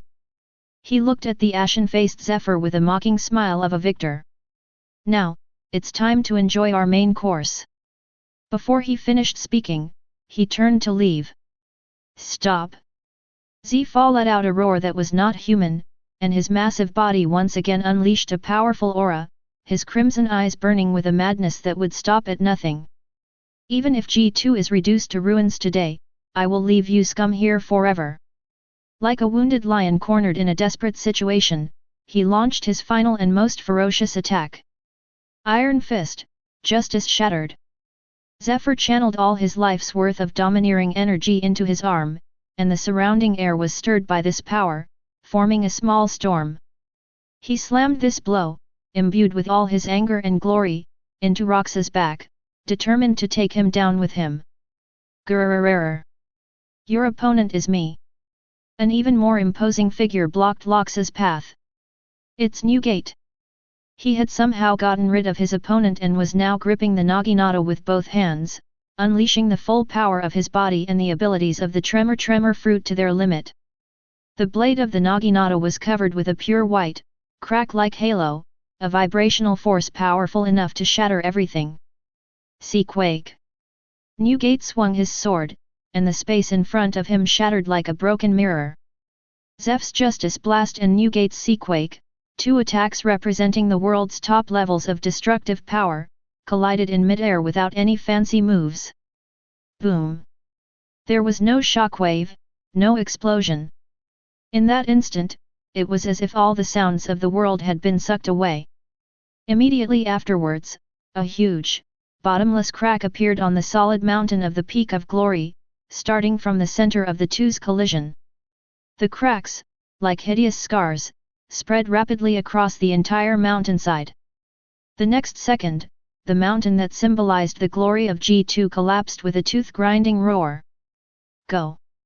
Lox seized the opportunity and yelled at Lingling and Wang Ji. Taking advantage of the landslide as cover, four figures sped toward the secret dock. Zephyr was so shocked by Newgate's full-force attack that his blood surged and he was forced to retreat. He could only watch helplessly as Rox and the others disappeared into the dust and smoke, unable to give chase. He turned to Newgate, a man who also possessed the qualities of a king, and asked in a hoarse voice, Why? Why would a man like you follow a madman like Rox? Newgate sheathed his Naginata, slung it over his shoulder, and grinned. Grrrrrrrr. I'm not following him, I'm just cooperating. Besides, his ship has the best wine and the best food. This answer left Zephyr stunned. Secret dock. Durham had already broken into the bridge of the Azure Dragon and was now sitting in the huge command chair, his hands moving rapidly across the complex control panel like phantoms. His eyes gleamed with fanaticism, and he muttered incantations. Power core connection normal. Energy circuit self-test passed. Hull structure integrity 100%. Oh my god, this is simply the most perfect masterpiece of the shipwright god. Durham. Hurry up. Gats urged from outside, blocking the passage with his body and the anchor, keeping the naval soldiers who had rushed over after hearing the news out of the way. They're here. Everyone, sit tight. Durham slammed down the last red start button. Hum. A deep, rumbling sound, like the awakening of an ancient dragon, came from deep within the ship. The entire massive, black ship, silently moored on the slipway, had countless indicator lights on its hull illuminate one after another, and a vast and terrifying aura slowly awakened. Through the huge observation window of the bridge, one could see Lox, Lingling, Wang Ji, Rain, and Silver rapidly approaching from a distance. Open the door. Welcome the captain. Durham roared and pressed the switch of a huge hatch on the side of the ship. Just as Locks and the others were about to board the ship, a roar came from the top of the dock. "Don't try to succeed." Despite his injuries, Zephyr crashed through the top of the dock and descended from the sky, his fist carrying the last of its force as it slammed into the opening hatch. He wanted to stop the pirates from escaping at the last minute. Late. Locks snorted coldly, not turning his head, but simply waving his hand upwards. An invisible gravitational field appeared instantly, slowing Zepha's falling body down for a moment in mid-air. In that brief moment of delay, Locks and the others had all rushed into the cabin. "Durham! Fire!" Rox gave his first orders as the new captain. "Okay." Durham roared excitedly as he yanked a lever covered in skull symbols. Azure Dragon Roar. The bow of the Azure Dragon, resembling a ferocious maw, suddenly opened, and a highly compressed ball of energy, shimmering with destructive light, rapidly gathered within it. Boom! A thick beam of energy shot into the sky, not towards Zepha, but directly towards the front of the dock, the final gate made of refined steel and tens of meters thick. Before the main cannon of the Azure Dragon, the so-called impregnable fortress was as fragile as paper, instantly melted and pierced, leaving a huge hole. The sea route ahead has been forcibly opened. Set off. Durham pushed the control stick, and the super battleship, which had already changed hands before it was even officially launched, was like a black dragon that had broken free of all its shackles. With a ferocity completely disproportionate to its massive size, it smashed open the last slipway lock, burst out of the dock, and rushed into the vast ocean. Behind him lay the crumbling Glory Peak, the devastated G2 base, and Zephyr's bloodshot eyes, filled with resentment and humiliation. He ultimately failed to stop it. He personally presented this group of future sea rulers with the most powerful king's ship. Chapter 62. Like a black lightning bolt, the Qinglong tore through the chaotic sea surrounding the G2 branch, leaving the pursuing naval vessels far behind. Inside the bridge, the atmosphere was completely different from the raging waves outside, filled with the ecstasy of surviving a disaster and amazement at the new vessel. "Ha ha ha! Durham! Your cooking is amazing!" Gats excitedly pounded on the sturdy alloy control panel, making dull thuds. "This boat is more stable to sail than I am when I'm fighting." "Don't touch that! That's a tactical simulation screen for the commander. It's made of crystal glass, a specialty of the South China Sea. If you leave a mark with your filthy hands, I'll fight you to the death." Durham pounced on the screen like a mother hen protecting her chicks, carefully wiping the gleaming screen with his sleeve, his face showing a mixture of pain and pleasure, a look of utter fascination. He looked around the futuristic bridge, tears welling in his eyes. "Oh my god, this perfect hull structure, this unparalleled power core, this is simply a sacred object bestowed upon me by the god of shipbuilding. I feel like I could drive it straight to the red line. Grrrr. The premise is that it doesn't get destroyed by these guys fighting on the ship." Newgate leaned back in his large command chair, holding a barrel of century-old rum he had just smuggled from the G2 cellar, and took a big, satisfying gulp. Lingling had no interest in these metal lumps.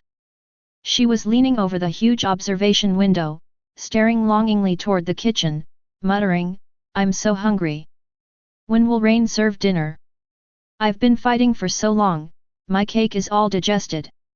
Rox sat with his legs crossed in the commanding seat that originally belonged to Zephyr. He ignored the crew's noise, simply closing his eyes and enjoying the unparalleled sense of control that the super battleship brought him. He could clearly feel that every vibration of the ship and every flow of energy was an extension of his own body. This is the king's ship that can carry his ambitions. Just then, a newsbird, as if it had seen a ghost, swooped down from the sky with a screeching cry. Seemingly terrified by the terrifying aura emanating from the ship, it tossed a stack of the latest newspapers and several brand new bounty posters onto the deck and fled at 3 times the speed it had come. It felt as if staying even a second longer would result in being crushed into mincemeat by those terrifying auras. "Oh! Another new bounty post!" Gads picked it up out of curiosity, and when he saw what was written on it, his eyes widened in astonishment. Oh my god! His earth-shattering scream attracted everyone's attention. When everyone saw the portraits, which were somewhat blurry due to the hasty printing but still exuded an imposing aura, a deafening burst of laughter and astonishment erupted on the deck. Without a doubt, the fall of the G2 branch and the capture of the super battleship, an event that can be described as the biggest scandal in the history of the Navy over the past century, has thoroughly enraged the world government. Their bounty amount saw an unprecedented and explosive increase. At the very top, of course, is Rox. The photo captures the moment he punched open the fortress gate. His arrogant smile and domineering gaze are visually striking. Rox D. Jibek, bounty of 3 billion berries. Crimes: attacking the Navy's G2 branch, seizing a top-secret warship, and provoking the world government unforgivable crimes. Ha ha ha. 3 billion. Looks like those old guys in the world government aren't completely clueless after all. Lox looked at his bounty poster and laughed with satisfaction. This number surpasses that of most of the well-known pirates on the high seas, placing it directly among the top ranks. Newgate followed closely behind. In the photo, he is seen punching through space, his earth-shattering aura seemingly bursting out of the paper. Edward Newgate, Whitebeard bounty of 2.5 billion berries. Criminal charge: core combatant of the Rox pirates, possessing world-destroying power, extremely dangerous. Lingling's bounty poster was even more outrageous, showing her commanding Prometheus and Zeus as if a catastrophe had struck. Big Mom Charlotte Linlin, bounty of 2.2 billion berries. Criminal charge: a natural destroyer, capable of manipulating the weather, suspected to be a user of the soul fruit, his destructive power and danger are immeasurable. Lingling tilted her head, saw the shockingly high amount, and smiled happily, ha ha ha. So much money, I can buy so many delicious cakes. Even the bounties for Gatsy, Silver, and Dorum have seen astonishing leaps. Giant Anchor Gats, bounty of 300 million berries. Silver the Ghost, bounty of 280 million berries. Iron Walderum, bounty of 100 million berries. This newly formed pirate crew has already surpassed the 8 billion mark in total bounty for its core members. This number is enough to make any kingdom tremble and any naval fleet hesitate. The name of the Rox pirates resounded throughout the entire sea overnight in the most flamboyant and domineering way. All right. Lox put away all the bounty posters, stood up, and glanced at each excited crew member before finally fixing his gaze on the kitchen. Ren. Rox's voice was as loud as a bell. To celebrate our move to our new home and becoming the world's #1 enemy of the Navy, tonight's menu is the most extravagant feast I'll ask for. The kitchen door was pushed open, and Ryan walked out wearing a brand new, specially made chef's uniform that he had found in the G2 officer's wardrobe, his face still showing that calm and composed expression. It has been prepared for a long time. To celebrate having a proper kitchen, tonight's dish is the triumph of the conqueror, Ryan said calmly. That evening, an extremely luxurious banquet was held in the spacious restaurant of the Qing Long. My experience points are steadily increasing, and I've accumulated quite a few cooking points. More than 300,000. Now, Redden's culinary skills have reached the master level, but the Battle of G2 made him realize that his personal strength is still the weakest link on this monster ship. There will only be more and stronger opponents of Zephyr's caliber in the future. It's time to use these accumulated cooking points to gain some real power for yourself. The kitchen of the Azure Dragon is a veritable mobile culinary fortress. This place is not only spacious, but also equipped with the Navy's most advanced equipment.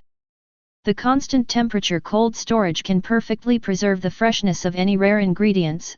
The multifunctional oven can simulate various cooking environments from volcanic geothermal to polar ice baking, and the powerful exhaust system can even completely remove the smell of durian cake that Lingling ate in 3 seconds. Standing in front of the spotless kitchen counter, Ryan felt like a general who owned an entire arsenal. But what he was thinking about at that moment wasn't what dish to cook for the next meal. His consciousness was immersed in the system's shop interface, and the dazzling array of exchange options made him dizzy. Chapter 63. Master Level Exclusive Redemption List. Eternal Flame, kitchenware. A stove crafted from branches of the world tree and sunstone, its flame never extinguishes and its temperature can be freely adjusted according to the chef's will.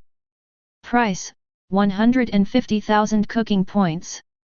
Time-space refrigerator, kitchen utensils. A refrigerator where the flow of time and space is frozen. Any food placed inside will remain perpetually fresh. Price, 200,000 cooking points. Legendary ingredient. Blind box, randomly contains a legendary ingredient, such as a phoenix egg or a talking carrot. Price, 300,000 cooking points. These things were tempting to Ren, but he didn't have enough cooking points to splurge like that. Ultimately, the focus shifted to the category of enhancing personal abilities. Ryan knew very well that even the best kitchenware and ingredients required a skilled chef to master them. On this chaotic sea, strength is the only passport. Although Rain's physical skills are good now, they are still not enough to face a truly strong opponent. What he needs is a systematic set of combat techniques that can maximize his strengths. Soon, a particular category caught his attention. Culinary techniques. The skills in this category are all inextricably linked to cooking, as if they were tailor-made for him. The butcher's knife technique, originating from an ancient Eastern legend, this knife skill allows the user to see through the texture and structure of all things, find their weakest point, and cause maximum damage with minimal force. At its peak, it can sever cause and effect. Price, 100,000 culinary points. Breathing technique of a powerful stove, a special breathing method that simulates the burning and bursting of a stove flame, instantly pushing the body's energy to its limit, greatly enhancing strength and speed.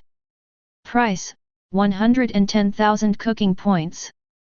Acupressure technique, precisely attacks specific acupoints on the surface of a living organism, causing paralysis, coma, or even direct damage to its internal structure.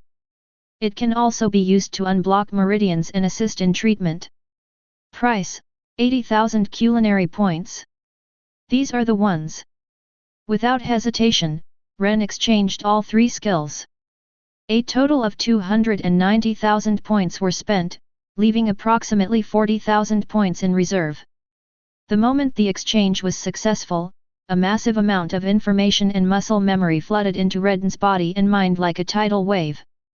His body seemed to have been tempered countless times, every cell had memorized that unique breathing rhythm, and every nerve had mastered that exquisite technique of exerting force. Ren slowly opened his eyes, and the whole world seemed different to him. Looking at the kitchen knife in my hand, it no longer feels like a mere tool, but rather an extension of my own arm. You can clearly feel the trajectory of the blade rubbing against the air, and you can hear the most subtle resonance inside the metal. Ryan even had a feeling that, if he wanted, he could use this knife to perfectly cleave a drop of water in half without the drop scattering. Just as Ren was immersed in this newfound sense of power, a deafening roar accompanied by a violent shaking came from the deck, jolting him from his reverie. "Where's my cake? Where's the victory celebration cake I put on the table?"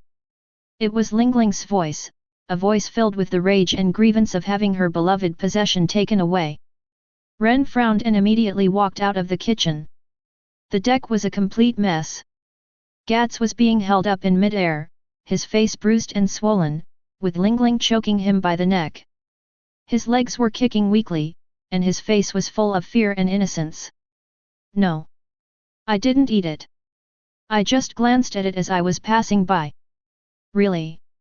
Who else could it be but you, you glutton?" "My cake. That was specially made for me by Ryan." Lingling's eyes had turned bloodshot, and she exuded a terrifying, tyrannical aura that could trigger celestial phenomena. Above her head, Zeus, the thundercloud, crackled with lightning, and in her hand, the sun Prometheus, blazed with intense fire, as if ready to obliterate Gats into dust at any moment. "Stop! Ling.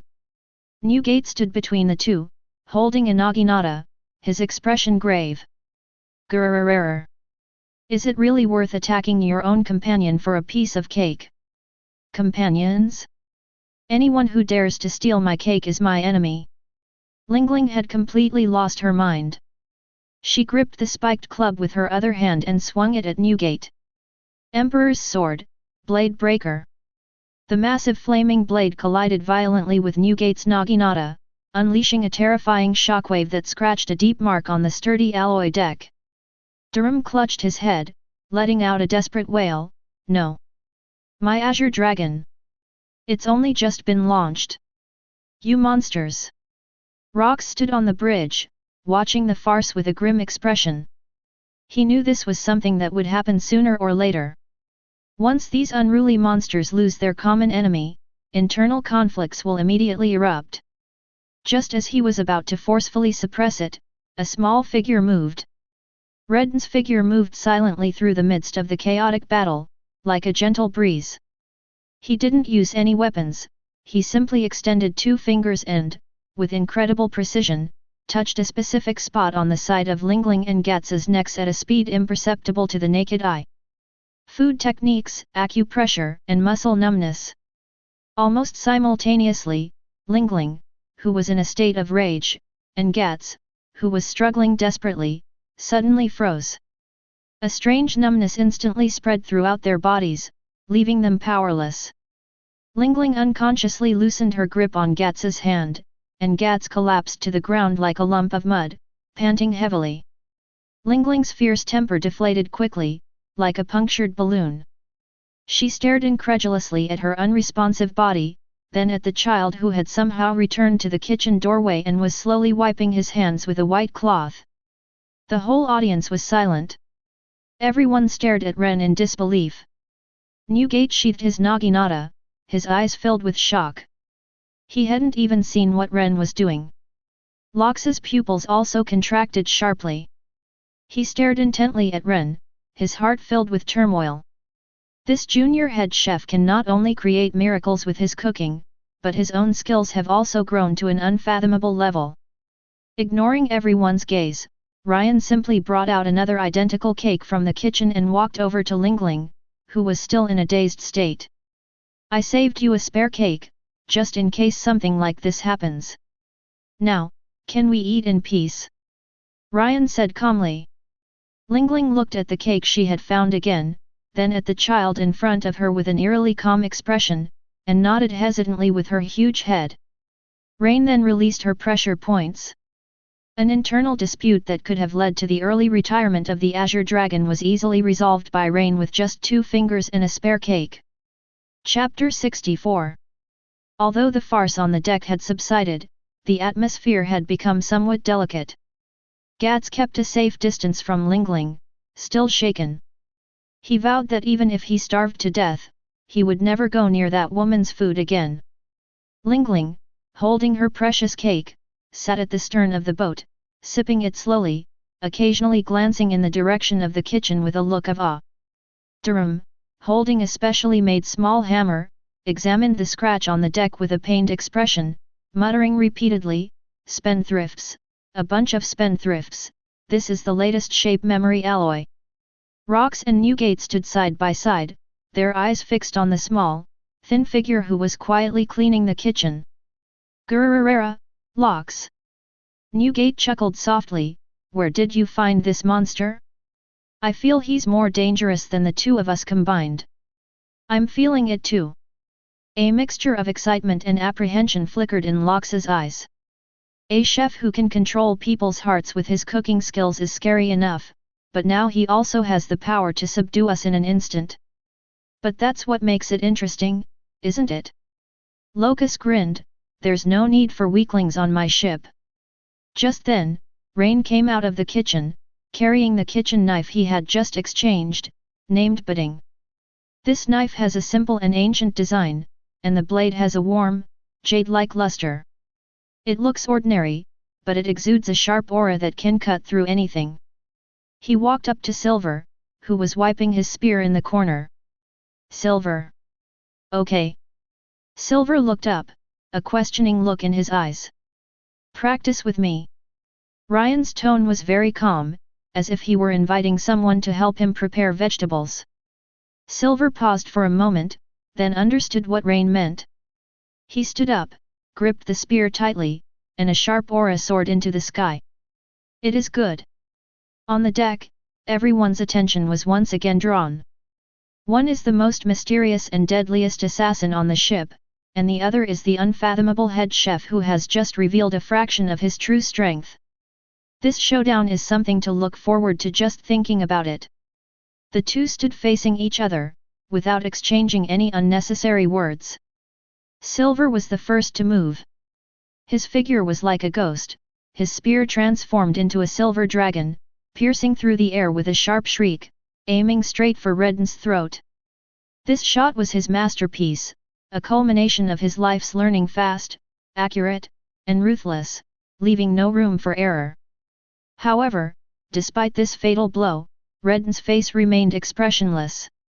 Just as Silver's spear was about to strike him, he moved. Instead of retreating, Ryan took a step forward, raising his kitchen knife, butting, at an incredible angle. His movements were slow, even somewhat freehand, as if he were not blocking, but cutting a piece of top-quality beef. Clang! The knife and the gun collided precisely in mid-air. There was no loud roar, only a clear, pleasant sound, like jade striking each other. Silver felt a strange, spiraling force coming from the tip of the gun, easily deflecting his powerful strike and even causing him to stumble to the side. Immediately afterwards, Ryan's kitchen knife followed closely, the blade gliding past his gun and aiming straight for his wrist. Silver was terrified and immediately drew his gun and retreated. The two figures darted and collided rapidly on the deck, leaving behind afterimages. Silver's marksmanship was fierce and domineering, with wide and powerful strokes, each move heavy and forceful. In contrast, Rain's swordsmanship was completely different. He had no fixed moves, he simply followed Silver's attack trajectory, searching for the smallest opening. Every strike he made was perfectly timed, like a skilled butcher dissecting an ox, always able to neutralize the opponent's most ferocious attacks with minimal effort. Silver felt like a bull being toyed with. No matter how hard he tried, it was as if he was hitting a ball of cotton, unable to exert any force. But the opponent's knife was like a persistent ailment, always managing to threaten him from the most cunning angles. The sparring match left Gats, who was watching from the sidelines, dazzled. He scratched his head and asked Durham with a puzzled look, How is this going to work? It seems like Silver is attacking relentlessly, but the head chef doesn't seem to be moving much. What do you know?" Durham gave him a look that said, "You're too young," and said sagely, "That's called skill. Silver uses brute force, while the head chef uses technique. Didn't you see?" The head chef anticipated every single one of Silver's attacks, he was using the opponent's force against them. Gats was completely confused, but seeing Ryan's leisurely demeanor, his awe of the head chef deepened. He felt that all his previous understanding of the head chef had been overturned, as if he had seen a docile sheep suddenly pull out a Gatling gun. Ultimately, the duel ended with Rain gently placing her kitchen knife against Silver's neck. Fine beads of sweat appeared on Silver's forehead. Looking into Ryan's calm, unwavering eyes, he said sincerely, "I lost. Your gun is fast, but it's too aggressive, which affects your accuracy." Ren sheathed his knife and gave a professional assessment. This exchange made the atmosphere on the ship more harmonious. The monsters finally found a third common hobby besides eating and fighting: watching the head chef beat up Silver. In these noisy, chaotic yet vibrant days, the Qinglong sailed for more than half a month. This super warship, representing the pinnacle of naval technology, has now become a mobile monsters lair, or rather, a maritime amusement park. On the deck, Gats and Newgate were performing their daily rituals. It was called spiritual practice, but it was actually a one-sided beating. Newgate didn't even bother to use the tremor fruit's power. With just one hand and pure Haki, he completely overwhelmed Gats, who was wielding a giant anchor and acting like a madman. With each collision, Gats felt his blood surge and his hands go numb, but the expression on his face was not one of pain, but rather one of exhilarating excitement. "Grrrrrrrr, little devil, your strength has increased a lot, but your brain still can't keep up." Newgate delivered a karate chop to the back of Gats's neck, causing Gats's eyes to roll back and his massive body to crash to the ground with a thud. In the corner, Lingling was taking small bites of a piece of energy cake specially made by Rain, using Sea King fat and Sky Island honey. Zeus and Prometheus above her head are like two docile pets, one fanning her and the other illuminating her, creating an atmosphere so peaceful that it seems out of place with the violent scene on the deck. Silver practiced his marksmanship on the ship's side. His movements became increasingly concise. Each thrust was devoid of unnecessary flourishes, yet it always precisely left a tiny, slowly healing puncture point in the air. He no longer pursues speed, but is instead honing a deeper level of artistic conception known as always hitting the target. The shipwright, Durham, wandered around the ship like a ghost, carrying a small notebook and a special tuning fork. Every now and then, he would tap on the alloy armor of the hull, listen intently, and jot something down in his notebook. Chapter 65. The third power conduit on the left side shows slight metal fatigue, with a resonant frequency shift of 0.01 Hz. This is caused by the after effects of Lord Newgate and Gats's sparring match. There's a slight dent in the shape memory alloy stern panel. Miss Lingling accidentally bumped into it while turning over. This is the 5th time this week. His face was edged with weariness and anxiety, a complex mix of pride and despair. He was proud that the ship could withstand the torment of so many monsters, yet despairing that he felt he could die of exhaustion at any moment. The root of all this chaos points to that small, expressionless figure standing in the empty storage room. Ryan looked at the last potato and frowned almost imperceptibly. The storage room of the Azure Dragon was cleaner than Durham's wallet. After more than half a month of continuous sailing, coupled with the monsters on board who had appetites comparable to sea kings, especially the bottomless pit that was Lingling, even the supplies that the G2 branch had enough to support a fleet's long voyage had been completely exhausted. Head chef Gats woke up at some point, his huge head poking in through the storage room door, his face plastered with a fawning smile, looking just like a big dog that had spotted a bone. What are we having for lunch?" Ryan glanced at him and picked up the lone potato. "Potato soup for lunch today." Just potato soup." Gats's face fell instantly, and his massive body seemed to shrink, "Not even minced meat?" "There's no meat left." Ryan's answer was concise and to the point. "Where are the fish? We can go fishing." The seawater in this area has a very special composition, containing a trace amount of inert mineral, which causes the fish here to have a metallic fishy smell and are inedible. Ryan calmly stated a harsh truth. Gats's face showed an apocalyptic expression, he felt his stomach singing a very sad song.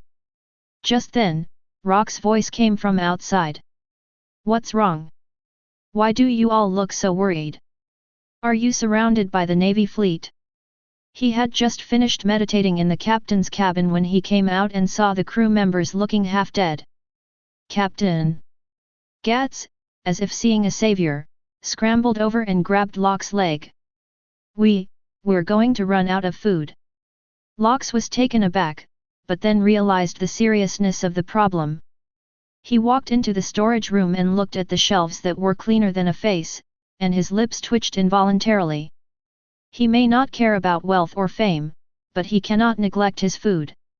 This not only affects the morale of the crew, but also whether he himself can enjoy top-notch cuisine every day. For a pirate crew, there is no crisis more terrifying than running out of food. "Durham!" Rox roared outside. "Yes, Captain." Durham came running over, stumbling and crawling. "Bring me the latest nautical chart.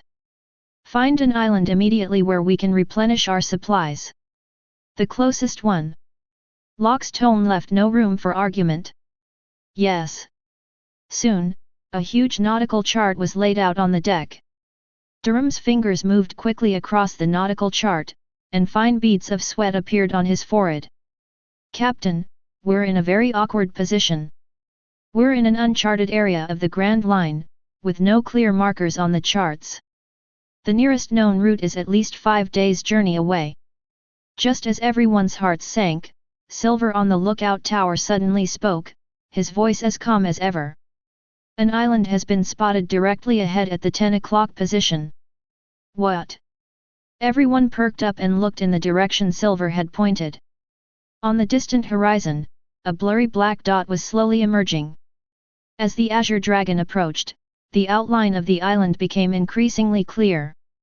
It was a fairly large island, covered with lush vegetation and vibrant greenery, with the towering mountain in the center that looked full of life. "Great! We're saved!" Gats danced with excitement. "Good luck!" Newgate grinned too. "Don't get too excited yet." Durham held up his binoculars, his brow furrowed. "This island, it's not recorded on any nautical charts, it's an unnamed island, I wonder what might be on it." "Who cares what it is?" Locus waved his hand, his arrogant smile returning, "as long as there's something to eat. Even if there's a dragon living on the island, we can catch it and add it to our head chef's meal. Men, speed up. Target, that nameless island. Prepare to land, hunt, and replenish supplies." Oh. Under Locke's command, the Azure Dragon roared and sped off like a shark that had caught the scent of blood toward the island full of unknowns and hope. Hope was rekindled on the faces of the crew members.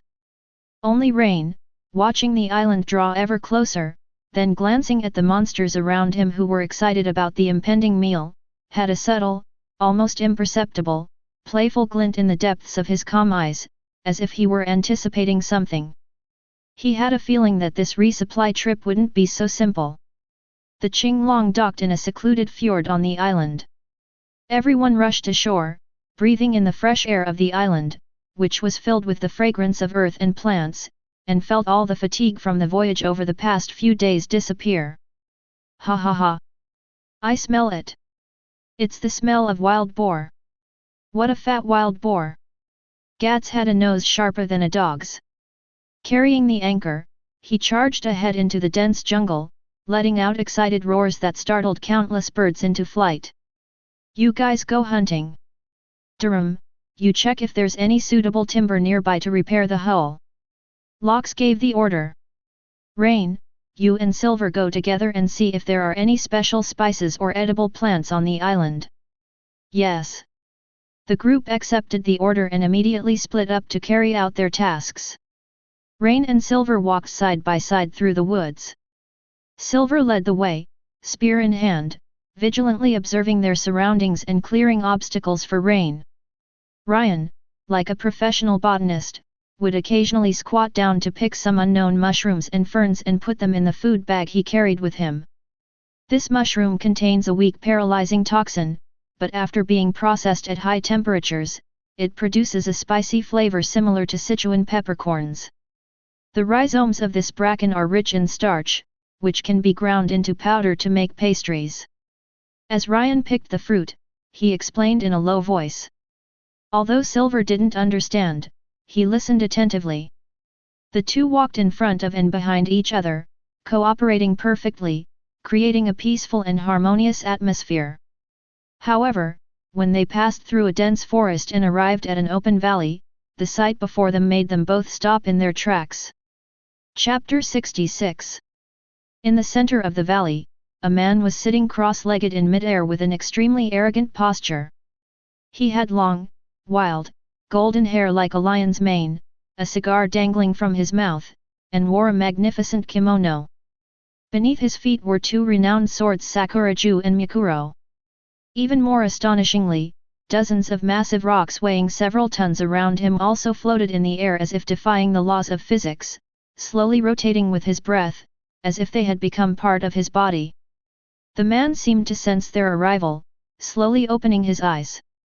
Two sharp, knife-like gazes swept over them, carrying an arrogant air of looking down upon the world. "Oh! Have we had guests? His voice was hoarse and magnetic, full of the authority of a superior.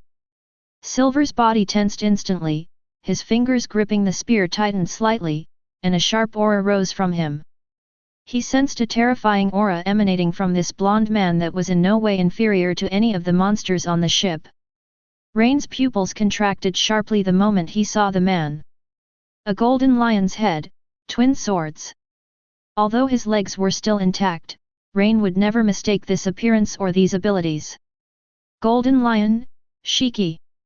A legendary pirate of the future, a figure on par with Roger and Whitebeard. Red's heart skipped a beat. How could it be him? He clearly remembered that, in the original story, Shiki the Golden Lion should have joined the Rocks pirates at a very early stage and become one of their powerful generals. But perhaps because of my appearance, this timeline has already deviated subtly. The Golden Lion before them had clearly not yet joined any faction. Like a lone lion, he roamed the seas on his own and had already made quite a name for himself. Just as Red's thoughts were racing, a commotion came from the other end of the valley. Hey! Golden Lion up ahead! See that wild boar as big as a house! It was Gats's voice. He emerged from the woods carrying a huge wild boar that he had already knocked unconscious, followed by Rox and Newgate. When they saw Shiki floating in mid-air, they were all stunned. Rox's gaze swept over Shiki, and the casualness on his face disappeared, replaced by the excitement of meeting a worthy opponent. Newgate grinned and let out his signature laugh, "Gurglalalala, looks like there's more than just wild boars on this island, there's a more interesting lion too." Shiki's gaze shifted from Ryan and Silver to Rox and Newgate, who were standing later. When he sensed those two equally domineering auras, he was not afraid at all, instead, he laughed loudly. Ha ha ha! Interesting! Really interesting!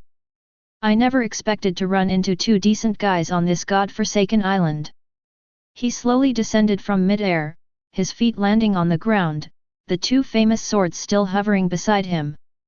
Judging from your appearance, you're pirates too, right? Shiki exhaled a smoke ring, his arrogant gaze sweeping over every member of the Rocks pirates. State your name. Nobody deserves to die by my blade.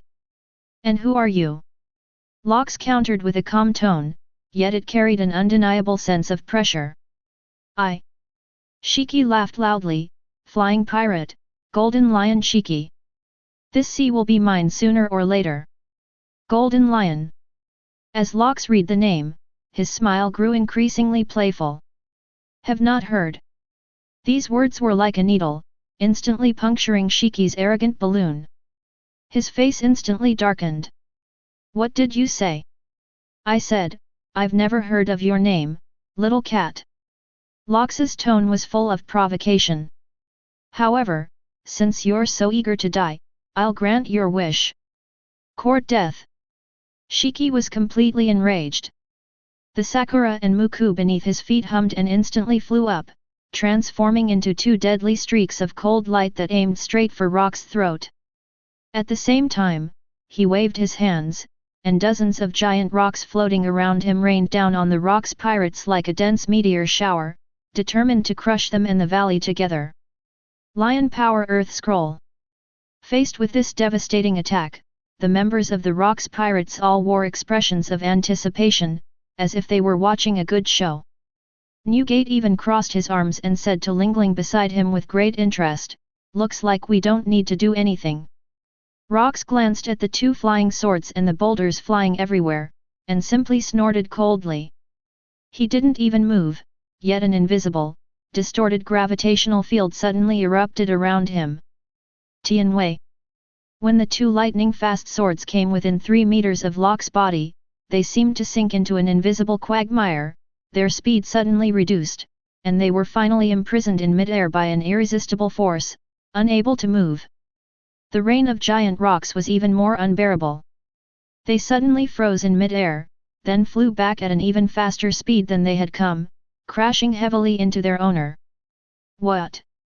For the first time, a look of horror appeared in Shiki's eyes. His float fruit ability, which he was so proud of, was so easily broken by this man, and even turned around and used against him.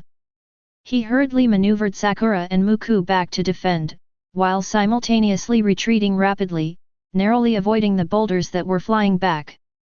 Rumble! Dust and smoke rose from the valley, and the earth groaned in despair. When the smoke cleared, Shiki reappeared. Although he was unharmed, the arrogance on his face had vanished, replaced by an unprecedented solemnity. He stared intently at Lox and asked, word by word, Who are you? Lox grinned, revealing a cruel smile. Lox de Jibek. The name Rox exploded in Shiki's mind like a thunderclap. Although he said he hadn't heard of it, how could he not know about the Rox pirates, who had been causing such a stir on the high seas recently? By capturing the G2 branch and stealing the super battleship Azure Dragon, and with the core members' bounties being frighteningly high, every single thing they did demonstrated the lawlessness and terrifying strength of this emerging pirate crew. Shiki never expected to meet them here in this way. Even more unexpectedly, this man named Lox was far more powerful than the rumors suggested. Lox. Shiki's eyes sharpened, all his contempt vanished, and his fighting spirit erupted like a volcano. Very good. Excellent. Only by defeating a man like you can one be worthy of becoming the overlord of the seas. He no longer relied on those fancy ranged attacks, but instead wrapped his domineering aura around his legs, making him look like a real lion as he pounced on Rox. Chapter 67. Chop. He unleashed two sharp, almost tangible golden slashes with his legs, tearing through the air and aiming straight for Rox's vital points. Well done. Instead of retreating, Rox advanced and threw a punch as well. It has no added devil fruit abilities, it is simply the purest iron fist, wrapped in Conqueror's Haki lightning. Boom! The fist and the slash collided in mid-air, unleashing a deafening roar. The golden slash was shattered by a single punch, turning into countless points of light. The two figures instantly intertwined, engaging in the most intense and primal hand-to-hand combat. As fists and feet clashed, each collision cracked the surrounding earth, and the air groaned in agony under the strain. Shiki's physical skills are expansive and powerful, full of the domineering aura of a king. Rox's attacks, on the other hand, were more direct and wilder, each punch seemingly aimed at shattering the very fabric of space. Black and red lightning bolts continuously erupted between the two, a clash of Conqueror's Haki. Grrrr, these two really get along well. Newgate watched with great interest, arms crossed. Gats watched with great excitement, wishing he could rush up and fight too. Rain, on the other hand, calmly observed the battle, his focus being different from others. Shiki's Haki is strong, but not refined enough, and his combat experience is clearly inferior to Rox. His attacks rely more on the unpredictability of his devil fruit abilities and the raw power of his physical techniques. Rox has begun to perfectly integrate his devil fruit abilities with his Haki and physical skills, forming his unique fighting system. Ren analyzed the situation in his mind. The outcome was already decided. Sure enough, the battle lasted less than 10 minutes before the situation on the field became clear. Although Shiki's attacks were still fierce, his breathing had become rapid, and he had several bruises on his body.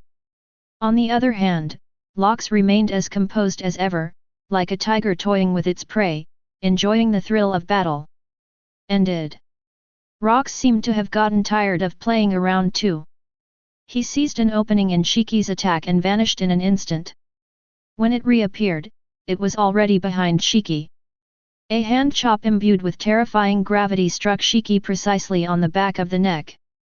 Black hole! Shiki felt a numbness in the back of his neck, and the world before his eyes instantly went dark. An irresistible force drained all the strength from his body, and he collapsed limply like a puppet with its strings cut. The battle ended in an overwhelming victory for Rox.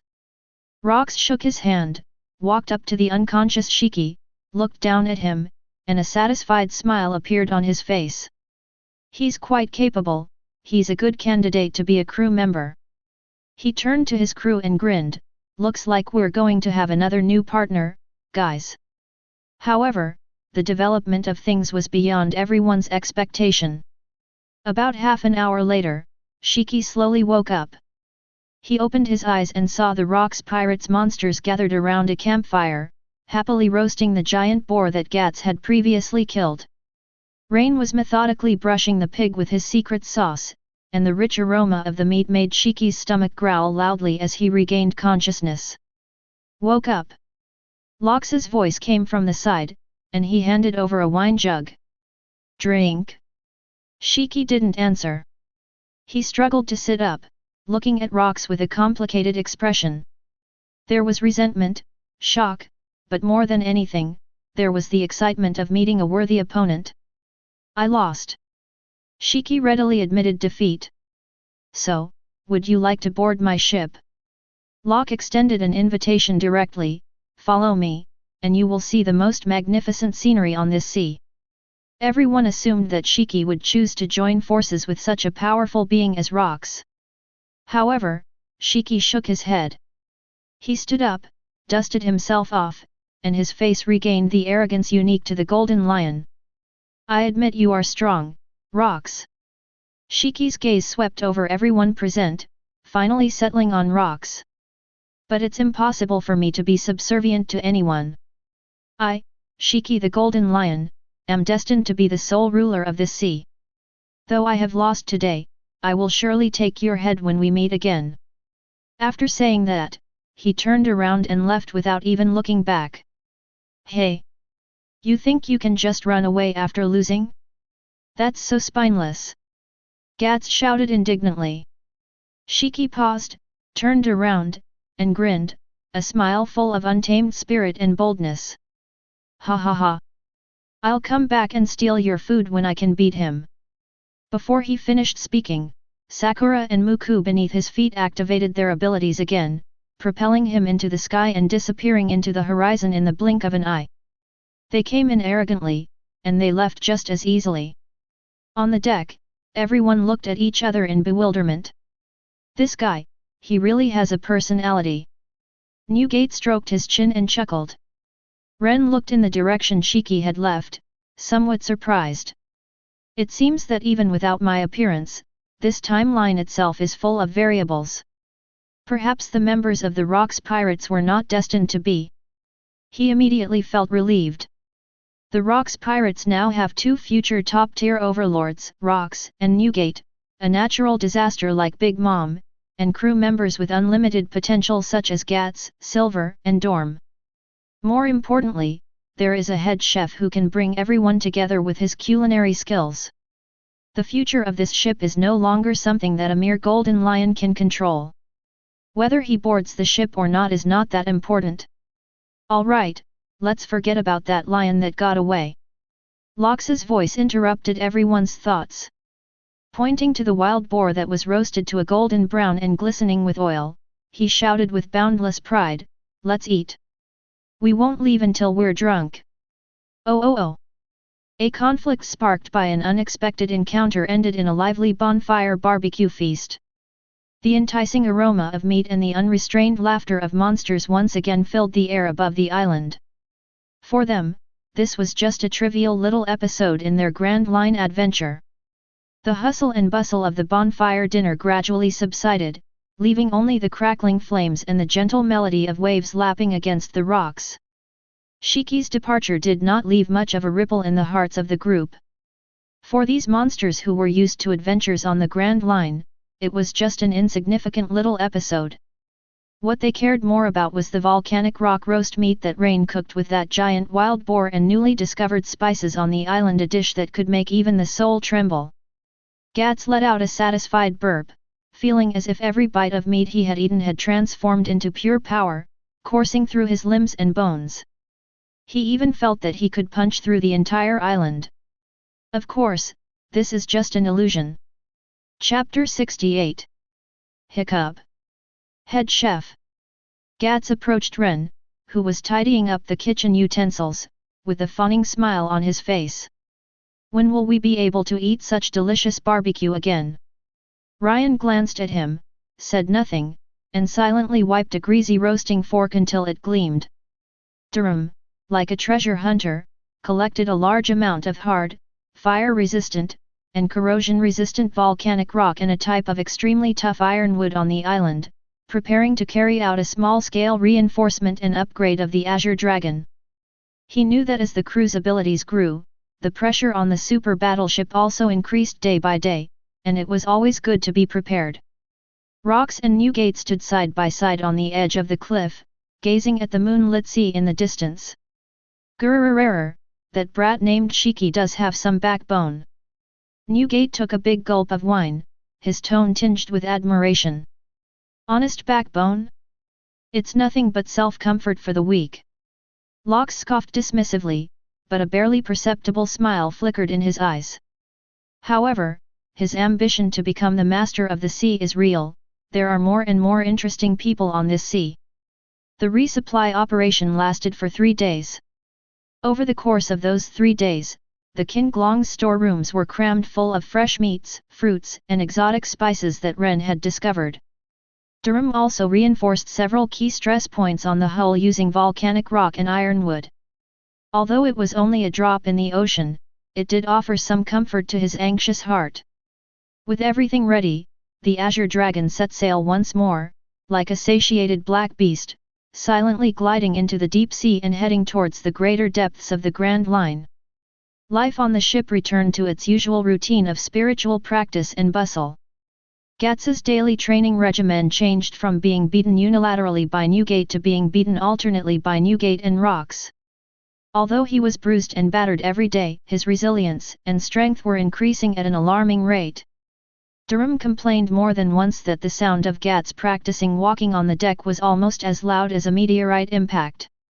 Lingling, on the other hand, was obsessed with the various desserts that Rain made with lava fruit, a specialty of the island. Most of the time, it's like a docile giant cat, basking in the sun at the stern of the boat while holding a cake. Zeus and Prometheus, who were above her, also became more lively because of the improved food. One was responsible for thunder to add to the festivities, and the other for roasting meat as an extra treat. Occasionally, they would even fight over the snacks that Ren fed them, adding a lot of fun to the otherwise monotonous voyage. Silver remained silent, spending most of his time on the lookout tower, observing the ever-changing ocean currents and clouds with his superhuman eyesight. He was no longer satisfied with improving his marksmanship, but began to try to integrate his aura with the wind and the waves, pursuing a higher level of stealth. Meanwhile, Ryan was conducting all sorts of daring culinary experiments in his new kitchen. The float fruit of Shiki the Golden Lion on Radiant Island gave him some new inspiration. He tried to create a dish that would make food feel strangely suspended in the mouth using an ingredient called air algae. Although he failed many times, he never stopped trying. In these noisy, chaotic yet vibrant days, the Qinglong sailed for another 20 days. That day, a newsbird, in an almost suicidal descent, screeched as it dropped a stack of the latest newspapers and several brand-new bounty posters onto the deck, then fled without looking back, as if a natural disaster were chasing after it. "Oh! There's new news again." Gats picked up the newspaper out of curiosity. When he saw the headline on the front page, his eyes widened as much as an anchor. "Shocking! The Roger pirates have unexpectedly risen to prominence, decisively defeating a Marine Vice-Admiral's fleet." In the newspaper, a candid photo took up a huge portion of the page. A man wearing a straw hat and with an extremely confident smile on his face was cleaving a naval warship in two with a single stroke. Behind him, a blond man with long hair and glasses was calmly directing the battle, and a man wielding 2 axes stood imposingly. "Roger." Locke also came over, looking at the man's photo in the newspaper with a hint of interest in his eyes. "Gold Roger. I've been hearing that name a lot lately." Newgate joined in, grinning as he looked at the man in the photo, gurgling, "Another one with a D in his name. This sea is getting more and more lively." On the other side of the newspaper was the latest report about the Rox pirates. The world government had clearly not forgotten their feat of capturing the G2 branch, and their bounty had once again seen a slight increase. Rocks, in particular, is approaching the 3.5 billion mark, a figure that would make any established pirate take notice. TCH, it's only increased by this little bit. Those old guys in the world government are too stingy. Locke tossed the newspaper aside dismissively, such empty fame no longer excited him. His attention was now drawn to Roger, who was also rising rapidly. "Captain!" Silver's voice came from the lookout tower, as calm as ever. "We are about to enter the Whirlpool Sea, where the currents are extremely turbulent and it is one of the most dangerous places on the Grand Line. But if we pass through here, we will reach the New World." New World. A burning flame of ambition ignited in Locke's eyes. That is the true stage for the strong, the battlefield where the overlords vie for supremacy. Very good. Locke waved his hand, his voice booming like a bell. "Men, hold on tight. Let's go see what interesting creatures await us in the New World." "Oh oh oh!" Amid cheers from the crowd, the Azure Dragon roared and charged headlong into the turbulent sea known for its chaos and danger, like a beast about to enter a new hunting ground. The whirlpool-filled sea area truly lives up to its name.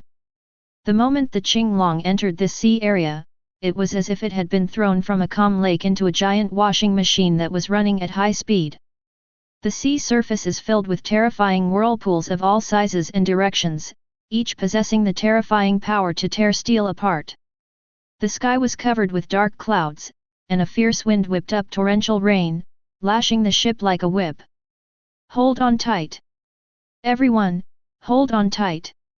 Durham roared hoarsely, clinging tightly to the massive rudder, the muscles in his arms bulging like rocks.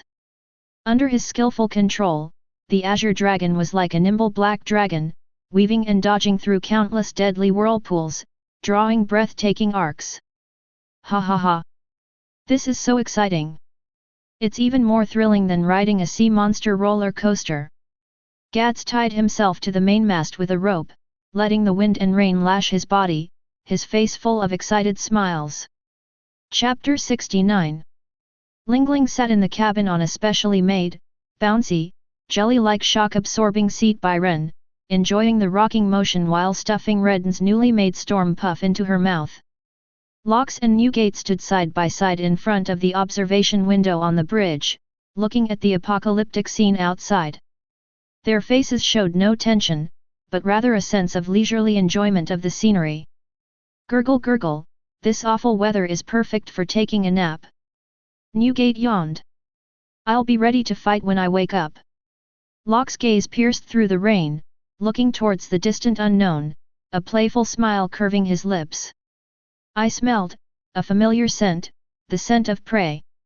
Just then, Silver, who had been silent all along, suddenly spoke, his voice colder than the howling wind outside. "A large fleet is approaching directly ahead, at the 12 o'clock position." "Okay."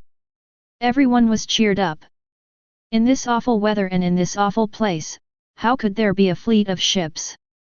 Durham immediately turned the power of the Azure Dragon's ultra-long-range detection radar to maximum. Soon, a dense cluster of red dots representing enemy ships appeared on the radar screen. They came from all directions, forming a huge encirclement, and were slowly closing in on the Azure Dragon. "It's the Navy." Durham's expression instantly turned serious. "At least 30 large warships. Are they crazy? Assembling a fleet in this weather?" "No, they're not crazy." Locke's smile grew increasingly cruel. "They came specifically for us. This chaotic, turbulent sea area is a natural disaster and a dead end for others, but for a well-trained and well-prepared fleet, it is the best battlefield for an ambush. The chaotic magnetic field here can block most reconnaissance methods, and the raging ocean currents can restrict the maneuverability of ships. The other side had clearly anticipated that they would take this shortest route and had laid a trap here in advance." "Interesting." A dangerous glint also flashed in Newgate's eyes. "It seems those old guys in the world government are finally willing to spend big."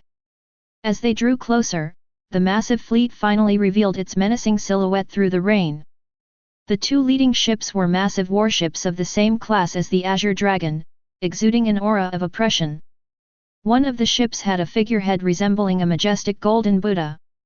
On the deck, a tall man wearing round-framed glasses and a naval admiral's uniform stood with his hands behind his back, looking at them with a serious expression.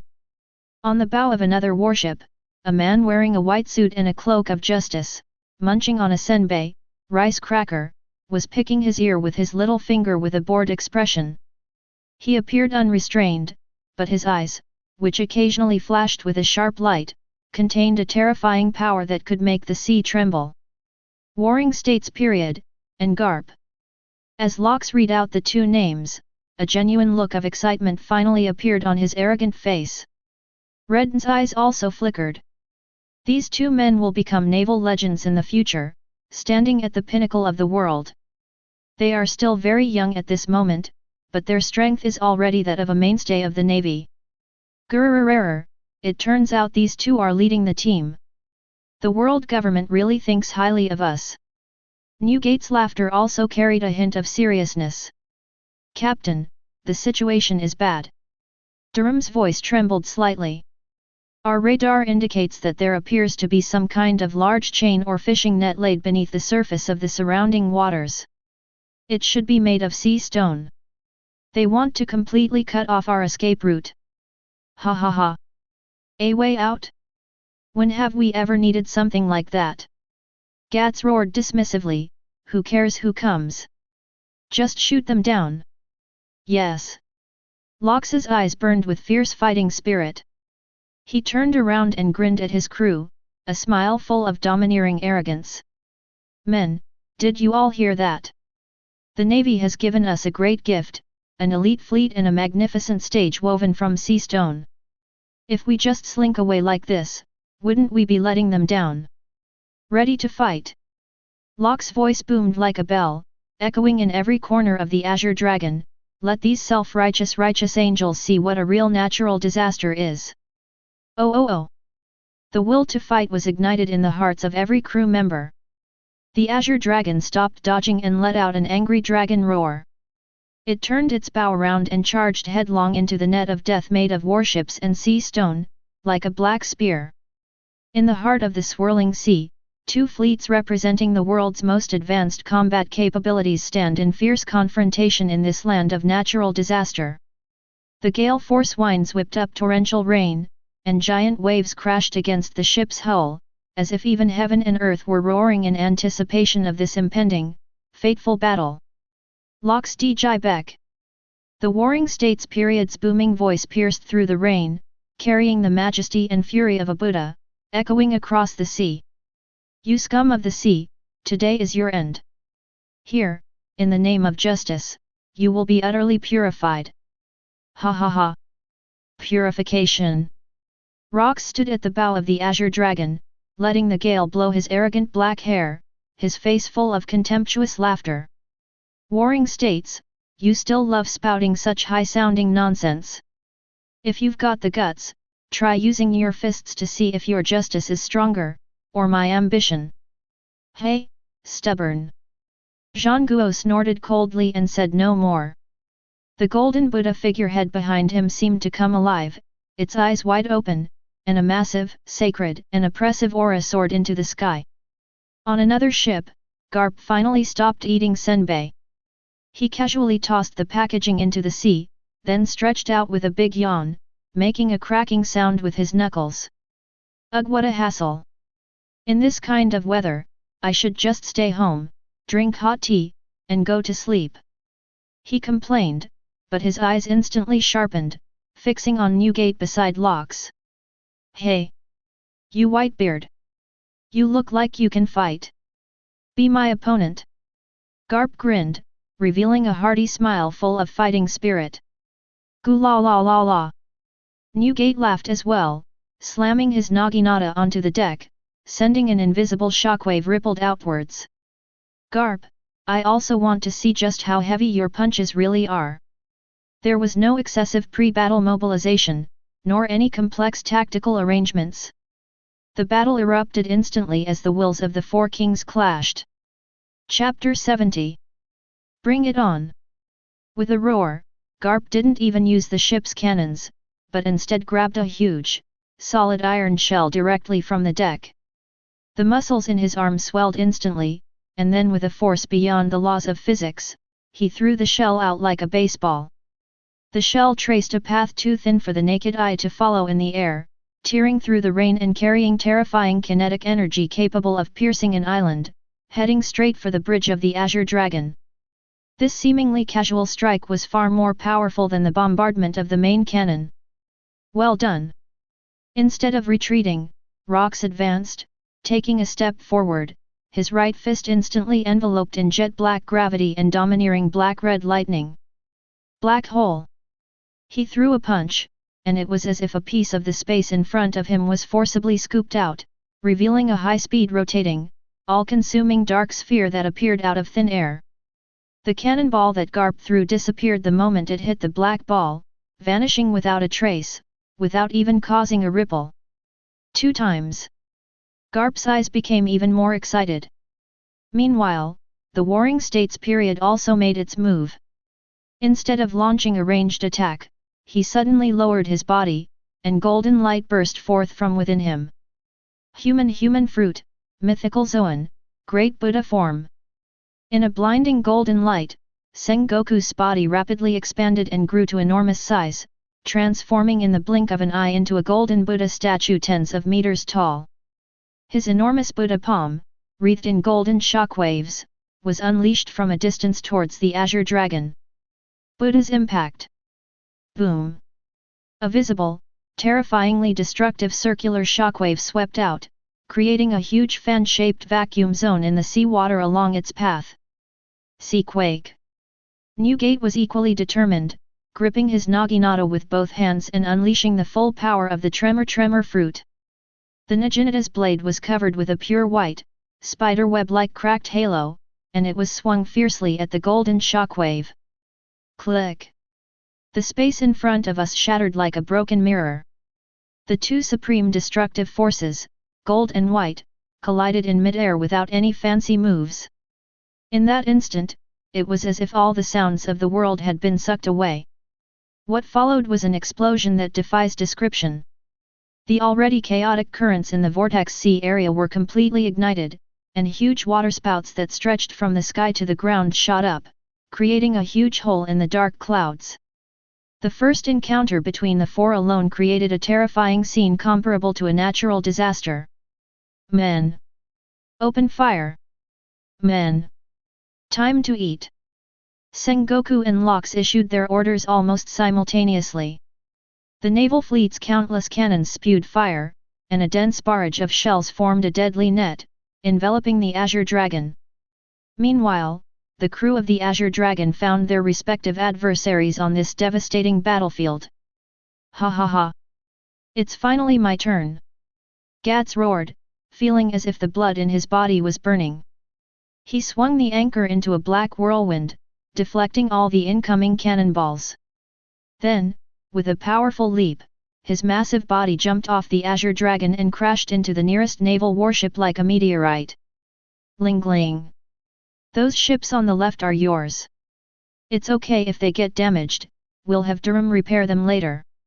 Lox laughed as he gave the order. Ha ha ha! Leave it to me. Lingling licked her lips, her eyes filled with excitement. She commanded Prometheus and Zeus, like a natural disaster descending upon the mortal realm, charging towards the flank of the naval fleet. Flames and lightning intertwined, instantly engulfing several warships in a sea of fire. Silver's figure once again disappeared into the shadows. He was like a grim reaper walking on the edge of the battlefield, his spear always able to precisely destroy the naval fleet's command nodes and weapon systems from the most tricky angles. An unprecedented melee erupted in the Whirlpool Sea area. Meanwhile, Rain stood in the kitchen, which was best protected by the energy shield, calmly watching everything through a specially designed observation window. His observation Haki had already covered the entire battlefield, but he was not concerned with the victory or defeat of any one person, but rather with the overall direction of the battle. Garp's attack style is pure power and Haki, wide and powerful, with many openings, but each punch is so fast that the openings themselves become meaningless. Sengoku's attack seems fierce, but it actually contains a hidden strategy. The angle of each shockwave has been precisely calculated. He is trying to limit Lord Newgate's range of movement. In Rain's mind, a massive battlefield analysis map, composed of countless data points and lines, was rapidly taking shape. He knew that this battle could not be won by brute force alone. The battle instantly escalated into a fierce stage. The duel between Rox and Garp was the most direct and also the most violent. The two abandoned all fancy techniques and engaged in the most primitive hand-to-hand combat on the turbulent sea. Their figures moved so fast that only after images remained. Each collision caused the surrounding space to groan in agony, as the black and red lightning danced wildly like mad snakes, evaporating the seawater and creating huge voids. Garp's fists are as heavy as mountains, each strike containing terrifying power enough to shatter a continent. His fighting style is full of the fierceness and indomitable spirit unique to soldiers. Rox's attacks were even more bizarre and domineering. He incorporated his gravity ability into his physical techniques, sometimes making Garp's fists feel like they were stuck in mud, and sometimes using repulsive force to disrupt the opponent's center of gravity. His attacks were unpredictable and full of the king's playfulness and cruelty. On the other hand, the battle between Newgate and Sengoku was more like a clash of natural disasters. Sengoku, transformed into a golden Buddha, exudes world-destroying power with every move he makes. The shockwaves he unleashes are not only incredibly powerful but also have tricky angles, always blocking Newgate's evasive maneuvers and forcing him to take direct hits. Newgate, however, remained unfazed. He wielded his Naginata with wide, sweeping movements, each swing carrying the power to shatter space, shattering Sengoku's shockwaves one by one. The aftershocks of their battle created the most destructive area on the entire battlefield, with nearby warships being directly blown away or torn apart. Lingling transforms into a pink calamity on the battlefield, commanding Prometheus and Zeus to rampage through the naval fleet. She paid no heed to the ordinary shells, letting them hit her steel-like skin, sending sparks flying. Her eyes were fixed on the larger, more robust-looking warships, and she loved to hear their mournful cries as they roared in their own flames and lightning. Ha ha ha! This tin toy is pretty sturdy. Lingling used her Emperor's sword, Blade Breaker, to cleave the mast of a cruiser in two, and then burst into a joyful laugh. Chapter 71. However, the Navy is, after all, the Navy. Under the leadership of a group of elite lieutenant generals, they quickly regained their footing. They dared not confront Lingling head-on, but instead used the numerical superiority of their fleet and their exquisite coordination to form a vast net woven from artillery fire, constantly wearing down and restraining Lingling, preventing her from having a devastating impact on the overall battle situation. Gats also encountered trouble. Although he was brave and could take down an enemy with a single blow, there were simply too many naval soldiers. He overturned the soldiers on one ship, and immediately soldiers from another ship swung over by ropes and charged at him fearlessly. He was like a giant elephant caught in a swarm of ants. Though he could crush countless ants, he was also constantly bothered by the harassment. Damn it! These guys are like cockroaches, I can't get rid of them.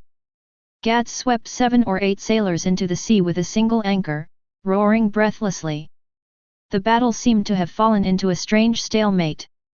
Although the individual strength of the Rox pirates was terrifying, the Navy, with its sheer numbers, superior equipment, and tight organization, dragged this beast into the quagmire of war.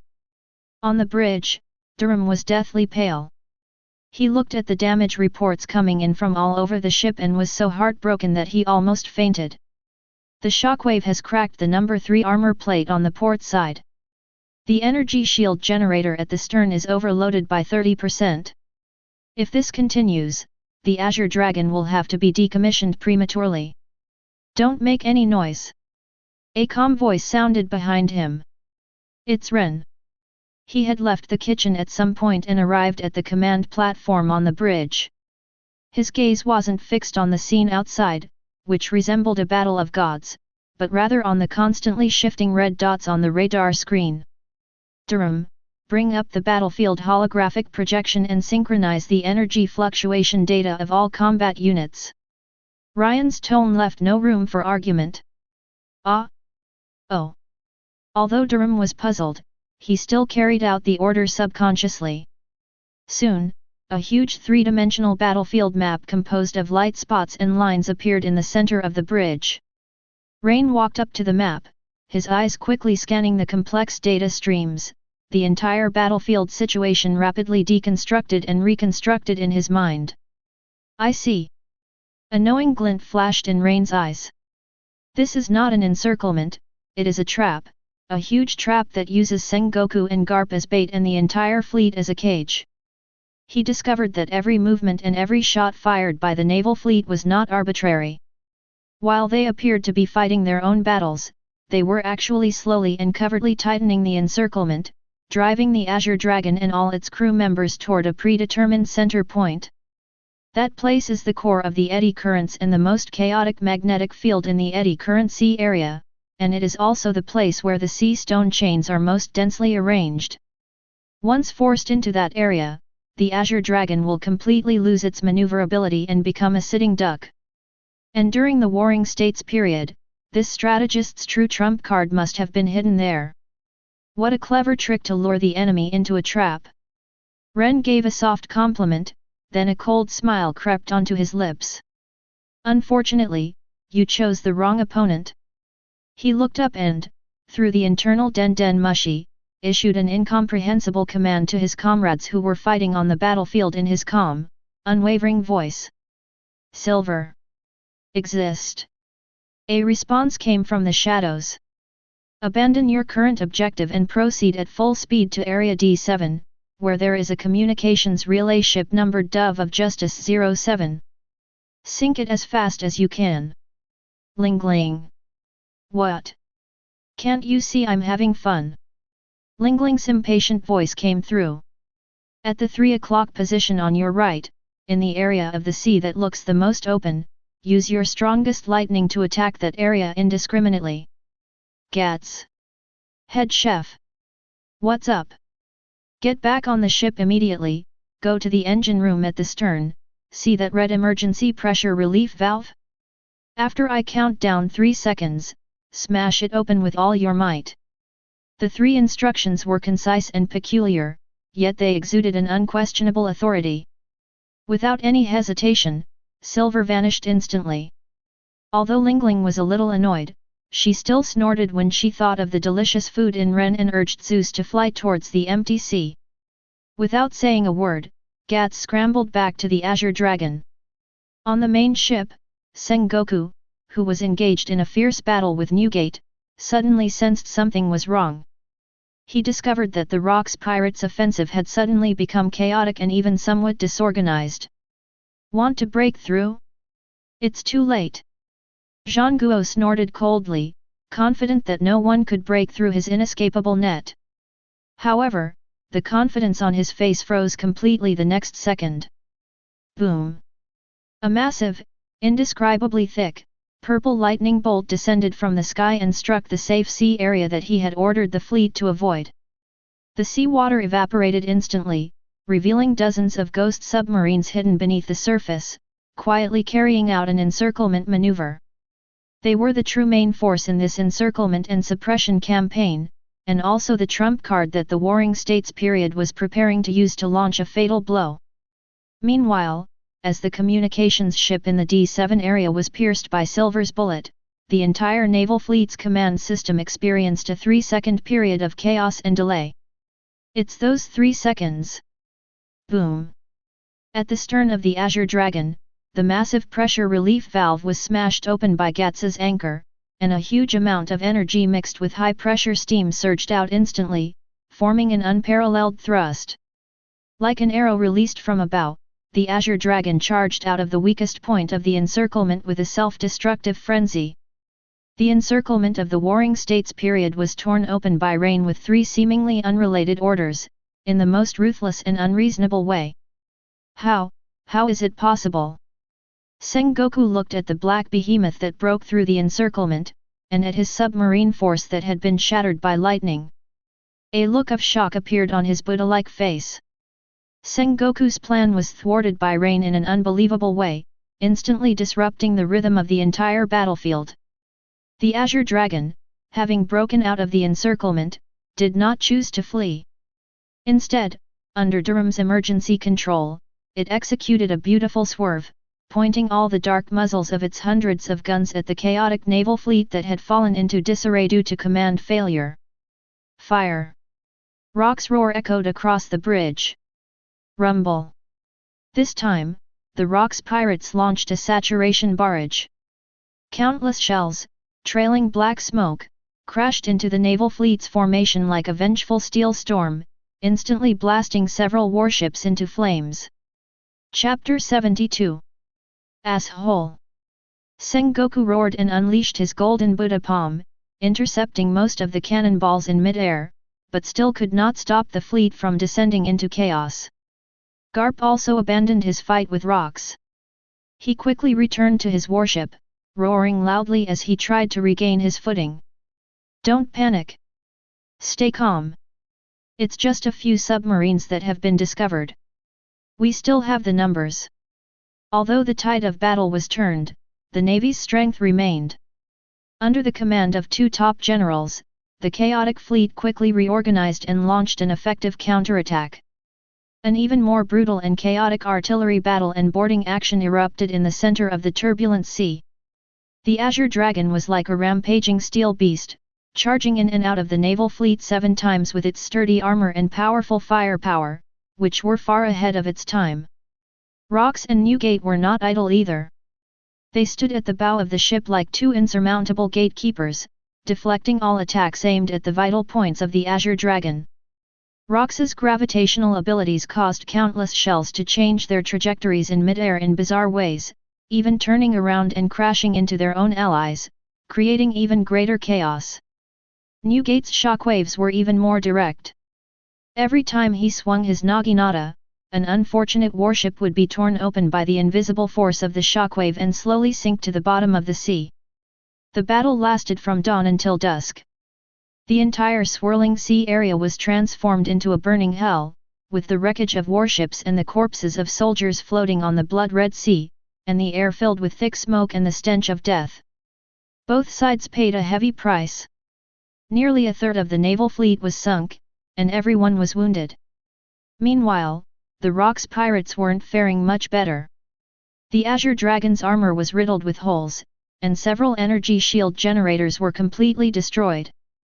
Gats was covered in blood, with countless wounds, but he was still like a tireless war god, roaring and waving the anchor. Lingling also appeared somewhat listless due to the long battle, and the Prometheus and Zeus above her head had become much dimmer.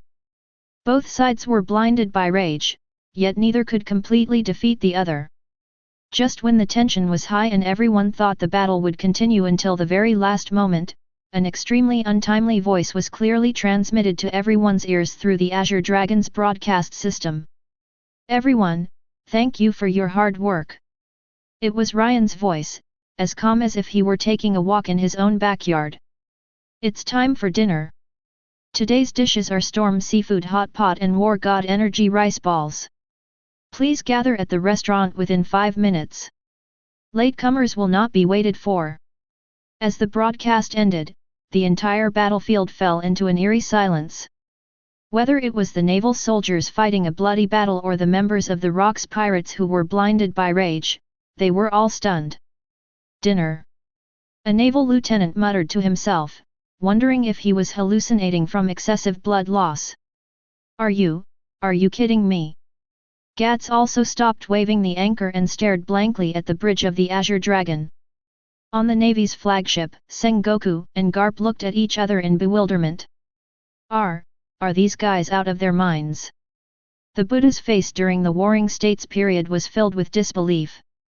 Garp was taken aback for a moment, then burst into a deafening laugh, ha ha ha. Interesting. Very interesting. Eating in front of my fleet? I like these guys. However, something even more devastating happened. Upon hearing Rain's broadcast, Rox actually stopped his attack. He grinned at Garp in the distance and said, "Hey, Garp, hold on for a second. I have to go eat, or my head chef will get angry." Newgate sheathed his naginata and nodded to Sengoku, "Gururururura, you guys must be hungry too? Want to come and eat something together?" Lingling cheered and ran into the cabin, abandoning her opponent. "Dinner's ready. Dinner's ready. I want 10 rice balls." Gats and Silver also retreated back to the ship without hesitation. Under the stunned gaze of tens of thousands of officers and soldiers in the naval fleet, the members of the Rox pirates swaggered around the center of the battlefield, put away their weapons, and then, lined up and walked into the dining hall.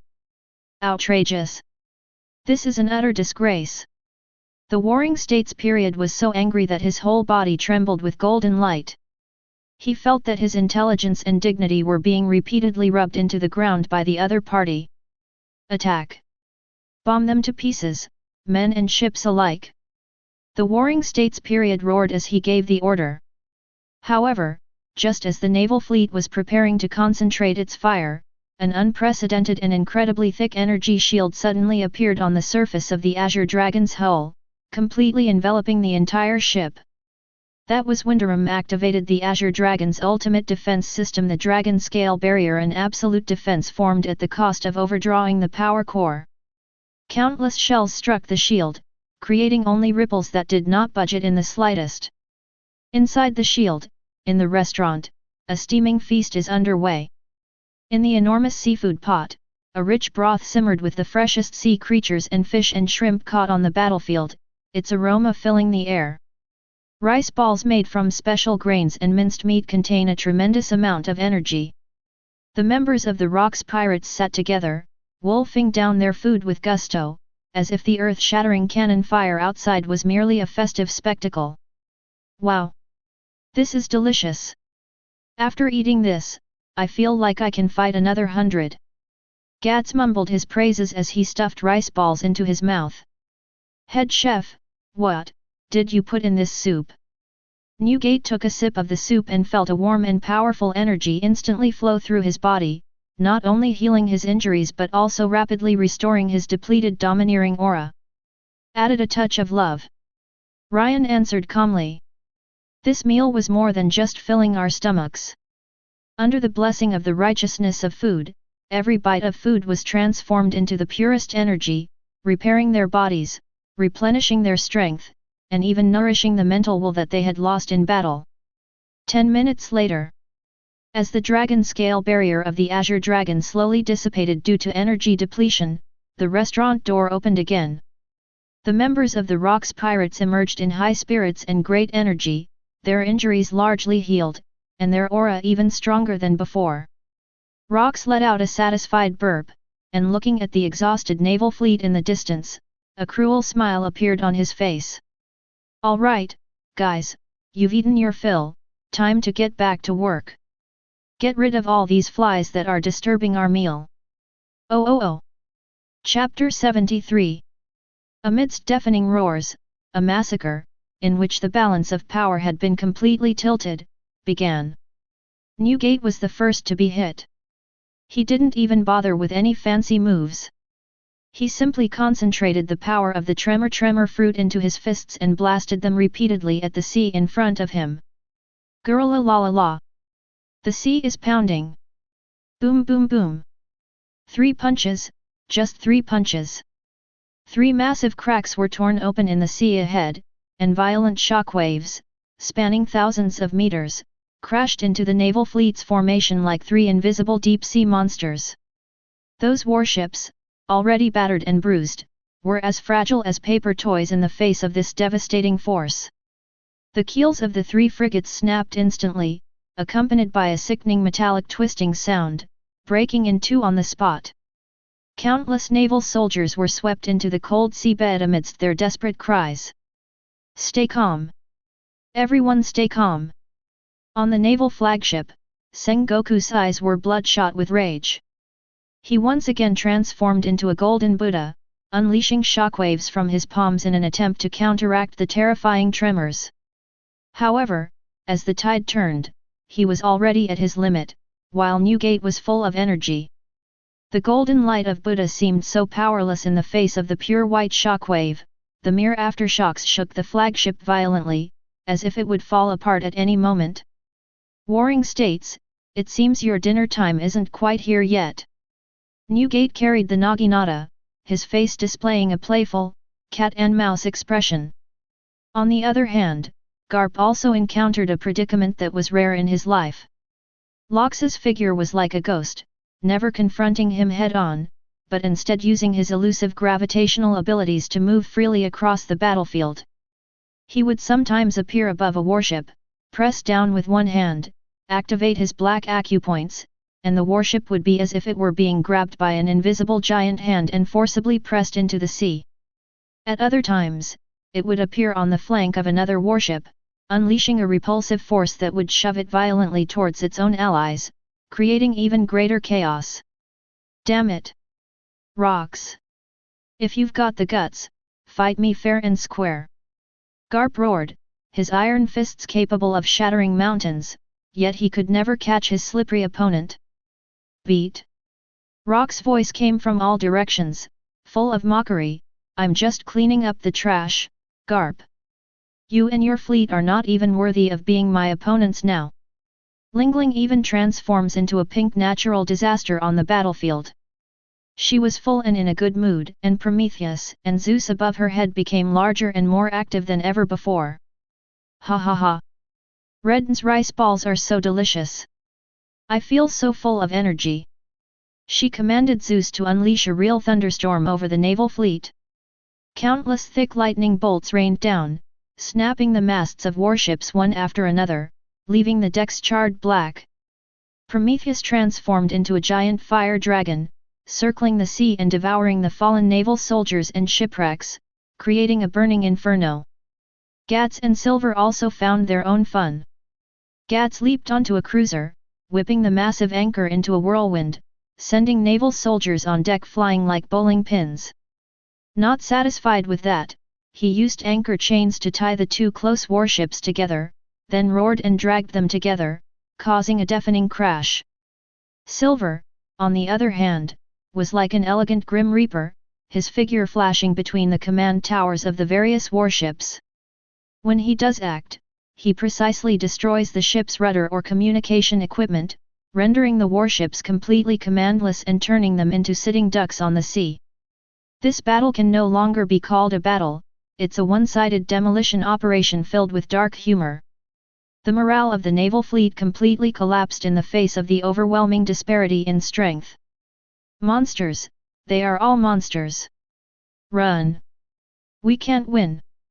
Panic spread like a plague, and finally some warships began to disregard orders, turning around in an attempt to escape this hell. No one is allowed to back down. With a roar, Zhang Guo unleashed his golden Buddha palm, smashing a fleeing destroyer to pieces, attempting to stabilize morale with ruthless methods. However, this was all in vain. Ha ha ha! Sengoku, stop struggling! Garp's laughter was filled with helplessness and a hint of bitterness. He gave up chasing rocks and returned to the flagship. If we keep fighting, we'll lose everything we have here. He looked at the several figures in the distance that resembled demons, his eyes filled with complex emotions. These guys are beyond our current capabilities. Sengoku fell silent. He looked at the devastated fleet and the soldiers whose eyes were filled with nothing but fear. For the first time, his steely heart felt powerless. He slowly retracted his Buddha form, returning to his original state, and in a hoarse voice, issued the most humiliating order of his naval career to the Den Den Mushi. The entire fleet, retreats. Want to go? Rox appeared above their flagship, looking down at the two top naval forces with undisguised mockery on his face. Have you asked me? Lox. Garp looked up and roared at him. We've lost this time. But don't forget, this is Navy territory. If you let us go today, we'll have another chance to fight you in the future. If you push us too far, we'll fight to the death, and you won't get away with it either. The fish is dead and the net is broken. Locke seemed to have heard the funniest joke, you bunch of crippled soldiers who haven't even had a proper meal. Just as Locke was preparing to strike a fatal blow and leave the fleet stranded, a calm voice rang out again through the ship's loudspeaker. Captain, it's ready. It's Ren. Our ship's rum and steak reserves have been replenished. The Navy's food quality is indeed excellent. In addition, the keel of the Azure Dragon has developed 3 new cracks during the battle just now. If the fighting continues, Durham might really cry himself to death. Upon hearing this, Locke curled his lip, glanced at the imposing but indeed cratered Azure Dragon at his feet, and then looked at the group of Navy members in the distance who were terrified and had no will to resist. He suddenly felt a bit bored. Okay. Locke waved his hand, as if shooing away a swarm of annoying flies. Get lost. Go back and tell those old bastards at the world government to wash their necks and wait, I'll be coming for them soon. The naval fleet, feeling as if granted a pardon, turned around in a sorry state and fled the turbulent sea that they would never forget as quickly as possible. A naval battle worthy of being recorded in history came to an abrupt end in a way that no one had expected. The Rocks pirates, in the most flamboyant and domineering way, announced their power to the world. Chapter 74. The naval fleet's hasty retreat appeared small and laughable amidst the churning, blood-red waves of the turbulent sea. On the Qinglong, the ecstasy of surviving the disaster mingled with the exhilaration of alcohol fermentation, turning into a deafening celebration. Ha ha ha! Did you see Sengoku's frustrated face? It looks worse than if he ate an expired sea king. Gats carried a huge rum barrel, just borrowed from a naval supply ship, on his shoulder and poured the liquor into his mouth like a fountain, the liquor flowing down his bronze chest. Grrrrrrrr. That guy's Buddha aura is still not as effective as Chef Redden's rice ball. Newgate laughed just as heartily, sitting atop a mountain of spoils, his naginata serving as a giant roasting fork, skewering an unknown sea monster's leg and grilling it over the small flames spewed by Prometheus. Lingling let out a satisfied burp. Zeus and Prometheus, who were beside her, had both swelled up in size after eating the steel and gunpowder from several warships, and looked quite adorable. She wasn't very interested in fighting now, she was just staring longingly at Ryan, anticipating the next dessert. Silver remained silent, sitting alone on the highest watchtower, carefully wiping his spear with a clean white silk cloth. A shallow scratch appeared on the gun, left from the aftershock of the Warring States shockwave. His eyes were sharper than ever before. This clash with the world's top experts had deepened his understanding of power to a new level.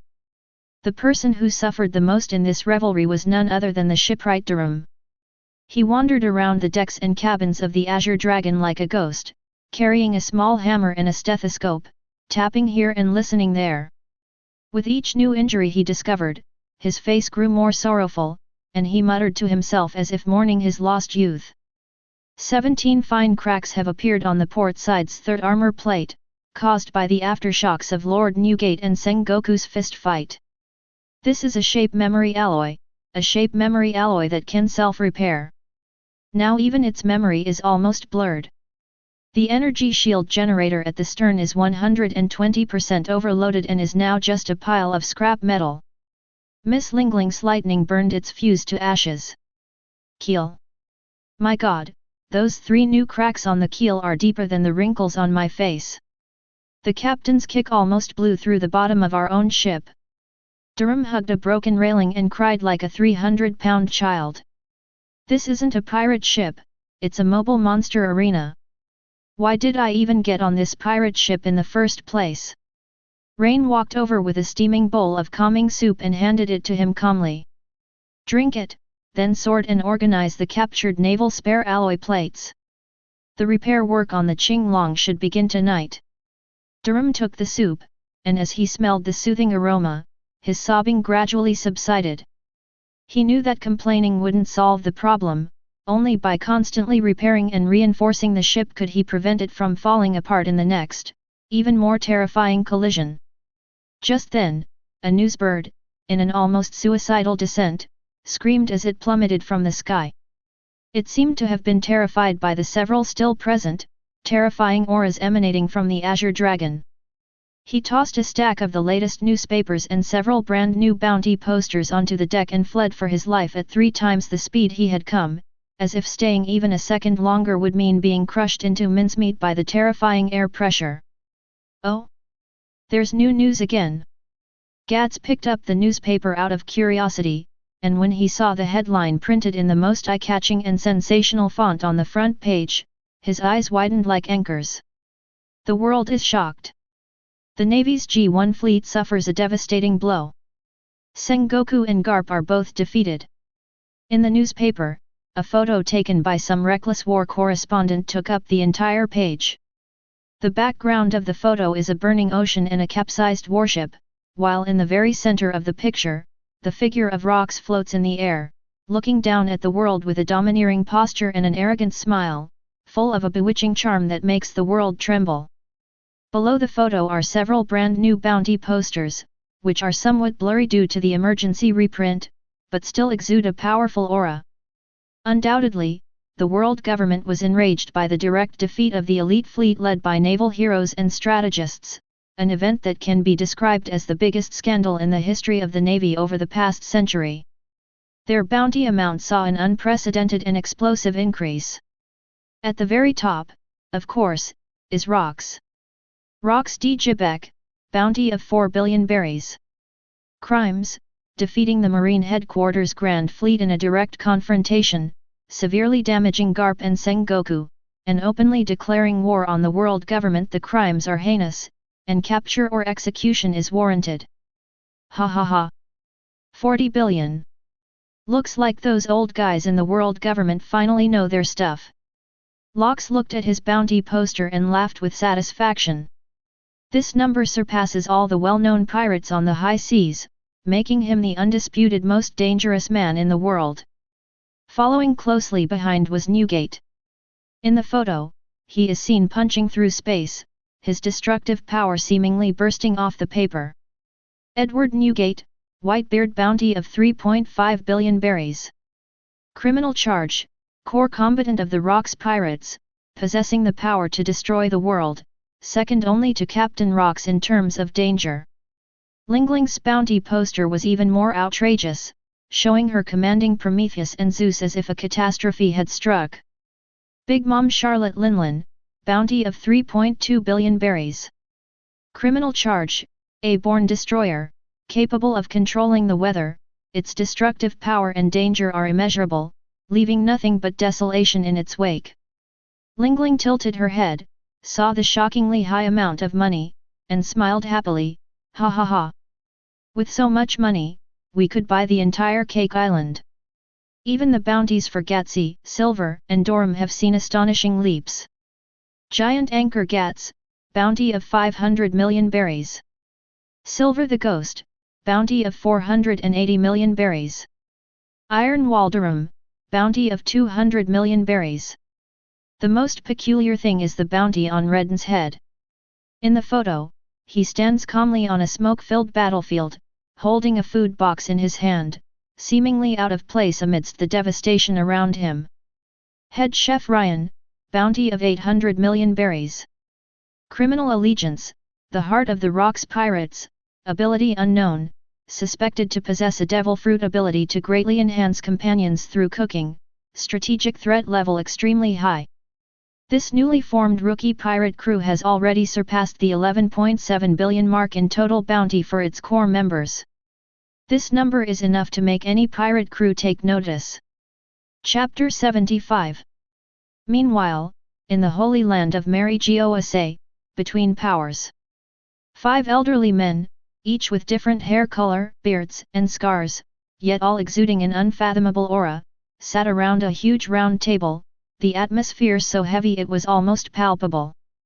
In front of them were several freshly printed bounty posters. 4 billion. Rox D. Jibek. The bald old man holding the first-generation Kaiditsu uttered the name in a hoarse voice, his eyes filled with undisguised killing intent. Even the combined forces of Sengoku and Garp were defeated so thoroughly. This is no longer just a simple pirate group, this is a disaster that could shake the very foundation of the world. The old man with a long white beard sighed. According to the report sent back from the Warring States period, their defeat was not due to a lack of strength, but to a key variable that chef named Rain. A chef? Another blonde old man frowned. The report says that he restored the exhausted Rocks pirates to their peak condition with just one meal, and even surpassed them. This is simply a fantasy. But the facts are right in front of us. The old man with the knife said in a deep voice, Sengoku wouldn't lie about something like this, and besides, that damned D appears in that rock's name again. Is the will of D stirring up trouble once again? This storm must be nipped in the bud. Immediately issue the order to summon CP0 and, at all costs, annihilate the rock's pirates. Just as the five were discussing, a huge door silently opened from the deepest shadow in the room. A slender and tall figure slowly walked out. Upon seeing this figure, the five powerful elders simultaneously stopped their discussion, stood up in unison, and respectfully knelt on one knee. Lord Im. The figure called Im did not speak, but walked silently to the round table. He stretched out his pale, slender fingers and precisely pulled out Locke's bounty poster from a pile of wanted posters. He gazed silently at the arrogant smile in the photograph, his eyes devoid of any emotion, yet the temperature of the entire power structure seemed to plummet to freezing point. After a long while, Im turned around and walked towards the empty throne deep in the room, which symbolized the king of the world. He stopped before the throne and then slowly raised the bounty poster in his hand. Puff! A rapier, its origins unknown and bearing the marks of time, emerged from the shadows and pierced precisely through the eye of the wanted poster bearing Rox's name. Having done all this, Im's figure once again disappeared into the darkness, as if he had never existed. The five elders slowly stood up, looking at the wanted poster nailed to the air, cold sweat beading on their foreheads. They knew that Lord Im had truly intended to kill them. This man named Rox has been placed on the world government's highest level kill list.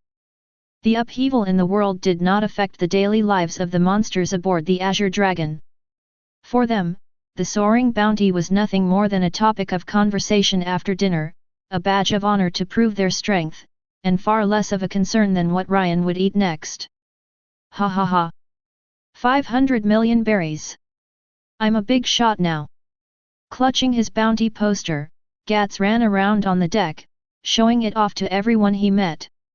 He even started seriously planning which island to buy a mountain of flesh with this huge sum of money. 200 million. The world government is too stingy. The repair cost of my ship alone is more than that. Durham sighed at his bounty poster, which contained a lengthy repair list of dozens of pages, with each part costing a fortune. Lingling had no concept of money, all she knew was that she seemed to have become more valuable. So, she confidently ordered all the desserts for the next month from Ryan, ranging from molten chocolate volcano cake to deep-sea pearl mousse, with no two being the same. Ryan simply nodded calmly and then silently wrote it down in his notebook.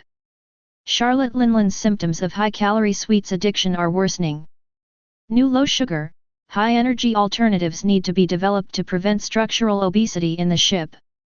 Rox and Newgate remained the two most relaxed, each carrying a barrel of rum, sitting at the bow of the ship, discussing which clueless naval base they should visit next to borrow some better vintage rum. The repair work on the Azure Dragon was proceeding in an orderly manner thanks to the blood and tears of Durham and the precise logistical coordination of Rain. The spare alloy plates, high-strength cables, and even spare energy conduction tubes captured from the naval fleet were all sorted out. Like the most intricate puzzle pieces, they were gradually pieced together by Durham and his forcibly recruited shipwright apprentices to fill the wounds of the Azure Dragon. The restoration lasted for 3 full days. For the past 3 days, the monsters on the ship have been unusually well behaved. Perhaps seeing Durham's haggard appearance, as if he might suddenly die at any moment, even the most energetic Gats quietly did strength training in a corner of the deck, afraid that the sound of his stomping feet would add another crack to the bottom of the ship. Lingling was completely captivated by the desserts made by Rain using the top-quality flour and rare fruits she had captured. Every day, she would sit happily at the stern of the boat, holding a cake that was bigger than her head and had various shapes. Even Zeus and Prometheus above her head became docile, one responsible for creating tiny rainbows and the other for providing the faint flames for roasting marshmallows, looking like two harmless pets. Rox and Newgate, the two most laid-back guys, moved the captured naval officers' deck chairs onto the deck, each with a glass of chilled fruit wine specially made by Ryan, and discussed topics that ordinary people could not understand. Gula la la la la. 40 billion, that number sounds much better. Newgate swirled the liquor in his glass, the ice cubes clinking together with a crisp sound. This is just the beginning. Locke's gaze pierced through the azure sea, looking towards the distant unknown. Once we conquer Mary Gosa, we'll have to add another 0 to that number. Before that, we need a ship that can sail to Mary Gosa. Newgate glanced at Durham, who was listening to the ship's rudder with a stethoscope not far away, and chuckled softly. I feel that Durham's mental state is more fragile than the keel of this ship. That's why a good chef is needed. A meaningful smile appeared on Locke's lips. A chef who can make everyone feel full and happy. He knew that Rain's presence was more than just providing logistical support. This little head chef was using his incredible culinary skills to unite these unruly monsters in the most peculiar yet most solid way. Chapter 76. Ryan is organizing a new ingredient catalog in his kitchen. The supplies of the G1 fleet far exceeded his expectations. It contained not only rare ingredients from all over the world, but also several experimental nutritional supplements developed by Dr. Vegapunk to study the physical limits of soldiers. Rain had little interest in those chemically synthesized products, but he discovered several natural plant extracts on the ingredient list of the nutrient solution that could significantly improve energy conversion efficiency. I see. Boiling the juice of this boiling blood grass with the nerve cords of sea kings can create a combat broth that instantly triples muscle activity. Ryan was scribbling away quickly in his notebook, his eyes sparkling with the light of a scientist discovering a new continent. For him, the sea is his largest kitchen, and all enemies and allies are ingredients and diners waiting to be explored on his menu. 3 days later, the repair work on the Qinglong was finally completed. Although some battle marks remain on the hull that cannot be completely repaired, the overall structural strength is even higher than before. Durham used all his strength to weld all the parts that could be reinforced with double-layered alloy plates. Now, the Azure Dragon looks like a black behemoth wearing heavy armor. Captain! We may set sail. Durham stood before the newly refurbished rudder, shouting excitedly like a general about to lead the invincible fleet into battle. It is good. Rox leaped to his feet, his voice booming like a bell. My men! Raise the sails! Set sail! Oh oh oh! Amidst deafening cheers, the Azure Dragon's power core emitted a deep roar, and the massive hull tore through the calm of the sea, boldly setting sail towards that legendary, most dangerous sea area in the world, where powerful figures were said to roam freely.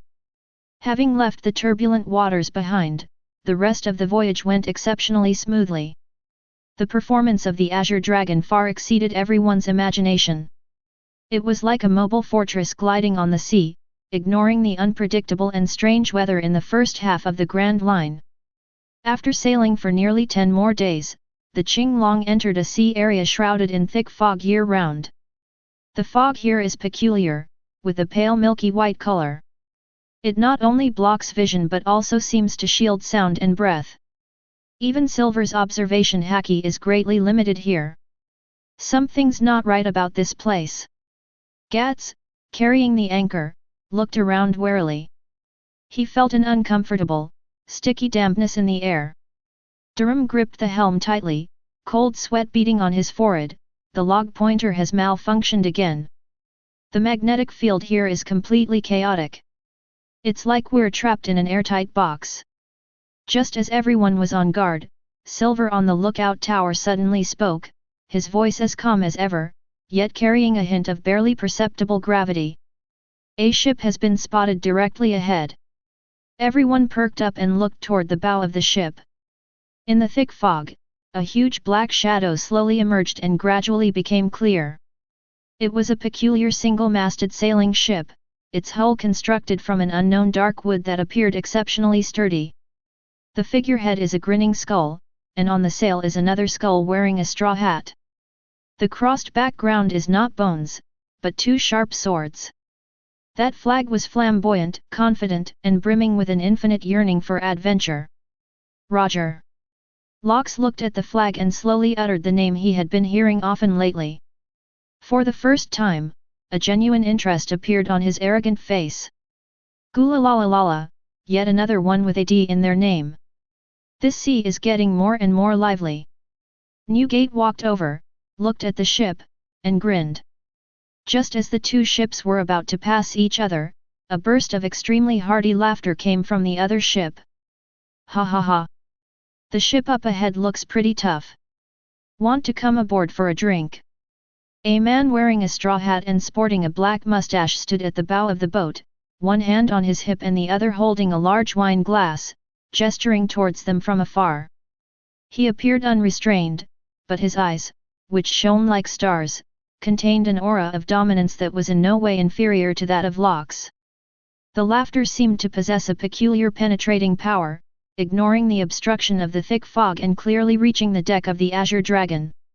Gats paused, scratched his head, and asked uncertainly, "Captain, is he talking to us? Does he want to buy us drinks?" "No, he's provoking us." Lox's lips slowly curled into a predatory smile, the kind of smile a hunter gives when he sees his prey. He could clearly sense that beneath the other party's seemingly generous invitation lay an equally arrogant fighting spirit, a desire to compete with the strong. This is the mutual attraction between those of the same kind, and also the fateful encounter between kings. Gold Roger. Rox murmured the name, his eyes burning with a fierce flame.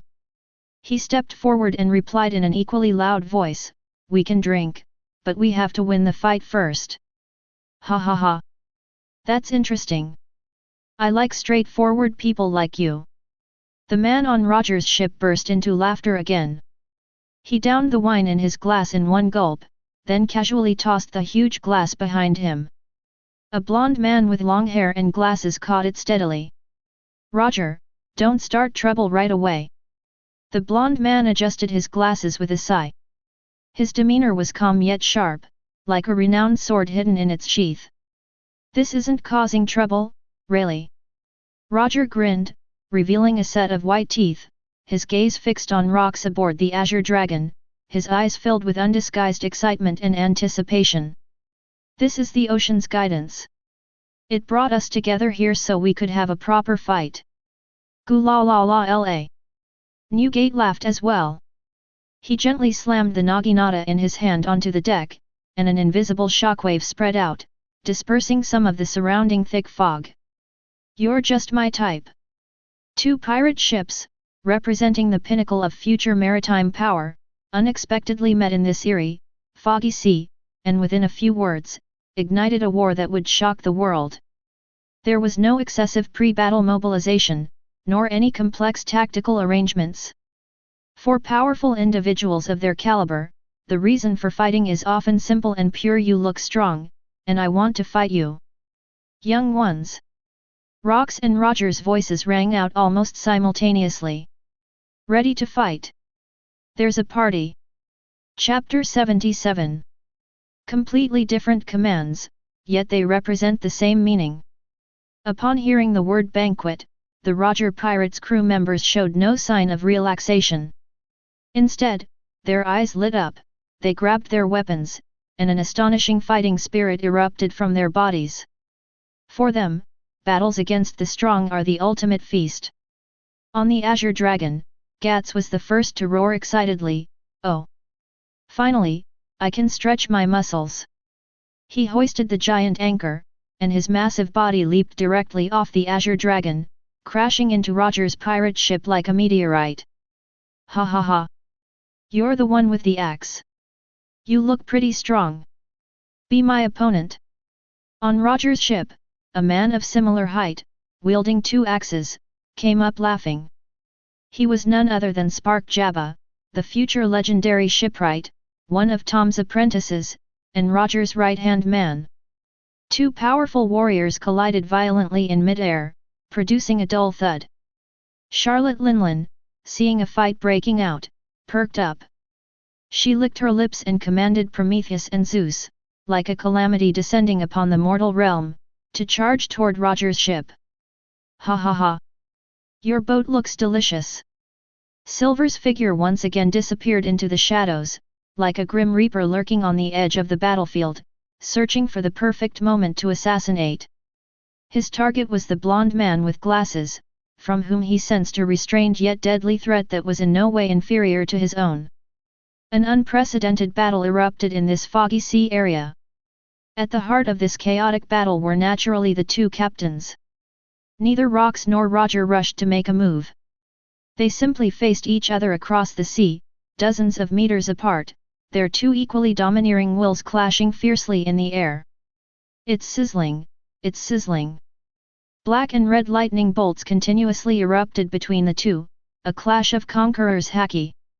The surrounding thick fog was completely torn apart, and waves rose on the sea even though there was no wind, as if even heaven and earth were trembling for the duel between these 2 kings.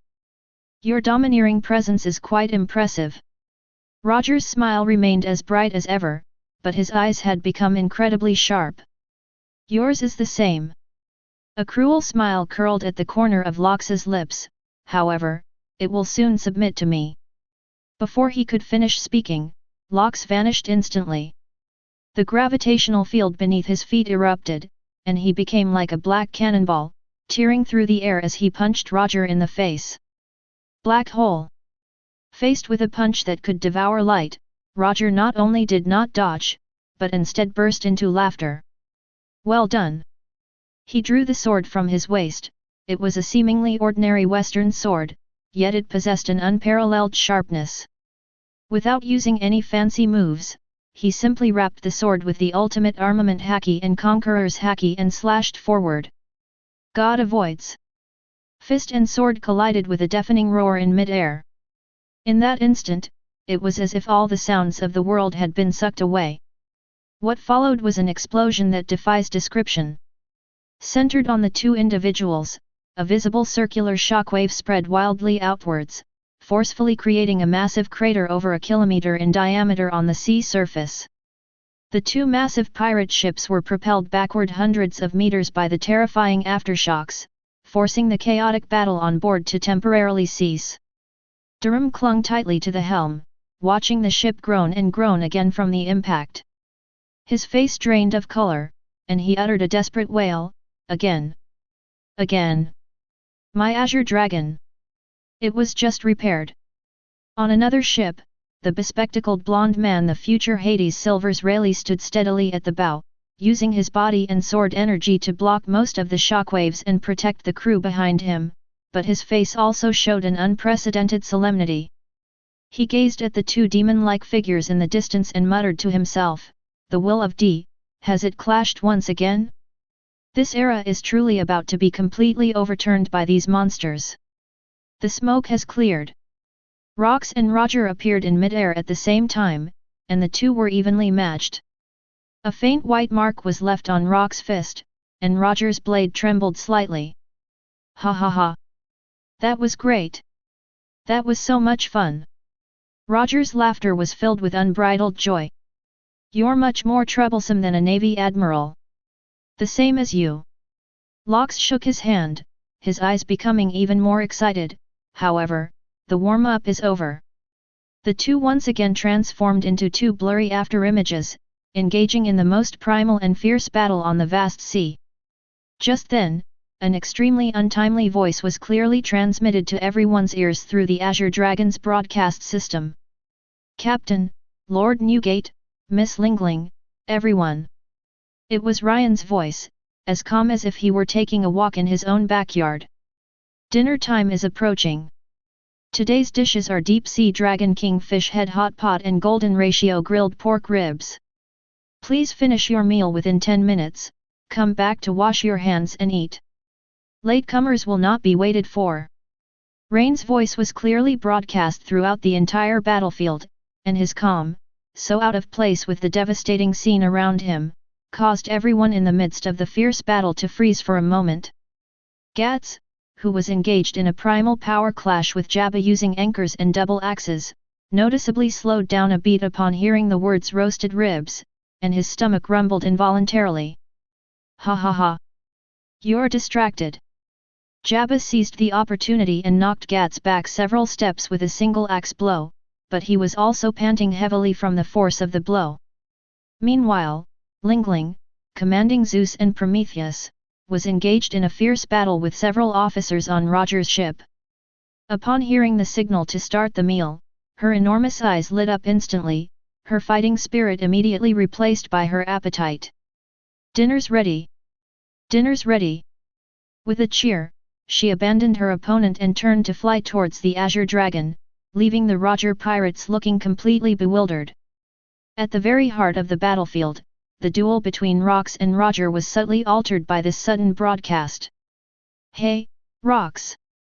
Roger forced Rox back with a single sword strike, a mocking smile on his face. Your ship's cook is quite an interesting fellow. He's in the middle of a fight and he's already urging us to go home for dinner. I've never seen anything like it before.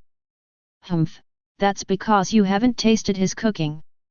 Lox snorted coldly, but his offensive did not diminish in the slightest. Once I beat you to a pulp, I'll take you back and have my victory feast. Not always. The two clashed again, but the atmosphere was no longer as tense as before. Instead, it was more like a relaxed exchange between old friends. Chapter 78. On another battlefield, the clash between Newgate and Ridley was equally exciting. Rayleigh's swordsmanship was lightning fast and exquisite. Every strike was aimed at Newgate's vitals, yet Newgate always managed to deflect them with effortless ease using his massive naginata. Newgate did not use the devastating power of the tremor fruit, but instead relied solely on physical skills and haki to contend with Rayleigh. He could sense that the man's swordsmanship had reached an extremely high level, making him the best whetstone. Your sword is quite good. Newgate knocked Rayleigh away with a single blow and laughed loudly. Your domineering aura is the same. Rayleigh sheathed his sword and stood there, his aura calm. However, it seems your dinner time has truly arrived. He could sense that the opponent's fighting spirit was waning. Just then, an indescribable, domineering aroma, a blend of the ultimate meaty fragrance and the deep-sea seafood, wafted from the kitchen chimney of the Azure Dragon. The fragrance seemed to have a life of its own, ignoring the sea breeze and precisely penetrating the nostrils of everyone on the battlefield. Just as Guts was preparing to continue the fight, he smelled this scent and dropped the anchor in his hand onto the deck with a clatter. Even Rox and Roger, who were engaged in fierce combat, involuntarily slowed down their movements. Giloo! Roger's Adam's apple bobbed, and he looked at Rox with a strange expression. Hey, Rox, your cooking smells pretty good. A smug smile appeared on Locke's face. He withdrew his fist, crossed his arms, and said condescendingly, now you know why I said you were ignorant, right? This battle, which should have been a fight to the death, took a dramatic turn because of the taste of a dinner. Ha ha ha! I'm not fighting anymore. I'm not fighting anymore. Roger suddenly sheathed his sword and burst into laughter. He pointed at Lox, his face revealing undisguised frankness and generosity. It's a draw today. If we kept fighting, the drinks on my ship would be shattered by your sheer domineering presence. Besides, the smell from your kitchen is making me hungry. This decision stunned everyone. Roger! Rayleigh called out somewhat helplessly. What are you afraid of? Roger waved his hand, a nonchalant smile on his face. Fighting can happen anytime, but food should be eaten while it's hot. Besides, I'm really curious about the dishes made by the chef who can make these monsters obey. He actually shouted directly at Ren on the Azure Dragon, Hey! Little chef over there!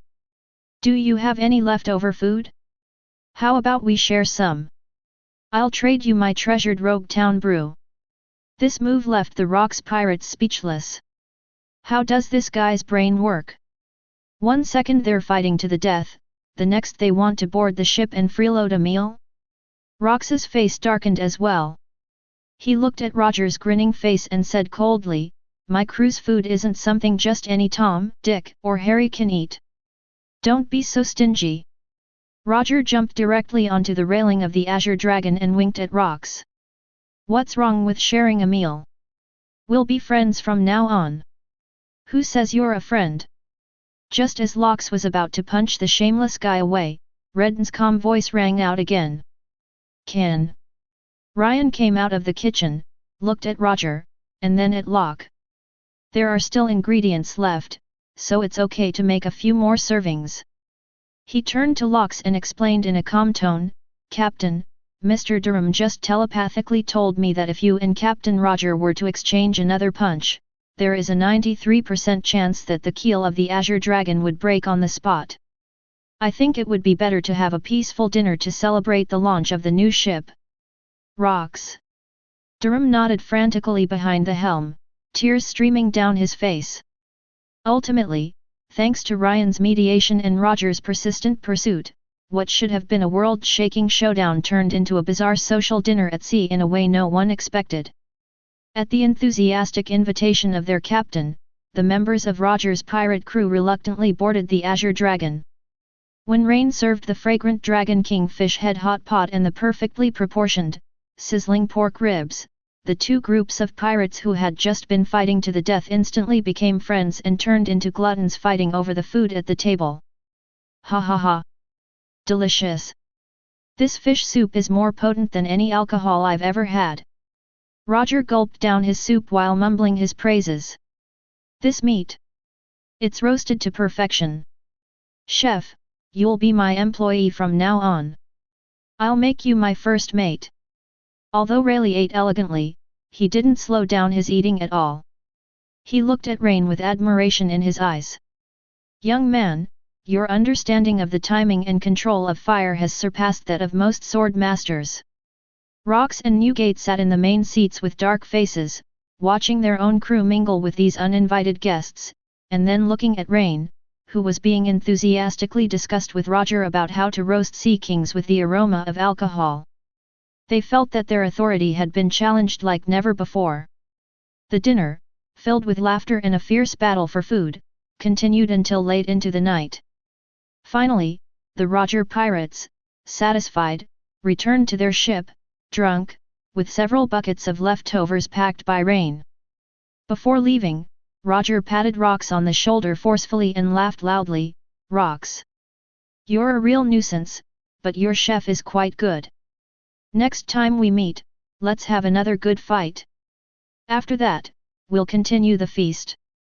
As Roger's pirate ship disappeared into the thick fog, calm returned to the deck of the Azure Dragon. Durham was holding a small notebook, painfully calculating the dozens of new scratches and dents that had appeared that night.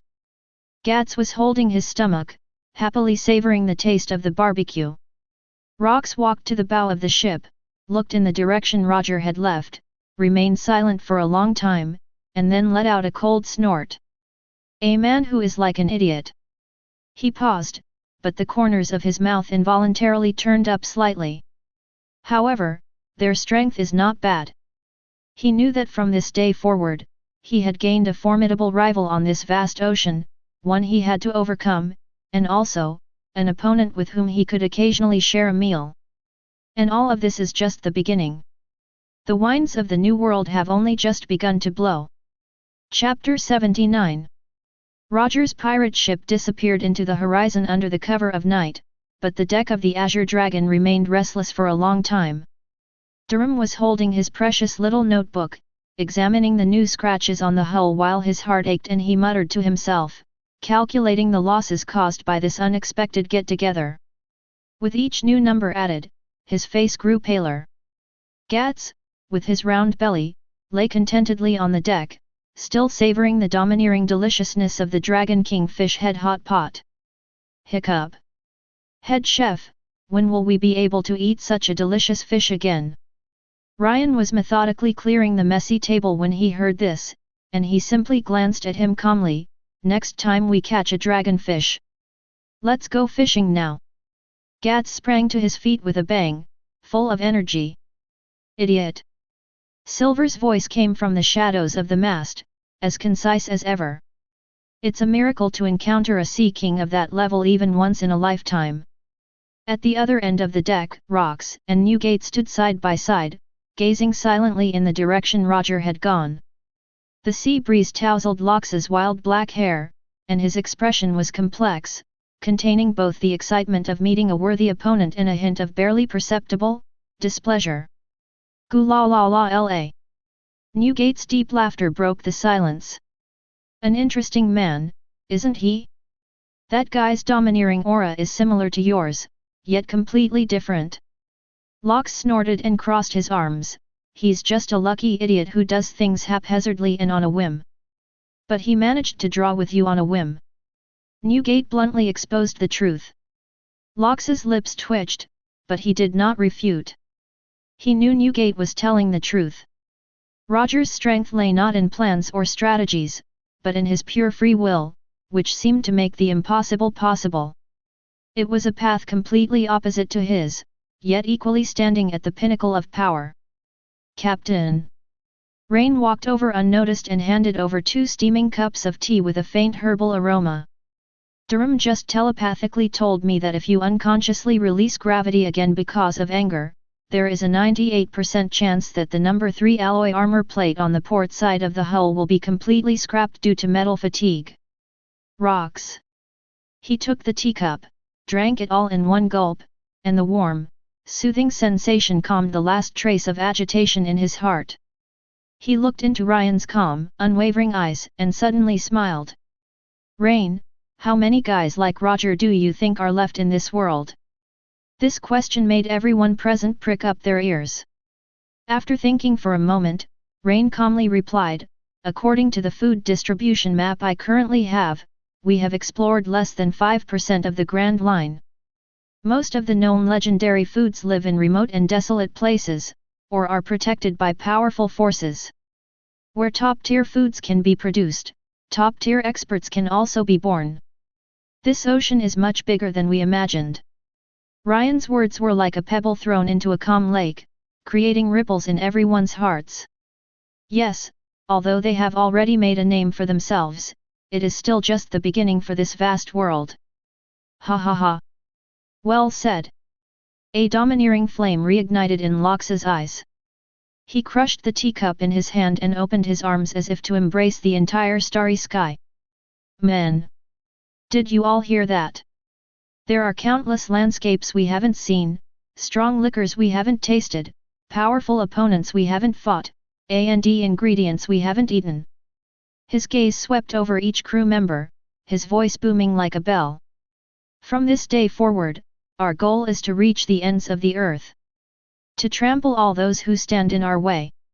To seize all the most precious treasures on this vast ocean." "Oh oh oh!"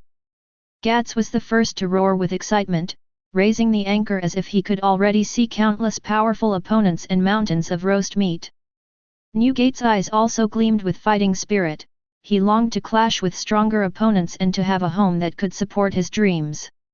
Although Silver and Durham did not utter a sound, their clenched fists and slightly trembling bodies betrayed their inner excitement. Thus, the unexpected encounter with the Roger pirates did not stop these monsters from moving forward. Instead, it became a catalyst for them to step onto a wider stage. The voyage of the Azure Dragon has begun again. 2 years have passed in the blink of an eye.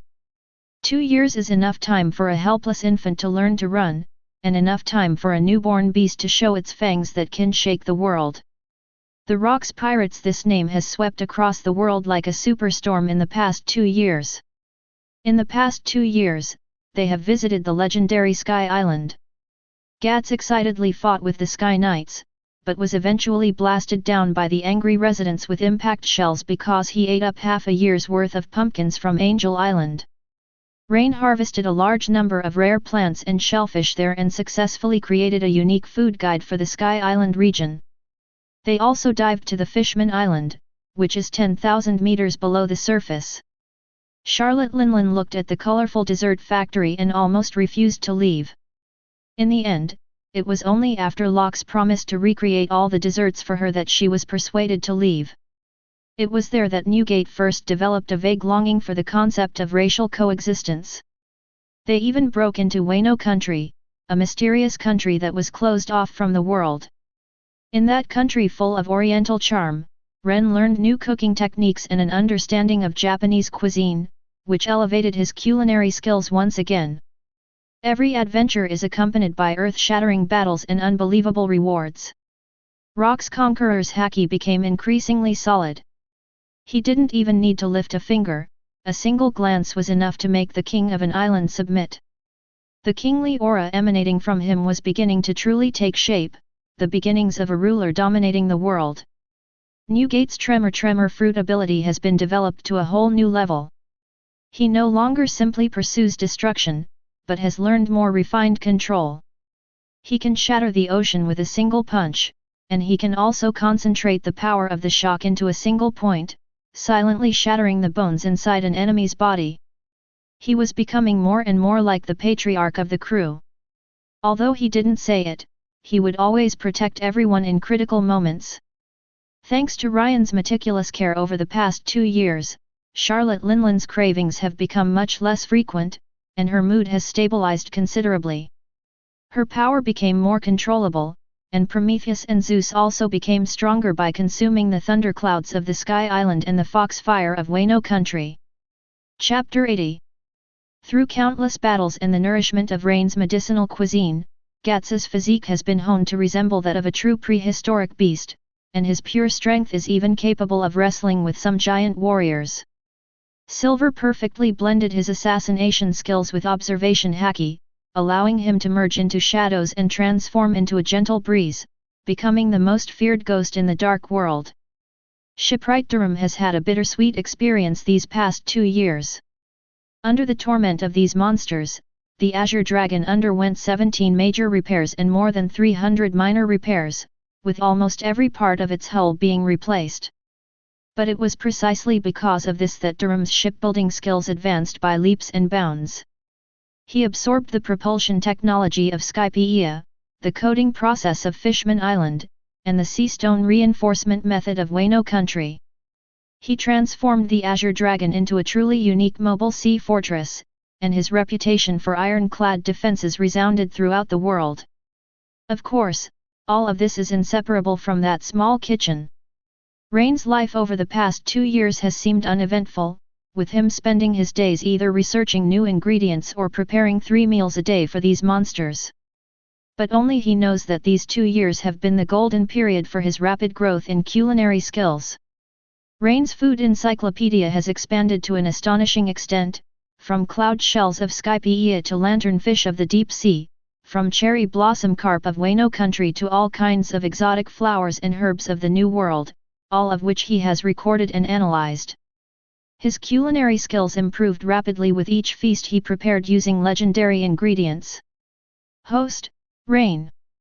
Cooking skill level, Master, 1,900,000/2,000,000. Cooking skill points, 850,000. With just 100,000 more experience points, Ren will be able to break through again and enter a completely new realm. Rain is no longer just a cook, he has become the true heart and engine of this dominant ship.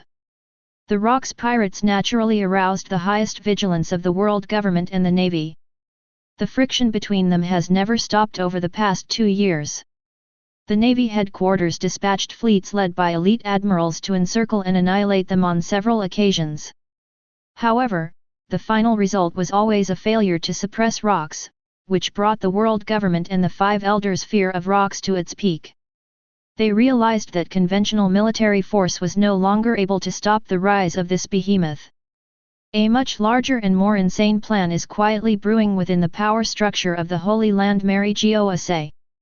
Meanwhile, on the Azure Dragon, a daily farce is unfolding over the last piece of roasted meat. Ling Ling. You've already eaten 30 plates. This last piece is mine.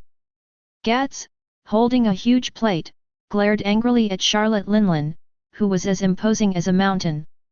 Well, well, well. Gats, a good boy wouldn't take food from a lady. Lingling licked her lips, her eyes sparkling with longing for food. Just as the two were about to make their move, Ryan came out carrying a pot of soup that emitted a strange aroma. Who wants to be the first to try our newly made calming and tranquil Sea King soup? I. Gats and Lingling instantly went from enemies to friends, raising their hands in unison. These days are noisy and chaotic, yet full of irreplaceable vitality. Unbeknownst to them, the Azure Dragon had entered a miraculous sea area known to the world as the Crystal Garden. The seawater here is as clear as liquid gemstones, and crystal islands of all sizes, shimmering with iridescent colors, float on the surface. Sunlight shines through these natural crystal prisms, refracting countless magnificent rainbows on the sea surface. The whole world seems to be wrapped in a giant kaleidoscope, beautiful and magnificent, yet also harboring hidden dangers. Wow, so beautiful! Gats lay on the gunwale, watching the school of fish swimming in the water, their bodies made of crystal, his eyes sparkling with curiosity. Head chef, is this fish edible? Is it crunchy when you eat it? The body of the crystal fish is composed of high-density energy crystals and cannot be eaten directly. Rain calmly recorded the data, but its core contains pure light element energy, a key ingredient in the creation of certain legendary condiments. The recording pointer completely lost its direction here, and all the magnetic force was interfered with by the energy field of these crystal islands. Durham gripped the helm tightly, cold sweat beading on his forehead. We've stumbled into a giant crystal maze, where a slight misstep could send us crashing into a reef. These crystal islands are not static, they float in this sea in a slow and irregular trajectory, constantly changing their positions, forming a natural, perpetually changing labyrinth. Interesting. Rox stood at the bow of the ship, looking at the sea full of unknowns and challenges, a hunter's smile on his face. The more beautiful a place is, the more top-quality prey it often hides. Their goal is the legendary Heart of Eternity at the heart of this crystal garden, a fist-sized, perfect crystal that only forms at the point where pure energy converges. According to Rain's ingredient encyclopedia, the Eternal Heart contains enough energy to elevate any dish to a superb level, making it the perfect legendary ingredient to provide him with the final 100,000 experience points. Silver, can you locate the central island? Lox asked. The energy field here is too chaotic, and my observation Haki is being greatly affected. Silver's voice came from the lookout tower. But I can feel that all the energy seems to be flowing in one direction. Just as the Azure Dragon was carefully following the direction of the energy flow, navigating through the gaps in the crystal island, an accident occurred. Suddenly, without warning, violent ripples appeared on the calm sea surface. Then, dozens of thick, sharp spikes made of pure crystal suddenly protruded from the seabed, like the open mouth of a giant beast, and fiercely stabbed towards the bottom of the Azure Dragon ship. Careful! Durham let out a cry of surprise and abruptly turned the rudder. The massive Qinglong hull slid sideways at a dangerous angle, narrowly avoiding most of the crystal spikes' attack. However, a few spikes still grazed the hull, leaving deep, bone-revealing scratches on the sturdy alloy armor, producing a teeth-grinding scraping sound. What? Gats roared and, carrying the anchor, prepared to jump into the sea. Do not impulse. Newgate held him down, his gaze fixed intently on the sea below. There's something underwater. Beneath the clear sea water, a huge shadow, almost blending into the crystal island, slowly emerged. It was a terrifying behemoth over 1,000 meters long, its body made entirely of crystal, shaped like a giant crab, with dozens of crystal spikes forming the shell on its back. At this moment, it is wielding two giant claws made of solid crystal, as large as mountains, and is smashing them down on the Azure Dragon again. Crystal King Crab, guardian of the Crystal Garden. Rain's tone remained calm, but a hint of excitement appeared in his eyes, legend has it that its crab roe is solidified light and its crab meat is a flowing rainbow. It is a mythical ingredient that only exists in legends and is listed in the Food Encyclopedia. Chapter 81. MMM, MMM, MMM. It sounds delicious. Charlotte Linlin licked her lips and urged Prometheus and Zeus to go forward. Emperor's sword, blade breaker. The enormous flaming blade collided violently with the crystal giant claw, unleashing a deafening roar. However, the seemingly fragile crystal giant claw was incredibly hard. Lingling's all-out attack only left a shallow white mark on it. Instead, the crystal king crab's other giant claw swept across, forcing Lingling to dodge in a sorry state. Gurgle gurgle gurgle. This guy's shell is really hard. Newgate laughed loudly and joined the fray. He threw a punch, and a white, vibrating aura spread across the water, slamming into the crystal king crab's shell. Click! This time, a crack finally appeared on the hard shell, but the terrifying beast merely swayed its body, seemingly unharmed. It opened its massive maw, unleashing a destructive beam of energy composed of high-density light elements, aimed directly at the bridge of the Azure Dragon. Tianwei. Lox snorted coldly, and a powerful repulsive force erupted from his body, forcefully pushing the beam of destruction aside. The beam struck a crystal island in the distance, blasting it to pieces. A hunt for mythical ingredients has erupted in this beautiful yet dangerous crystal garden. However, just as the Rocks pirates were locked in fierce combat with the Crystal King Crab, another group of uninvited guests quietly appeared. In the shadow of a huge crystal island in the distance, a jet-black submarine, shaped like a ghost, slowly emerged from the water.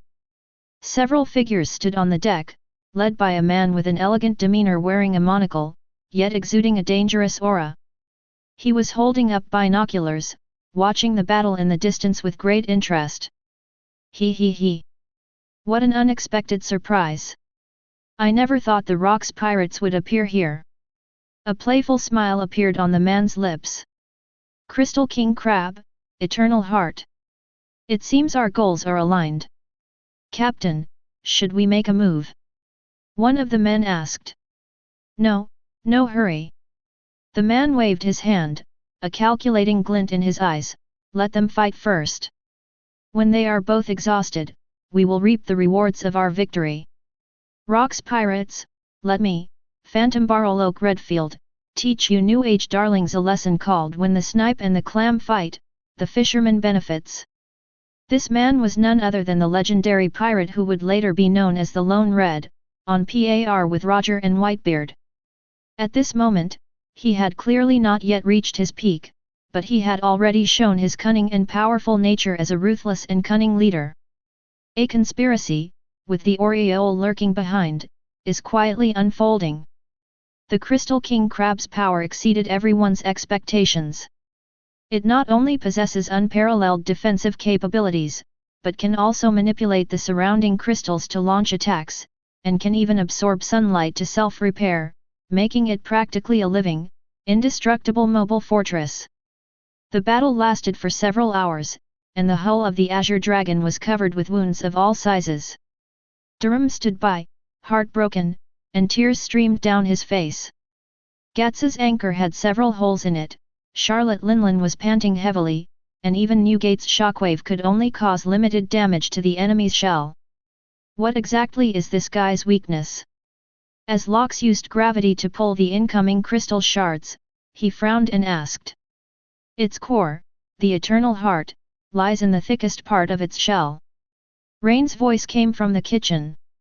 He had set up a huge iron pot at some point, and something was simmering in it, emitting a strange smell that was pungent, spicy, and slightly sweet.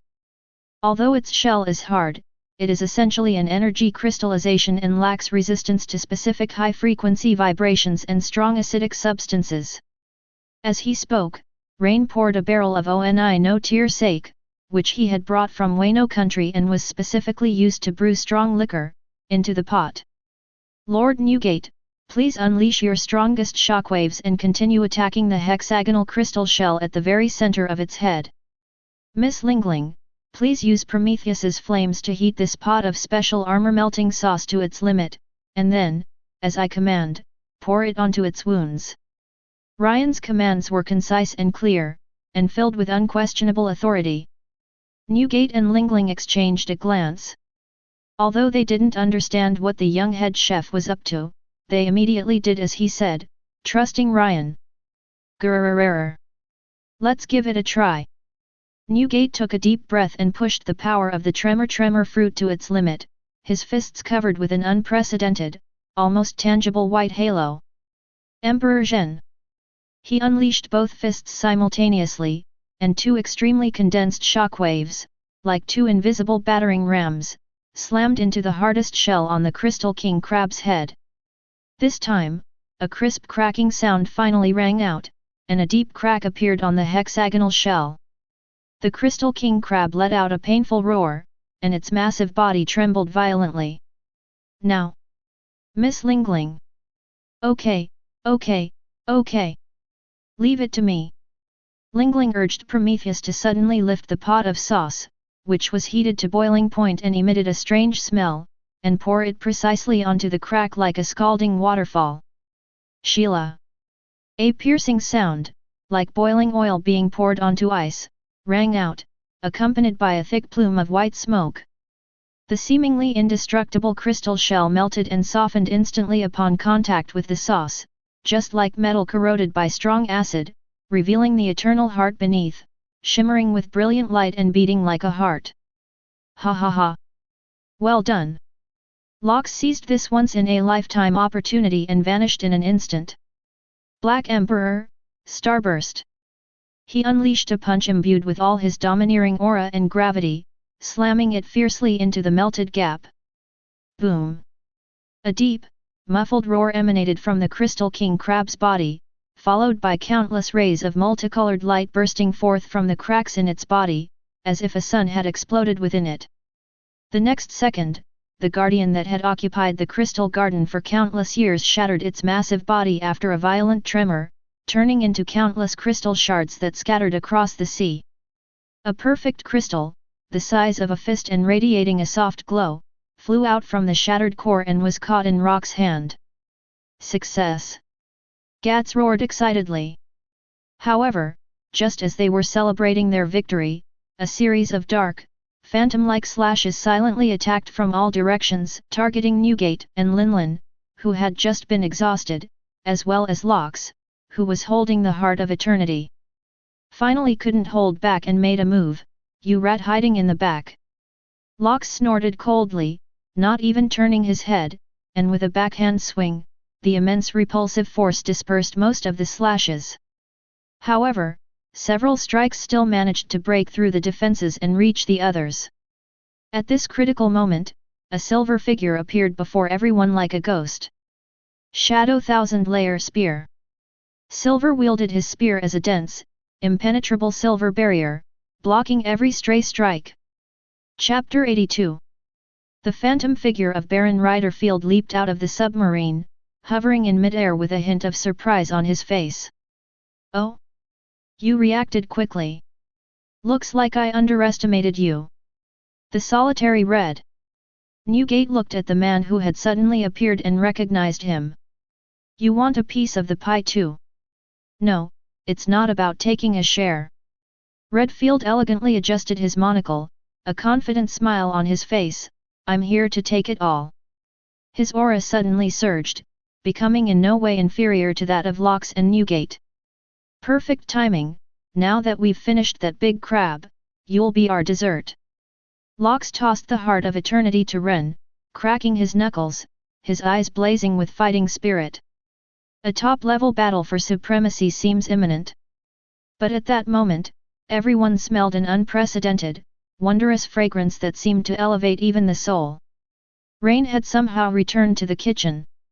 He placed the Heart of Eternity in the center of a crystal pot, and then arranged the freshest Crystal King crab meat and roe he had just hunted around it. He did not light the fire, but instead dripped a drop of his own blood onto the Heart of Eternity.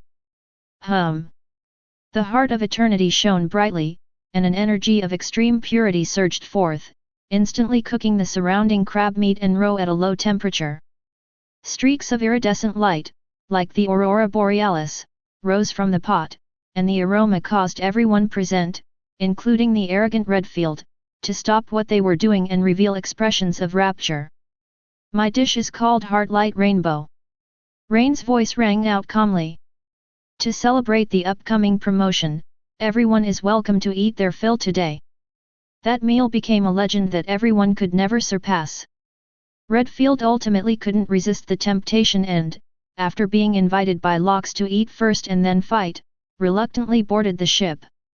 When he took his first bite of the crab meat, which seemed to be made of light, this legendary pirate from the future shed 2 lines of tears. He seemed to see his long-lost youth and companions.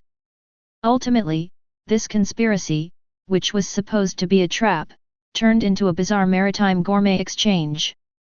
After a hearty meal, Redfield looked at the Rocks pirates, who seemed to have improved even further, and then at the child calmly wiping the kitchen utensils. Finally, he shook his head with a wry smile and simply drove away in his submarine. He knew that with this chef around, he would never be able to wait until the monsters were both severely injured. The moment he left, the long-awaited system notification sounded in Redden's mind. Ding! Detected that the host has cooked the legendary ingredient Eternal Heart and the mythical ingredient Crystal King Crab, resulting in a massive boost to all members of the Rocks Pirates and Lone Red Barrel Lorik Redfield, granting a huge amount of experience points. Ding! Master level cooking experience points are full, 2,000/2,000,000, currently undergoing promotion. Promotion successful.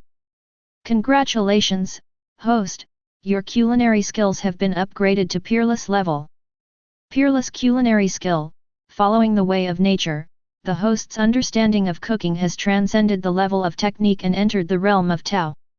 A grain of sand contains a world, a leaf contains a Bodhi tree, even the most ordinary ingredients can be transformed into supreme delicacies in the host's hands.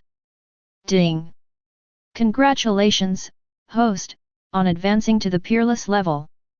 Your mental strength and physical constitution have been greatly enhanced, unlocking a brand new exclusive domain, the Kingdom of Food. Food Kingdom, beginner. The host can create a domain with a radius of 50 meters centered on themselves. Within this domain, the host is the rule, and can arbitrarily change the palatability of substances within it, such as making steel as soft as tofu or air as viscous as soup. Meanwhile, friendly units within the area will continuously gain hunger and invigorate effects, while enemy units will constantly feel hunger and exhaustion. Note: this ability consumes a large amount of resources, please use it with caution. Ding! Congratulations, host, on advancing to the Peerless level. You are rewarded with 3,000,000 cooking points, unlocked the Peerless level exclusive exchange list in the system shop, and obtained 1 Peerless level recipe, Classic of Mountains and Seas, Mythical Beasts Edition.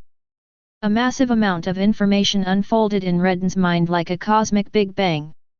His consciousness seemed to break free from the constraints of his body, resonating in a strange way with the sea and the world.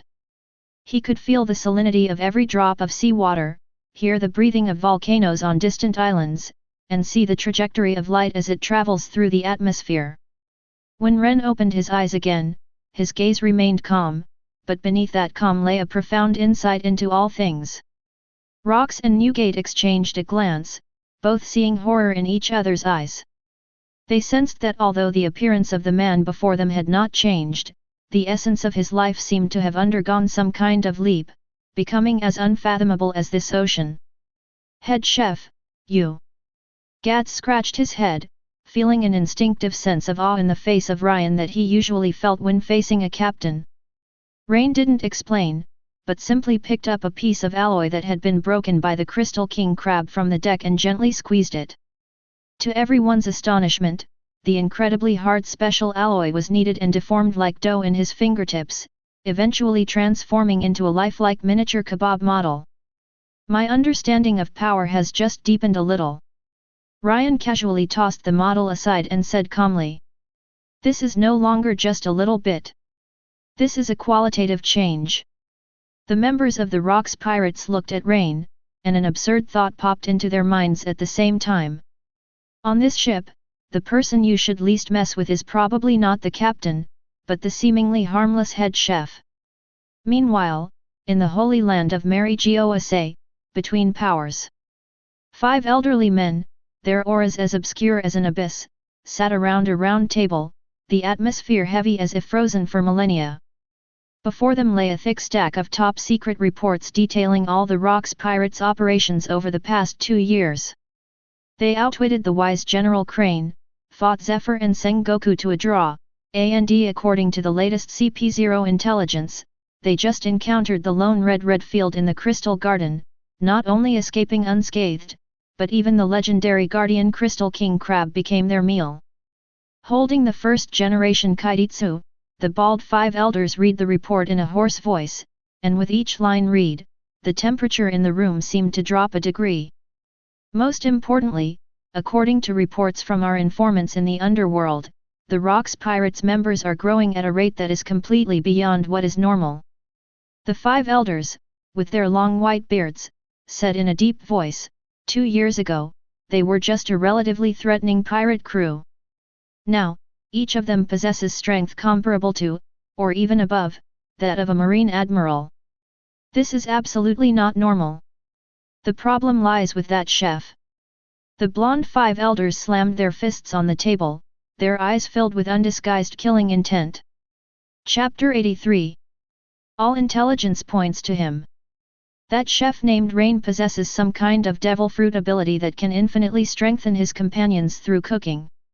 His existence has already disrupted the balance of power. The will of D, coupled with this unprecedented auxiliary ability, if left unchecked, history from 800 years ago will repeat itself. Can't wait any longer. The 5 elders, each wielding a knife, stood up, their eyes as cold as knives. We must resort to the ultimate means to uproot this malignant tumor that has the potential to overturn the world. Pass down the order to gather all naval forces. At the same time, contact Gold Roger and tell him that Rock's existence is not only a threat to us, but also the biggest obstacle in his path. We will prepare a grand, irresistible stage for them on this vast ocean, a final graveyard. The 5 elders' decision foreshadows the imminent unfolding of a massive conspiracy that will shake the world.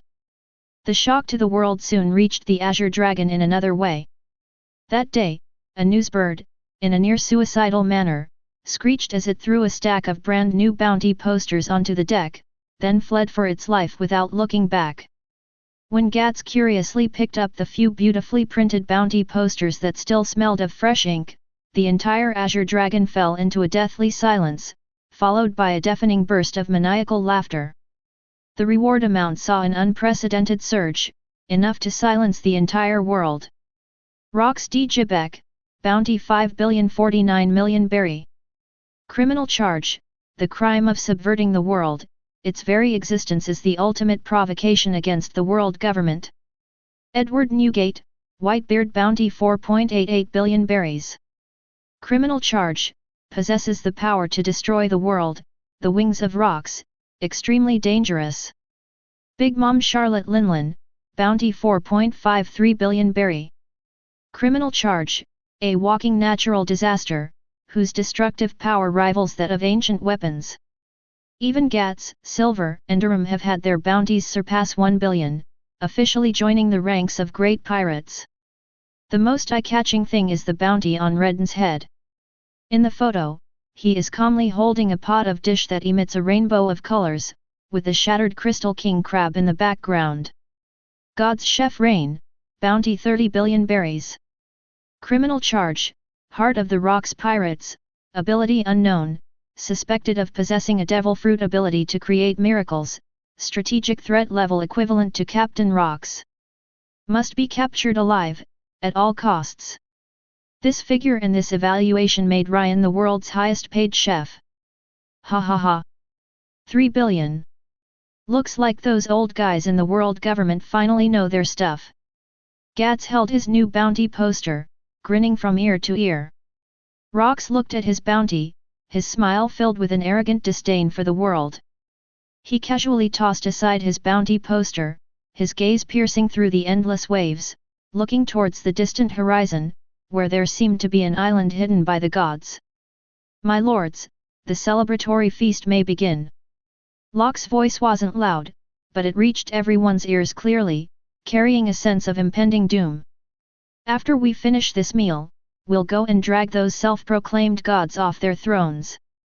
The controversy surrounding the bounty order, like a boulder thrown into the sea, has left ripples that have lingered for a long time. On the Azure Dragon, the heat of a celebratory banquet was even hotter than the sunshine in the Crystal Garden. Gats was running around on the deck, showing off his new bounty of 1.2 billion berries to everyone he met. Newgate's laughter echoed through the sky as he affixed the bounty poster bearing his imposing figure to the barrel, declaring it the only designated label for the finest vintage he had ever tasted, and anyone who dared touch it would taste the tangible fruit of the trembling fruit. Charlotte Linlin has little concept of money, but she knows that the 4.5 billion bounty on her head is a huge sum. So she confidently ordered all the desserts from Ryan for the next month, ranging from molten chocolate volcano cake to deep-sea pearl mousse, with no two being the same. Ryan simply nodded calmly and then silently wrote it down in his notebook. Charlotte Linlin's symptoms of high-calorie sweets addiction are worsening. New low-sugar, high-energy alternatives need to be developed to prevent structural obesity in the ship. Only Rox sat alone at the bow of the ship, toying with the wanted poster bearing his arrogant smile, but his face showed little joy. 5,049 million. This number is indeed enough to silence the world, but it's more like a death warrant, a declaration of war from the world government. In the past 2 years, although they have been able to roam the world and seem to be enjoying great success, the feeling of being chased around by the Navy and the world government's lackeys has eventually become tiresome for him. He, Rox D. Jibek, is a man destined to be the king of the world, not a mouse hiding in the shadows. "Captain, what are you thinking about?" Rain walked over unnoticed and handed him a cup of hot tea made with calming herbs, a specialty of the Sky Island. "I'm thinking about when I can burn down the hometown of the guy who prints this waste paper." Locke took the tea, drank it all in one gulp, and spoke with a hint of annoyance. Rain didn't reply, but simply gazed calmly at the distant horizon. Just then, Silver on the lookout tower suddenly spoke, his voice as calm as ever. "At 9 o'clock, something is approaching at high speed underwater. It's not a sea monster, it's a machine." As soon as he finished speaking, the sea to the left of the Azure Dragon suddenly exploded, and a strangely shaped, single-person submarine resembling a black shark broke through the water. The hatch opened, and a man in a black suit and a mask stood inside, holding a strange, trumpet-like device in his hand. "Rox D. Zebek, I have been sent by the world government to confirm your location. Surrender now, you are surrounded." The man's voice came through the loudspeaker, filled with a mechanical coldness. Gats was enjoying his drink when he was interrupted, and he immediately flew into a rage. "What the hell? Surround me? With your little iron fish?" He picked up the anchor and was about to start working, but Lox waved his hand to stop him. Locus looked at the CP agent, a dangerous smile spreading across his face. "Oh? Surrounded? Where are they?" The agent seemed surprised by the other party's reaction, paused for a moment, and then sneered, "The Navy's encirclement will arrive in 3 hours. You won't be able to escape." 3 hours? Rox thought he'd heard the funniest joke. "So, you're the only one here right now. Identifying the target location is my task, and my task is complete." Before the agent could finish speaking, his pupils suddenly contracted. Locke's figure had disappeared from the bow of the ship at some point, and the next second he appeared ghost-like in front of his submarine, casually placing a hand on the top of his head. Chapter 84.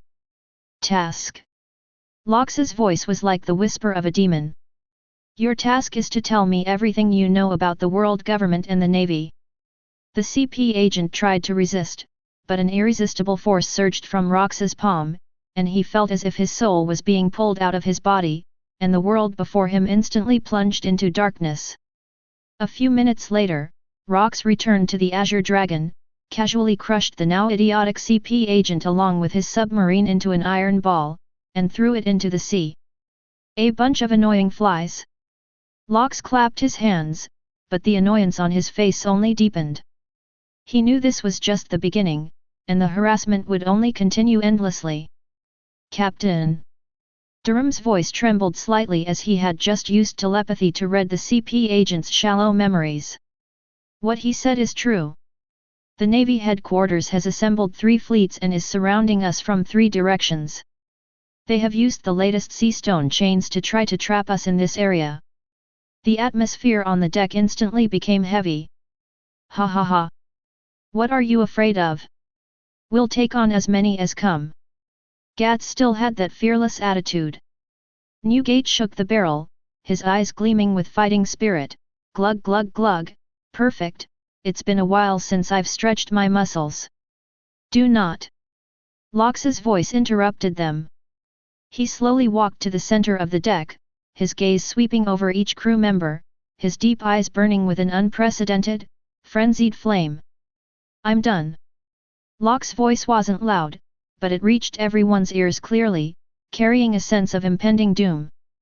I'm fed up with being chased around, fed up with these self-righteous lackeys buzzing around us. We are pirates, kings who aspire to stand at the top of the world, not prey to be besieged. Rox opened his arms as if to embrace the entire ocean, and his voice suddenly rose to a crescendo, like a thunderclap. Instead of passively waiting for them to lay a trap, let's take the initiative and stab them in the heart. He turned abruptly and pointed to the sacred site on the nautical chart, located at the center of the world, surrounded by the Red Earth continent, a place considered forbidden by all navigators. Listen up, my men. In Rox's eyes lay a darkness and arrogance capable of devouring everything. Our next target is not the naval branch, nor some kingdom, but the stronghold of those self-proclaimed gods, the Holy Land of Mary Gosa. I want the whole world to see if these so-called gods will bleed under our iron hooves. I want those old fogies of the 5 elders to know that times have changed. These words were like throwing a lit bomb into a compan of oil. Gats's mouth was wide open enough to fit a dinosaur egg, and his expression changed from belligerent to fanatical. Newgate's pupils contracted sharply, then he burst into a deafening laugh. Grrrrrrrr. Interesting. Very interesting. Are we just going to raid their lair? Rox, you've got more guts than a sea king. Charlotte Linlin licked her lips, her eyes brimming with excitement. Wow. The Holy Land? I've heard their desserts are the best in the world. Even the usually composed Silver's hand, gripping the spear, trembled slightly with excitement. Durham rolled his eyes and almost fainted on the spot. Go and attack Mary Gosa?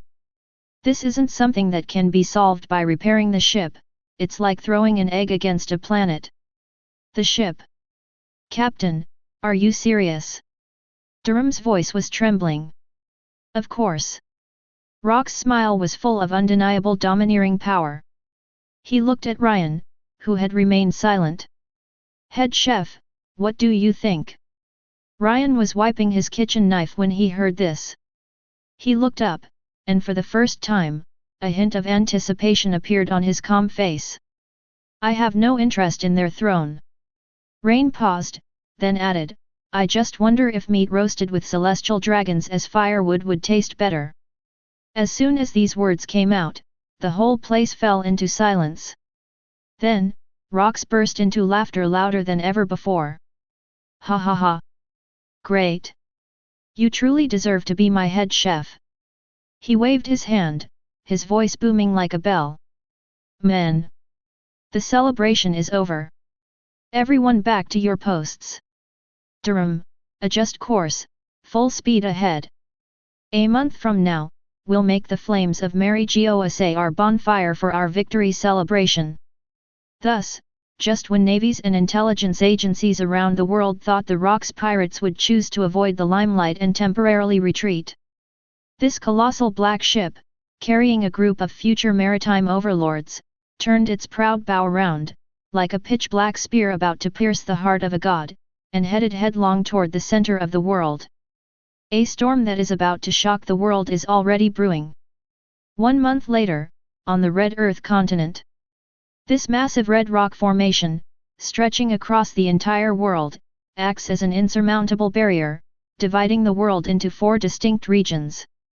At its very top, above the clouds, lies a city regarded by the world as the abode of the gods, the Holy Land of Marigosa.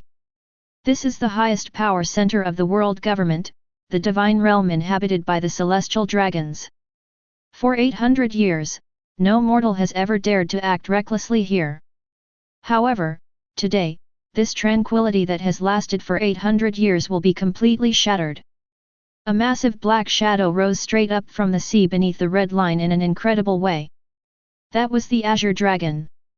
With the combined power of Locus's terrifying ability to distort gravity and Newgate's earth-shattering power, this massive sea fortress was lifted 10,000 meters into the air. Like a black dragon that had broken free from the earth's shackles, it appeared on the outskirts of Marigosa. Enemy attack! It's the Rocks pirates! The soldiers on guard were terrified when they saw the huge pirate ship that had appeared out of nowhere, and a shrill alarm instantly rang throughout the entire Holy Land. Ha ha ha! Ladies and gentlemen, let's present these arrogant fellows with a grand gift. Rocks stood at the bow of the ship, arms outstretched, and burst into laughter. Durham was already in the driver's seat, his eyes flashing with madness, when he suddenly pulled down the main gun's firing lever.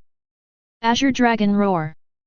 The ferocious dragon's mouth at the bow suddenly opened, and a beam of energy, condensing the entire ship's power and shimmering with destructive light, burst forth, slamming fiercely into Marigosa's massive, pure gold main gate, a symbol of the world's noble honor. Boom! With a deafening roar, the Golden Gate, which was powerful enough to withstand a full-force attack from a naval admiral, was instantly melted and pierced through like paper in front of the Azure Dragon's main cannon, leaving a huge, twisted hole. The shockwave from the explosion swept outwards, leveling dozens of magnificent buildings in the vicinity. For the first time in 800 years, the Holy Land of Marigosa was set ablaze by war. Chapter 85. Kill. Gats was the first to jump off the ship, carrying the anchor. His massive body landed on the white marble floor, creating 2 huge, spiderweb-like cracks. Charlotte Linlin followed closely behind, commanding Prometheus and Zeus as if a cataclysmic event had occurred, with flames and lightning intertwining, burning the guards who came to stop them to a crisp. MMM. The houses here all smell sweet. Newgate, wielding his naginata, unleashed a powerful tremor, sending invisible shockwaves spreading outwards. The land in front of him churned violently, like a lake tossed with pebbles, and entire swathes of buildings collapsed with a deafening roar. Silver's figure blended into the shadows. He was like a grim reaper lurking on the edge of the battlefield, his spear always able to precisely destroy the enemy's command nodes and weapon systems from the most cunning angles. An unprecedented battle of offense and defense erupted in the center of the world. Rain stood on the deck of the Azure Dragon, calmly observing everything. His observation Haki had already covered the entire battlefield, but he was not concerned with the victory or defeat of any one person, but rather with the overall direction of the battle. He saw countless CP0 members in black suits emerging from the shadows of Pangaea, and he also saw several powerful naval personnel leading elite troops from all directions. But he didn't see those familiar figures. Akainu, Aokiji, Kizaru, none of them have appeared yet.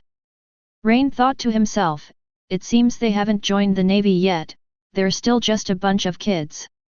This is good news for him. Just as Rain was observing the battle, 3 incredibly powerful auras shot into the sky from the direction of Pangu City, instantly locking onto Locks, Newgate, and Lingling. Those were the Navy headquarters' highest combat power 3 admirals. The leader was a burly man with a resolute face, exuding an aura of steel. His arms gleamed with a metallic sheen, clearly indicating that he possessed some kind of metal-related ability.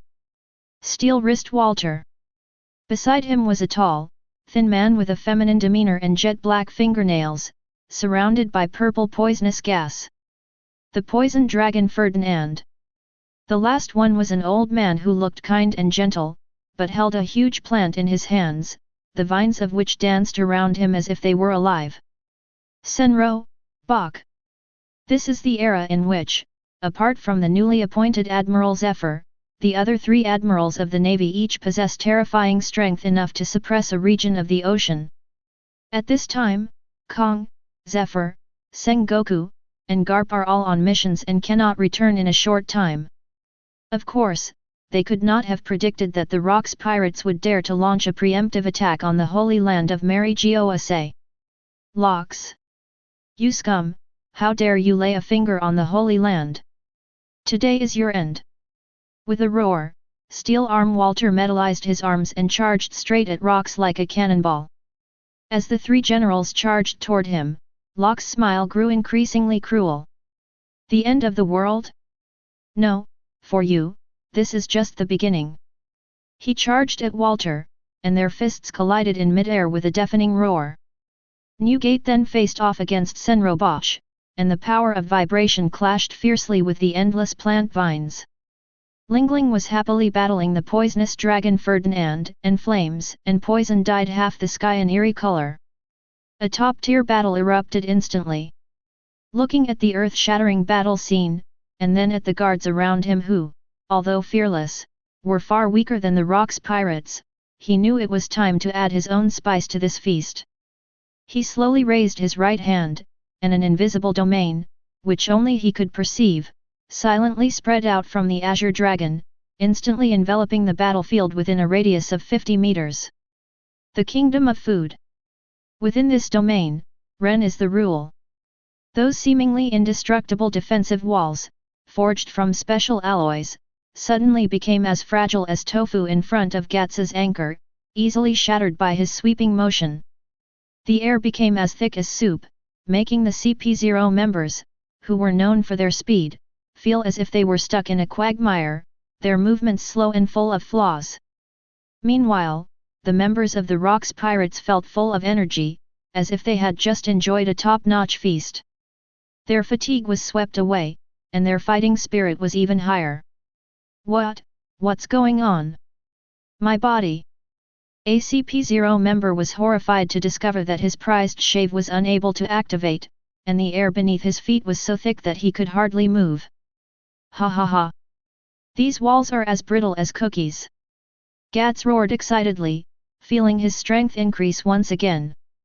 This is the domain ability unlocked by Rain's unparalleled culinary skills, revealing its ferocity for the first time in actual combat. It cannot cause direct harm, but it can change the laws of the entire battlefield in the most unreasonable way, tilting the scales of victory wildly in its own favor. Rain stood at the center of the domain, calmly observing everything like a god in control. He knew that because of his existence, this battle in the Holy Land would take a completely different turn from the original story. The unfolding of the Kingdom of Food instantly changed the course of the entire battlefield. The Navy and CP forces, who could have initially held their own against the Rocks pirates by virtue of their numbers and terrain advantage, were now completely thrown into chaos and despair.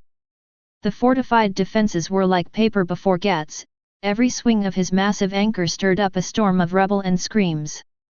Silver thrived in the viscous air, turning the CP0 members, whose speed was greatly reduced, into easy targets.